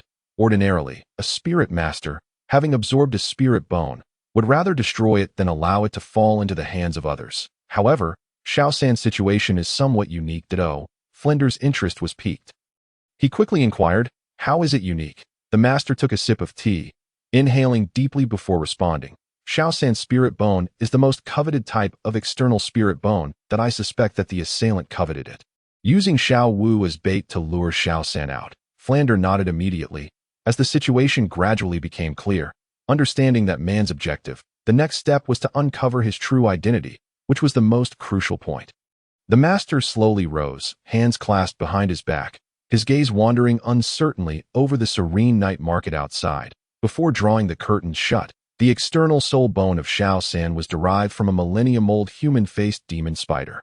Through observations over the past few days, it was evident that Xiao San was still unable to wield it with ease. The 8 spider spears could not be deployed at his whim, indicating that he was in need of further assistance. Assistance? Flinder pondered. What kind of assistance? The master contemplated and stated, "The so-called assistance is the pressure exerted by a powerful individual. It is through breaking and then establishing anew. Rebirth after calamity. What Xiao San currently lacks is precisely this." The 8 spider spears, having been forcibly extracted without complete synergy with Xiao San, were akin to subjecting him to the agonizing experience of having his bones stripped. Consider this, he is merely a 12-year-old boy. How could he possibly endure such extraordinary suffering? At this juncture, the master could not help but shed tears. That it had been many years since Tang San had taken him as a master. And just as Tang San had professed upon becoming his disciple, once a master, forever a father, though they were referred to as master and disciple, the bond between the master and Tang San was akin to that of a father and son. In an instant, the room fell silent, the atmosphere becoming stiflingly oppressive. At the hotel, where the royal fight team was staying, the night was deep and quiet, the sky adorned with twinkling stars. After administering the antidote to Shimo and Shimo, Yihao returned to his room alone. He carefully surveyed his surroundings, confirming that he was alone, then cautiously retrieved the blood-stained 8 spider spears from his soul guide ring. The 8 spider spears. An external soul bone. Ye Hao wiped away the blood of Tang San from the spear, restoring its former luster. Just holding it in his hand made Ye Hao acutely aware of its extraordinary nature. Chapter 63, Zhao Wujia, the Great Grievance. The exterior of the soul bone was purple, closely resembling that of the human-faced demon spider. A surge of impulse coursed through Ye Hao, a desire to absorb it. However, he quickly dismissed that thought. The external soul bone, the 8 spider spears, belonged to Tang San. Equipping it on himself would be tantamount to declaring himself the perpetrator. One does not court disaster to evade it. He returned the 8 spider spears to the soul guide ring, leaned back, and comfortably lay on the bed, feeling the tension in his body dissipate. Having endured 2 fierce battles in succession, Ye Hao was now utterly fatigued.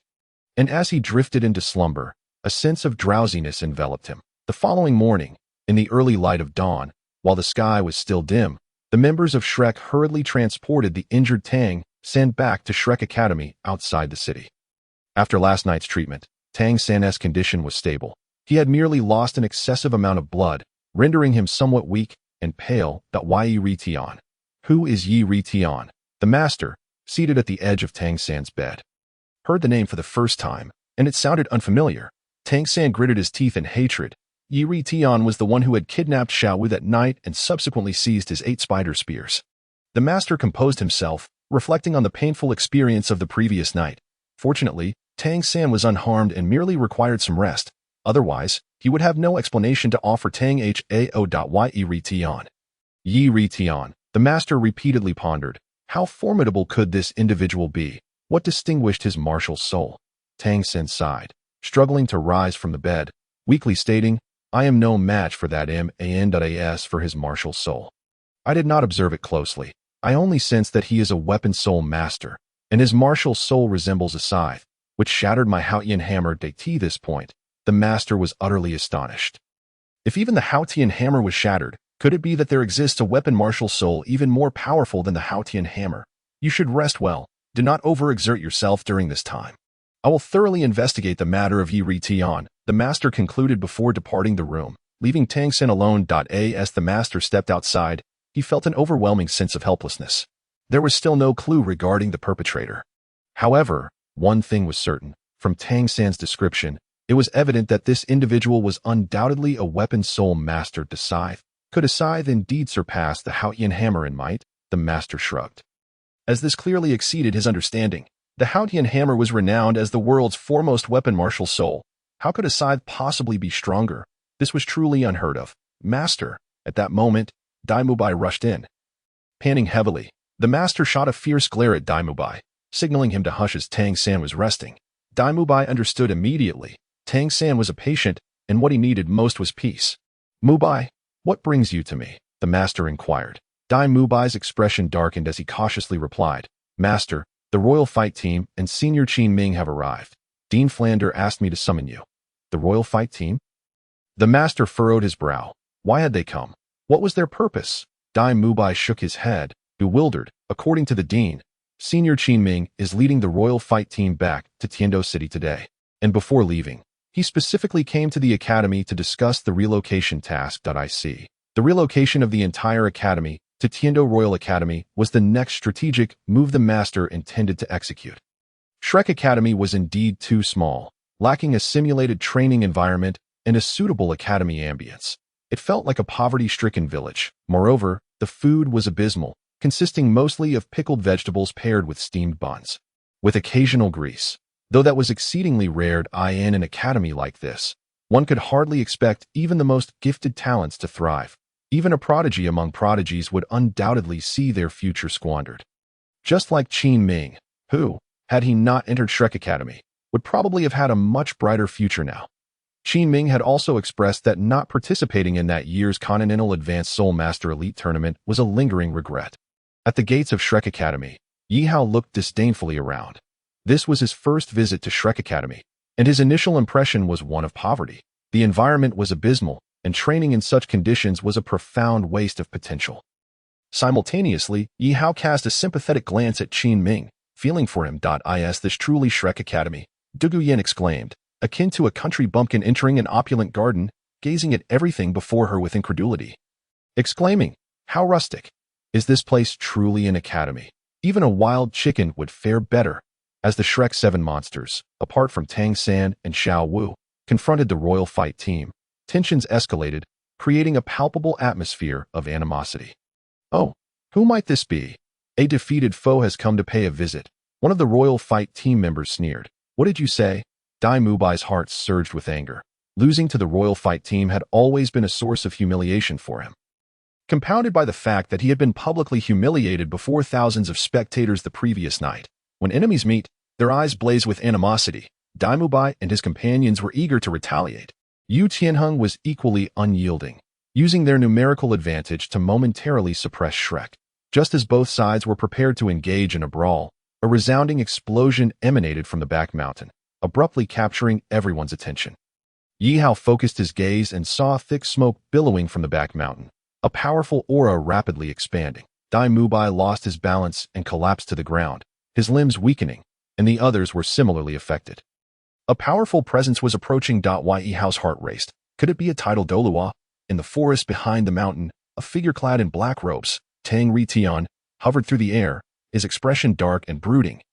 His murky eyes filled with murderous intent. In his right hand, the Haotian hammer, adorned with 9 soul rings, gleamed brilliantly. Zhao Wujia lay amidst the ruins, utterly bewildered.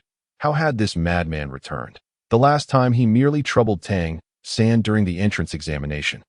But this time he had received a brutal beating. The memory lingered painfully. Today, it seemed that this madman was indiscriminate in his wrath. His life was surely in peril. Zhao Wujia, Tang Ritian intoned gravely. As the Haotian hammer in his hand suddenly enlarged, under Zhao Wujia's helpless gaze, the Haotian hammer descended without mercy. Under the Haotian crown, spare no one. At this critical moment, Flander, the master, and Qin Ming arrived. Albeit fashionably late, Tang Ritian's movements faltered, his gaze shifting to the master, who was now in urgent need of an explanation. "Wujia, what has transpired here?" Flander and Qin Ming rushed to support Zhao Wujia. Had they arrived any later, the three of them might have become the recovery team for the deceased. The master's gaze swept toward the furious Tang Ritian, and he took a deep breath. This day had finally arrived. Chapter 64. Leave of Absence. "What leave, master? I demand a reasonable explanation." Tang Ritian reduced the size of the Haotian hammer, slamming it forcefully into the ground, his formidable presence leaving the onlookers in awe. "Dean Flander, who is this?" A tremor coursed through Qin Ming's heart as he softly inquired. Flander let out a slight sigh, feeling helpless, and said, "Allow me to introduce. This is His Majesty Haotian, the father of Tang San." Haotian. Qin Ming's pupils constricted. The title Doa. Could it be that the hammer in his hand is Your Majesty Haotian? This is a former student of Shrek Academy. Qin Ming, one of our own, Flander said with a forced smile. Tang Ritian's gaze burned intensely as he looked at the master. The overwhelming presence of a tidal Douluo sent shivers down the spines of everyone present, leaving them too intimidated to make any rash moves. The master, steeling himself, faced Tang Ritian directly. "Indeed, you have been lurking in the shadows," Tang Ritian said in a deep voice. "I demand answers." With a sigh of resignation, the master slowly recounted the events of the previous night, in which Tang San had been forcefully stripped of his soul bone. At this moment, Tang Hao felt an indescribable fury. Upon hearing that Tang San's soul bone had been violently removed, leaving him bathed in blood, Tang Ritian let out a thunderous roar, the sheer force of which caused Shrek Academy to tremble. In a fit of rage, Tang Ritian suddenly soared into the sky, and the hammer in his hand grew several times larger. With a single swing, half of the forest on the back mountain was instantly transformed into a scene of cataclysm.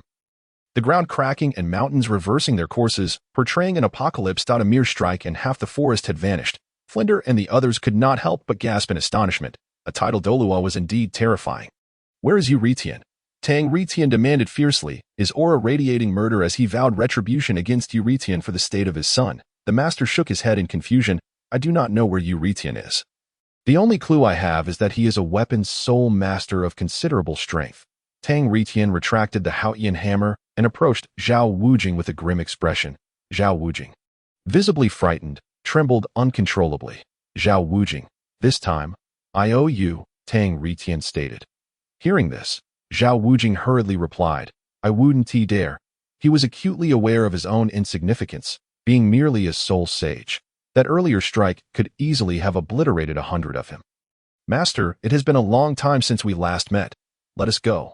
With that, the master and Tang Ritian ventured deep into the forest. As the two figures disappeared from sight, Flinder finally exhaled in relief. The madman had finally calmed down, albeit at the cost of half the back mountain.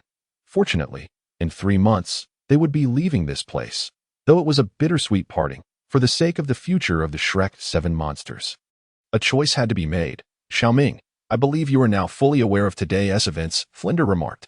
Qinming understood implicitly and reassured, rest assured, Dean Flinder, I will not breathe a word of this to anyone.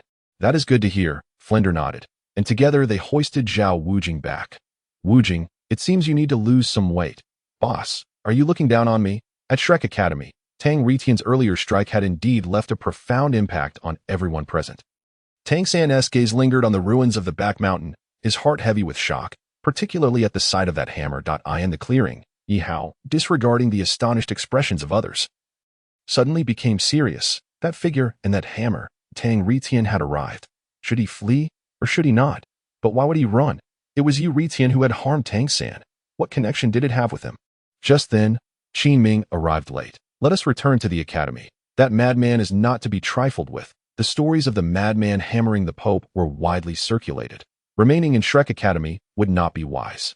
Moreover, that madman is in a fit of rage. Should he be provoked, who would care about the grass growing on their graves? Teacher Qin. Just now, Du Guyan hesitated, sensing an aura far more formidable than her grandfather's.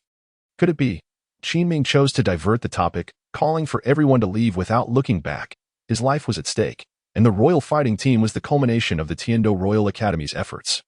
With each member possessing a formidable background, should anything happen, Qinming could not bear the responsibility. The group, bewildered, exchanged glances, but due to Qinming's resolute demeanor, they complied and boarded the carriage, swiftly departing towards the Tiando Royal Academy.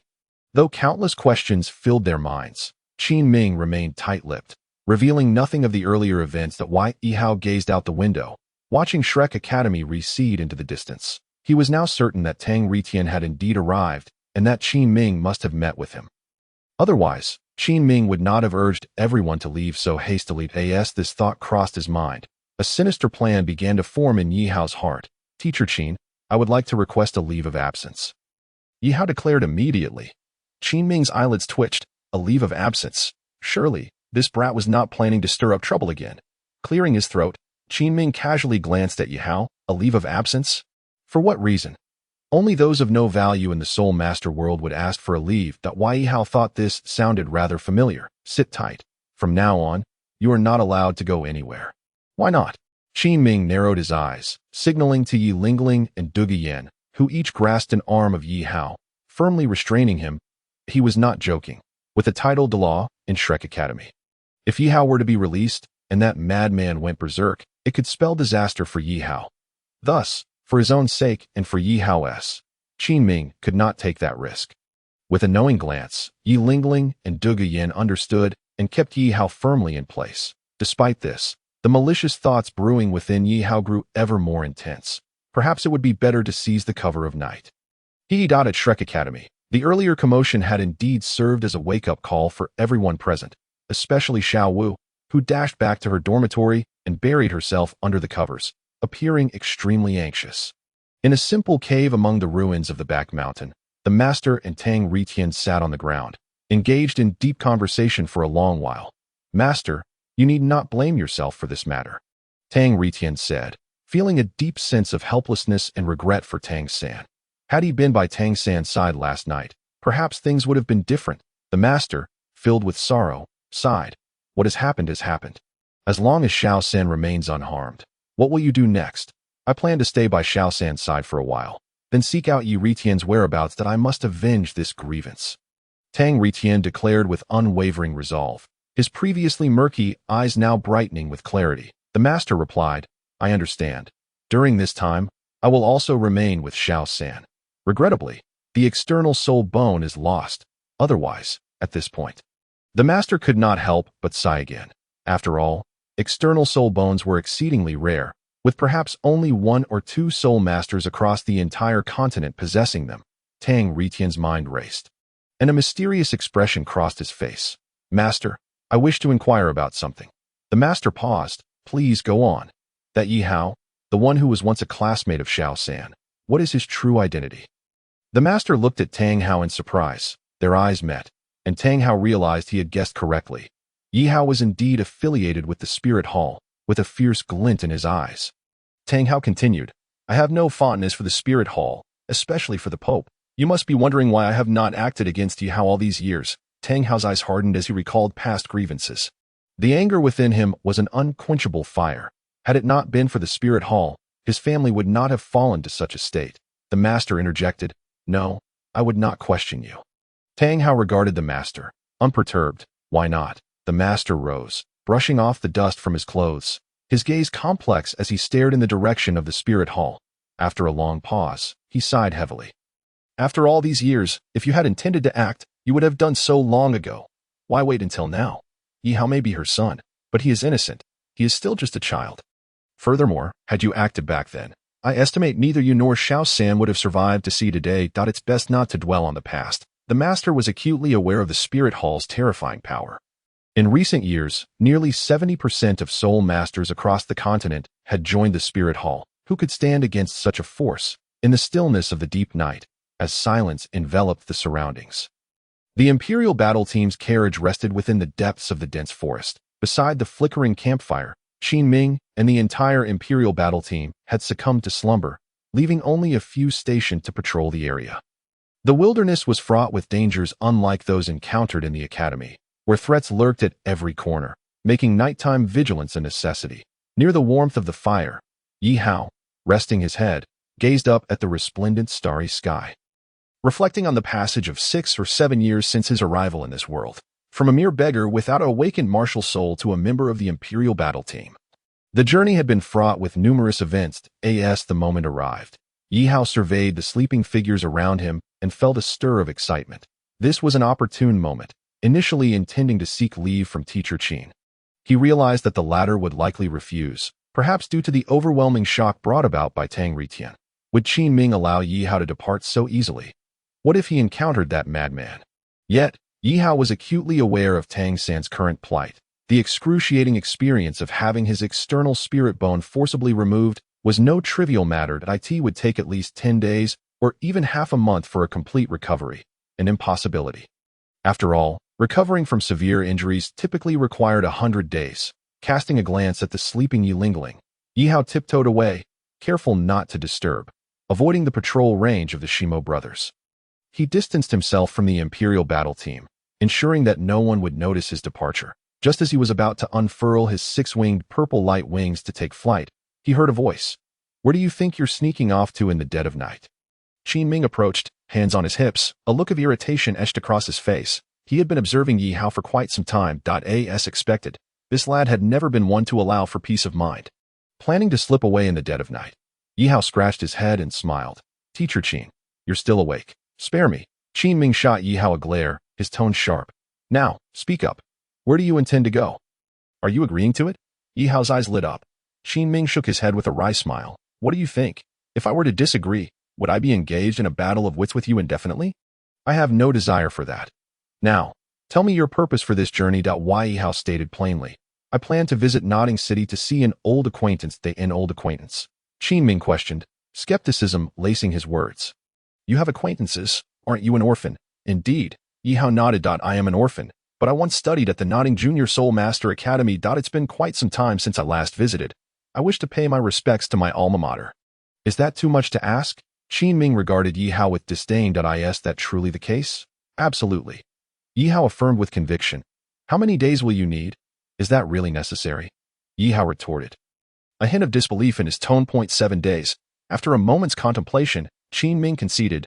Very well, 7 days it is. After 7 days, I expect to see you back at the academy. Agreed. Ye Hao responded enthusiastically. Teacher Qin, see you in 7 days at the academy. With that, Ye Hao unfurled his 6-winged purple light wings and cast a glance back, his figure vanishing in a flash, leaving behind a beautiful arc of purple light in the sky. This kid, Qin Ming shook his head helplessly, relieved that he could finally enjoy some peace and quiet for a while.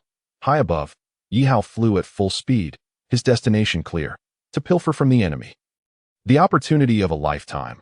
Those 10,000-year-old spirit bones were too good to pass up. With Tang Ritian occupied at Shrek Academy, now was the perfect moment. Tang-san, do not blame me for being unprincipled. The distance from Soto City to Nodding City was considerable, but with Ye Hao's pace, he anticipated his arrival by dawn.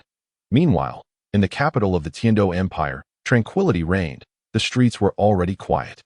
With only a few passers-by, while the palace remained serene in a lavishly decorated chamber, Xue Qinghe removed her disguise, revealing her exquisite features as she sat at her desk, perusing a letter she had just received. Tang Hao, he has actually appeared at Shrek Academy. Qian Rinxue paused slightly, as the name stirred a deep sensitivity within her. Her father had perished at his hands. Is the information accurate? Before Qian Rinxue. A shadow knelt. The information is indeed precise. I witnessed Tang Hao's fury as he obliterated half of a small mountain with a single strike of his Haoyan hammer, but I shall never forget that. Furious, Qian Rinxue questioned, perplexed. What could provoke such rage? The shadow responded, it is because of Ye Hao. Brother Hao. Qian Rinxue was taken aback, quickly regaining her composure. What has happened to him? She inquired urgently. Chapter 66. Yi Ritian's Visit. Humph. Qian Rinxue scoffed, her eyes flashing with murderous intent. This Tang San is truly a fickle, two-faced scoundrel, daring to continuously seek trouble with Brother Hao, dragging innocent soul masters into the fray. Such a person has no right to exist in this world. And then, the shadow continued, Ye Hao first disguised himself as Yi Ritian, subsequently abducting a girl named Xiao Wu, and fought Tang San in a decisive battle, severely wounding him and forcibly stripping him of his external spirit bone. It appears that Tang San has suffered significant injuries, and without his external spirit bone, his future as a soul master seems bleak. Qian Rinxue rested her chin on her delicate hand, a slight smile gracing her lips.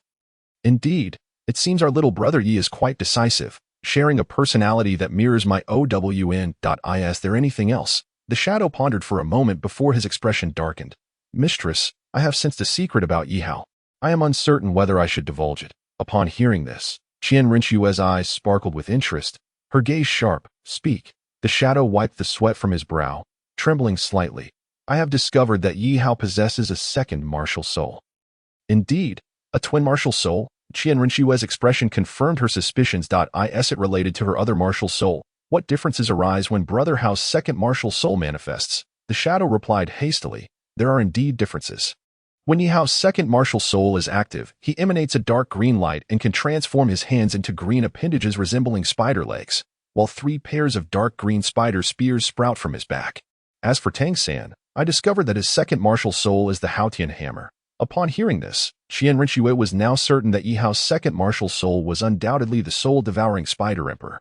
The Death Spider Emperor combined with the soul-devouring Spider Emperor, possessing the external spirit bone known as the 6-winged purple light wings, and sharing both appearance and personality traits.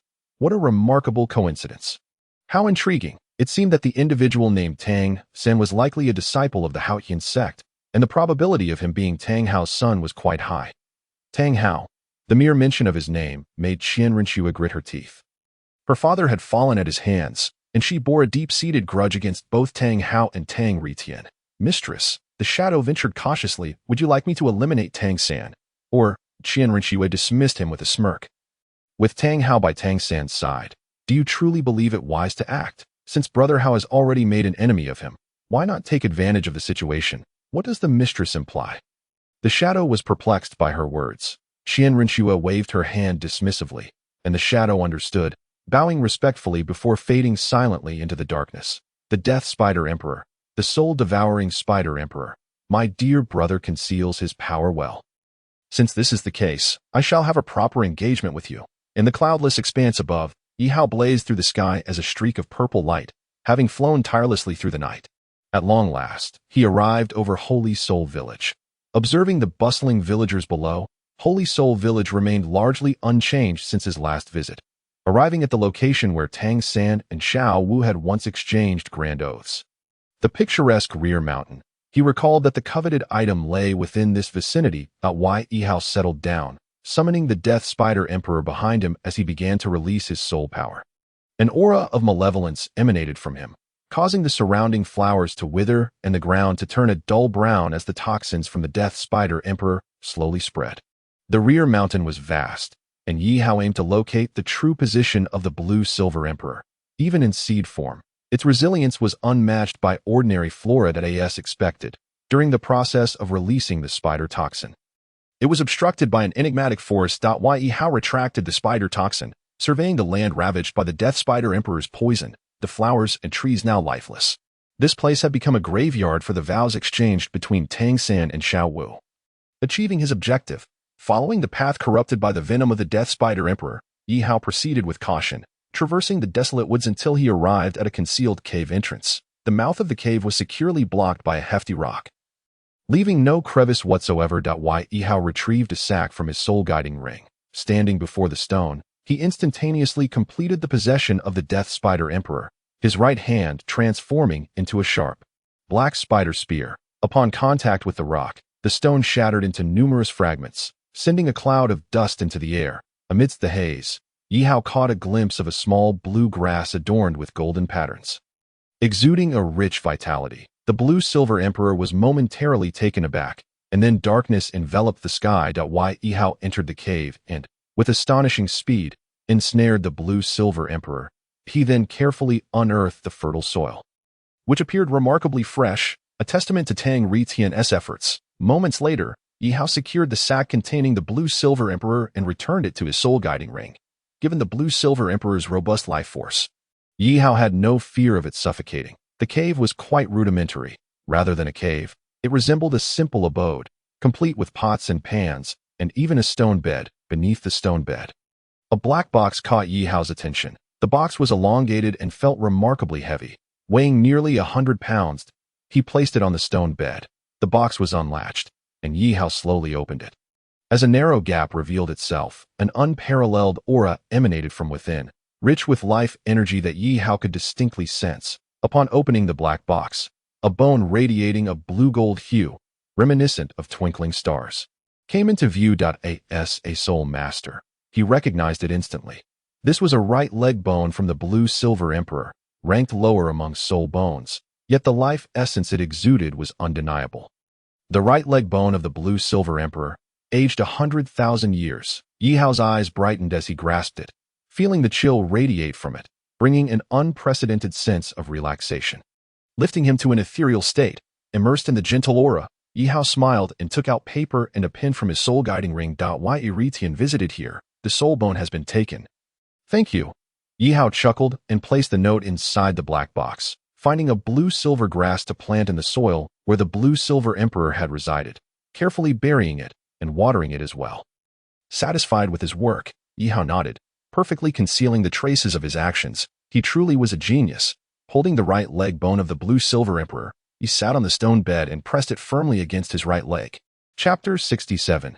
Journey to the spirit hall. As the soul bone adhered to his right leg, Yihao felt a slight chill, and the bone quietly merged into his limb, intertwining as blue-gold light points. A refreshing sensation surged through him. The experience of absorbing a 100,000-year soul bone was smooth and unimpeded. Despite previous encounters with external soul bones, Yihao dispersed his soul power, continuously channeling it into his right leg.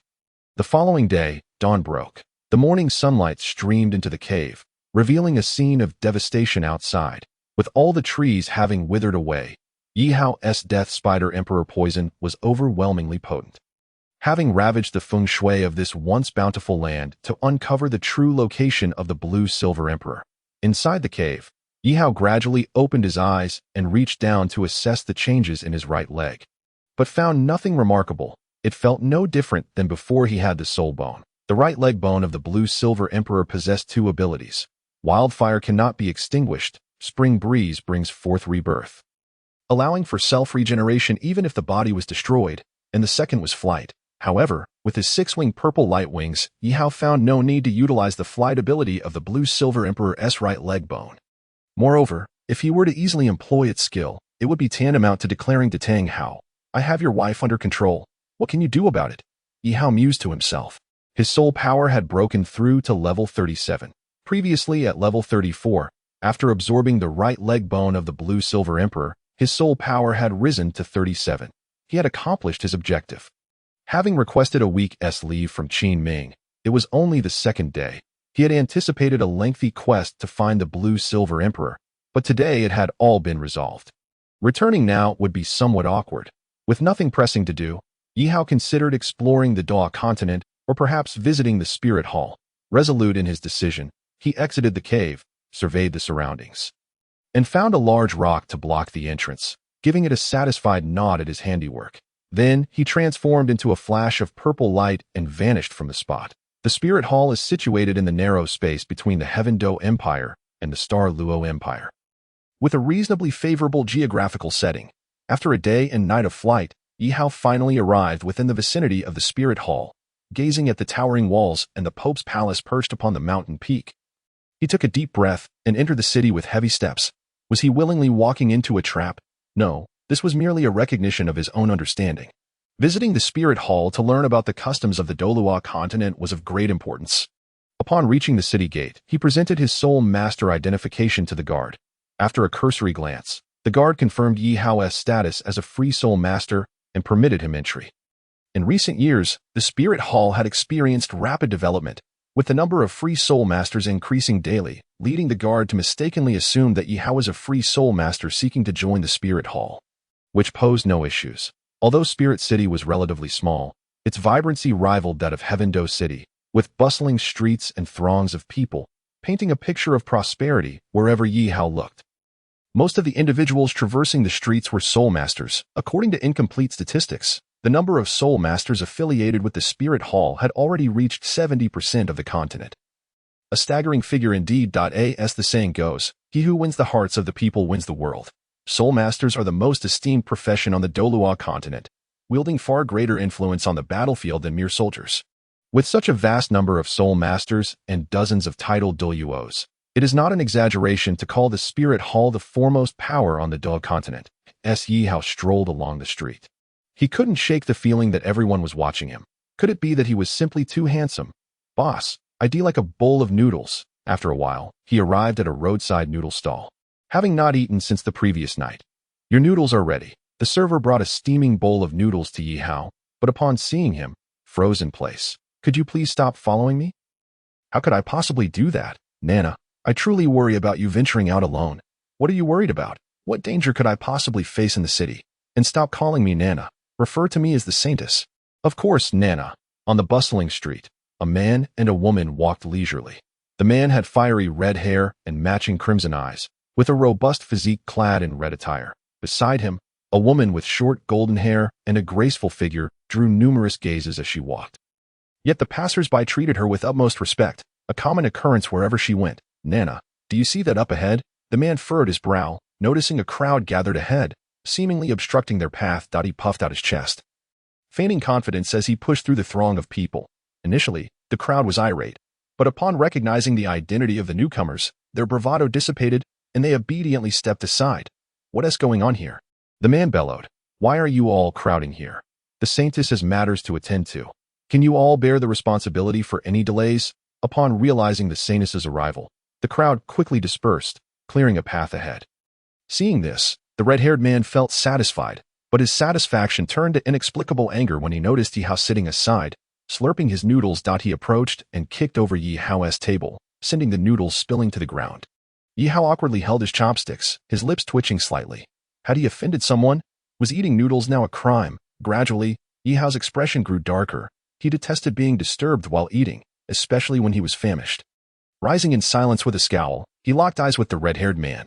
The red-haired man was momentarily taken aback, instinctively taking a step back. Why, Your Holiness? Regaining his composure, he scrutinized Yihao, noting the uncanny resemblance to the Pope. Even the aura of anger was identical. Not only did the red-haired man perceive this, but the golden-haired woman behind him did as well. She covered her mouth in astonishment, observing the gloomy-faced Yihao, who bore an uncanny resemblance to her teacher. How could one even begin to describe it? It was as if she had been sculpted from the same mold. The woman gazed intently, and the more she looked, the stronger the impression that her teacher stood before her became. Immediately, 3 soul rings illuminated beneath Yihao's feet, a configuration of 1 yellow and 2 purple that utterly shattered everyone's perceptions. A century, 2 millennia, could this person still be human? Was he affiliated with our Spirit Hall? Why had he never been seen before? Meanwhile, the Death Spider Emperor made its quiet entrance. Chapter 68. A Brush with Fate. Death Spider Emperor. The golden-haired woman involuntarily exclaimed. In an instant, Yihao completed his possession by the Death Spider Emperor, and at that moment, he was filled with rage, denying the red-haired man any opportunity to react. Yihao swiftly dashed behind the man, executing a sweeping kick that sent him soaring through the air, followed by a decisive strike that slammed him into the ground, shattering the solid floor beneath them. Have I wronged you? Yihao's expression darkened as he exerted pressure on the man beneath his foot, eliciting cries of agony. It was not that the man was weaker than Yihao, but rather, it was Yihao's overwhelming aura and the might of his Death Spider Emperor spirit that rendered him dominant over the man. The man stammered, his gaze involuntarily drifting to the shadow of the Pope that loomed in his mind. A presence he could not shake off. This was the Spirit Hall, and Yihao was a newcomer. He naturally did not wish for the matter to escalate, and so he was kicked aside. Get lost. A sycophant, left with nothing in the end. Yihao withdrew from his possession of the Death Spider Emperor and cast a nonchalant glance at the red-haired man before finding a vacant seat to sit down.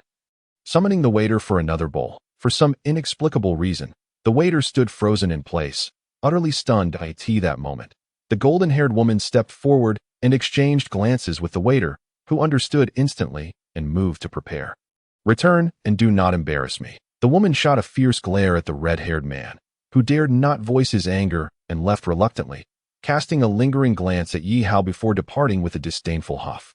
Everyone disperse, the saint is commanded, and the onlookers naturally scattered. The woman turned her attention back to Yihao, who bore an uncanny resemblance to her teacher and, like her teacher, possessed the Death Spider Emperor spirit.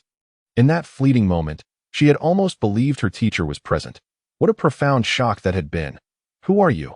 Yihao, engrossed in his noodles, glanced at the suddenly appearing golden-haired woman, his voice tinged with confusion. The woman smiled softly. I sincerely apologize for my earlier lack of discipline. Yihao waved his hand dismissively, lowering his head to continue eating. You need not apologize to me. The one who ought to apologize is him. With that, Yihao fell silent once more, feeling quite dejected. Here he was, minding his own business, enjoying a meal, when suddenly he was assaulted. Who could endure such a thing? After finishing the last bowl of broth, Yihao felt full. Having settled the bill, he prepared to leave. What is your name? The woman suddenly called out to Yihao, eager to inquire about his identity. In her eyes, Yihao is undoubtedly a person of exceptional talent. If he could join the Spirit Hall, with his soul rings, and the same Death Spider Emperor spirit as her teacher, perhaps her teacher would. Yihao replied flatly, then turned on his heel and departed without a backward glance. Presently, Yihao was in a state of profound irritation. Even eating was uncomfortable, and the desire to leave began to rise within him.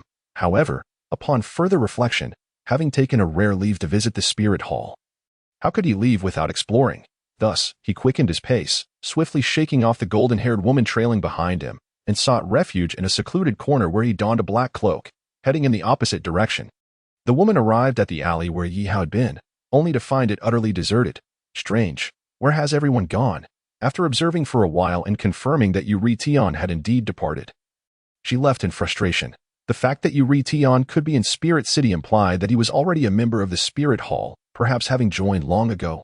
Resolutely, she returned to the Spirit Hall to investigate this matter thoroughly. A genius must not be delayed. In the Spirit Hall's archives, the woman frantically searched for the name Yihao. After an exhaustive search, she sank to the ground, wiping the sweat from her brow. Feeling utterly drained. It cannot be. How could there be no record of a person named Yihao? Could he be a free spirit master newly arrived in the city? She sighed regretfully, lamenting the fact that such a talent had slipped through her fingers right before her eyes. Had her teacher known that this individual possessed the Death Spider Emperor spirit in such an irregular configuration of soul rings, and that Yihao bore an uncanny resemblance to her teacher, she was certain her teacher would have taken great interest. Your Holiness, the Pope requests your presence. A person approached the woman respectfully. She nodded in acknowledgement, indicating for him to lead the way. The imposing Pope's hall loomed atop the sacred mountain, bathed in sunlight, appearing both sacred and majestic, under the grand statue of the angel. The heavy doors stood before knights clad in armor, their steel lances held high, exuding a formidable presence. This was the Pope's hall, a place countless spirit masters yearned to visit as they approached the entrance. The doors creaked open before the woman could even step inside, a faint light piercing the darkness. With composure, she took a deep breath and gracefully entered. The hall was vast and magnificent, spanning hundreds of square meters. making the woman feel exceedingly small within its confines. She approached the front and bowed slightly toward the throne above. "Teacher, you called for me." Suddenly, a flash of purple light flickered in the chilly hall, revealing a stunning figure seated upon the throne, clad in a robe adorned with gold, a purple golden crown atop her head. She held a staff nearly 2 meters long, encrusted with countless gems. Her skin was fair and delicate, her beauty beyond perfection, and the noble aura radiating from her stirred a sense of reverence within the woman below. Bibi Dong, the Pope of the Spirit Hall, the first to overcome the challenges of twin martial spirits in the continent. And besides Ye Hao and Tang San, the first titled Douluo to possess dual martial spirits. "Nana, how have you fared with the tasks I entrusted to you?" Bibi Dong spoke calmly, one hand resting on a fragrant cushion. Her eyes closed in relaxation. As the only disciple of the Pope, Hulina's expression momentarily froze, her gaze becoming unfocused. "Oh no, I forgot the task my teacher assigned due to the matter of Ye Tian." Meanwhile, in a certain part of Spirit City, Yihao sneezes. "Who is thinking of me?" Bibi Dong slowly opened her beautiful eyes, looking at Hulina, who was half kneeling before her, noticing her precious disciple's silence. She sighed, realizing that the task had likely not been completed. "All right, rise." Shaking her head, Bibi Dong smiled wryly. "Remember to accomplish your tasks tomorrow, and do not let it happen again. Understood?" Hulina's cheeks flushed crimson as she stood up. "Teacher, I have something to report." Chapter 69. Bibi Dong hears of Ye Tian for the first time. Bibi Dong smiled, observing her precious disciple's anxious demeanor, realizing this matter had caused her delay.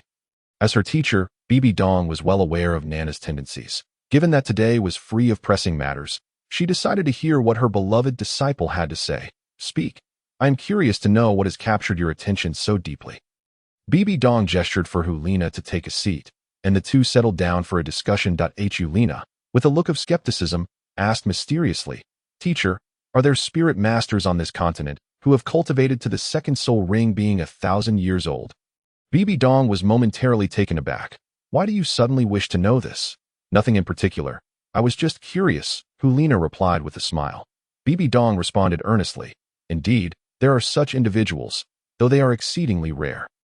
According to the records of the Spirit Hall, a spirit master will absorb 9 soul rings throughout their lifetime, excluding the 10th soul ring for ascension, when a spirit master reaches the corresponding level.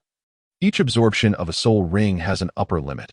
Should they exceed this limit, the dangers they face could be incalculable. As for me, I possess dual martial spirits, the Death Spider Emperor and the Soul-Devouring Spider Emperor. I first need to absorb 9 soul rings for my first spirit before I can continue with the second, and the limits on the soul rings will not apply to the second spirit. Even if I were to absorb 100,000-year soul ring, it would be quite effortless for me. This is such a simple concept. Did I not teach you this from a young age?" "What, now that you are the saintess, have you returned all this knowledge to me?" Bibi Dong teased. Hulina's face flushed with embarrassment. "No, what are you saying, teacher? Today, I encountered an individual on the bustling streets. He was a soul master, possessing a soul ring configuration of 1 yellow and 2 purple, one being a century old and the other 2 millennia old." As Hulina's voice faded, Bibi Dong, with a thoughtful expression, stroked her smooth and delicate chin. "1 century and 2 millennia. How old could he possibly be?" Contemplating Bibi Dong's inquiry, Hulina mused, "He must be younger than I am, and he appears quite juvenile. Almost a fresh face. I intended to follow him, but I ultimately lost track of him. Upon learning his name, I specifically ventured to the Wuhuan Temple's archives to retrieve information, but as expected, Bibi Dong's eyes sparkled with intrigue. "Did you uncover anything?" Hulina shrugged her fragrant shoulders and replied, "No." Bibi Dong remarked, "With a soul ring configuration of 1 yellow and 2 purple, and being younger than Lina, it stands to reason that if there is no record of this person in the archives, he must be a free-spirited soul master. Lina, what is his name?" Hulina answered truthfully, "Ye Tian. Ye Tian. That name sounds rather grand. Ye Tian. Lina, what is his martial spirit?" Bibi Dong inquired further, with a sense of excitement. Hulina replied, "Ye Tian's martial spirit is the Death Spider Emperor, just like yours." Coughing slightly, Bibi Dong appeared taken aback, her eyes narrowing in surprise. "The Death Spider Emperor? Lina, you cannot be mistaken. Is it truly the Death Spider Emperor?" Hulina, with unwavering conviction, nodded assertively, declaring, "Teacher, Yi Tian's martial spirit is indeed the Death Spider Emperor. I was on my way to fulfill a task you assigned when I left the palace. And then, unexpectedly, Yin followed me. I had no choice but to allow him to accompany me. As we proceeded, we stumbled upon a gathering of people that I intended to circumvent the crowd, but Yin insisted on meddling. At that moment, Yi Tian was voraciously consuming noodles, and then Yin kicked over Yi Tian's table. And then, Bibi Dong asked eagerly, her curiosity piqued, for a youth with the Death Spider Emperor martial spirit and such an extraordinary soul ring configuration was undoubtedly a prodigy. Hulaina continued. Then, Yin was thoroughly dealt with by Yi Tian, left without any means of defense, merely subjected to a one-sided thrashing. As her words fell, Bibi Dong's eyes narrowed, and she let out a dissatisfied snort. Issue a command. Send Yin to the Misty Canyon for a year of training. He is not to return to the Wuhuan Temple until the time is up. Upon receiving the order, a knight outside promptly dashed off to relay the command. Poor Yan in the end. You lost track of him, Bibi Dong remarked, her tone laden with irony. Hulaina, blushing with embarrassment, nodded sheepishly, reflecting on how a living person had vanished right before her eyes. Despite her being a saintess, just then, a thought struck Hulaina, and she exclaimed, Teacher, it's quite peculiar. From the moment I laid eyes on you, Tian, I couldn't help but think of you. Bibi Dong responded. Think of me? What do you mean by that? Bibi Dong was perplexed, wondering how it was possible for someone to think of her. He was not even her offspring. Hulaina hesitated and said, Teacher, do you believe there are individuals in this world who bear an uncanny resemblance to one another? Bibi Dong's eyes widened in realization. Laina, are you suggesting that Yi Tian bears a striking resemblance to me? To this, Hulaina nodded resolutely, affirming, Teacher, I assure you, if you and Yi Tian were to stand side by side, I dare say the elders of our Wuhuan Temple would likely mistake you for one another. As if sculpted from the same mold. In mannerisms and demeanor, they are virtually indistinguishable. It was precisely this resemblance that had frightened Yin into inaction, resulting in him being subdued by Yi Tian. As she spoke, Bibi Dong began to ponder. It was indeed intriguing that Yi Tian bore such a striking similarity to her. Not only that, but he also possessed the Death Spider Emperor martial spirit. Listening to Laina's account, Bibi Dong found herself increasingly fascinated by Yi Tian. Given the time since Laina's return, it was evident that Yi Tian remained within the Wuhuan Temple, with the Death Spider Emperor martial spirit and a resemblance to herself. Bibi Dong's lips curled into a mysterious smile. This is quite interesting. Laina, relay the order. From this moment forth, the Wuhuan Temple is to be under strict lockdown. Without my permission, no one is to enter or exit. Ensure that Yi Tian is brought before me intact. Laina promptly complied, and the command was disseminated, causing the entire Wuhuan Temple to become a hive of activity. Meanwhile, not far outside the Wuhuan city, Yihao was panting heavily, gazing at the now-closed Wuhuan city. What could have happened? He had been enjoying his stroll, only for the city to suddenly declare a lockdown. Could it be that he had unwittingly offended a high-ranking official of the Wuhuan Temple? The thought sent shivers down Yihao's spine as he hurriedly decided to retreat. His life was at stake. Chapter 70. Yihao delivers gifts within the Wuhuan Temple. A fervor had erupted in the search for Yi Tian. Days passed, yet despite thorough searches, no trace of Yi Tian was found. It was as if he had evaporated into thin air. Every corner had been scoured, yet his whereabouts remained a mystery. On the 5th day of Yihao's leave, in the heart of Tiando City, clad in black, he lifted his hood, revealing a once innocent face now disheveled and grimy.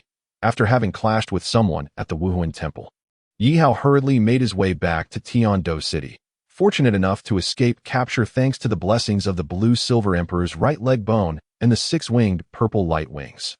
Reflecting on the situation, he found the red-haired man detestable. He had merely been enjoying a meal.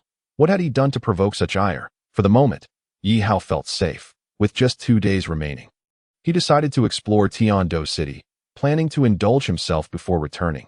Having made up his mind, he sought out an inn, checked into a room, and began to wash up. After 3 days and nights without proper rest, he felt utterly exhausted and, after freshening up, collapsed onto the bed, gradually drifting into slumber. Meanwhile, in the Wuhuan Temple, within the Pope's Hall, Bibi Dong expressed her growing anxiety. It has been 3 days, and we still have not located Yi Tian. Seated above, she appeared increasingly restless. Below, Numerous titled elders exchanged perplexed glances. They had not even caught a glimpse of Ye Tian, let alone discern who he was. Teacher, we have thoroughly searched the Wuhan temple inside and out. Yet still no sign of Ye Tian. Hulaina stepped forward to report. Then, almost as if compelled, she added, Teacher, perhaps Ye Tian has already left the Wuhan temple. Left? Bibi Dong began to calm herself. Pondering the situation, how did you conduct the search? One elder stepped forward and explained, Your Holiness, I instructed my subordinates to call out on the streets. Call out. What did you all shout? Hulaina inquired. The elder cleared his throat and pretended to shout, Ye Tian, you were surrounded. Come out quickly. Bibi Dong's expression darkened. Hulaina, who instructed you to call out like that? Hulaina responded incredulously. Who gave you permission to shout like that? The elder scratched his head in confusion. Wasn't it Your Holiness who ordered us to capture Ye Tian? Besides, we have never seen Ye Tian, so we couldn't exactly go up to each person and ask, Are you Ye Tian? Are you Ye Tian? Even if we asked until dawn, I doubt anyone would admit to being Ye Tian. So, this is how you proceeded? Bibi Dong's gaze turned increasingly frigid, the atmosphere in the hall growing tense. A group of incompetents who only caused trouble. Everyone disperse. With a wave of her hand, she dismissed them.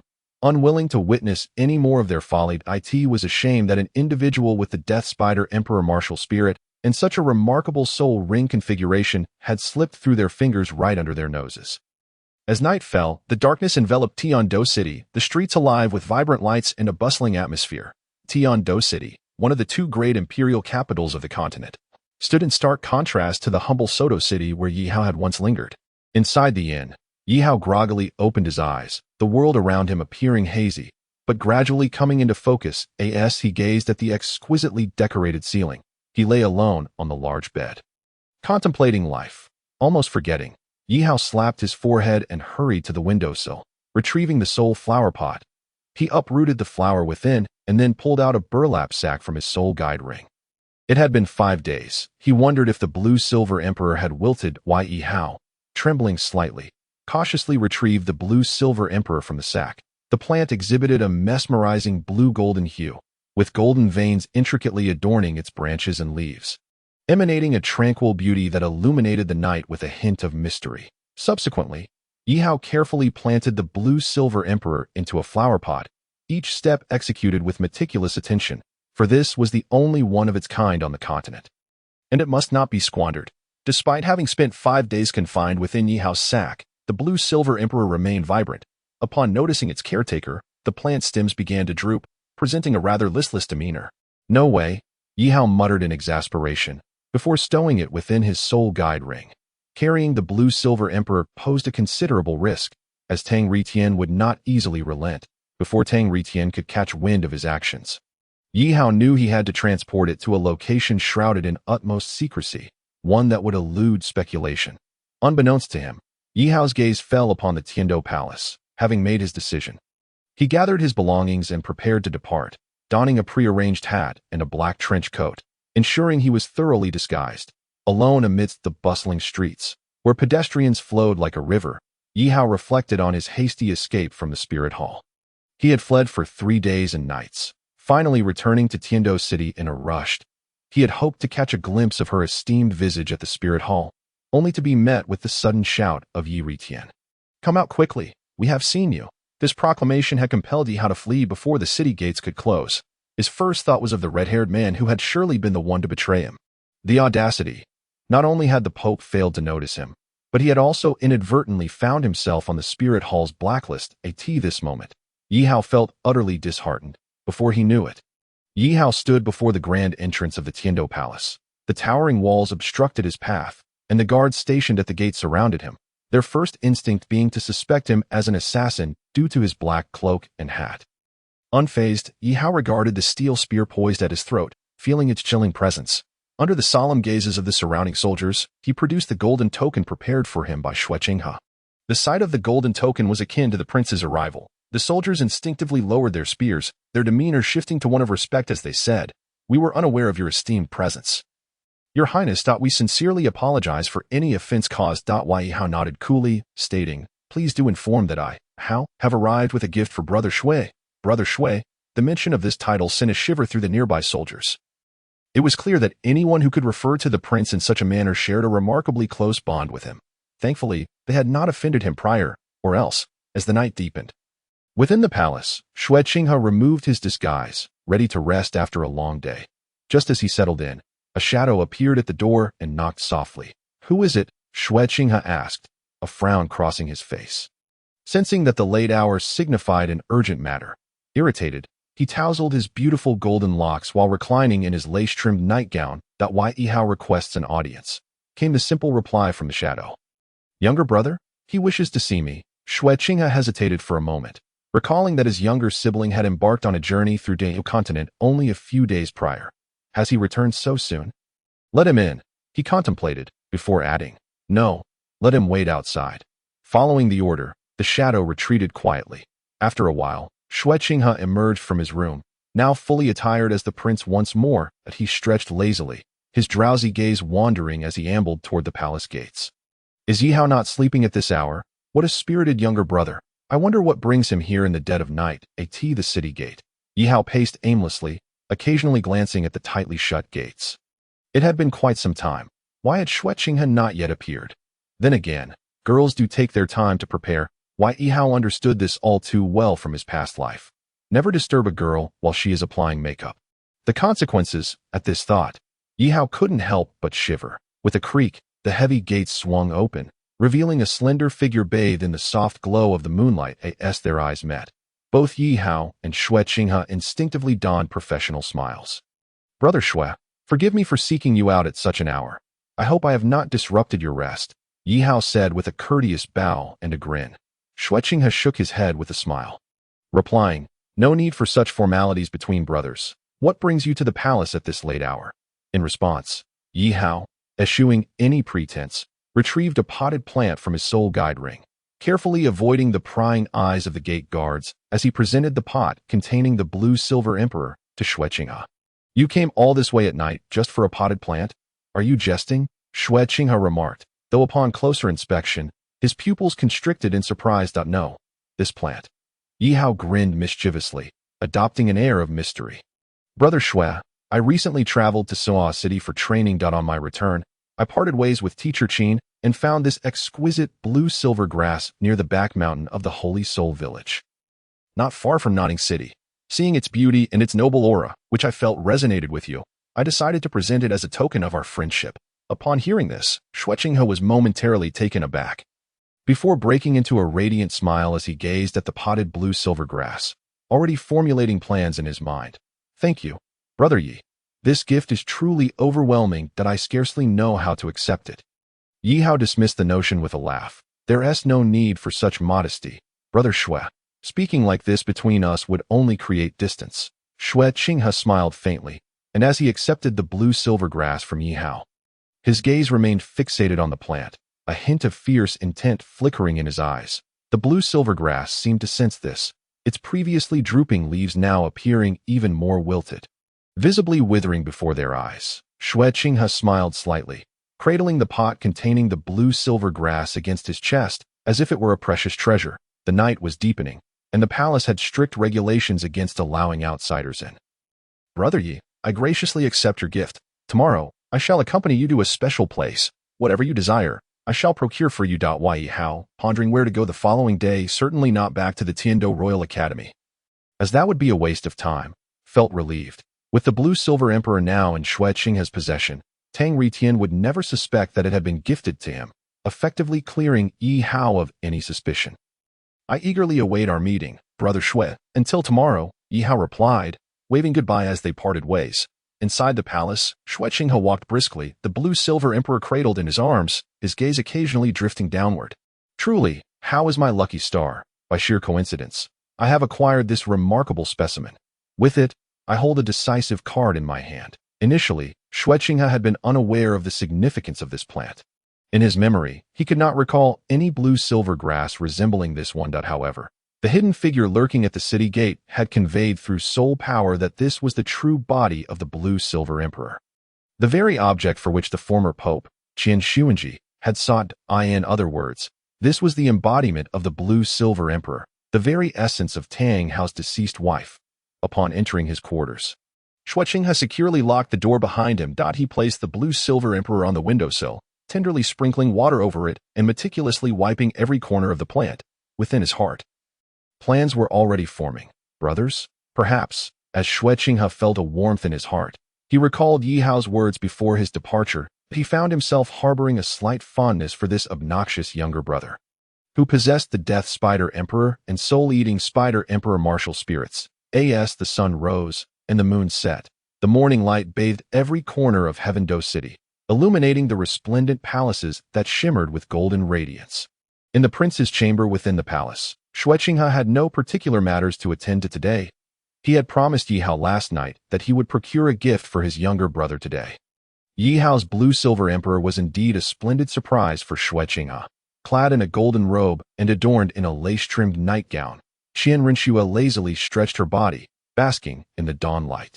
She rose slowly, approached the vanity, and picked up a comb to style her flowing golden locks. Gazing at her ethereal beauty in the mirror, a smile danced upon her lips. In the next moment, Qianrenxue transformed into Shuqinghe. Shuqinghe made his way to the windowsill, where he routinely sprinkled a cup of clear water upon the blue-silver emperor, nurturing it with care. The blue-silver emperor remained motionless, akin to an inanimate object. As Shuqinghe tended to it, I must take good care of this blue-silver emperor. No one is allowed to enter my room, he declared before departing with everything in order. In the following moment, a shadow quietly appeared, glancing at the blue-silver emperor on the balcony. Before settling down to guard the area, he understood the significance of this plant. Chapter 72. Brothers are like this. Thank you for your patience. Brother Yi, Shuqinghe said. No. Brother Shui, please. Yihao replied. A finely crafted carriage gradually came to a halt at the inn where Yihao was staying. Under the watchful eyes of many, Yihao boarded the carriage, and Shuqinghe waved his hand as the soldiers drove the carriage away. Inside the carriage, Yihao casually sat, indulging in the fruits and preserves on the table, occasionally gazing out at the scenery. It was a true delight of life.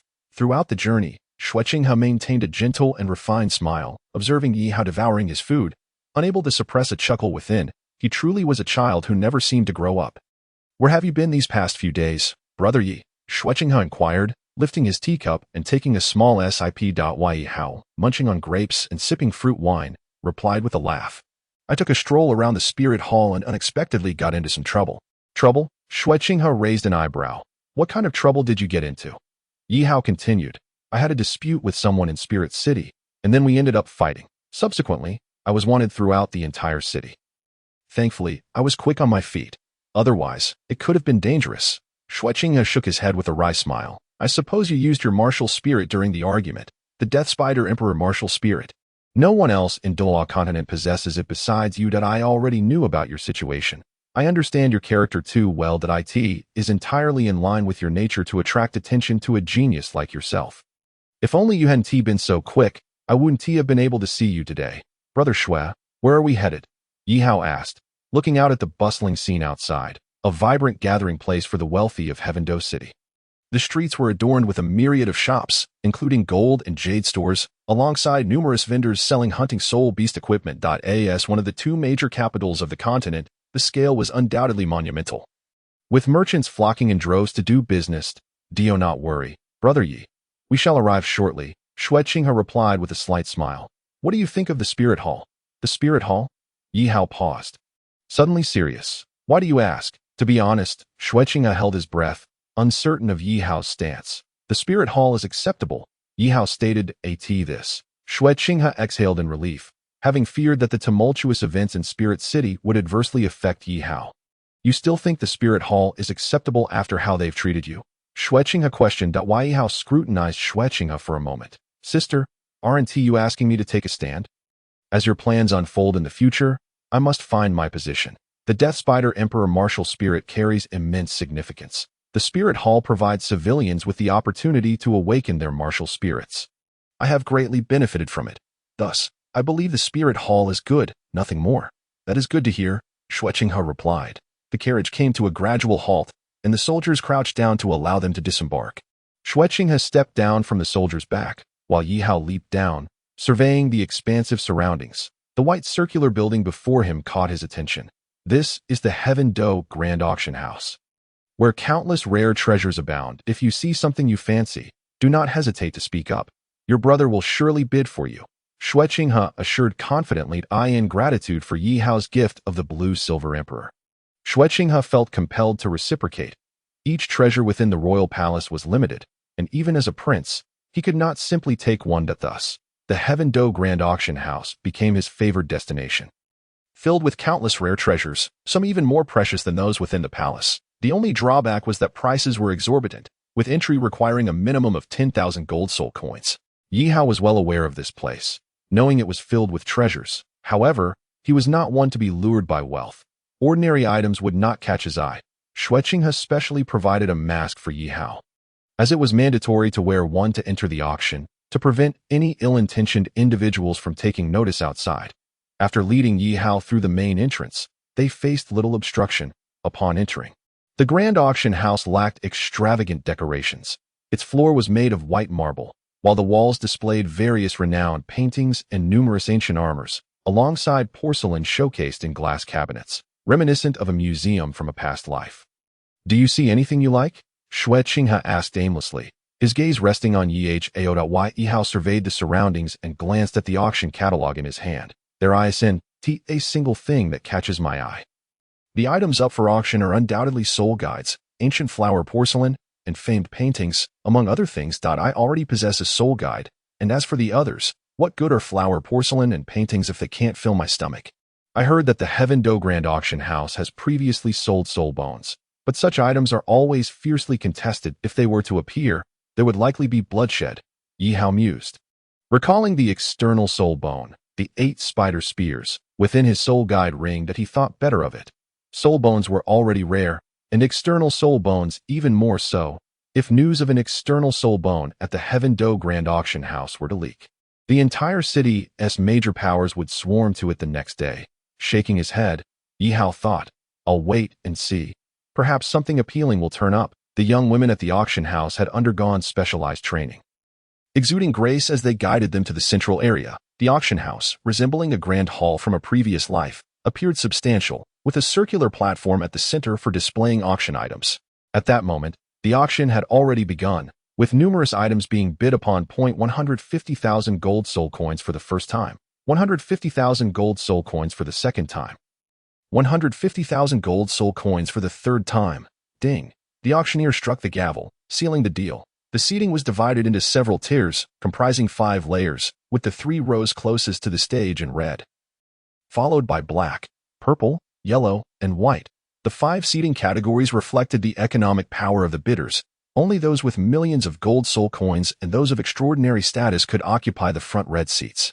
Xue Qinghe observed calmly, glancing at several individuals seated in the red area whom he recognized on this occasion. He did not wish to attract much attention, so he leaned against the railing with Yihao.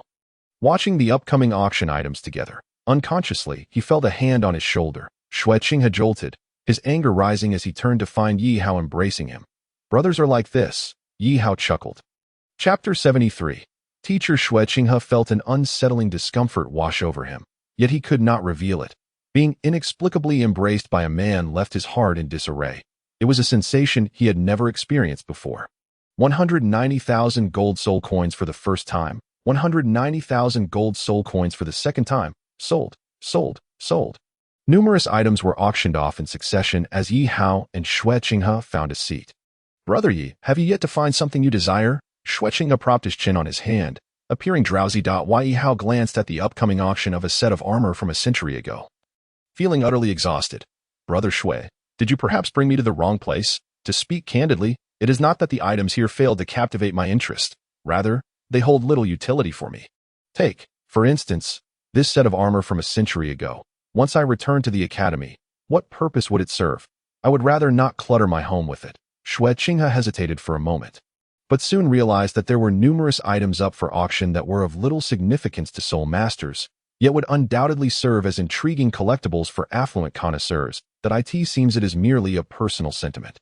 Just as the two were contemplating their departure, a familiar voice called out. "Qinghe." Xue Qinghe halted, recognizing the voice that resonated with familiarity. Upon turning, he saw 2 figures standing before Yihao and Xue Qinghe. The area was dense with steam, and before them lay a modest hot spring, which at that moment appeared to be divided into two distinct sections, one a milky white and the other a vibrant red. Remarkably, the waters of the two springs were clearly delineated, each encroaching upon the other's territory. The billowing steam, a result of the two springs' respective temperatures, ascended continuously, filling the entire valley, the ice and fire duality eye. Grandfather, Du Guyan Shan rushed over on a solitary cliff. An elderly man clad in a green robe sat cross-legged, his emerald green eyes piercing and his posture impeccably straight, even his hair a shade of dark green. The old man radiated a greenish glow, focused on both withdrawing and absorbing energy. Currently, at a critical juncture, Du Guyan paused, hesitating to speak. After a considerable time, the old man's breath gradually steadied. And as he opened his cold, piercing gaze, he slowly rose, lowering his eyes to observe the emerald green orb of light emanating from his right hand. Why has there been no breakthrough yet? Could it be that grandfather? The old man trembled slightly and turned, his expression softening as the cold, rigid lines of his face broke into a faint smile. Yen, did you not go traveling across the continent? It has only been a month. Why have you returned so soon? Du Guyan pouted and cast a displeased glance at the old man, retorting, Grandfather, I just arrived. Can it be that with your esteemed title as a title Douluo, you cannot sense my presence? The old man was taken aback. Ahem. Suddenly, his expression brightened. But first, my precious granddaughter, where have you been during this month? Have you encountered any delightful experiences? Share them with me so that I may rejoice with you. Upon hearing this, Du Guyan sighed deeply, sitting alone on the cliff's edge, resting her chin on her hand, lost in contemplation. Observing his granddaughter's demeanor, it was clear she bore some burden. What troubles you? Has someone wronged you? Is it that rascal Yu Tianheng? How dare he abduct my granddaughter and bully you? Just wait. I shall go to the Tiando Royal Academy and break his legs for your satisfaction. The old man fumed, his cold aura causing the temperature around them to plummet, and the long emerald green serpent behind him appeared menacing and suffocating. Hold on. Du Guyan quickly interjected. Grandfather, what on earth are you talking about? Tianheng treats me very well. He has not bullied me, Oh, you know why I am upset. The old man leaned in closer, his interest piqued. Pray tell that Du Guyan raised two fingers in a gesture, declaring, there are two matters. The old man listened calmly. First, Du Guyan continued. Do you remember the young man Ye Hao I mentioned earlier? The old man pondered for a moment before responding. Of course. Wasn't he the one you found to be your successor? What of him? Is he ungrateful? Du Guyan sighed in exasperation. I have discussed this matter with Xiaohao several times, but it seems he is not particularly invested in it.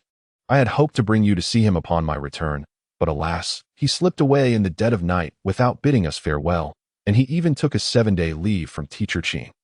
Can you believe how infuriating that is? Upon hearing this, the old man narrowed his eyes, intrigued.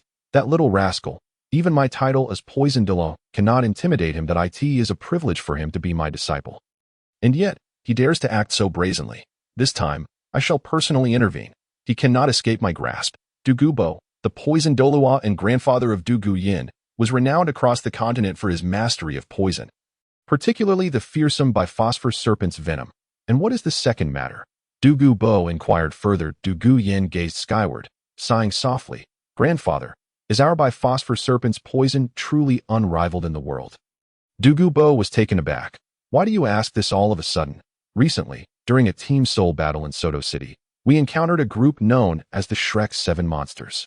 This team comprised 4 soul ancestors and 3 great soul masters. Over the course of nearly a month of team battles, they managed to achieve consecutive victories, setting a record at the Soto Great Soul Arena, only to be ultimately defeated by us, thus ending their winning streak. After Du Guyan finished speaking, Du Gubo was perplexed. You won the soul battle, yet you are not pleased? Why the long face?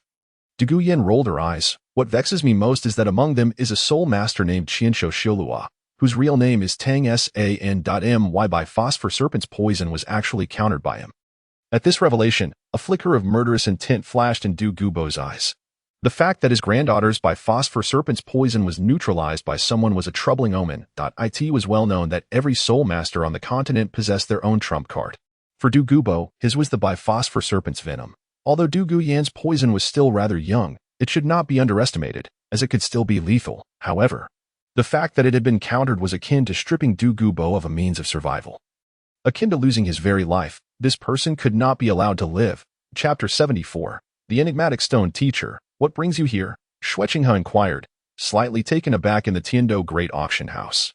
Yihao's mind raced. Xue Qinghe's teacher was none other than Ning Rongrong's father, the head of the upper three sects, the seven treasure glazed tile school, the cunning old fox Ning Fengji, the man before them. Clad in a light-colored robe and leaning on a silver cane, exuded a refined and elegant aura that was hard to resist. Beside Ning Fengji stood a man in a similarly light robe with white hair, who was no ordinary individual. His eyes were sharp like swords, capable of piercing one's very soul at a glance, and his stature resembled that of a sword. Standing resolutely beside Ning Fengji, his gaze instinctively fell upon Ye Hao, who stood alongside Xue Qinghe.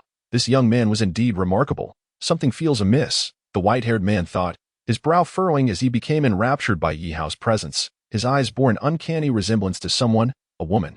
Moreover, the old fox Ning Fengji had naturally noticed this as well. To be present alongside the princely Xue Qinghe spoke volumes of this individual's significance. Furthermore, as Xue Qinghe's teacher, Ning Fengji was acutely aware of the young prince's character. He knew that Xue Qinghe would never deign to frequent a place so rife with ambition and rivalry. Additionally, given Xue Qinghe's status as a prince, should his subjects discover that he had visited such a place privately, it would certainly stir controversy at the next court meeting. Thus, given Xue Qinghe's position and identity, he could easily occupy the most prestigious seat in the front. The fact that he chose to remain on the periphery was a deliberate effort to evade unnecessary complications. Yet who could have anticipated that he would indeed arrive here? Xue Qinghe smiled wryly and said, "Teacher, it has been quite some time. Allow me to introduce my brother, Yihao, Hao. This is my teacher, Ning Fengji, the head of the seven treasure glazed tile school, and beside him is the sword Douluo, the esteemed protector of our school known for his prowess in combat." As expected, Yihao's assumptions were correct. He offered a slight smile. "Greetings, Sect Master Ning. Sword. I am Yihao, a student of the Tiando Royal Academy." The Tiando Royal Academy, Ning Fengji remarked, tapping his forehead as he gradually began to recall the name Yi. I remember now. Not long ago, I heard about a genius student from the Tiando Royal Academy. It must be you, the one with the second ring at just 1,000 years old. But why? Yihao offered a faint smile and waved his hand. "Thank you, Sect Master Ning, but I cannot accept such accolades. The label of genius is too grand for me. Furthermore, my brother Xue is here at the auction house to select a gift for me. While as for other matters..." "A gift?" Ning Fengji was slightly taken aback. Xue Qinghe cast a gentle glance at Ye Hao, thinking to himself, "Little brother, it seems my affection for you is not in vain." Not long ago, Xiaohao had gifted him a present, and as the elder brother, he felt compelled to reciprocate in some manner. Ning Fengji understood immediately, recognizing the weight of the situation as Xue Qinghe's teacher. This matter could be significant or trivial, depending on their approach. "Have you found anything that piques your interest? If you see something that captures your fancy, feel free to speak up. If not, then, Qinghe, you may also bring Ye Hao to the Seven Treasures Glazed Sect. I shall say no more on the matter. The Seven Treasures Glazed Sect is affluent, benefiting from the remarkable treasure-seeking capabilities of the Seven Treasures Glazed Pagoda, making them even wealthier than the royal family." Xue Qinghe smiled and said, "There is no need to trouble the teacher. Today, my brother Hao and I have come in vain. Teacher, Lord Sword Douluo, we shall take our leave now." Upon hearing this, Ning Fengji, the Sword Douluo, nodded in acknowledgement. Just as Xue Qinghe was about to depart with Yihao, Yihao suddenly halted, standing motionless. Xue Qinghe turned around, puzzled, and asked, "What's wrong?" Yihao shook his head, feeling an inexplicable sense that if he missed this opportunity, it would haunt him for a lifetime. He swiftly turned and sprinted towards the railing, standing beside Ning Fengji and the Sword Douluo.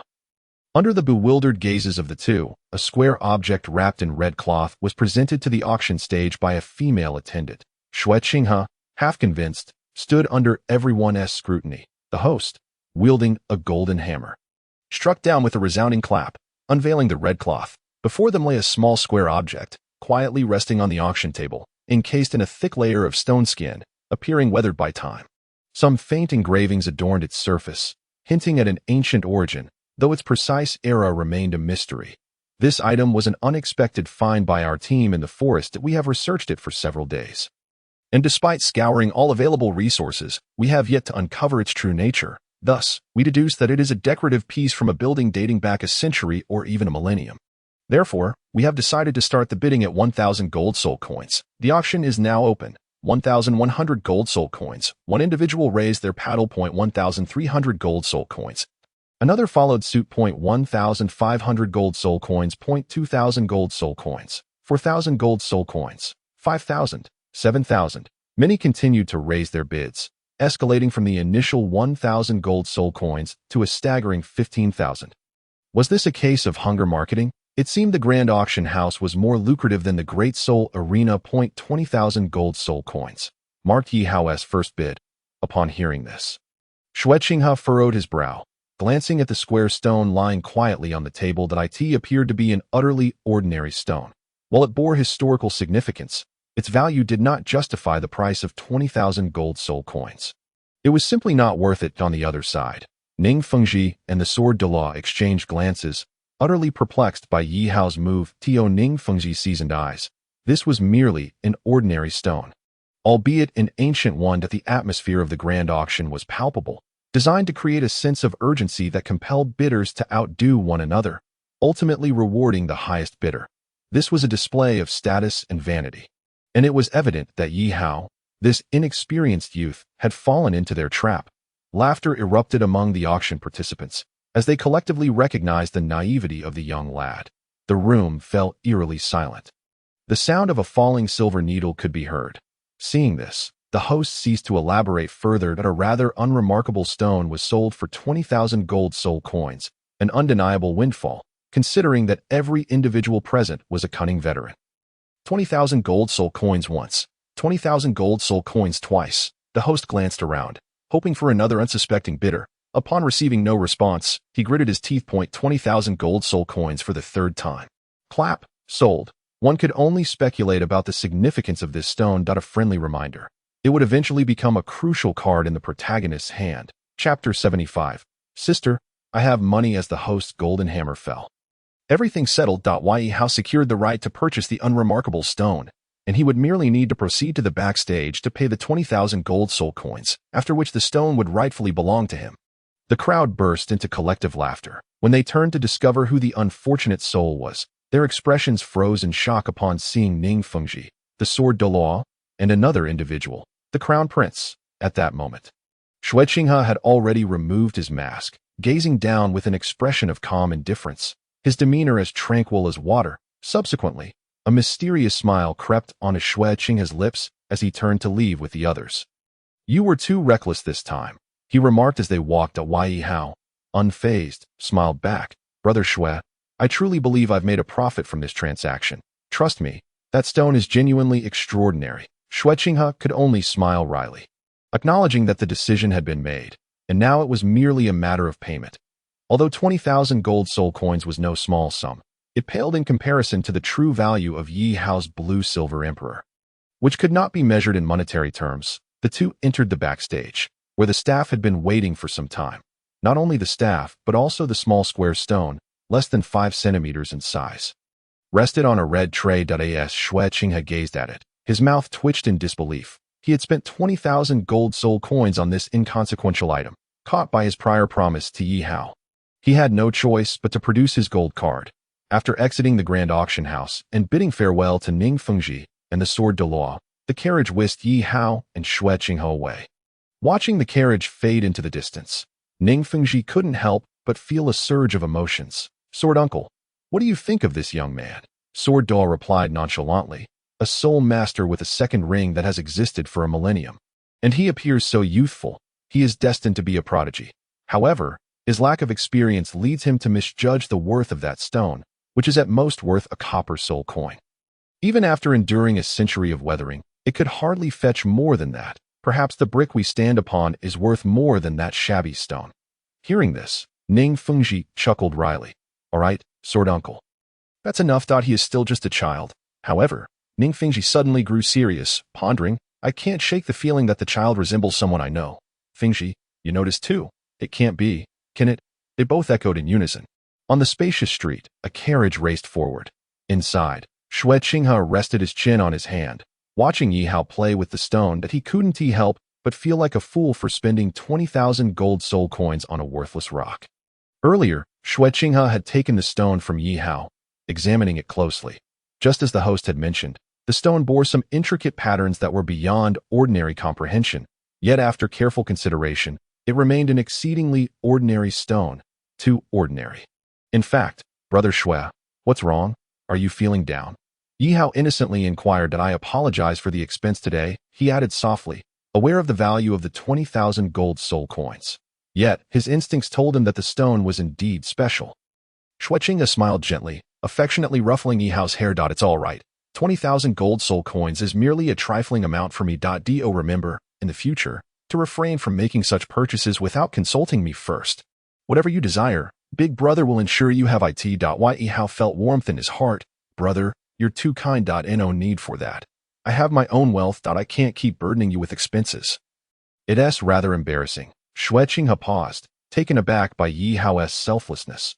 Although he possessed the Death Spider Emperor and the soul-devouring Spider Emperor martial spirits, he genuinely wished Yihao were his brother. Next time, Brother Xue need not intervene. I have money, Xue Qinghe teased. It's nothing but a small sum. Besides, what could a young child like you possibly have? Suddenly, Xue Qinghe was stunned, for he saw Yihao produce a stack of gold cards from his soul guide ring, one of which was worth around 500,000 gold soul coins, with others in denominations of 100,000 and 20,000, the least being 50,000. Where did you acquire such wealth? Xue Qinghe asked, speechless. Yihao scratched his head, smiling sheepishly. I earned it at the Soto Great Soul Arena. During that time, I made quite a bit through betting. Look, these are all my spoils. Brother Xue, if you ever need money, just tell me. I will surely be generous. No. Xue Qinghe vigorously shook his head, his lips twitching slightly. I sincerely hope that day never arrives. He chuckled. At that moment, Xue Qinghe truly wished Yihao were his own brother. His real brother. And then he would reveal the truth. I am your sister. Hand over the money. Yihao, why should I? Why does a child need so much money? You can repay me when you marry. Unbeknownst to them, the carriage gradually came to a halt, signaling their arrival at the inn where Yihao was staying. It was time for Xue Qinghe to return after having been out for quite some time. Goodbye, Brother Xue. Next time, the treat is on me. Yihao waved farewell to Xue Qinghe. Inside the carriage, Xue Qinghe rolled his eyes and then shook his head with a wry smile, lamenting a significant loss today. After watching the carriage of Xue Qinghe depart, Yihao returned to his room at the inn. Upon entering, he began to pack his belongings. Today marked the 7th day of his holiday, and he needed to return to the Tiando Royal Academy before sunset, where he would face difficulties explaining himself to Qin Ming. In the future, if he wished to take leave again, the likelihood of Qin Ming denying his request would increase substantially once everything was neatly arranged. Yihao sat on the bed and took out the square stone worth 20,000 gold soul coins from his pocket. His gaze was intense, fixated on the stone. The stone was angular, with 6 smooth, flat faces and intricate patterns carved on the top that Yihao could not decipher. It resembled a form of writing, seemingly conveying something profound. Why Yihao was no scholar, thus unable to comprehend it. Could it be that he had truly misjudged its worth? Doubting himself, Yihao absent-mindedly tossed the stone into the air. The stone spun gracefully, then fell straight down. Ouch! The stone struck Yihao squarely on the head, its edges scraping his forehead, and at the moment blood splattered onto the stone, a transformation occurred. Chapter 76. The Heart of the Reaper. Under Yihao's watchful gaze, the stone suddenly soared into the air, radiating an eerie purple glow. Could it be? Yihao marveled, a myriad of emotions flooding his mind. Immediately afterward, the stone's outer layer began to peel away, revealing its original form. Before Yihao's eyes floated a purple square object, suspended in midair, its brilliance intensifying even in the daytime.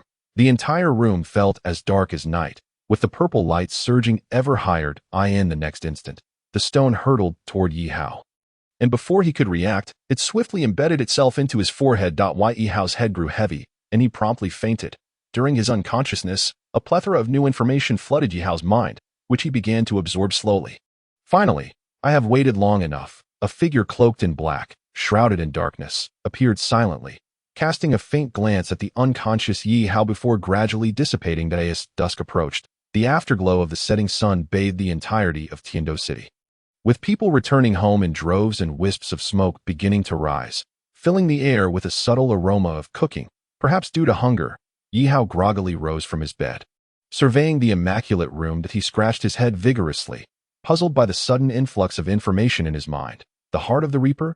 Yihao stammered, this being his casual shorthand for the mysterious square object, which slipped out of his mouth effortlessly. Upon closer inspection, he noticed something peculiar on his forehead and hurried to the mirror. To his astonishment, he discovered an imprint, a square purple mark that appeared strikingly alluring, enhancing his already extraordinary looks, making him even more handsome than before. From the memories Yihao could access, he discerned that this stone was, in fact, a soul-guiding artifact, with a gentle touch to his forehead.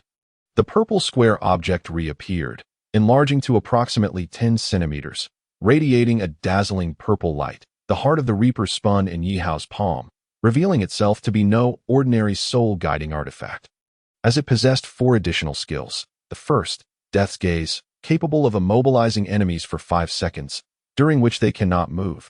Even a tidal Douluo could be held for 3 seconds. The second, Abyssal Binding, allowing the wielder to draw opponents into its grasp, rendering them eternally captive, limited to 1 individual at a time, including soul beasts, but only one within the range of 100,000 years. The third, Dark Cloak, enabling the user to conceal their presence entirely from opponents. The fourth, Reaper's Descent, a single target attack skill that necessitates a specific weapon for execution, though details regarding the weapon were not disclosed. How could this resemble the Hanhai Qiankuan shield of the Tiando royal family so closely?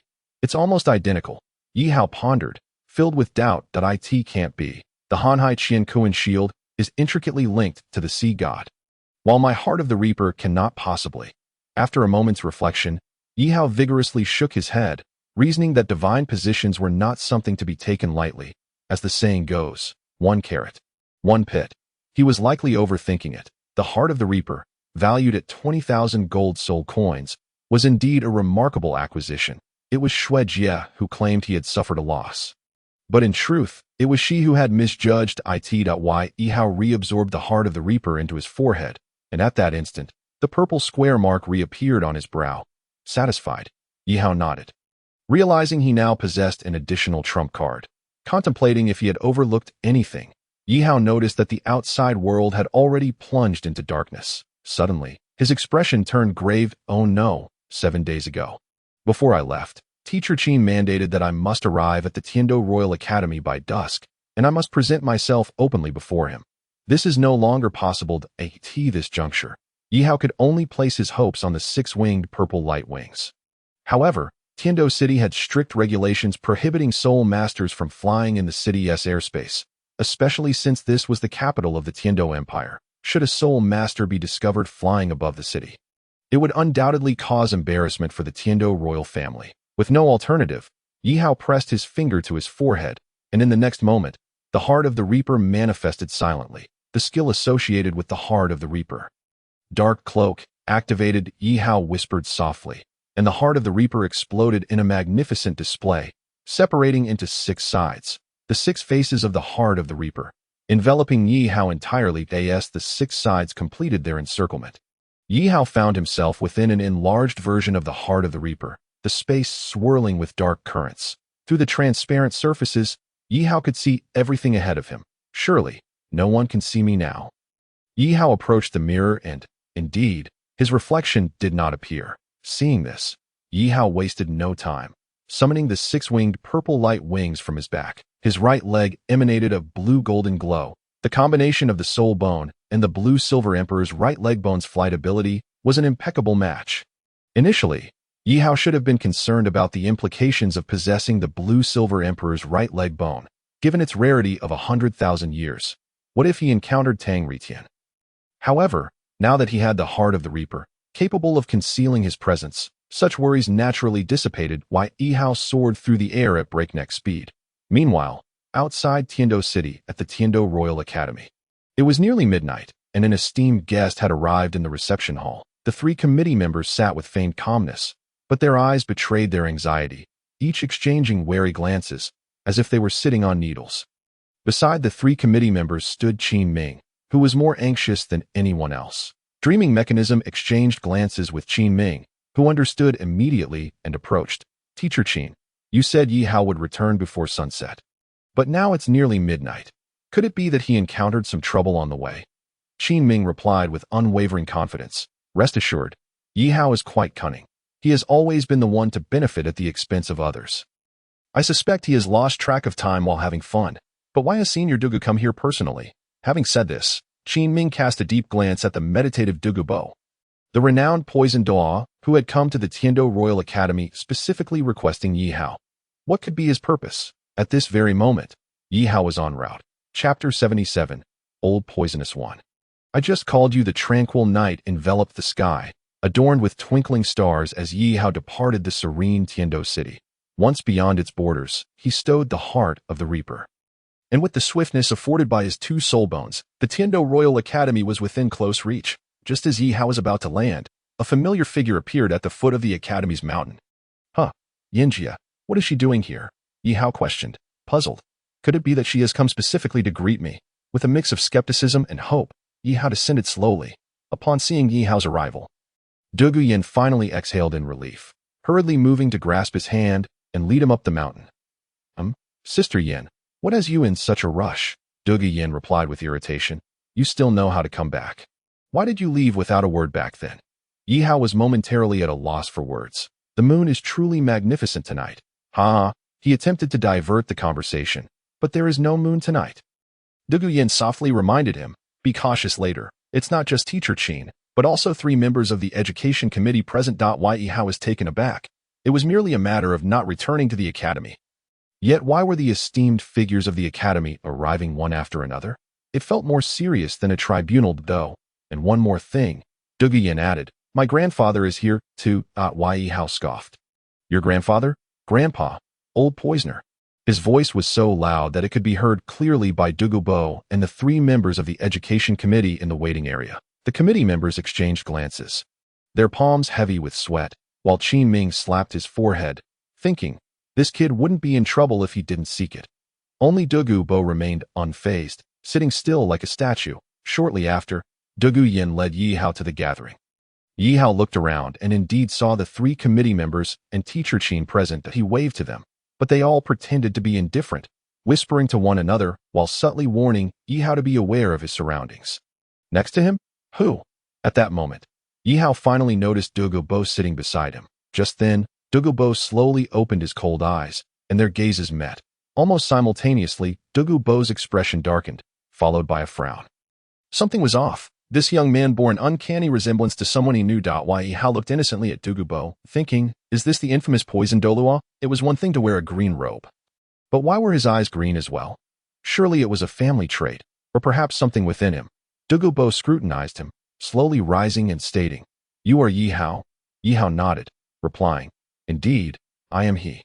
May I ask what the esteemed poison Douluo seeks from the younger generation? Upon hearing this, Douluo burst into laughter. You really are a bold one. Just a moment ago, you were calling me old poisoner, and now you've changed your tune. The 3 committee members turned pale, preparing to explain that Yihao was just a child and didn't understand, but they were met with Douluo's icy glare. The title of Douluo was indeed fearsome. The 3-souled Douluos wished to avoid provoking him, silently praying for Yihao's good fortune. Yihao paused, then grinned. Very well, old poisoner. The crowd gasped. Surely they must have misheard. Douluo narrowed his eyes, an aura of chill emanating from him, causing Yihao to feel a shiver run down his spine. You dare to repeat that? Douluo said coolly. Yihao's eyelid twitched. Facing fear was best done with bravery. Old poisoner. The waiting area fell into a profound silence. Everyone froze in place, aware that Yihao was a master of the blade. Yet this was a dance upon the edge of the blade wielded by a Douluo. It was over. There was no way out now. After what felt like an eternity, Douluo's expression brightened, and he burst into laughter. You truly amuse me. Others wouldn't dare utter the nickname, yet you say it without hesitation. Anyone else would have met their end long ago. The crowd collectively exhaled with relief, while Douluo Yin appeared invigorated, sensing that this matter was likely to succeed. Yihao secretly sighed, his palms already damp with sweat, gambling that Douluo would refrain from violence. Firstly, because Douluo Yin, the old poisoner's granddaughter, was present. He was known to dote on her, and if he had acted violently, there would be a certainty that Douluo Yin would resent him. a scenario Douluo wished to avoid. Secondly, Douluo was known for his unpredictability, often disregarding conventions, a trait he shared with Ye Hao. Even if Douluo had resorted to violence, Ye Hao would not fear it. His heart of death was prepared. Hey! At that moment, Douluo noticed the purple square mark on Ye Hao's forehead and curiously inquired, "Xiao Hao, what is that on your forehead?" Hearing this, everyone turned to look. And indeed, as Douluo had pointed out, the purple square mark on Ye Hao's forehead was quite conspicuous, enhancing his already striking appearance and contrasting sharply with his prior demeanor. "Oh, you mean this? The heart of death is a significant card up my sleeve. And I can't reveal it lightly. I got this embellishment in Tiendo City before I left, so I was delayed for quite some time. How do I look? Am I even more handsome now?" The crowd was speechless, rolling their eyes in unison. "Handsome? You nearly gave us all a heart attack." Douluo cleared his throat, standing before Ye Hao with his hands behind his back, staring intently at him. "I'll give you an opportunity. How about you become my disciple?" Douluo spoke earnestly, devoid of any hint of jest. Without overthinking, Ye Hao replied, "Old poisoner, I truly cannot accept you as my master." "It is for your own good." "For my own good?" Douluo raised an eyebrow, confidently asserting, "As a titled Douluo, is there anyone on this continent I fear? I would like to hear how this benefits me."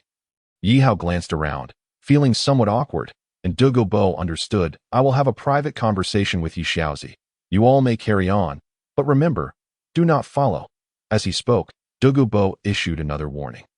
The group nodded vigorously, while Douluo was eager to follow and learn more, only to be declined by Douluo, forced to remain behind. As the two departed, Meng Xinji wiped the cold sweat from his forehead, sighing, "That was terrifying.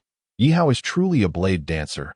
If it were anyone else, they would have met their end countless times by now." Qin Ming also sighed wearily, resolving to keep a close eye on this young man in the future. Chapter 78. The Revenge of Tang Ritian. The Tiendo Royal Academy sprawls over a vast area, and as Ye Hao and Douluo arrived at a secluded spot, it was nearing midnight. With nearly all students having fallen into slumber, Douluo wore a mocking smile. "Now that there is no one around, you can speak freely." Ye Hao smiled slightly. "Old poisoner, as a titled Douluo, your experience surely surpasses mine." "Of course," Douluo beamed, but soon adopted a serious demeanor. "Do not try to pull a fast one on me. Speak quickly, or I may just take you away myself." Ye Hao chuckled. "Old poisoner, no need to be so serious. The reason I cannot accept you as my master is due to my own circumstances." "Circumstances?" Douluo rolled his eyes at Ye Hao. "What possible circumstances could you have? You are probably the only person in the world bold enough to call me old poisoner and live to tell the tale. You should count yourself lucky." Ye Hao smiled indifferently, raising his right hand, 3 soul rings illuminating beneath his feet. Simultaneously, the martial spirit of the Death Spider King slowly manifested as Ye Hao instantly completed the transformation. "Old poisoner, do you recognize this?" Ye Hao remained calm, a composed smile on his face. Upon seeing this, Douluo felt parched, swallowing hard. "The Death Spider King? You cannot be serious." At that moment, Douluo truly sensed the looming threat. The Death Spider King martial spirit. No wonder he felt Ye Hao resembled someone else earlier. But now it was clear he was fortunate that the young man had not agreed to his previous offer. Or else, Douluo forced a bitter smile. "As a member of the Spirit Hall, what brings you here? And what of your Death Spider King martial spirit?" He hesitated, unwilling to speak too plainly. Ye Hao maintained his composure, smiling lightly as he retracted the Death Spider King transformation. "Old poisoner, I am me. And the Spirit Hall is the Spirit Hall. Do not confuse the two. As for why I cannot accept you as my master, well, you know the reason." With the conversation reaching this point, Douluo felt it was best to leave, as Ye Hao's identity was now evident and staying further could lead to peril. After all, which titled Douluo would not risk their life for their power? Those who achieved the title of Douluo were certainly not easy to deal with. "Well then, I shall take my leave." With that, Douluo soared into the air, transforming into a green light that streaked across the sky until he vanished from sight. "Come again next time." Ye Hao waved his hand, but then suddenly felt something was amiss. Oh no, the matter with the celestial herb. As Douluo gradually receded from sight, Ye Hao couldn't help but chuckle. There is still plenty of time ahead. The celestial herb has no legs and will not flee. With Douluo gone, Ye Hao returned to his dormitory to rest, feeling utterly exhausted after a long day. The following day, at dawn, outside Soto City, The Shrek Academy to IT has been 10 days since the battle between the Royal Fighting Team and the Shrek 7 monsters, during which the 7 monsters have been recuperating, particularly Tang San. With the loss of his external spirit bone, Tang San has become despondent and often isolates himself in his room. The blow dealt by Yu Ritian weighs heavily on him, transforming into a mental demon. Asa father, Tang Ritian has been acutely aware of this pain. However, he cannot yet reveal himself for an emotional reunion with Tang San. They need to recuperate for 3 months before embarking on their journey to the Tiando Royal Academy. Although everyone outwardly maintains a facade of indifference towards the Royal Fighting Team, if they cannot enter the Tiando Royal Academy, they will have no place in the upcoming Continental Advanced Spirit Master Elite competition. Moreover, the financial chain of Shrek Academy has already snapped, and the card containing 200,000 gold soul coins has become Ye Hao's possession. Is Xiao, since still not eating. Dai Mubai arrived at Tang San's door. Observing Xiaowu holding a plate of cold food, and sighed helplessly, Xiaowu shook her head and replied, "Brother hasn't eaten for 2 days. What are we to do if this continues?" Tears began to well up in her eyes as she spoke. In the wilderness, Tang Hao has been engulfed in worry these past few days. His brow perpetually furrowed. He implored the master to find out the whereabouts of Yi Ritian. Finally, diligence bore fruit, and the master arrived, albeit belatedly. "Master, what news?" Tang Ritian inquired eagerly, desperate to learn of Yi Ritian's location. The master wore a bittersweet smile and declared, "I've found him." Tang Ritian's eyes widened in surprise as he hastily questioned, "Where is he?" "My senses do not deceive me." The master responded confidently that Yi Ritian is a member of the Spirit Hall. Recently, news from the Spirit Hall indicated that he has been spotted in their vicinity and was even ordered to be captured by the Pope himself. Captured? Why is that? Tang Ritian was perplexed. If Yi Ritian is from the Spirit Hall, why would he be pursued by his own? The master stroked his stubbled chin, pondering. It likely relates to Tang San's external spirit bone. You know the immense value of a spirit bone, especially an external one. The fact that Yi Ritian was hoarding an external spirit bone has been exposed, thus justifying the Pope's orders for his capture. Furthermore, are you not aware of the Spirit Hall's nature? At this, Tang Ritian felt a surge of anger. Now that he has learned Yi Ritian's true whereabouts, the best course of action would be to confront him at the Spirit Hall. Reclaim his son's external spirit bone and exact revenge. "Master, I must go." With that, Tang Ritian soared into the sky, heading directly towards the Spirit Hall. Do not go. The master wanted to speak, but found himself unable to stop Tang Ritian's vengeful advance. The Spirit Hall is powerful and numerous, and Tang Ritian's actions would undoubtedly lead him into a trap. For now, they could only let it be. Tang Ritian is a titled Douluo, and what could you Xiaojang? A mere great soul master. Do? Offer moral support? It seemed futile. The master sighed in frustration and made his way to Tang San's quarters. As his teacher, it was imperative he engage in some necessary counsel. Descending from the mountain, the master walked directly to Tang San's door. Observing the already cold meal on the floor, he displayed a bitter smile, lifted the food, and knocked on the door. "Xiao San, it's me." "Open the door quickly." After a considerable time, Tang San opened the door, his face sullen, and weakly stated, "Master, what brings you here?" The master remained silent, casting a glance at the disheveled room behind Tang San. At that moment, he truly understood the depth of Tang San's despair. The blow he had suffered was unprecedented. "What? Am I not allowed to enter?" Tang San paused, then relented, allowing the master to step inside. "Master, is it true that my blue-silver grass is utterly useless?" Chapter 79. There are no useless spirits, only useless soul masters. Upon hearing this, the master furrowed his brow, disappointment evident in his gaze as he looked at Tang San. "Xiao San, remember this. There are no useless spirits, only useless soul masters." Tang San raised his head in confusion, glancing at the master, and casually remarked, "Is that person you?" Indeed, the master stood tall, his eyes gleaming with fervor. "That person is me." Suddenly, the master sensed something amiss, quickly coughing and casting an irritated glare at Tang San. "How can you speak to your teacher in such a manner?" Realizing his misstep, Tang San quickly apologized. "I'm sorry, master, I did not mean it." The master shook his head and smiled wryly. "No harm done." "Xiao San, how is your recovery?"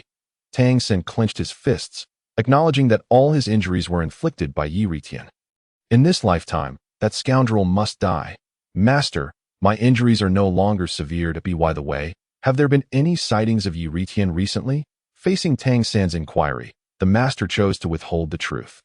He could not divulge that Yi Ritian was in the spirit hall, and moreover, Tang Ritian had already set off. Some matters were not yet fit for Tang San to know.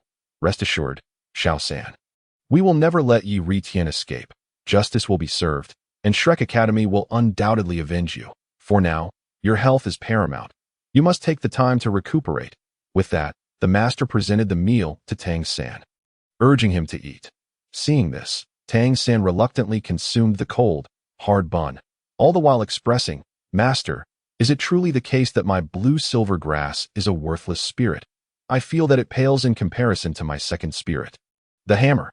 After 2 encounters with Yi Ritian, Tang San was left questioning his very existence. Practical experience has shown that blue-silver grass can only serve a limited purpose of restraint, lacking any real lethality, while his second spirit, the hammer, unleashed far greater power. Consequently, Tang San began contemplating abandoning blue-silver grass entirely in favor of honing his hammer spirit. However, this notion was met with the master's vehement opposition. "Absolutely not. Xiao San, what has gotten into you?" The master admonished sternly. "You possess twin spirits, a rare phenomenon on this continent. If you abandon the cultivation of blue-silver grass in favor of your second spirit, while you may see rapid improvement in the short term, I must caution you that in the past century, the first twin spirit master perished while attempting to augment his second spirit with soul rings due to physical limitations, resulting in an explosive demise. The master conveyed this delicately. "I understand your frustration. Yi Ritian's humiliation and the harm to Xiaowu by Yihao have not escaped my notice. Imagine, once you become a titled Douluo, and you apply soul rings to your second spirit, at that point, your second spirit's rings will all exceed 10,000 years. Who in the spirit master world would be your match then? As the saying goes, a gentleman's revenge is a dish best served cold. Although you have lost your external spirit bone, that is not the true reason for your current plight. Xiao San, gather yourself. I believe you can achieve greatness." The master's words struck Tang San like a revelation, lifting his despondent gaze to meet the master's wise eyes. Yet soon after, Tang San sighed again. "Master, I truly cannot compete with Yihao. The previous battles have made that abundantly clear. Even if I abandon my second spirit and devote myself entirely to blue-silver grass, I have consistently been outmatched by Yihao. As he spoke, Tang San raised his head, his face reflecting his unwillingness to accept his fate. "Master, I simply cannot accept this, having been reborn in this life, yet still unable to surpass the native inhabitants here, is utterly unacceptable. Despite my skills in hidden weapons and techniques like Xian Tian Gong and Ghost Shadow, I still cannot contend with Yihao, the so-called native." Sighing, the master continued, "In truth, Yihao is not invincible." Upon hearing this, Tang San's eyes sparkled with newfound hope.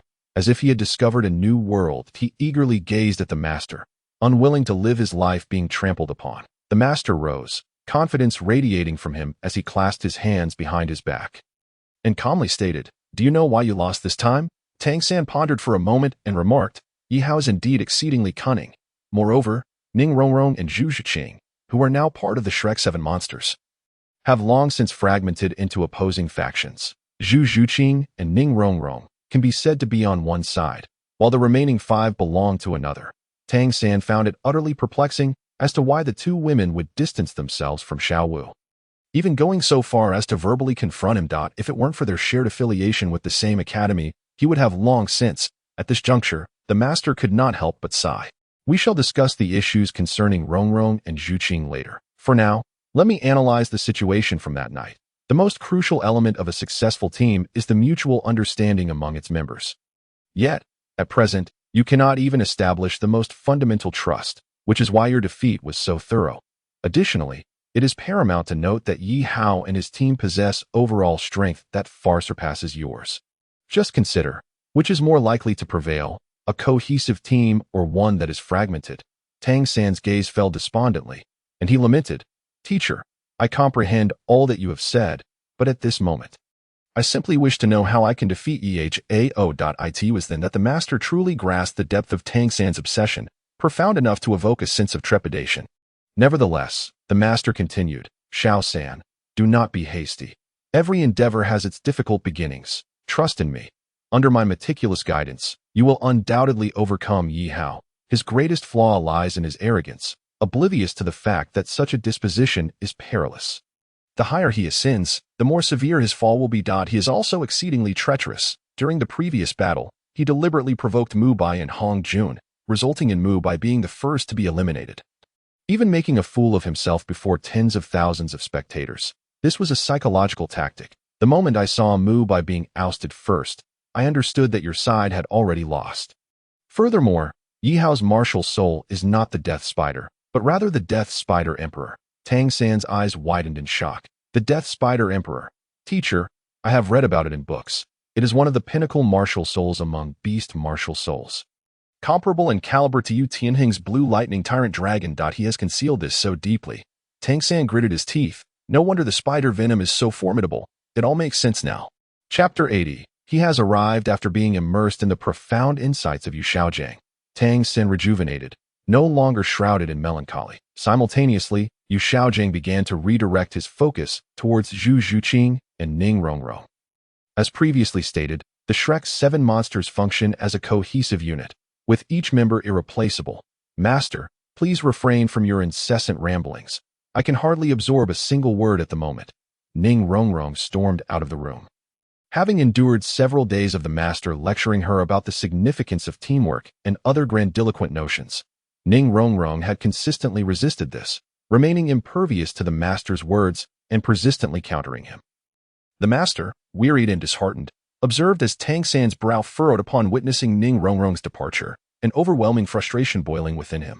Alas, her family is vast and powerful.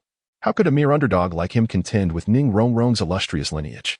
Yet, what may be impossible now might not be so in the future. Teacher, she actually. Tang San entered, consumed with rage at Ning Rongrong's earlier actions, feeling as if she had insulted his mentor. The master waved his hand in resignation, saying, alas, Rongrong is still just a child. I trust that with my unwavering efforts, she will come to see reason. Above the clear skies of Spirit City, a figure the size of a sesame seed stood tall in the heavens. Cloaked in black robes, surveying the entire Spirit City with a fierce glint in his eyes, in an instant, a Haotian hammer materialized in his hand, as 9 soul rings slowly ascended beneath his feet, 2 yellow, 2 purple for black, and 1 red, creating a striking spectacle. Suddenly, the once clear skies became shrouded in dark clouds, a formidable and solemn aura expanding throughout the Spirit Hall. Within the Hall of the Pope, Bibi Dong abruptly opened her beautiful eyes. Grasping a purple gold scepter, she rose slowly, casting her gaze upward, her eyes narrowing as her aura surged dramatically. Such audacity, daring to cause a ruckus in the Spirit Hall. In all these years, no one has ever been this brazen. Spirit Hall minions, quickly surrender Yi Ritian, or else chaos shall reign in Spirit Hall today. Tang Ritian's boisterous voice echoed throughout the Spirit Hall. Clear as day to nearly all disciples within. Yi Ritian. How could it be him again? They had searched for 3 days last time, turning the Spirit Hall upside down, yet found nothing. This fellow is a ruthless character. Why does his name keep surfacing these days? In the city, disciples of the Spirit Hall whispered among themselves, filled with strong curiosity about this Yi Ritian. They had been hearing his name most frequently, yet remained oblivious to the true nature of this individual, who had stirred such a tempest that even a titled Douluo had come personally to demand his presence. Moreover, this individual possessed a soul ring of 100,000 years. Before long, several figures soared into the skies from the Hall of the Pope, swiftly approaching Tang Ritian. Almost simultaneously, they revealed their martial souls and soul rings, all boasting 9 soul rings with a uniform configuration of 2 yellow, 2 purple, and 5 black, forming a formidable blockade before Tang Ritian. Tang Hao, after all these years, what? No longer hiding like a turtle, spoke a man adorned with a golden chrysanthemum, his face a canvas of elaborate makeup.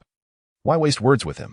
Let us all attack together, commanded the figure shrouded in darkness, and the other 3 titled Douluos instantly surged towards Tang Ritian. The combined might of 4 titled Douluos launching an assault is indeed a rare honor, achievable by none other than Tang Ritian on the entire Douluo Continent. A thunderous sound resonated in the sky before erupting into a dazzling display of fireworks as Tang Ritian wielded an enlarged Haotian hammer, striking directly at the 4 titled Douluos, his overwhelming aura capable of suppressing anything in its path. The 4 titled Douluos were taken aback.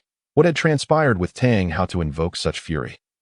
Empowered by his rage, Tang Hao's combat prowess was undoubtedly unparalleled. The chrysanthemum-wielding title Douluo activated his fifth soul ring, conjuring a faint golden barrier around himself as he soared forward, attempting to intercept Tang Ritian's furious strike with his defense. Fifth soul skill, gathering of cold blossoms. With a thunderous shout, the chrysanthemum Douluo summoned his title. The remaining three did not lag behind. The ghost shadow Douluo transformed into a dark silhouette, a massive ghostly claw reaching out from the void, attempting to intercept Tang Ritian's Haotian hammer. Yet, before the claw could draw near, the residual force from the Haotian hammer shattered it to pieces, sending the ghost shadow Douluo plummeting from the air. Witnessing this, the other two swiftly unleashed their full power. Two beams of light, concentrated with all their might, surged forth, piercing through Tang Ritian's form in an instant. Blood trickled from the corner of Tang Ritian's mouth. But the murderous intent in his eyes only intensified, his aura becoming even more terrifying than before, with a clear target in mind, the Pope's palace of the Spirit Hall. Ah! Tang Ritian bellowed in fury, his grip on the hammer tightening as it expanded several-fold. The fifth soul skill of the chrysanthemum Douluo was ultimately shattered, the golden barrier exploding like a rain of flowers, leaving him to watch in despair as the hammer descended unimpeded. He yearned to escape, yet the oppressive force emanating from the hammer was overwhelming, instilling a sense of dread even in a titled Douluo. Just as the Haotian hammer was about to strike the Pope's palace, and the chrysanthemum Douluo faced imminent demise, a hand suddenly appeared, effortlessly dispersing Tang Ritian's assault. The newcomer was an elderly man, benevolent yet imposing, with flowing golden hair and towering over 2 meters in height. Under the gaze of the onlookers, he lightly snapped his fingers, and a brilliant golden beam erupted from the face of the Haotian hammer, causing Tang Ritian to stagger backward several steps, the bloodlust in his eyes diminishing somewhat in the wake of this force. As Tang Ritian turned to observe, before he could react, the golden-haired elder appeared before him, delivering a punch that made Tang Ritian spit blood, nearly causing the Haotian hammer to splinter. It was worth noting that Tang Ritian's soul power had long surpassed level 95. Yet this elder's single strike was enough to shake the heavens, catching Tang Ritian completely off guard. On the balcony of the Pope's palace, Bibi Dong looked up, her bright eyes narrowing in surprise at the sudden appearance of the elder. She had intended to take matters into her own hands, only to find that he had beaten her to it. Why has he come? Chapter 81. A home lost. Tang Ritian held his breath, gazing at the unexpectedly appeared elder with trepidation. Tang Hao, you should not have come here. The elder shook his head gently, looking down at the 4 injured titled Douluos with an expression that bore a hint of ruthlessness. What a disappointment. One Tang Hao against 4 titled Douluos, and they are so inept. Years had passed, and the Spirit Hall had never ceased its search for Tang Hao's whereabouts. Unexpectedly, he had delivered himself right to their doorstep. But who exactly was this Ye Ritian? There is no event without an origin. Tang Hao had come for Ye Ritian, regardless of the reason. There was but one certainty: daring to attack the Spirit Hall. Since you have come, you shall remain, the elder stated coolly. Behind the elder appeared a celestial angel, adorned with 6 wings, exuding an aura of sanctity. A brilliant golden sacred sword materialized in the elder's hand, which he gripped lightly before swinging it forward. In that moment, the space seemed to split in two, the air freezing instantaneously, as the dazzling sword light descended upon Tang Hao. Tang Hao felt as if someone had gripped his throat, his expression growing heavy, breath quickening. Just as everyone anticipated Tang Hao's demise, 9 soul rings beneath his feet erupted simultaneously, and the Haotian hammer in his grasp gleamed with an unparalleled brilliance, transforming into a kaleidoscope of colors. With a terrifying surge of pressure, the elder maintained his calm demeanor, taking a half-step back. The great Sumru hammer. How long has it been? The elder mused, recalling that it had been years since he had faced the great Sumru hammer head-on. The last battle with that individual was decades ago, and Tang Hao's ability to wield this technique was truly beyond the elder's expectations. Noticing that Tang Hao had made his escape, the elder did not rush to pursue but instead flashed to the top of the Pope's palace, standing shoulder to shoulder with Bibi Dong. Who is this Ye Ritian that Tang Hao speaks of? The elder inquired, his tone lacking reproach, instead tinged with curiosity. Bibi Dong smiled slightly, turning away without meeting the elder's gaze. I find it quite intriguing that you would take the initiative to act. The elder remained unfazed, continuing to question. Answer my inquiry. Bibi Dong dismissed his concern, stating, just an ordinary soul master who recently arrived at the Spirit Hall. An ordinary soul master? Where is he now? The elder pressed on. To have caught Tang Hao's attention to such an extent, he must be quite reckless, the elder pondered, his curiosity piqued regarding this Ye Ritian. Unfortunately, Ye Ritian had already fled. Fled? The elder frowned, displeased. Indeed, he escaped at a youth of merely a millennium's second ring, resembling me closely, and more importantly, he possesses the Death Spider Emperor's martial spirit. The Death Spider Emperor's martial spirit? And he bears a striking resemblance to you. The elder scrutinized Bibidong anew. Could it be? Bibidong interjected, do not overthink it. There are many coincidences in this world that I have ordered a thorough investigation into this matter. Rest assured, we shall soon have concrete information. Furthermore, as long as I am present, the spirit hall shall not fall into chaos. With that, Bibidong departed with a cold smile, leaving the elder to linger for a moment before vanishing in a flash of golden light.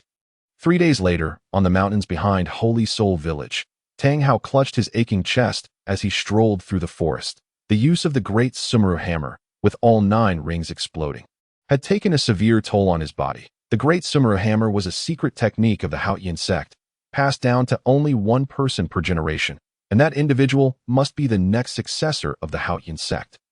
Having prepared for the worst during his encounter with the Spirit Hall, even if he could not force them to surrender Ye Ritian, he still aimed to bring them to disgrace at a critical moment. However, the judgment elder Qian Daolu had intervened. Tang Hao had the opportunity to eliminate the chrysanthemum Douluo, but alas, it was a lost chance. Injured and weary, Tang Hao knew he needed to recuperate before making further plans.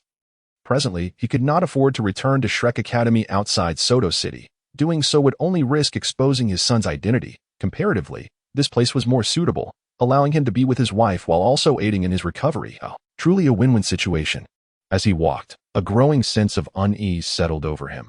Inexplicably, he could not sense the aura of the blue-silver emperor, as if it simply did not exist here. Furthermore, the surrounding trees had all withered, clearly indicating that someone had deliberately poisoned the area. Impossible. It cannot be. Tang Hao's heart raced with urgency as he sprinted toward the cave where the blue-silver emperor resided. The floor along the way dead and emitting an unpleasant odor. Before long, he arrived at the cave entrance. Upon entering, it appeared unchanged from when he had left, except for one significant difference. As he scrutinized the area, anxiety surged within him. Ignoring everything, he hurriedly removed the rock that obstructed the cave entrance. When the long-awaited sunlight poured into the cave, illuminating it, Tang Hao's gaze fell upon a single blue-silver grass rooted in the ground. Everything else within the cave seemed not much different from when he had departed. Tang Hao finally let out a sigh of relief, approaching the blue-silver grass with a tender gaze. However, something felt amiss. The blue-silver emperor, in its true form, bore golden markings on its stem and leaves. Yet, the plant before him looked identical to those outside, and its size was considerably larger than that of the blue-silver emperor he had known. Ain, it's me. I've returned. Answer me, please. Regardless of how Tang Hao shouted, the blue-silver emperor remained motionless, as if it were a lifeless object. Suddenly, an unsettling intuition struck Tang Hao, and instinctively, he opened the lead box that housed the blue-silver emperor's right leg bone beneath the stone bed. A piece of paper? He paid no heed to the missing soul bone. Clutching the note tightly in his hand and directing his gaze upon Ye Ritian visited here, taking the soul bone. Thank you. Tang Hao stood frozen, as if struck by lightning, his mind blank as he clutched the paper, which disintegrated into dust within moments. Ye Ritian. The roar of Tang Hao echoed from the back mountain, shaking the cave to its very core. Chapter 82. The mysterious figure in the mind. The 3 characters, Ye Ritian, lingered in the air for an extended time, not far away, within the Holy Soul Village. The villagers covered their ears, their faces betraying expressions of disdain at the sudden outburst of shouts. Old Jack, leaning on his cane, irritably yelled towards the source of the noise in the back mountain. Tang Hao. I died after a long while. Within the cave at the back mountain, unable to withstand Tang Hao's relentless outpour, the cave had long since collapsed. Tang Hao knelt on both knees, the once stalwart man now in a pitiful state. Tears and snot streaming down his face, due to the aftermath of the previous battle and the intervention of Qian Daolu, coupled with his old wounds, Tang Hao's body was now riddled with injuries. A mere shell of its former self. Ain, I hate it. He cried out. Ye Ritian. I will surely kill you in this lifetime. After bellowing, Tang Hao could not help but let out a muffled groan. spitting out several mouthfuls of blood, his right arm drooping slightly, his face contorted in pain, undoubtedly a consequence of his earlier clash with Qian Douluo. Ye Hao, with a tense expression, reached out only to discover that his bones had dislocated. His internal organs shifted. Suddenly, darkness enveloped him, and with a push of his legs, he collapsed to the ground. In this moment, Ye Hao posed no threat to Yi Ritian. Achoo! At the Heaven Do Royal Academy. Ye Hao inadvertently sneezed. 4 days had passed since he acquired the Heart of Death, and during this time, he had remained within the academy, with little to occupy his days apart from the routine attendance. Currently, his soul power ranked among the elite within the Royal Combat Team, significantly bolstered by the benefits of the 10,000-year blue-silver Emperor's right leg bone. Ye Hao. Ye Hao. Ye Hao. A deep voice resonated within his mind. Startled, Ye Hao lost his balance and fell from the tree trunk, landing sprawled on the ground. Hiss, hiss, hiss. Ye Hao drew in a sharp breath, rubbing his waist as he muttered, "Who is it?" scaring someone without knowing it could be deadly. As he spoke, he remained vigilant, scanning the surroundings, noticing that he was alone in this area of the academy's back mountain, which was built against the hills, surrounded by many such forested academies. Could it be that I misheard?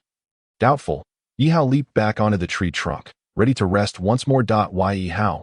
Ye Hao. Ye. The deep voice echoed again, this time clearer than before. Caught off guard, Ye Hao lost his footing yet again.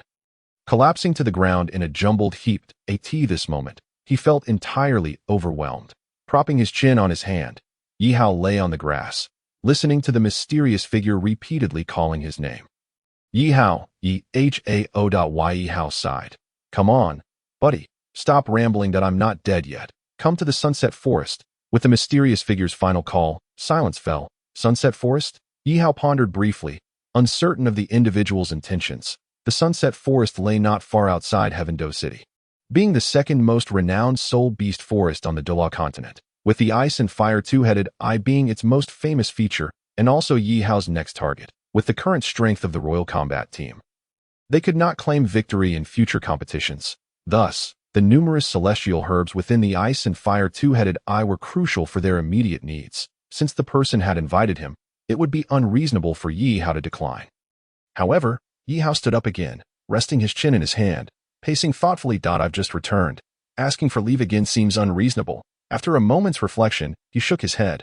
What does it matter? The Sunset Forest is not far. With my speed, I can reach the academy before sundown. Resolved, Ye Hao spread his 6-winged purple light wings, and with the transparent purple feathers combined with the flying ability of the blue-silver Emperor's right leg bone, he transformed into a streak of purple light and vanished from the spot, soaring beyond the confines of Heaven Do Royal Academy in mere seconds. A few moments later, Ye Hao hovered in the air, gazing down at the towering, uneven trees, having arrived at the Sunset Forest, positioned directly above the woodland. Hey buddy, where are you? Ye Hao murmured several times, yet the voice in his mind had vanished without a trace. Left with no choice, he retracted his wings and descended slowly. Amidst the majestic forest, Ye Hao felt small and alone. He wandered through the woods, observing the movements of the trees around him, since the mysterious figure had summoned him. There was no reason for them to remain hidden. Is this person insane? Ye Hao mused, realizing that searching for an individual in such an expansive sunset forest was akin to looking for a needle in a haystack. After wandering for a while, he felt fatigued. By now, midday had passed, and he had yet to eat, his stomach grumbling in protest. Should I head back for lunch and then return to search? He dismissed the thought. No, what if I get caught? Teacher Qin is quite the trickster. With no other options, Ye Hao pressed on through the sunset forest, his hunger growing more insistent. Along the way, he encountered numerous soul beasts, some of which eyed him with intent, their drooling mouths revealing their evident hunger. I'm starving too, Ye Hao thought, a wicked grin spreading across his face as he glanced at the century and millennium-old soul beast before him. A bold idea brewing in his mind. In an instant, 3 soul rings rose beneath him, and the Death Spider Emperor appeared silently. Before Ye Hao could complete the summoning, the soul beasts scattered in terror like frostbitten eggplants. Fleeing in a panic. Am I really that terrifying? Ye Hao murmured to himself, just as he was about to retract his martial soul and continue on his way. Suddenly, the ground trembled beneath him, and trees nearby began to collapse rapidly. Birds and beasts within the forest fled in all directions, many of them ancient soul beasts. Ye Hao stood frozen, feeling the rush of numerous soul beasts darting past him on either side. A beast tide? Yihao thought. Sensing something was amiss, he soon detected an overwhelming pressure approaching from nearby. A deep purple glow flashing from afar. Yihao focused his gaze, witnessing two nets larger than himself emerge from the woods. In a moment of panic, he leaped onto a tree trunk, glancing down. The two massive nets had ensnared a towering tree, and shockingly, the tree disintegrated into powder in just a few breaths. Clearly, it was toxic. No, wait, why does this net feel so familiar? Yihao looked down, noticing his second soul ring illuminating as he summoned a web identical to the one before, albeit considerably smaller, like a little witch imitating a grand sorceress. The web shot forth at incredible speed, swiftly disappearing into the depths of the dense forest. Yihao remained perched atop the tree for a while, seeing no signs of movement. Just as he prepared to descend for a closer look, he gasped at the colossal creature that appeared before him. Hiss, hiss, hiss, the Death Spider Emperor? Yihao's lips twitched uncontrollably as he stood before the towering figure of the Death Spider Emperor, which loomed at a height of 10 meters, rendering him utterly insignificant. Meanwhile, the lethal venom of the Death Spider Emperor was spreading further. Chapter 83, The 100,000-Year Soul Beast. The toxicity of this Death Spider Emperor was exceedingly swift. In mere moments, the surrounding trees withered and died, turning the area within 100 meters into a desolate wasteland. Any ordinary person, or even a soul master, who dared to tread here would undoubtedly meet their demise. Yet Yihao was an exception. As the possessor of the Death Spider Emperor's martial soul, he could generate a unique magnetic field when utilizing his martial soul, a magnetic field permeated by the deadly poison of the Death Spider Emperor. However, due to Yihao's current level, he could not fully control this magnetic field at will. Earlier, he had raised this issue, and the 3 committee members had provided the answer: domain. With over 10,000 soul masters on the continent, few truly possessed a domain. Thanks to Yihao's primary martial soul, the Death Spider Emperor, whose innate domain was the Death Domain, a particularly domineering domain. Within this domain, the poison of the Death Spider Emperor would engulf the area, transforming it into a hellish realm for both soul masters and humans alike. Once afflicted by the potent venom, one's body would gradually weaken until the moment of death, this very moment. The Death Spider Emperor before Yihao had clearly activated its death domain, explaining the earlier frenzied escape of the soul beast. Everything made sense now. Generally speaking, soul beasts capable of wielding a domain were rare, such as the dark demon evil god tiger, and the 2 titan great apes, and the sky blue bull python from the Star Do Great Forest. As for the Death Spider Emperor, its innate domain was the death domain. Yihao stood before the Death Spider Emperor, letting out a faint sigh. What do you want, my friend? The Death Spider Emperor remained silent, opening its gaping, menacing maw, attempting to swallow Yihao whole. This moment, Yihao had nowhere to flee, as merely his soul zone. What could he possibly use to contend with the Death Spider Emperor before him? More importantly, this creature possessed a formidable innate domain. Yihao pondered. Could it be that the Death Spider Emperor had summoned him here? The Death Spider Emperor moved with astonishing speed, its massive mouth eager to consume Yihao. In the next instant, a flicker of purple light flashed in Yihao's brow, and he tightly grasped the Heart of Death in his hand. The Heart of Death carried the skill. Death stared out. Yihao whispered, and the Heart of Death erupted in his palm, its 6 surfaces smooth and translucent like mirrors, allowing him to clearly see his reflection. Suddenly, an eye appeared in the mirror, a purple eye radiating a strong murderous intent, fixated intently on the Death Spider Emperor. In an instant, the Death Spider Emperor's death domain shattered. Simultaneously, the death stare began to take effect. As the Death Spider Emperor stood frozen in place, clearly immobilized, Yihao understood the effect of the death stare. It lasted only a few fleeting seconds. The Heart of Death also possessed the skill, Abyssal Binding. As soon as he uttered the words, the 6 mirror surfaces began to spin rapidly around the Death Spider Emperor. From within the mirrors, chains of purple flame erupted, binding the Death Spider Emperor tightly, rendering it completely immobile. Under Yihao's keen gaze, the Death Spider Emperor, once towering at 10 meters, rapidly diminished in size as the 6 mirrors swiftly closed in. The process unfolded seamlessly. The Death Spider Emperor attempted to resist, but the chains that emerged from the depths of hell offered it no opportunity to retaliate. Thus, the 6 mirrors fully converged, reverting to the normal size of 10 centimeters for the Heart of Death. The Heart of Death flew back into Yihao's palm, revealing the Death Spider Emperor tightly bound within the mirrors. If memory served correctly, the Death Stare was meant to freeze the opponent, while the abyssal binding rendered them eternally devoid of freedom, effective against both humans and soul beasts. Soul beasts with a lifespan under 100,000 years, inclusive, could be absorbed, while others would be rendered ineffective. Little creature, where has that bravado gone? Dare you to act tough with me? Who gave you such audacity? Just as Ye Hao retracted the Heart of Death, a sudden outburst of curses startled him. This unexpected tirade left Ye Hao bewildered. Given the Death Spider Emperor's presence, the area should have been devoid of any life. Could it be that mysterious figure? No, this voice was clearly coming from outside. Ye Hao began to take this matter seriously, opening his palm to AT that moment. The Death Spider Emperor within the Heart of Death spoke.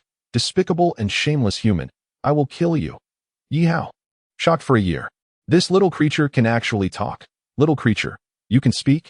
Ye Hao teased. The Death Spider Emperor's gaze turned icy, ready to retort, but the chains binding it suddenly unleashed purple lightning, causing the Death Spider Emperor to tremble uncontrollably. As a thick smoke cleared, the Death Spider Emperor found itself sprawled within the Heart of Death. How pitiful! Ye Hao sighed, lamenting that if a soul master had entered, the suffering would have been far greater. Despicable human, the Death Spider Emperor managed to rise, dragging its painfully wounded body, its cold gaze sharp as a sword. Ye Hao felt a wave of exasperation wash over him as he slowly replied. My friend, spare me your words. Be careful lest you provoke another lightning strike. The Death Spider Emperor, ready to retort, obediently fell silent, not wishing to suffer another lightning strike. That I will ask, and you will answer with a nod or shake of your head. Okay, the Death Spider Emperor shook its head. Ye Hao, what English am I supposed to speak with a demon spider? Why did you attack me? I thought you looked delicious. In the next moment, the Death Spider Emperor twitched violently, and this time the lightning surged even more fiercely. Crackle. After a brief moment, the Death Spider Emperor exhaled a puff of black smoke. To be honest, I sensed the presence of a companion earlier. So I came to investigate. I didn't expect to find you. This despicable and shameless. Crackle. Another surge of lightning. Ye Hao's lips twitched slightly. The Heart of Death was indeed too effective. The Death Spider Emperor continued. I never imagined I would encounter you, a mere human possessing me as your martial soul, which stirred my instinct to. Ye Hao, feeling incredulous, interrupted. So, you felt compelled to eat me? The Death Spider Emperor nodded. Crackle. No further words were exchanged. Ye Hao secretly rejoiced, clearing his throat. Ahem, since you can speak, then you must be. The Death Spider Emperor obediently nodded. According to your human terminology, I am a 100,000-year soul beast.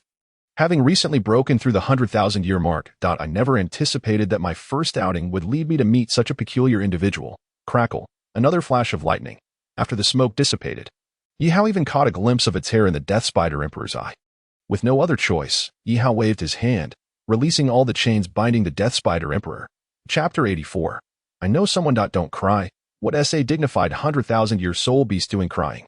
Ye Hao removed the shackles from the Death Spider Emperor, and with the special power of the Heart of Death, its injuries were restored to perfection. Why shouldn't I cry? The Death Spider Emperor retorted tearfully. Huaisen, T's still a child at heart. Human, hurry and release me. I promise I won't provoke you again. Ye Hao pondered for a moment and then feigned a look of helplessness, shrugging his shoulders and saying, I have no idea how to utilize this thing. You saw it yourself. When you tried to eat me earlier, this cube acted on its own. Also, let me share a secret. It has its own little emotions, so you need to learn to control yourself. Otherwise, beware of what comes next. This. The Death Spider Emperor felt a chill run down its spine, trembling involuntarily as it cautiously surveyed its surroundings, clearly intimidated by the lightning. What if, from now on, you follow me? Ye Hao tentatively proposed. Having a 100,000-year soul beast as a companion would be most advantageous. Follow you? The Death Spider Emperor scoffed. I would rather die. Before the Death Spider Emperor could finish its sentence, the chains from the 6 mirrors shot out once more. Witnessing this scene, the Death Spider Emperor was thoroughly terrified. It had already experienced the full power of the chains, and if it continued to resist, it would only suffer further torment. Fine, I will follow you. The Death Spider Emperor conceded reluctantly. Seeing this, Ye Hao finally breathed a sigh of relief, but he knew better than to let his guard down. 100,000-year soul beast equated to a title Douluo among soul masters. Although the Heart of Death bound it, To ensure no unforeseen incidents occurred, Yihao chose to keep the heart of death sealed within his brow. You will be grateful for today's decision. Yihao grinned. Why? In the recesses of his mind, the voice of the Death Spider Emperor gradually resonated, revealing a hint of dissatisfaction. How could a formidable soul beast, revered for 100,000 years, find itself reduced to a captive? With a sly smile, Yihao revealed, I know someone. Who is this person? Inquired the Emperor to woman. A woman. I have encountered many. Countless human soul masters have succumbed to my venom. This woman is extraordinary. In what way? Questioned the Death Spider Emperor, perplexed. Her martial spirit is the same as mine. The Death Spider Emperor, Yihao said, feigning mystery. And what else? The Emperor urged impatiently. Moreover, she has slain a Death Spider Emperor. Yihao elaborated slowly. The Death Spider Emperor fell silent for a moment. Is that all? She hasn't encountered me. Since you know her, take me to meet her next time, it proclaimed with an air of arrogance. Its words dripping with provocation. Is that so? Yihao replied with a subtle smile, then slapped his forehead. I forgot to mention, the Death Spider Emperor she defeated was also 100,000 years old. Just like you. The Death Spider Emperor fell silent, its pride momentarily deflated, becoming taciturn. Yihao chuckled quietly, tucking the Emperor away, choosing to continue his journey through the dense forest, heading deeper into the sunset forest. As the sun approached dusk, the western sky blazed crimson. The entire sunset forest was awash in shades of red, and at its heart lay an open space. Yihao wiped the sweat from his brow, glancing around to find a lush green meadow, utterly devoid of life. Is this place haunted? Yihao collapsed under a large tree. This moment, he was ravenous, having traversed nearly every corner of the sunset forest throughout the day. To expedite his journey, Yihao had even pinpointed the location of the ice and fire yin-yang eye, yet he chose not to enter, for there were still 3 months until that group from Shrek arrived in Heaven Do City. He had ample opportunities during this time. His immediate concern was to decipher the true intentions of the mysterious figure in his mind. What brings you here? The voice of the Death Spider Emperor echoed in his mind. You know this place? Yihao inquired. How could I not? I have lived in the Sunset Forest for many years. This is the very center of it, where few soul beasts dare to venture. We should leave. It's quite terrifying here, the Death Spider Emperor urged. Yihao regarded the surroundings with a peculiar look, then rose to walk toward the center, lingering for a moment to absorb the atmosphere. Stop being so dramatic. Where's the terror you speak of? Yihao scoffed. Who is playing such a grand joke on me, making me traverse the entire Sunset Forest? This is truly absurd. Just as he prepared to depart, Yihao's steps halted abruptly. He sensed something amiss. The space around him warped dramatically, and an ancient structure emerged from the previously open landscape. The ground was scarred, bearing the marks of time, and what lay before him was a once magnificent hall, similar in scale to the Pope's hall he had seen before, making Yihao feel exceedingly small. I can't believe it. Yihao swallowed hard, suddenly parched, in his mind. The Death Spider Emperor trembled uncontrollably. Yihao sensed the Emperor's unusual fear. He felt that the person who had summoned him here was within. Just as he was about to push open the door, it creaked open on its own, revealing a thick layer of dust that obscured the view beyond. Are you really going in? The voice of the Death Spider Emperor resonated once more. Indeed. Yihao smirked. Are you afraid? Based on my 100,000 years of experience, this place is indeed extraordinary. For the sake of safety, we should leave, the Death Spider Emperor advised kindly. Yihao contemplated. Having come this far, not entering would feel like a disservice to himself. Moreover, he had been invited here by that mysterious figure. It would be impolite not to enter now that he had arrived. Don't worry. We're in this together. Even if I perish, you won't escape either. We might as well be companions on the road to the underworld, Yihao said cheerfully, filled with curiosity toward the sudden appearance of the structure. At that moment, a pair of crimson eyes appeared ahead. Chapter 85. The prerequisite of the Death God's 9 trials. Refinement. Just who were you referring to? A cold voice echoed from the darkness. Yihao and the Death Spider Emperor involuntarily shuddered. A tremendous pressure enveloped them. Yihao recognized this voice. It belonged to the mysterious figure who had summoned him that morning from the shadows. A figure gradually emerged. Yihao initially focused intently. Then his expression turned bizarre as he involuntarily twitched his lips. Before him stood a small dog, entirely fire red and no larger than half a foot. Resembling a newborn puppy. I admit, I was startled by this dog's imposing presence just now. With a snicker, Yihao couldn't suppress a laugh, which incensed the little dog. Laughing.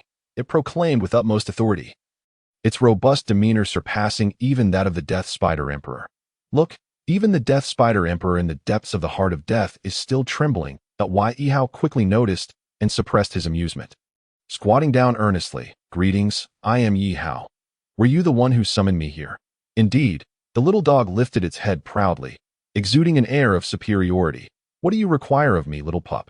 Yihao continued, as the night enveloped them, eager to clarify the situation before any significant disturbances arose within the academy, hoping to return before dawn.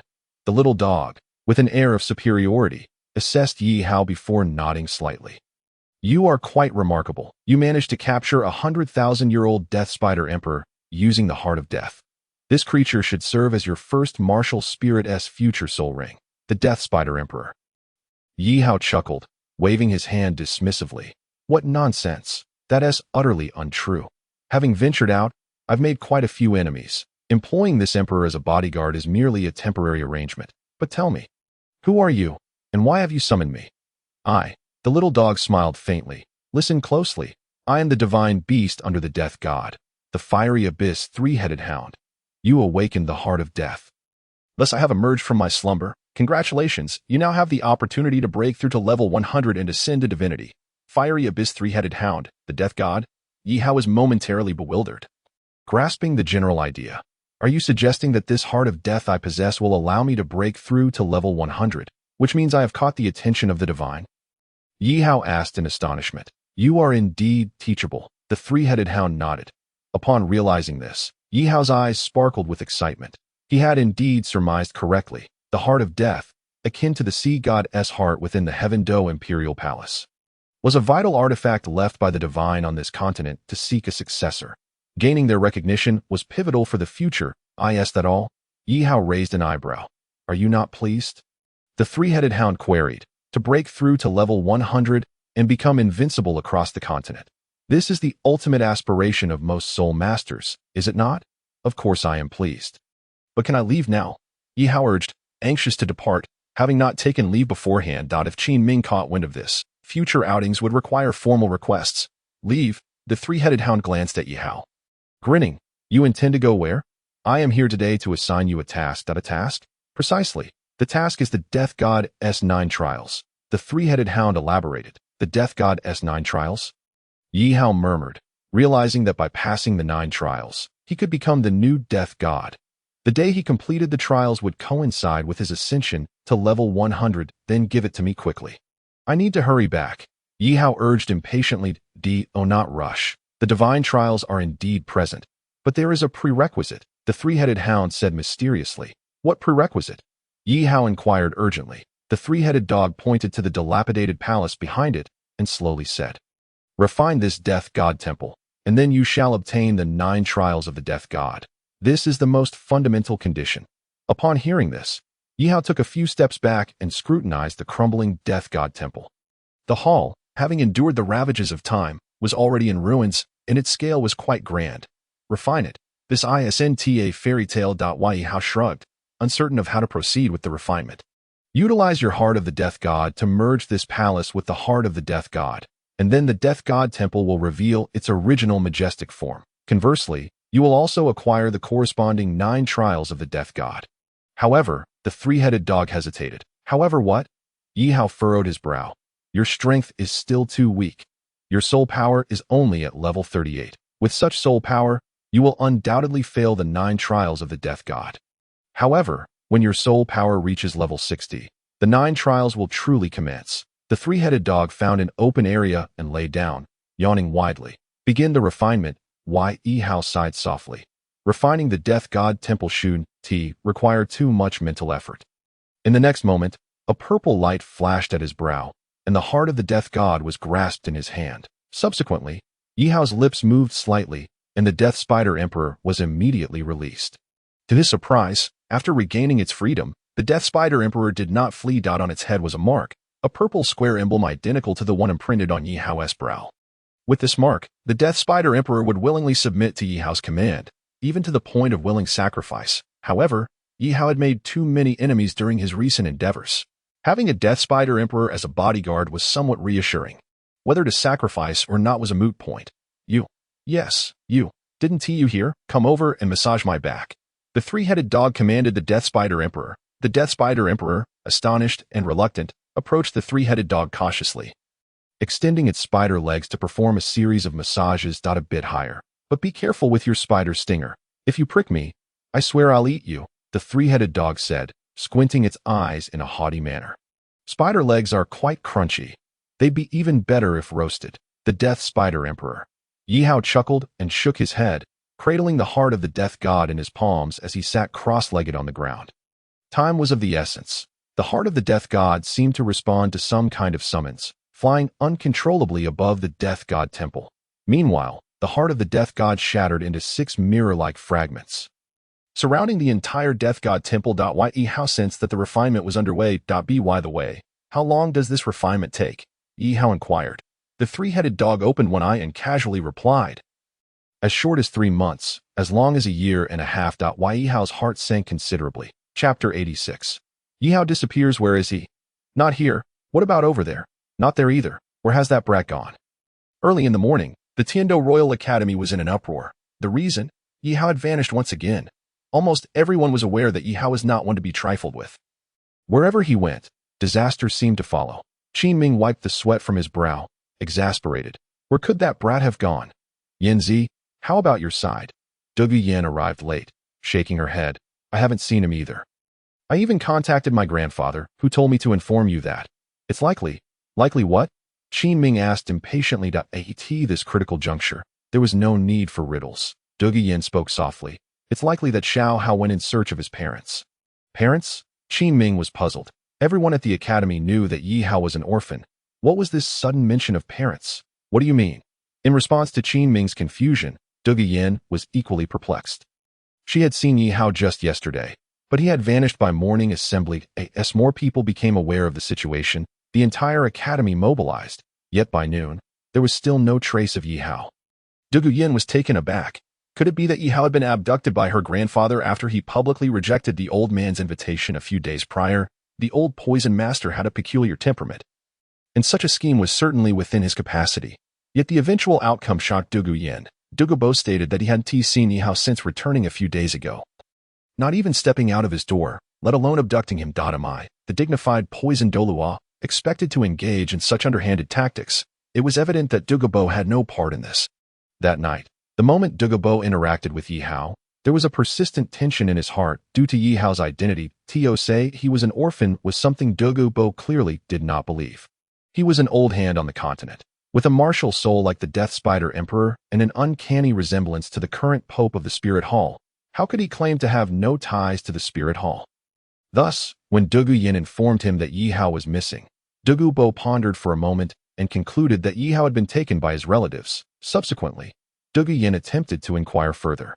However, Dugu Bo interjected, some things are not meant for you to know. Why Yihao's status is noble, even I cannot fathom it. Rest assured, a living person cannot simply vanish into thin air in due time. He will return on his own. I see. Qin Ming nodded skeptically, then asked, but why didn't he inform us? Why all this fuss? It's very likely that Xiao Hao is too proud to ask for help. Dugu Yan suggested he can't be. His pride is thicker than the walls of Tiando City. Teacher Qin, think about it. Xiao Hao just took a leave of absence not long ago. If he requests another leave now, it would certainly raise eyebrows, Qin Ming remarked, rubbing his temples in resignation. All right, Yanzi, go inform the students to stop searching. I will head to the 3 committee members to explain the situation. With that, Qin Ming left, knowing that Yihao is unpredictable. Who knew if he might bring back family one day? What? Xiao Hao is missing. In a lavish room within the Tiando Palace, Xueqing stood up in shock, deeply unsettled by the report from her subordinate. Yes, Yihao suddenly disappeared yesterday, and now the entire Tiando Royal Academy is in chaos. Xueqing collected herself and began to contemplate. A living person could not simply vanish into thin air. Where could he have gone? At that moment, a shadow spoke. Young master, the Spirit Hall has just issued a directive. Speak. The Pope has decreed that if any branch of the Spirit Hall discovers the whereabouts of Yi Ritian, they must report it promptly. Failure to do so will result in severe punishment. As soon as the shadow finished speaking, Xueqing couldn't help but snort coldly. Ye Hao was a name unfamiliar to many. But to Xueqing, it was all too familiar, as Ye Hao was indeed Yihao. She was well aware of this. Understood. Keep your mouth shut. Xueqing impatiently waved her hand, instructing the shadow to be discreet. The shadow quickly replied, "Yes, I understand. Young master, what about Yihao?" Upon hearing this, Xueqing momentarily lost her composure. Her troublesome little brother had vanished, and lacking any clear direction on where to search, she felt utterly lost. Could he have gone to the spirit hall? Impossible. Xueqing immediately dismissed the notion. The last time at the spirit hall, Yihao had clashed with Yin, and although it was ultimately covered up under the name Ye Hao, the spirit hall had eyes and ears everywhere on the continent. As long as he remained on Douluo Continent, there was no way to escape the spirit hall scrutiny. With a weary sigh, Xueqing strolled to the window, cradling the blue-silver emperor that Yihao had gifted her, gently kneading its every inch. After a long while, she declared, "I understand now. You may leave." The shadow was taken aback for a moment before bowing and disappearing. Where on earth did that troublesome brat go? Xueqing gazed into the distance, perpetually sensing that Yihao was ever so close by. Meanwhile, in the heart of the sunset forest, the sudden appearance of the death god temple had vanished without a trace. Yihao sat cross-legged before the temple, shrouded in the darkness of the heart of the death god, effectively cloaking himself from the eyes of others, rendering him nearly invisible at this moment. He was fervently urging the heart of the death god to synchronize with the temple. Yet after an entire night, the fusion had barely progressed. Patience is a virtue. The academy must already be in a state of utter chaos. Well, now that he had embarked on this journey, Yihao could not falter midway. The Cerberus lay comfortably, indulging in slumber, while the Death Spider Emperor quietly awaited, too frightened to move. According to the Cerberus, its existence predated that of the Death Spider Emperor, having slept for so long that it had forgotten how many years had passed. The hierarchy was clear. Yihao Cerberus Death Spider Emperor, understood? The Cerberus squinted its eyes, scrutinizing Yihao. Truly, the chosen successor of the Lord of Death exhibited commendable perseverance. "Hey, Spider, come over and give me another massage." Upon receiving the command, the Death Spider Emperor reluctantly approached, not wishing to be devoured whole, and moreover, the legs of the demon spider were truly unpalatable, especially when roasted. 3 months later, time flew swiftly, and 3 months had elapsed.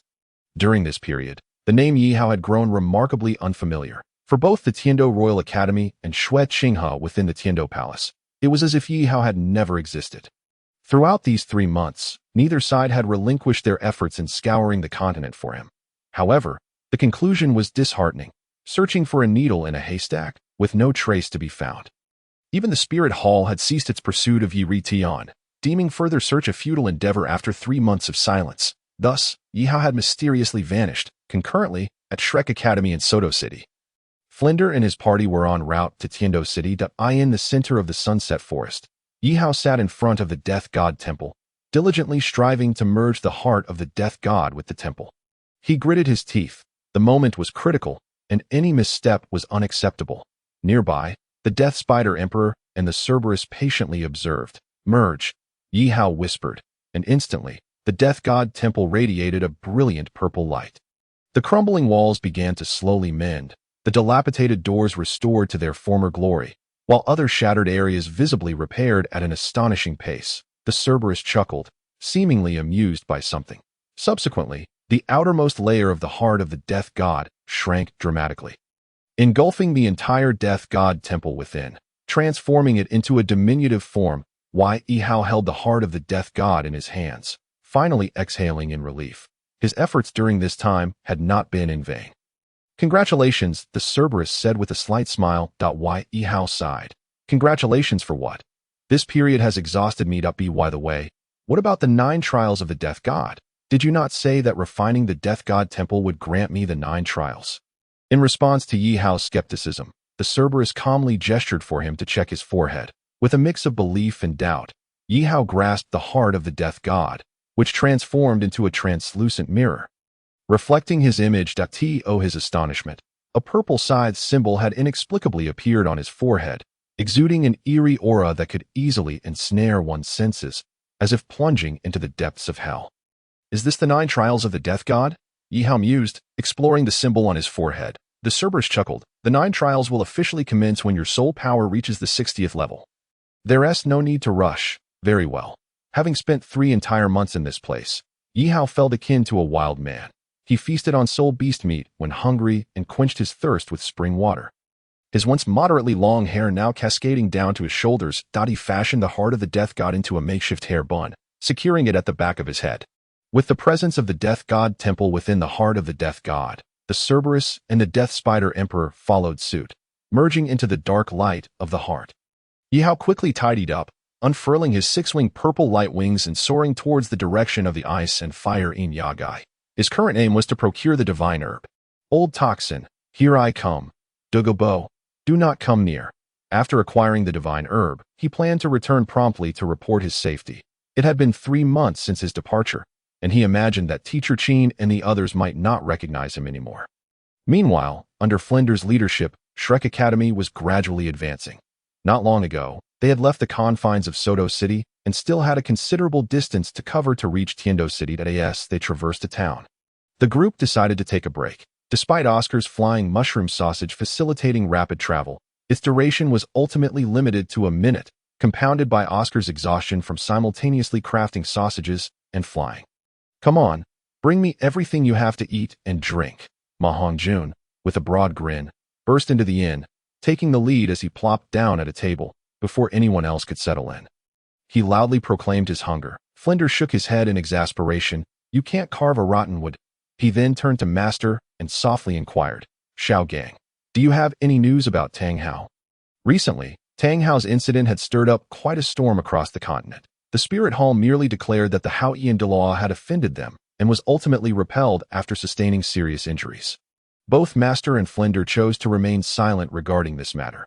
Apart from the two of them, only a handful of others in the academy were privy to the information, while the majority remained unaware that the Haotian Da was Tang San's father.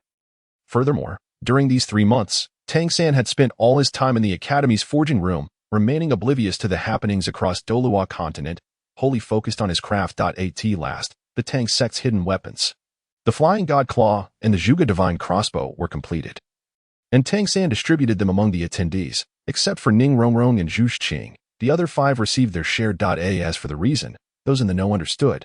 Tang San even brazenly stated, Want hidden weapons? Apologize to Xiao Wu first, otherwise I will not give them to you. The 2 women stood firm in their stance, scoffing at the notion that anyone would care about hidden weapons. This move undoubtedly created a rift within Shrek. Following this incident, the Shrek 7 could be considered fractured, due to Flinder losing a hefty sum of 100,000 gold soul coins for the past 3 months. Their meals had consisted solely of steamed buns and pickled vegetables or watery porridge. With no funds left, they resorted to battling in the Soto Great Soul Arena to earn some gold. However, the earnings hardly sufficed, especially for someone like Xiao Wu, who lavishly spent her money. What she earned in the evening would be gone by the next day. Tang San found himself in a predicament, having to engage in a few more soul fights to make ends meet.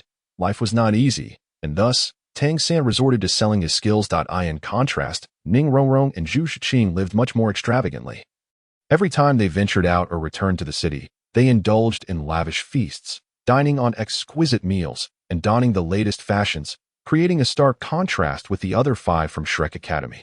Each time they returned, they flaunted their lavish lifestyle before the rest, who could only watch as they consumed plain steamed buns, while they feasted on grand banquets, leaving Dai Mubai and the others feeling frustrated yet powerless.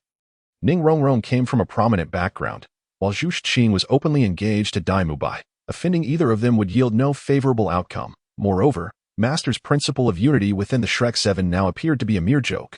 Master sighed, casting a glance at Tang San, who was whispering with Xiao Wu. 3 months had passed, and he had yet to hear any news of Tang. Hao news was perhaps the best news. He believed his idol would not meet his demise. Chapter 88. Abandoning darkness for light. The day after Tang Hao's assault on the Spirit Hall, news of the event spread like wildfire across every corner of Douluo Continent. Opinions on Tang Hao varied widely, with each person holding differing views. Within the Haotian sect, the atmosphere was rife with condemnation, chastising Tang Hao for bringing shame upon the sect, opposing it for the sake of a soul beast, and daring to publicly assault the Spirit Hall. Was this not disgraceful? Although the Haotian sect had sealed its mountain, following this incident, there were many who secretly criticized the sect. The former #1 sect in the world had vanished. Lamentable for someone currently in the slaughter city. Alas, Flinders sighed, poor little San. Xiaogang, do we truly need to go to the Tiando Royal Academy? Master frowned slightly. Are you questioning my decision? No, I certainly am not. Flander appeared to be brimming with a fervent desire to survive, and he remarked, although Qin Ming had previously promised, I still harbor reservations. Reservations? The master inquired. What exactly are you apprehensive about? Could it be the royal battle team? This statement struck a chord with Flander, who nodded affirmatively and asserted, what else could it be? You are aware that we, these little monsters, each possess an arrogant disposition, not to mention that we suffered defeat in our prior encounter with the royal battle team. I foresee that the Royal Academy of Tiando will be in uproar. Flander spoke with a hint of schadenfreude. Even though he would no longer hold the position of dean after the impending merger with the Royal Academy of Tiando, he still held the 7 members of Shrek in high regard. That I do not concern myself much with the others, but we must remain vigilant regarding Ye Hao, the master said solemnly. Flander perked up at this. Ye Hao, are you referring to little San? After saying this, he cast a sidelong glance at Tang San. The master nodded. There exists an irreconcilable enmity between little San and Ye Hao, while they were both students at the Nodding Junior Soul Master Academy. At that time, they were fundamentally at odds with one another. That I am not worried about anything else, but this particular issue weighs heavily on my mind. If, by any chance, let me emphasize, if little San were to physically confront Ye Hao, then we would. As for that, Flander chuckled and waved his hand dismissively. If it comes to that, we shall become esteemed instructors at the Royal Academy of Tiando. With my prowess, if I do not ascend to the position of the 3rd in command at the Royal Academy of Tiando, I would consider it a disservice to myself. At that point, it would merely be a matter of a few words, and Yihao would surely grasp my meaning. Upon witnessing this, the master smiled. At a nearby vacant table, Ning Rongrong was seated alone with Zhu Zhuqing, the atmosphere around them rather desolate, their conversation largely unheard. That I truly wish we could hasten our journey to Tiando City. Ning Rongrong expressed her impatience, and then Zhu Zhuqing replied coolly, then we go home. I shall withdraw from Shrek Academy. I am done with this place. Let anyone else stay who wishes to. Zhuqing, let us depart together. Ning Rongrong proposed. Zhu Zhuqing's expression remained indifferent as she glanced at Dai Mubai, her feelings agitated as she said, I will think about it. Rongrong, to be candid, can you truly leave the academy? Do not forget what Dean Flanders said on our first day. Students under 20 years of age with soul power below level 40 are not permitted to graduate. Ning Rongrong scoffed. Nonsense. What does it mean to be under 20 with soul power below level 40 and not allowed to graduate? That is merely Flander, the old fox, concocting excuses to protect his academy. If he dares to prevent my withdrawal, I shall have Grandfather Jian and Grandfather Bone intervene personally. But let's see how he dares to handle me. Consider this, since we arrived at Shrek Academy. What has it provided? No training facilities, and even dining and lodging are problematic. Under the circumstances of not being able to eat enough, they expect us to engage in high-intensity training. Fortunately, we possess good physical constitutions. Otherwise, others would surely struggle. Moreover, the mental state of the individuals in this academy is questionable. Remaining here for too long could affect one's intellect. Zhu Zhuqing remained silent, acknowledging that Ning Rongrong's assertions were undeniable truths. Did they not boast that entering Shrek Academy would guarantee a title of viscount upon graduation? Just think about it. A school without even a proper registration, what could they possibly use to confer titles? Zhu Zhuqing's gaze drifted towards Ma Hongjun, who was whispering with a rather unsavory demeanor at that moment. She felt a wave of disgust and resolutely stood up. She approached Ma Hongjun, and as the crowd looked on in confusion, a sharp slap echoed through the air, leaving Ma Hongjun utterly stunned. Subsequently, Zhu Zhuqing exchanged a knowing glance with Ning Rongrong, who understood and followed her out. Ma Hongjun sat in a daze for a while. And then, fueled by anger, he disregarded Dai Mubai's attempts to restrain him and stormed out, shouting at the retreating Zhu Zhuqing. You think I'm giving you face? Don't push it. If it weren't for the fact that you're Dai's choice, I would have. Before Ma Hongjun could finish, Dai Mubai delivered another resounding slap, leaving him disoriented. Torn between his brotherhood and his fiancée, he found it difficult to navigate the situation. Watching Zhu Zhuqing walk further away, Dai Mubai sighed deeply. Boss Dai, it's not worth it for this woman, Tang Sin remarked as he approached. Exactly. What did the fat one do to her? A mere glance 1T cost her a piece of meat. Xiao Wu chimed in. Forget it. You wouldn't understand. Dai Mubai shook his head. After saying this, he dragged the bewildered Ma Hongjun, whose face resembled a swollen pig's head, back inside, and on the way, Zhu Zhuqing suddenly halted her steps. Rong, we must go. Zhu Zhuqing declared resolutely. To go? Where to? Ning Rong inquired, puzzled. Of course, we are leaving the academy, Zhu Zhuqing replied coldly. Ning Rong's face lit up with joy. Wonderful. Zhuqing, you have finally made up your mind. Let us go. I know a shortcut to Tiando City. In just 2 or 3 days, we shall arrive. We should first head to my home and then make further plans. All right. Zhu Zhuqing nodded, and together, they exited the small town. Setting off on the path back to the Seven Treasures Glazed Tile School, inside the inn, upon hearing the recent news, Flander was instantly enraged, while the Master's expression resembled that of a blooming chrysanthemum. What? Rong and Zhuqing have left. Who gave them the audacity? Observing his disciple in such a state, Flander's anger flared. Mubai, hurry and bring them back. Today, I shall impart to them the principles of conduct. Chapter 89. Celestial Herbs in the Sunset Forest. At the Eye of Ice and Fire, Douluo sat as usual, cross-legged on a cliff, having chosen a spot near a spring to meditate, striving to break through the shackles of his soul power. After a long while, Douluo let out a deep sigh. 3 months have passed, yet I see no progress at all. The ascent to level 90 in soul power is fraught with immense difficulty. And evidently, Douluo found himself in a predicament. Without resolving his current physical issues, he would find it exceedingly challenging to make any breakthroughs in the future, especially given his age. Perhaps I should consider alternate strategies, he thought, preparing to rise when suddenly he paused, looking up at the sky, sensing an approaching presence. Above the Eye of Ice and Fire, Yihao gazed down at the terrain below, his heart leaping with joy. He had finally arrived at his destination. What brings you here? The voice of the three-headed dog resonated quietly in his mind. I have come for the cheat device. You will soon understand, Yihao replied with a mysterious smile. Swiftly descending to the ground. Old Poison, it has been a long time. Upon hearing that familiar voice, Douluo was initially taken aback. In his domain, he typically dealt with all intruders with hostility and a lethal intent. However, upon recognizing the visitor, Douluo rubbed his eyes in disbelief, concealing his aura, and then looked at Yihao with an odd expression. You are Yihao? Douluo questioned uncertainly, recalling that this lad had been missing for 3 months. Nearly everyone outside believed him to be dead. How could he suddenly reappear? Are you a human or a ghost? Douluo queried, still uncertain. Why Yihao was speechless. It was only 3 months, yet everyone seemed to have become strangers. If roles were reversed, he had not made an appearance in the outside world for an entire 3 months, and those connected to him would certainly think Yihao must have met with misfortune. A notion that seemed highly plausible. Douluo's reaction was hardly surprising. Why? Yihao smiled faintly, surveying the surroundings of the Eye of Ice and Fire, which was teeming with celestial herbs, resembling a veritable treasure trove. It was indeed a pity that Old Poison, residing in such a bountiful place, failed to recognize its value to my word. The voice of the three-headed dog exclaimed within his mind, the Eye of Ice and Fire. There are celestial rarity herbs, Heartbreak Red, 8-petal fairy orchid, and even the enchanting choitulip. Weavy struck gold. Howsy, did you already know of these treasures? The three-headed dog appeared quite agitated. Why? Yihao transmitted his thoughts. Do not rush. The treasures here will eventually be ours. I was initially unaware of the medicinal plants in this area, but since you are familiar, take what you can carry without leaving any for others. Especially that lad. That lad? Which lad? Never mind. Yihao glanced at Douluo and smiled.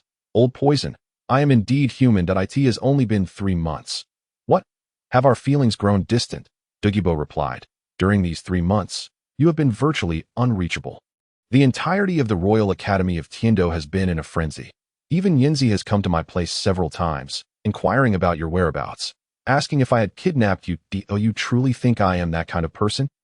Yihao smiled nonchalantly. Isn't that so? Hey. Douluo expressed his dissatisfaction, saying, Are you looking for a beating, you rascal?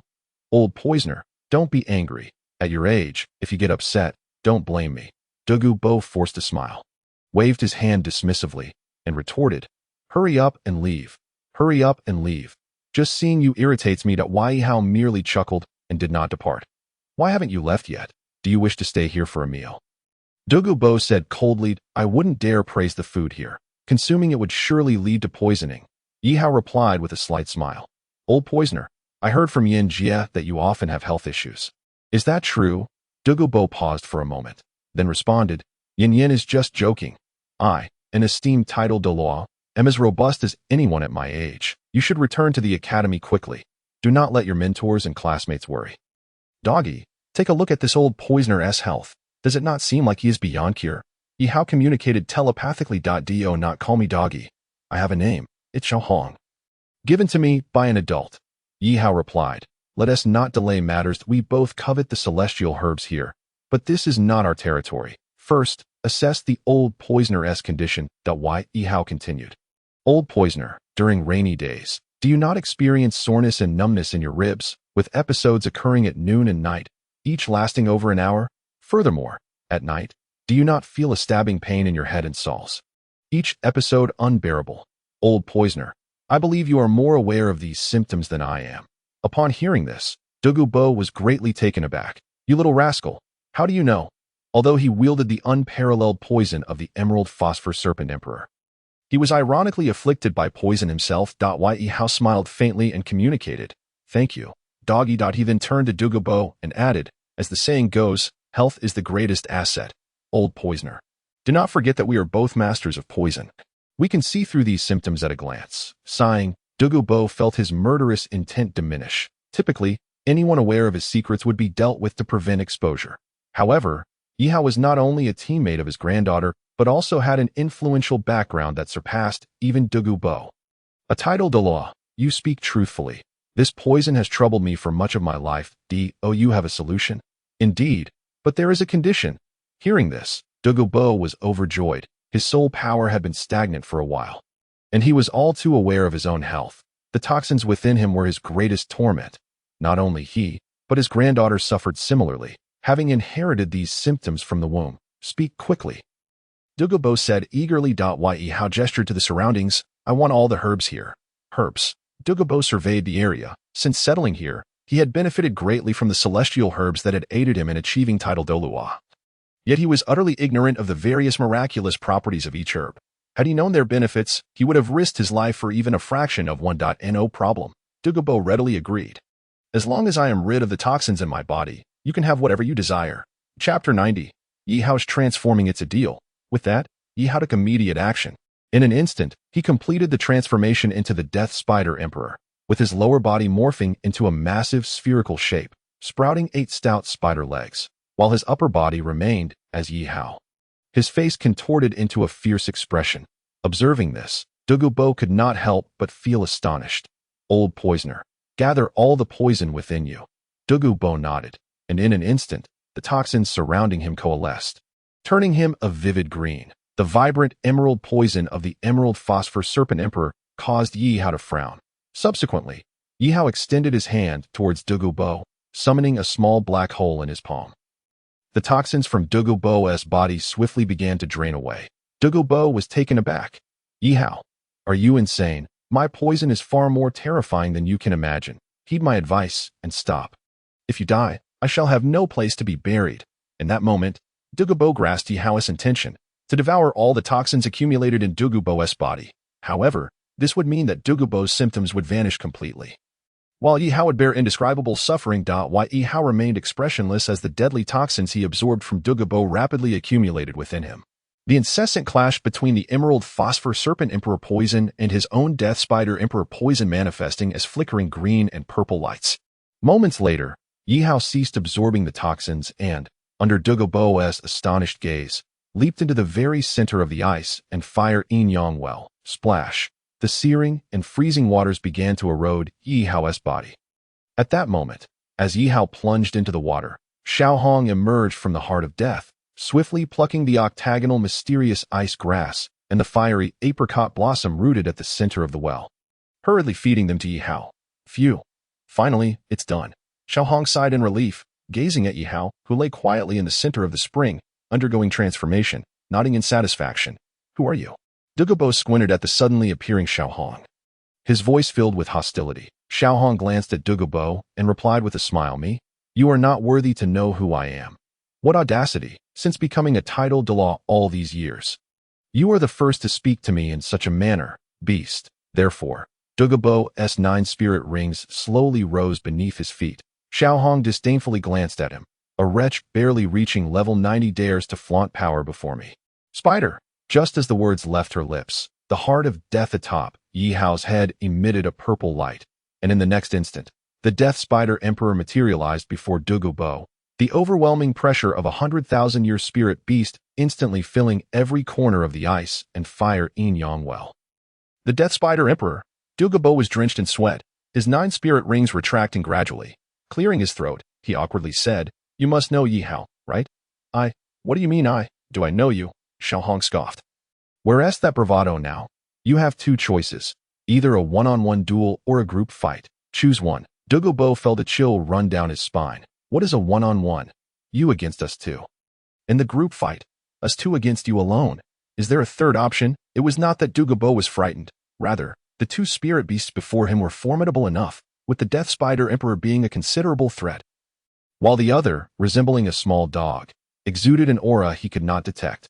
"There is," Xiaohong grinned, her eyes glinting to "I want all the herbs here." However, Douluo hesitated, for he had promised Yihao he would not lay claim to any herbs here. Now that the toxins had vanished without a trace, he naturally wished to honor that promise. "Rest assured, we are acquainted with Yihao and will leave you seeds. They will grow back next year, and we shall return to harvest." At this point, Douluo dared not utter another word, only able to watch helplessly as 1 spider and 1 dog relentlessly harvested the precious celestial herbs, feeding them into Yihao's heart of death. Unlike ordinary spirit guidance devices, the heart of death could store living entities. Days passed, and Yihao continued his transformation, the Death Spider Emperor poison within him subtly merging with Douluo's Emerald Phosphor Serpent Emperor poison. Outside Heaven-Do City, in an unremarkable carriage, Ning Rongrong and Zhu Zhuqing had traveled for several days and finally reached their destination, Heaven-Do City. Ning Rongrong inhaled the fresh air, feeling invigorated. "Finally home. It has been nearly half a year. I wonder how Father, Grandpa Bone, and Grandpa Jian are doing. Master, let us head directly to the 7 Treasure Glazed Tile School without entering the city." "All right." The coachman cracked the whip, urging the carriage to hasten towards the direction of the 7 Treasure Glazed Tile School, the long wheels leaving a deep mark on the ground. The 7 Treasure Glazed Tile School, located outside Heaven-Do City, was one of the 3 sects on the continent. Its construction was exceptionally luxurious, more akin to a castle than a sect, rivaling the opulence of the Heaven-Do Imperial Palace. Wealth indeed breeds extravagance. The carriage gradually came to a halt before the sect's entrance, where a disciple guarding the gate stepped forward to block their way. "Halt. No outsiders are allowed to enter the 7 Treasure Glazed Tile School." The disciple declared, "Am I an outsider as well?" Inside the carriage, Ning Rongrong lifted the curtain and bounced down, closely followed by Zhu Zhuqing. The 2 disciples were momentarily dazzled, and they smiled obsequiously, saying, "How could we dare to stop you? Miss, please, after you." Immediately, they cleared the way, respectfully inviting the little witch of the 7 Treasure Glazed Tile School to enter the sect.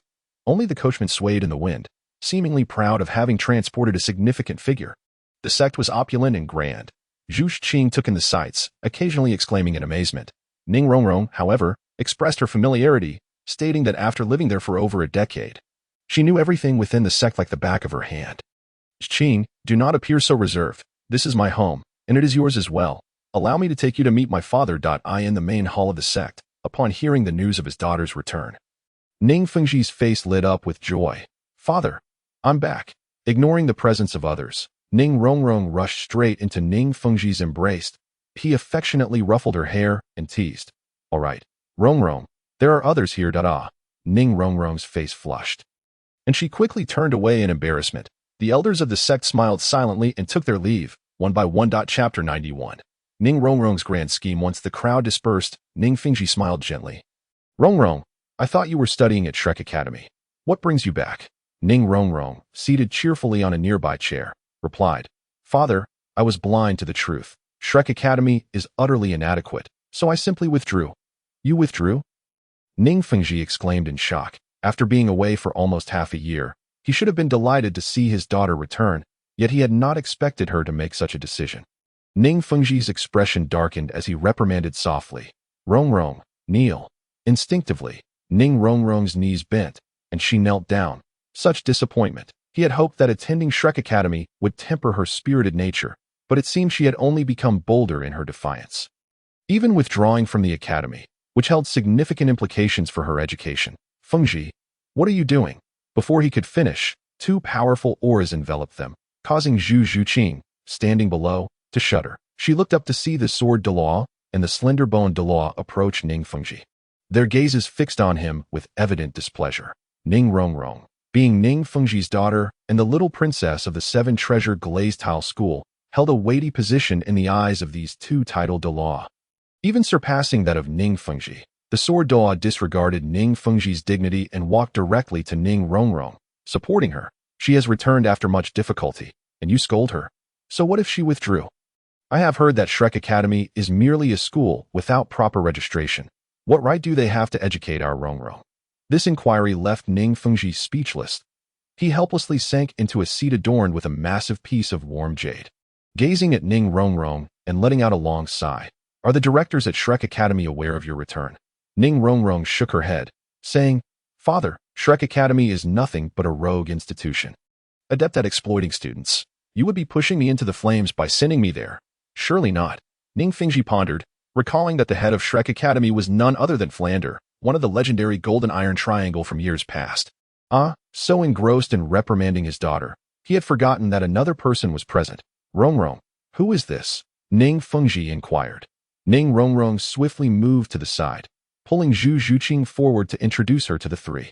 Father, this is my friend from Shrek Academy, Zhu Zhuqing, with the martial soul, Nethercat, hailing from the Star Luo Empire. The mention of the Star Luo Empire and the Nethercat seemed to ignite understanding in Ning Fengji. Greetings, I am Ning Rong Rong's father and I apologize for my earlier rudeness. I hope you will not take offense. Zhuqing that he smiled warmly, shooting a warning glance at his daughter. Ning Rong Rong stuck out her tongue and promptly hid behind the two-titled Douluo. Zhu Zhuqing quickly replied, Lord Ning, you are too kind. It is my honor to visit the seven-treasure glazed tile school. Faced with a sect master, Zhu Zhuqing, despite her noble lineage, could not help but adopt a humble demeanor. Do not feel constrained, Zhuqing. You are a friend of Rong Rong and, by extension, a friend of the seven-treasure glazed tile school. You are always welcome here. Our doors are open to you at any time. Furthermore, there is no need to address me as sect master. Just call me Uncle Ning. Zhu Zhuqing was taken aback, but responded, Very well, Uncle Ning. Pleased, Ning Fengji nodded, then turned his focus back to Ning Rong Rong. Now, let us discuss your withdrawal from the academy. His tone grew somber, resembling a slumbering lion. Outwardly calm, yet deeply concerned about the reputation of the sect, withdrawing from the academy was neither a trivial nor a minor matter. Ning Rong Rong hesitated, clearly unsure of how to respond. Suddenly, a bold idea flickered in her mischievous eyes. Father, you possess great influence. Surely you are aware of the matter between Shrek Academy and the Tiando Royal Academy? Ning Fengji shot her an exasperated look. I have known about that situation for quite some time. As for you, once Flander and the others arrive in a few days, I will personally take you to the Tiando Royal Academy to explain everything. Fengji, the Bone Douluo interjected, displeased. Why should you personally visit a mere Shrek Academy? Ning Fengji sighed. Do you think I want to? The first issue lies with my willful daughter. Is Rong Rong truly willful? The sword Douluo cast a sideways glance at Ning Fengji.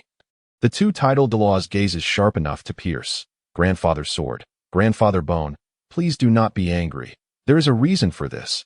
Ning Rong Rong interjected. A reason? The trio chorused in unison. What reason? Ning Rong Rong smiled mischievously. Taking Zhu Zhuqing's delicate hand as they strode out. In a few days, you will find out. This left the three of them to ponder endlessly. This girl is becoming increasingly outrageous. Ning Fengji sighed helplessly. I doubt it, the sword Douluo remarked lightly. Rong Rong is quite sensible. You, on the other hand, insist on her enrolling in that Shrek Academy. What merits does such a rural institution possess, even if Flander is a soul sage? What can he teach Rong Rong? At that moment, the Bone Douluo added, Exactly, Fengji. In a few days, when everyone from Shrek Academy arrives at the Tiando Royal Academy, I will accompany you. I intend to see what extraordinary allure this so-called Shrek Academy possesses. Facing such remarks, Ning Fingji could only acquiesce, unsure of what schemes his daughter was concocting. In the corridor of the Seven Treasure Glazed Tile School, Ning Rongrong and Zhu Shiqing walked side by side. Rongrong, is it wise to treat your father this way? Zhu Shiqing whispered. Ning Rongrong waved her hand dismissively. Do not worry. My father is not so petty. He is quite magnanimous. Shiqing, in a few days, Flander and the others will arrive. And we shall go to the Tiando Royal Academy together. Zhu Shiqing's eyes sharpened. What do you mean? If Shrek Academy acts unreasonably, then let it be known that Ning Rongrong shall not be merciful. Some matters must be revealed. Chapter 92. The Realm of Death. What has Douluo Bo been experiencing these past few days? Can you even imagine? The two before him were nothing short of ruffians. The ice and fire yin yang well had become utterly barren. Any precious celestial herbs that the three-headed dog could name had been stripped away, leaving only seeds behind, under the guise of leave a thread for future encounters. The truth was, having stripped it bare this time, they would wait a few years for it to regrow and continue their pillaging. The chives are never fully harvested. Days passed, and lying in the center of the pond, Yihao suddenly opened his eyes, his aura growing increasingly stable, resembling a slumbering lion. A rich purple light enveloped his body, creating a purple barrier around him. Is this the realm of death? The Death Spider Emperor expressed a hint of astonishment. For he possessed the domain of death, and now Ye Hao had also acquired it. Thanks to the fiery apricot blossom and the eight-angled ice grass, these two herbs rendered Ye Hao impervious to both fire and water.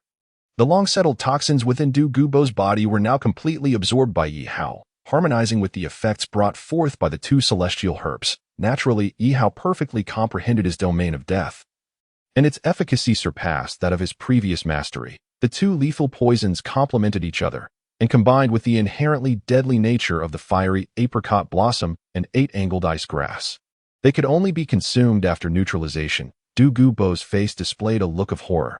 He could sense that the Spider Emperor's poison used by Ye Hao was even more ferocious than before. Furthermore, it had granted him the domain, a coveted aspiration for every soul master. His soul power had now reached the 40th level. Ye Hao sighed in relief, having lingered in the spring water for quite some time. The ice and fire duality I truly was a treasure, allowing for the most casual of glances. But where were the herbs?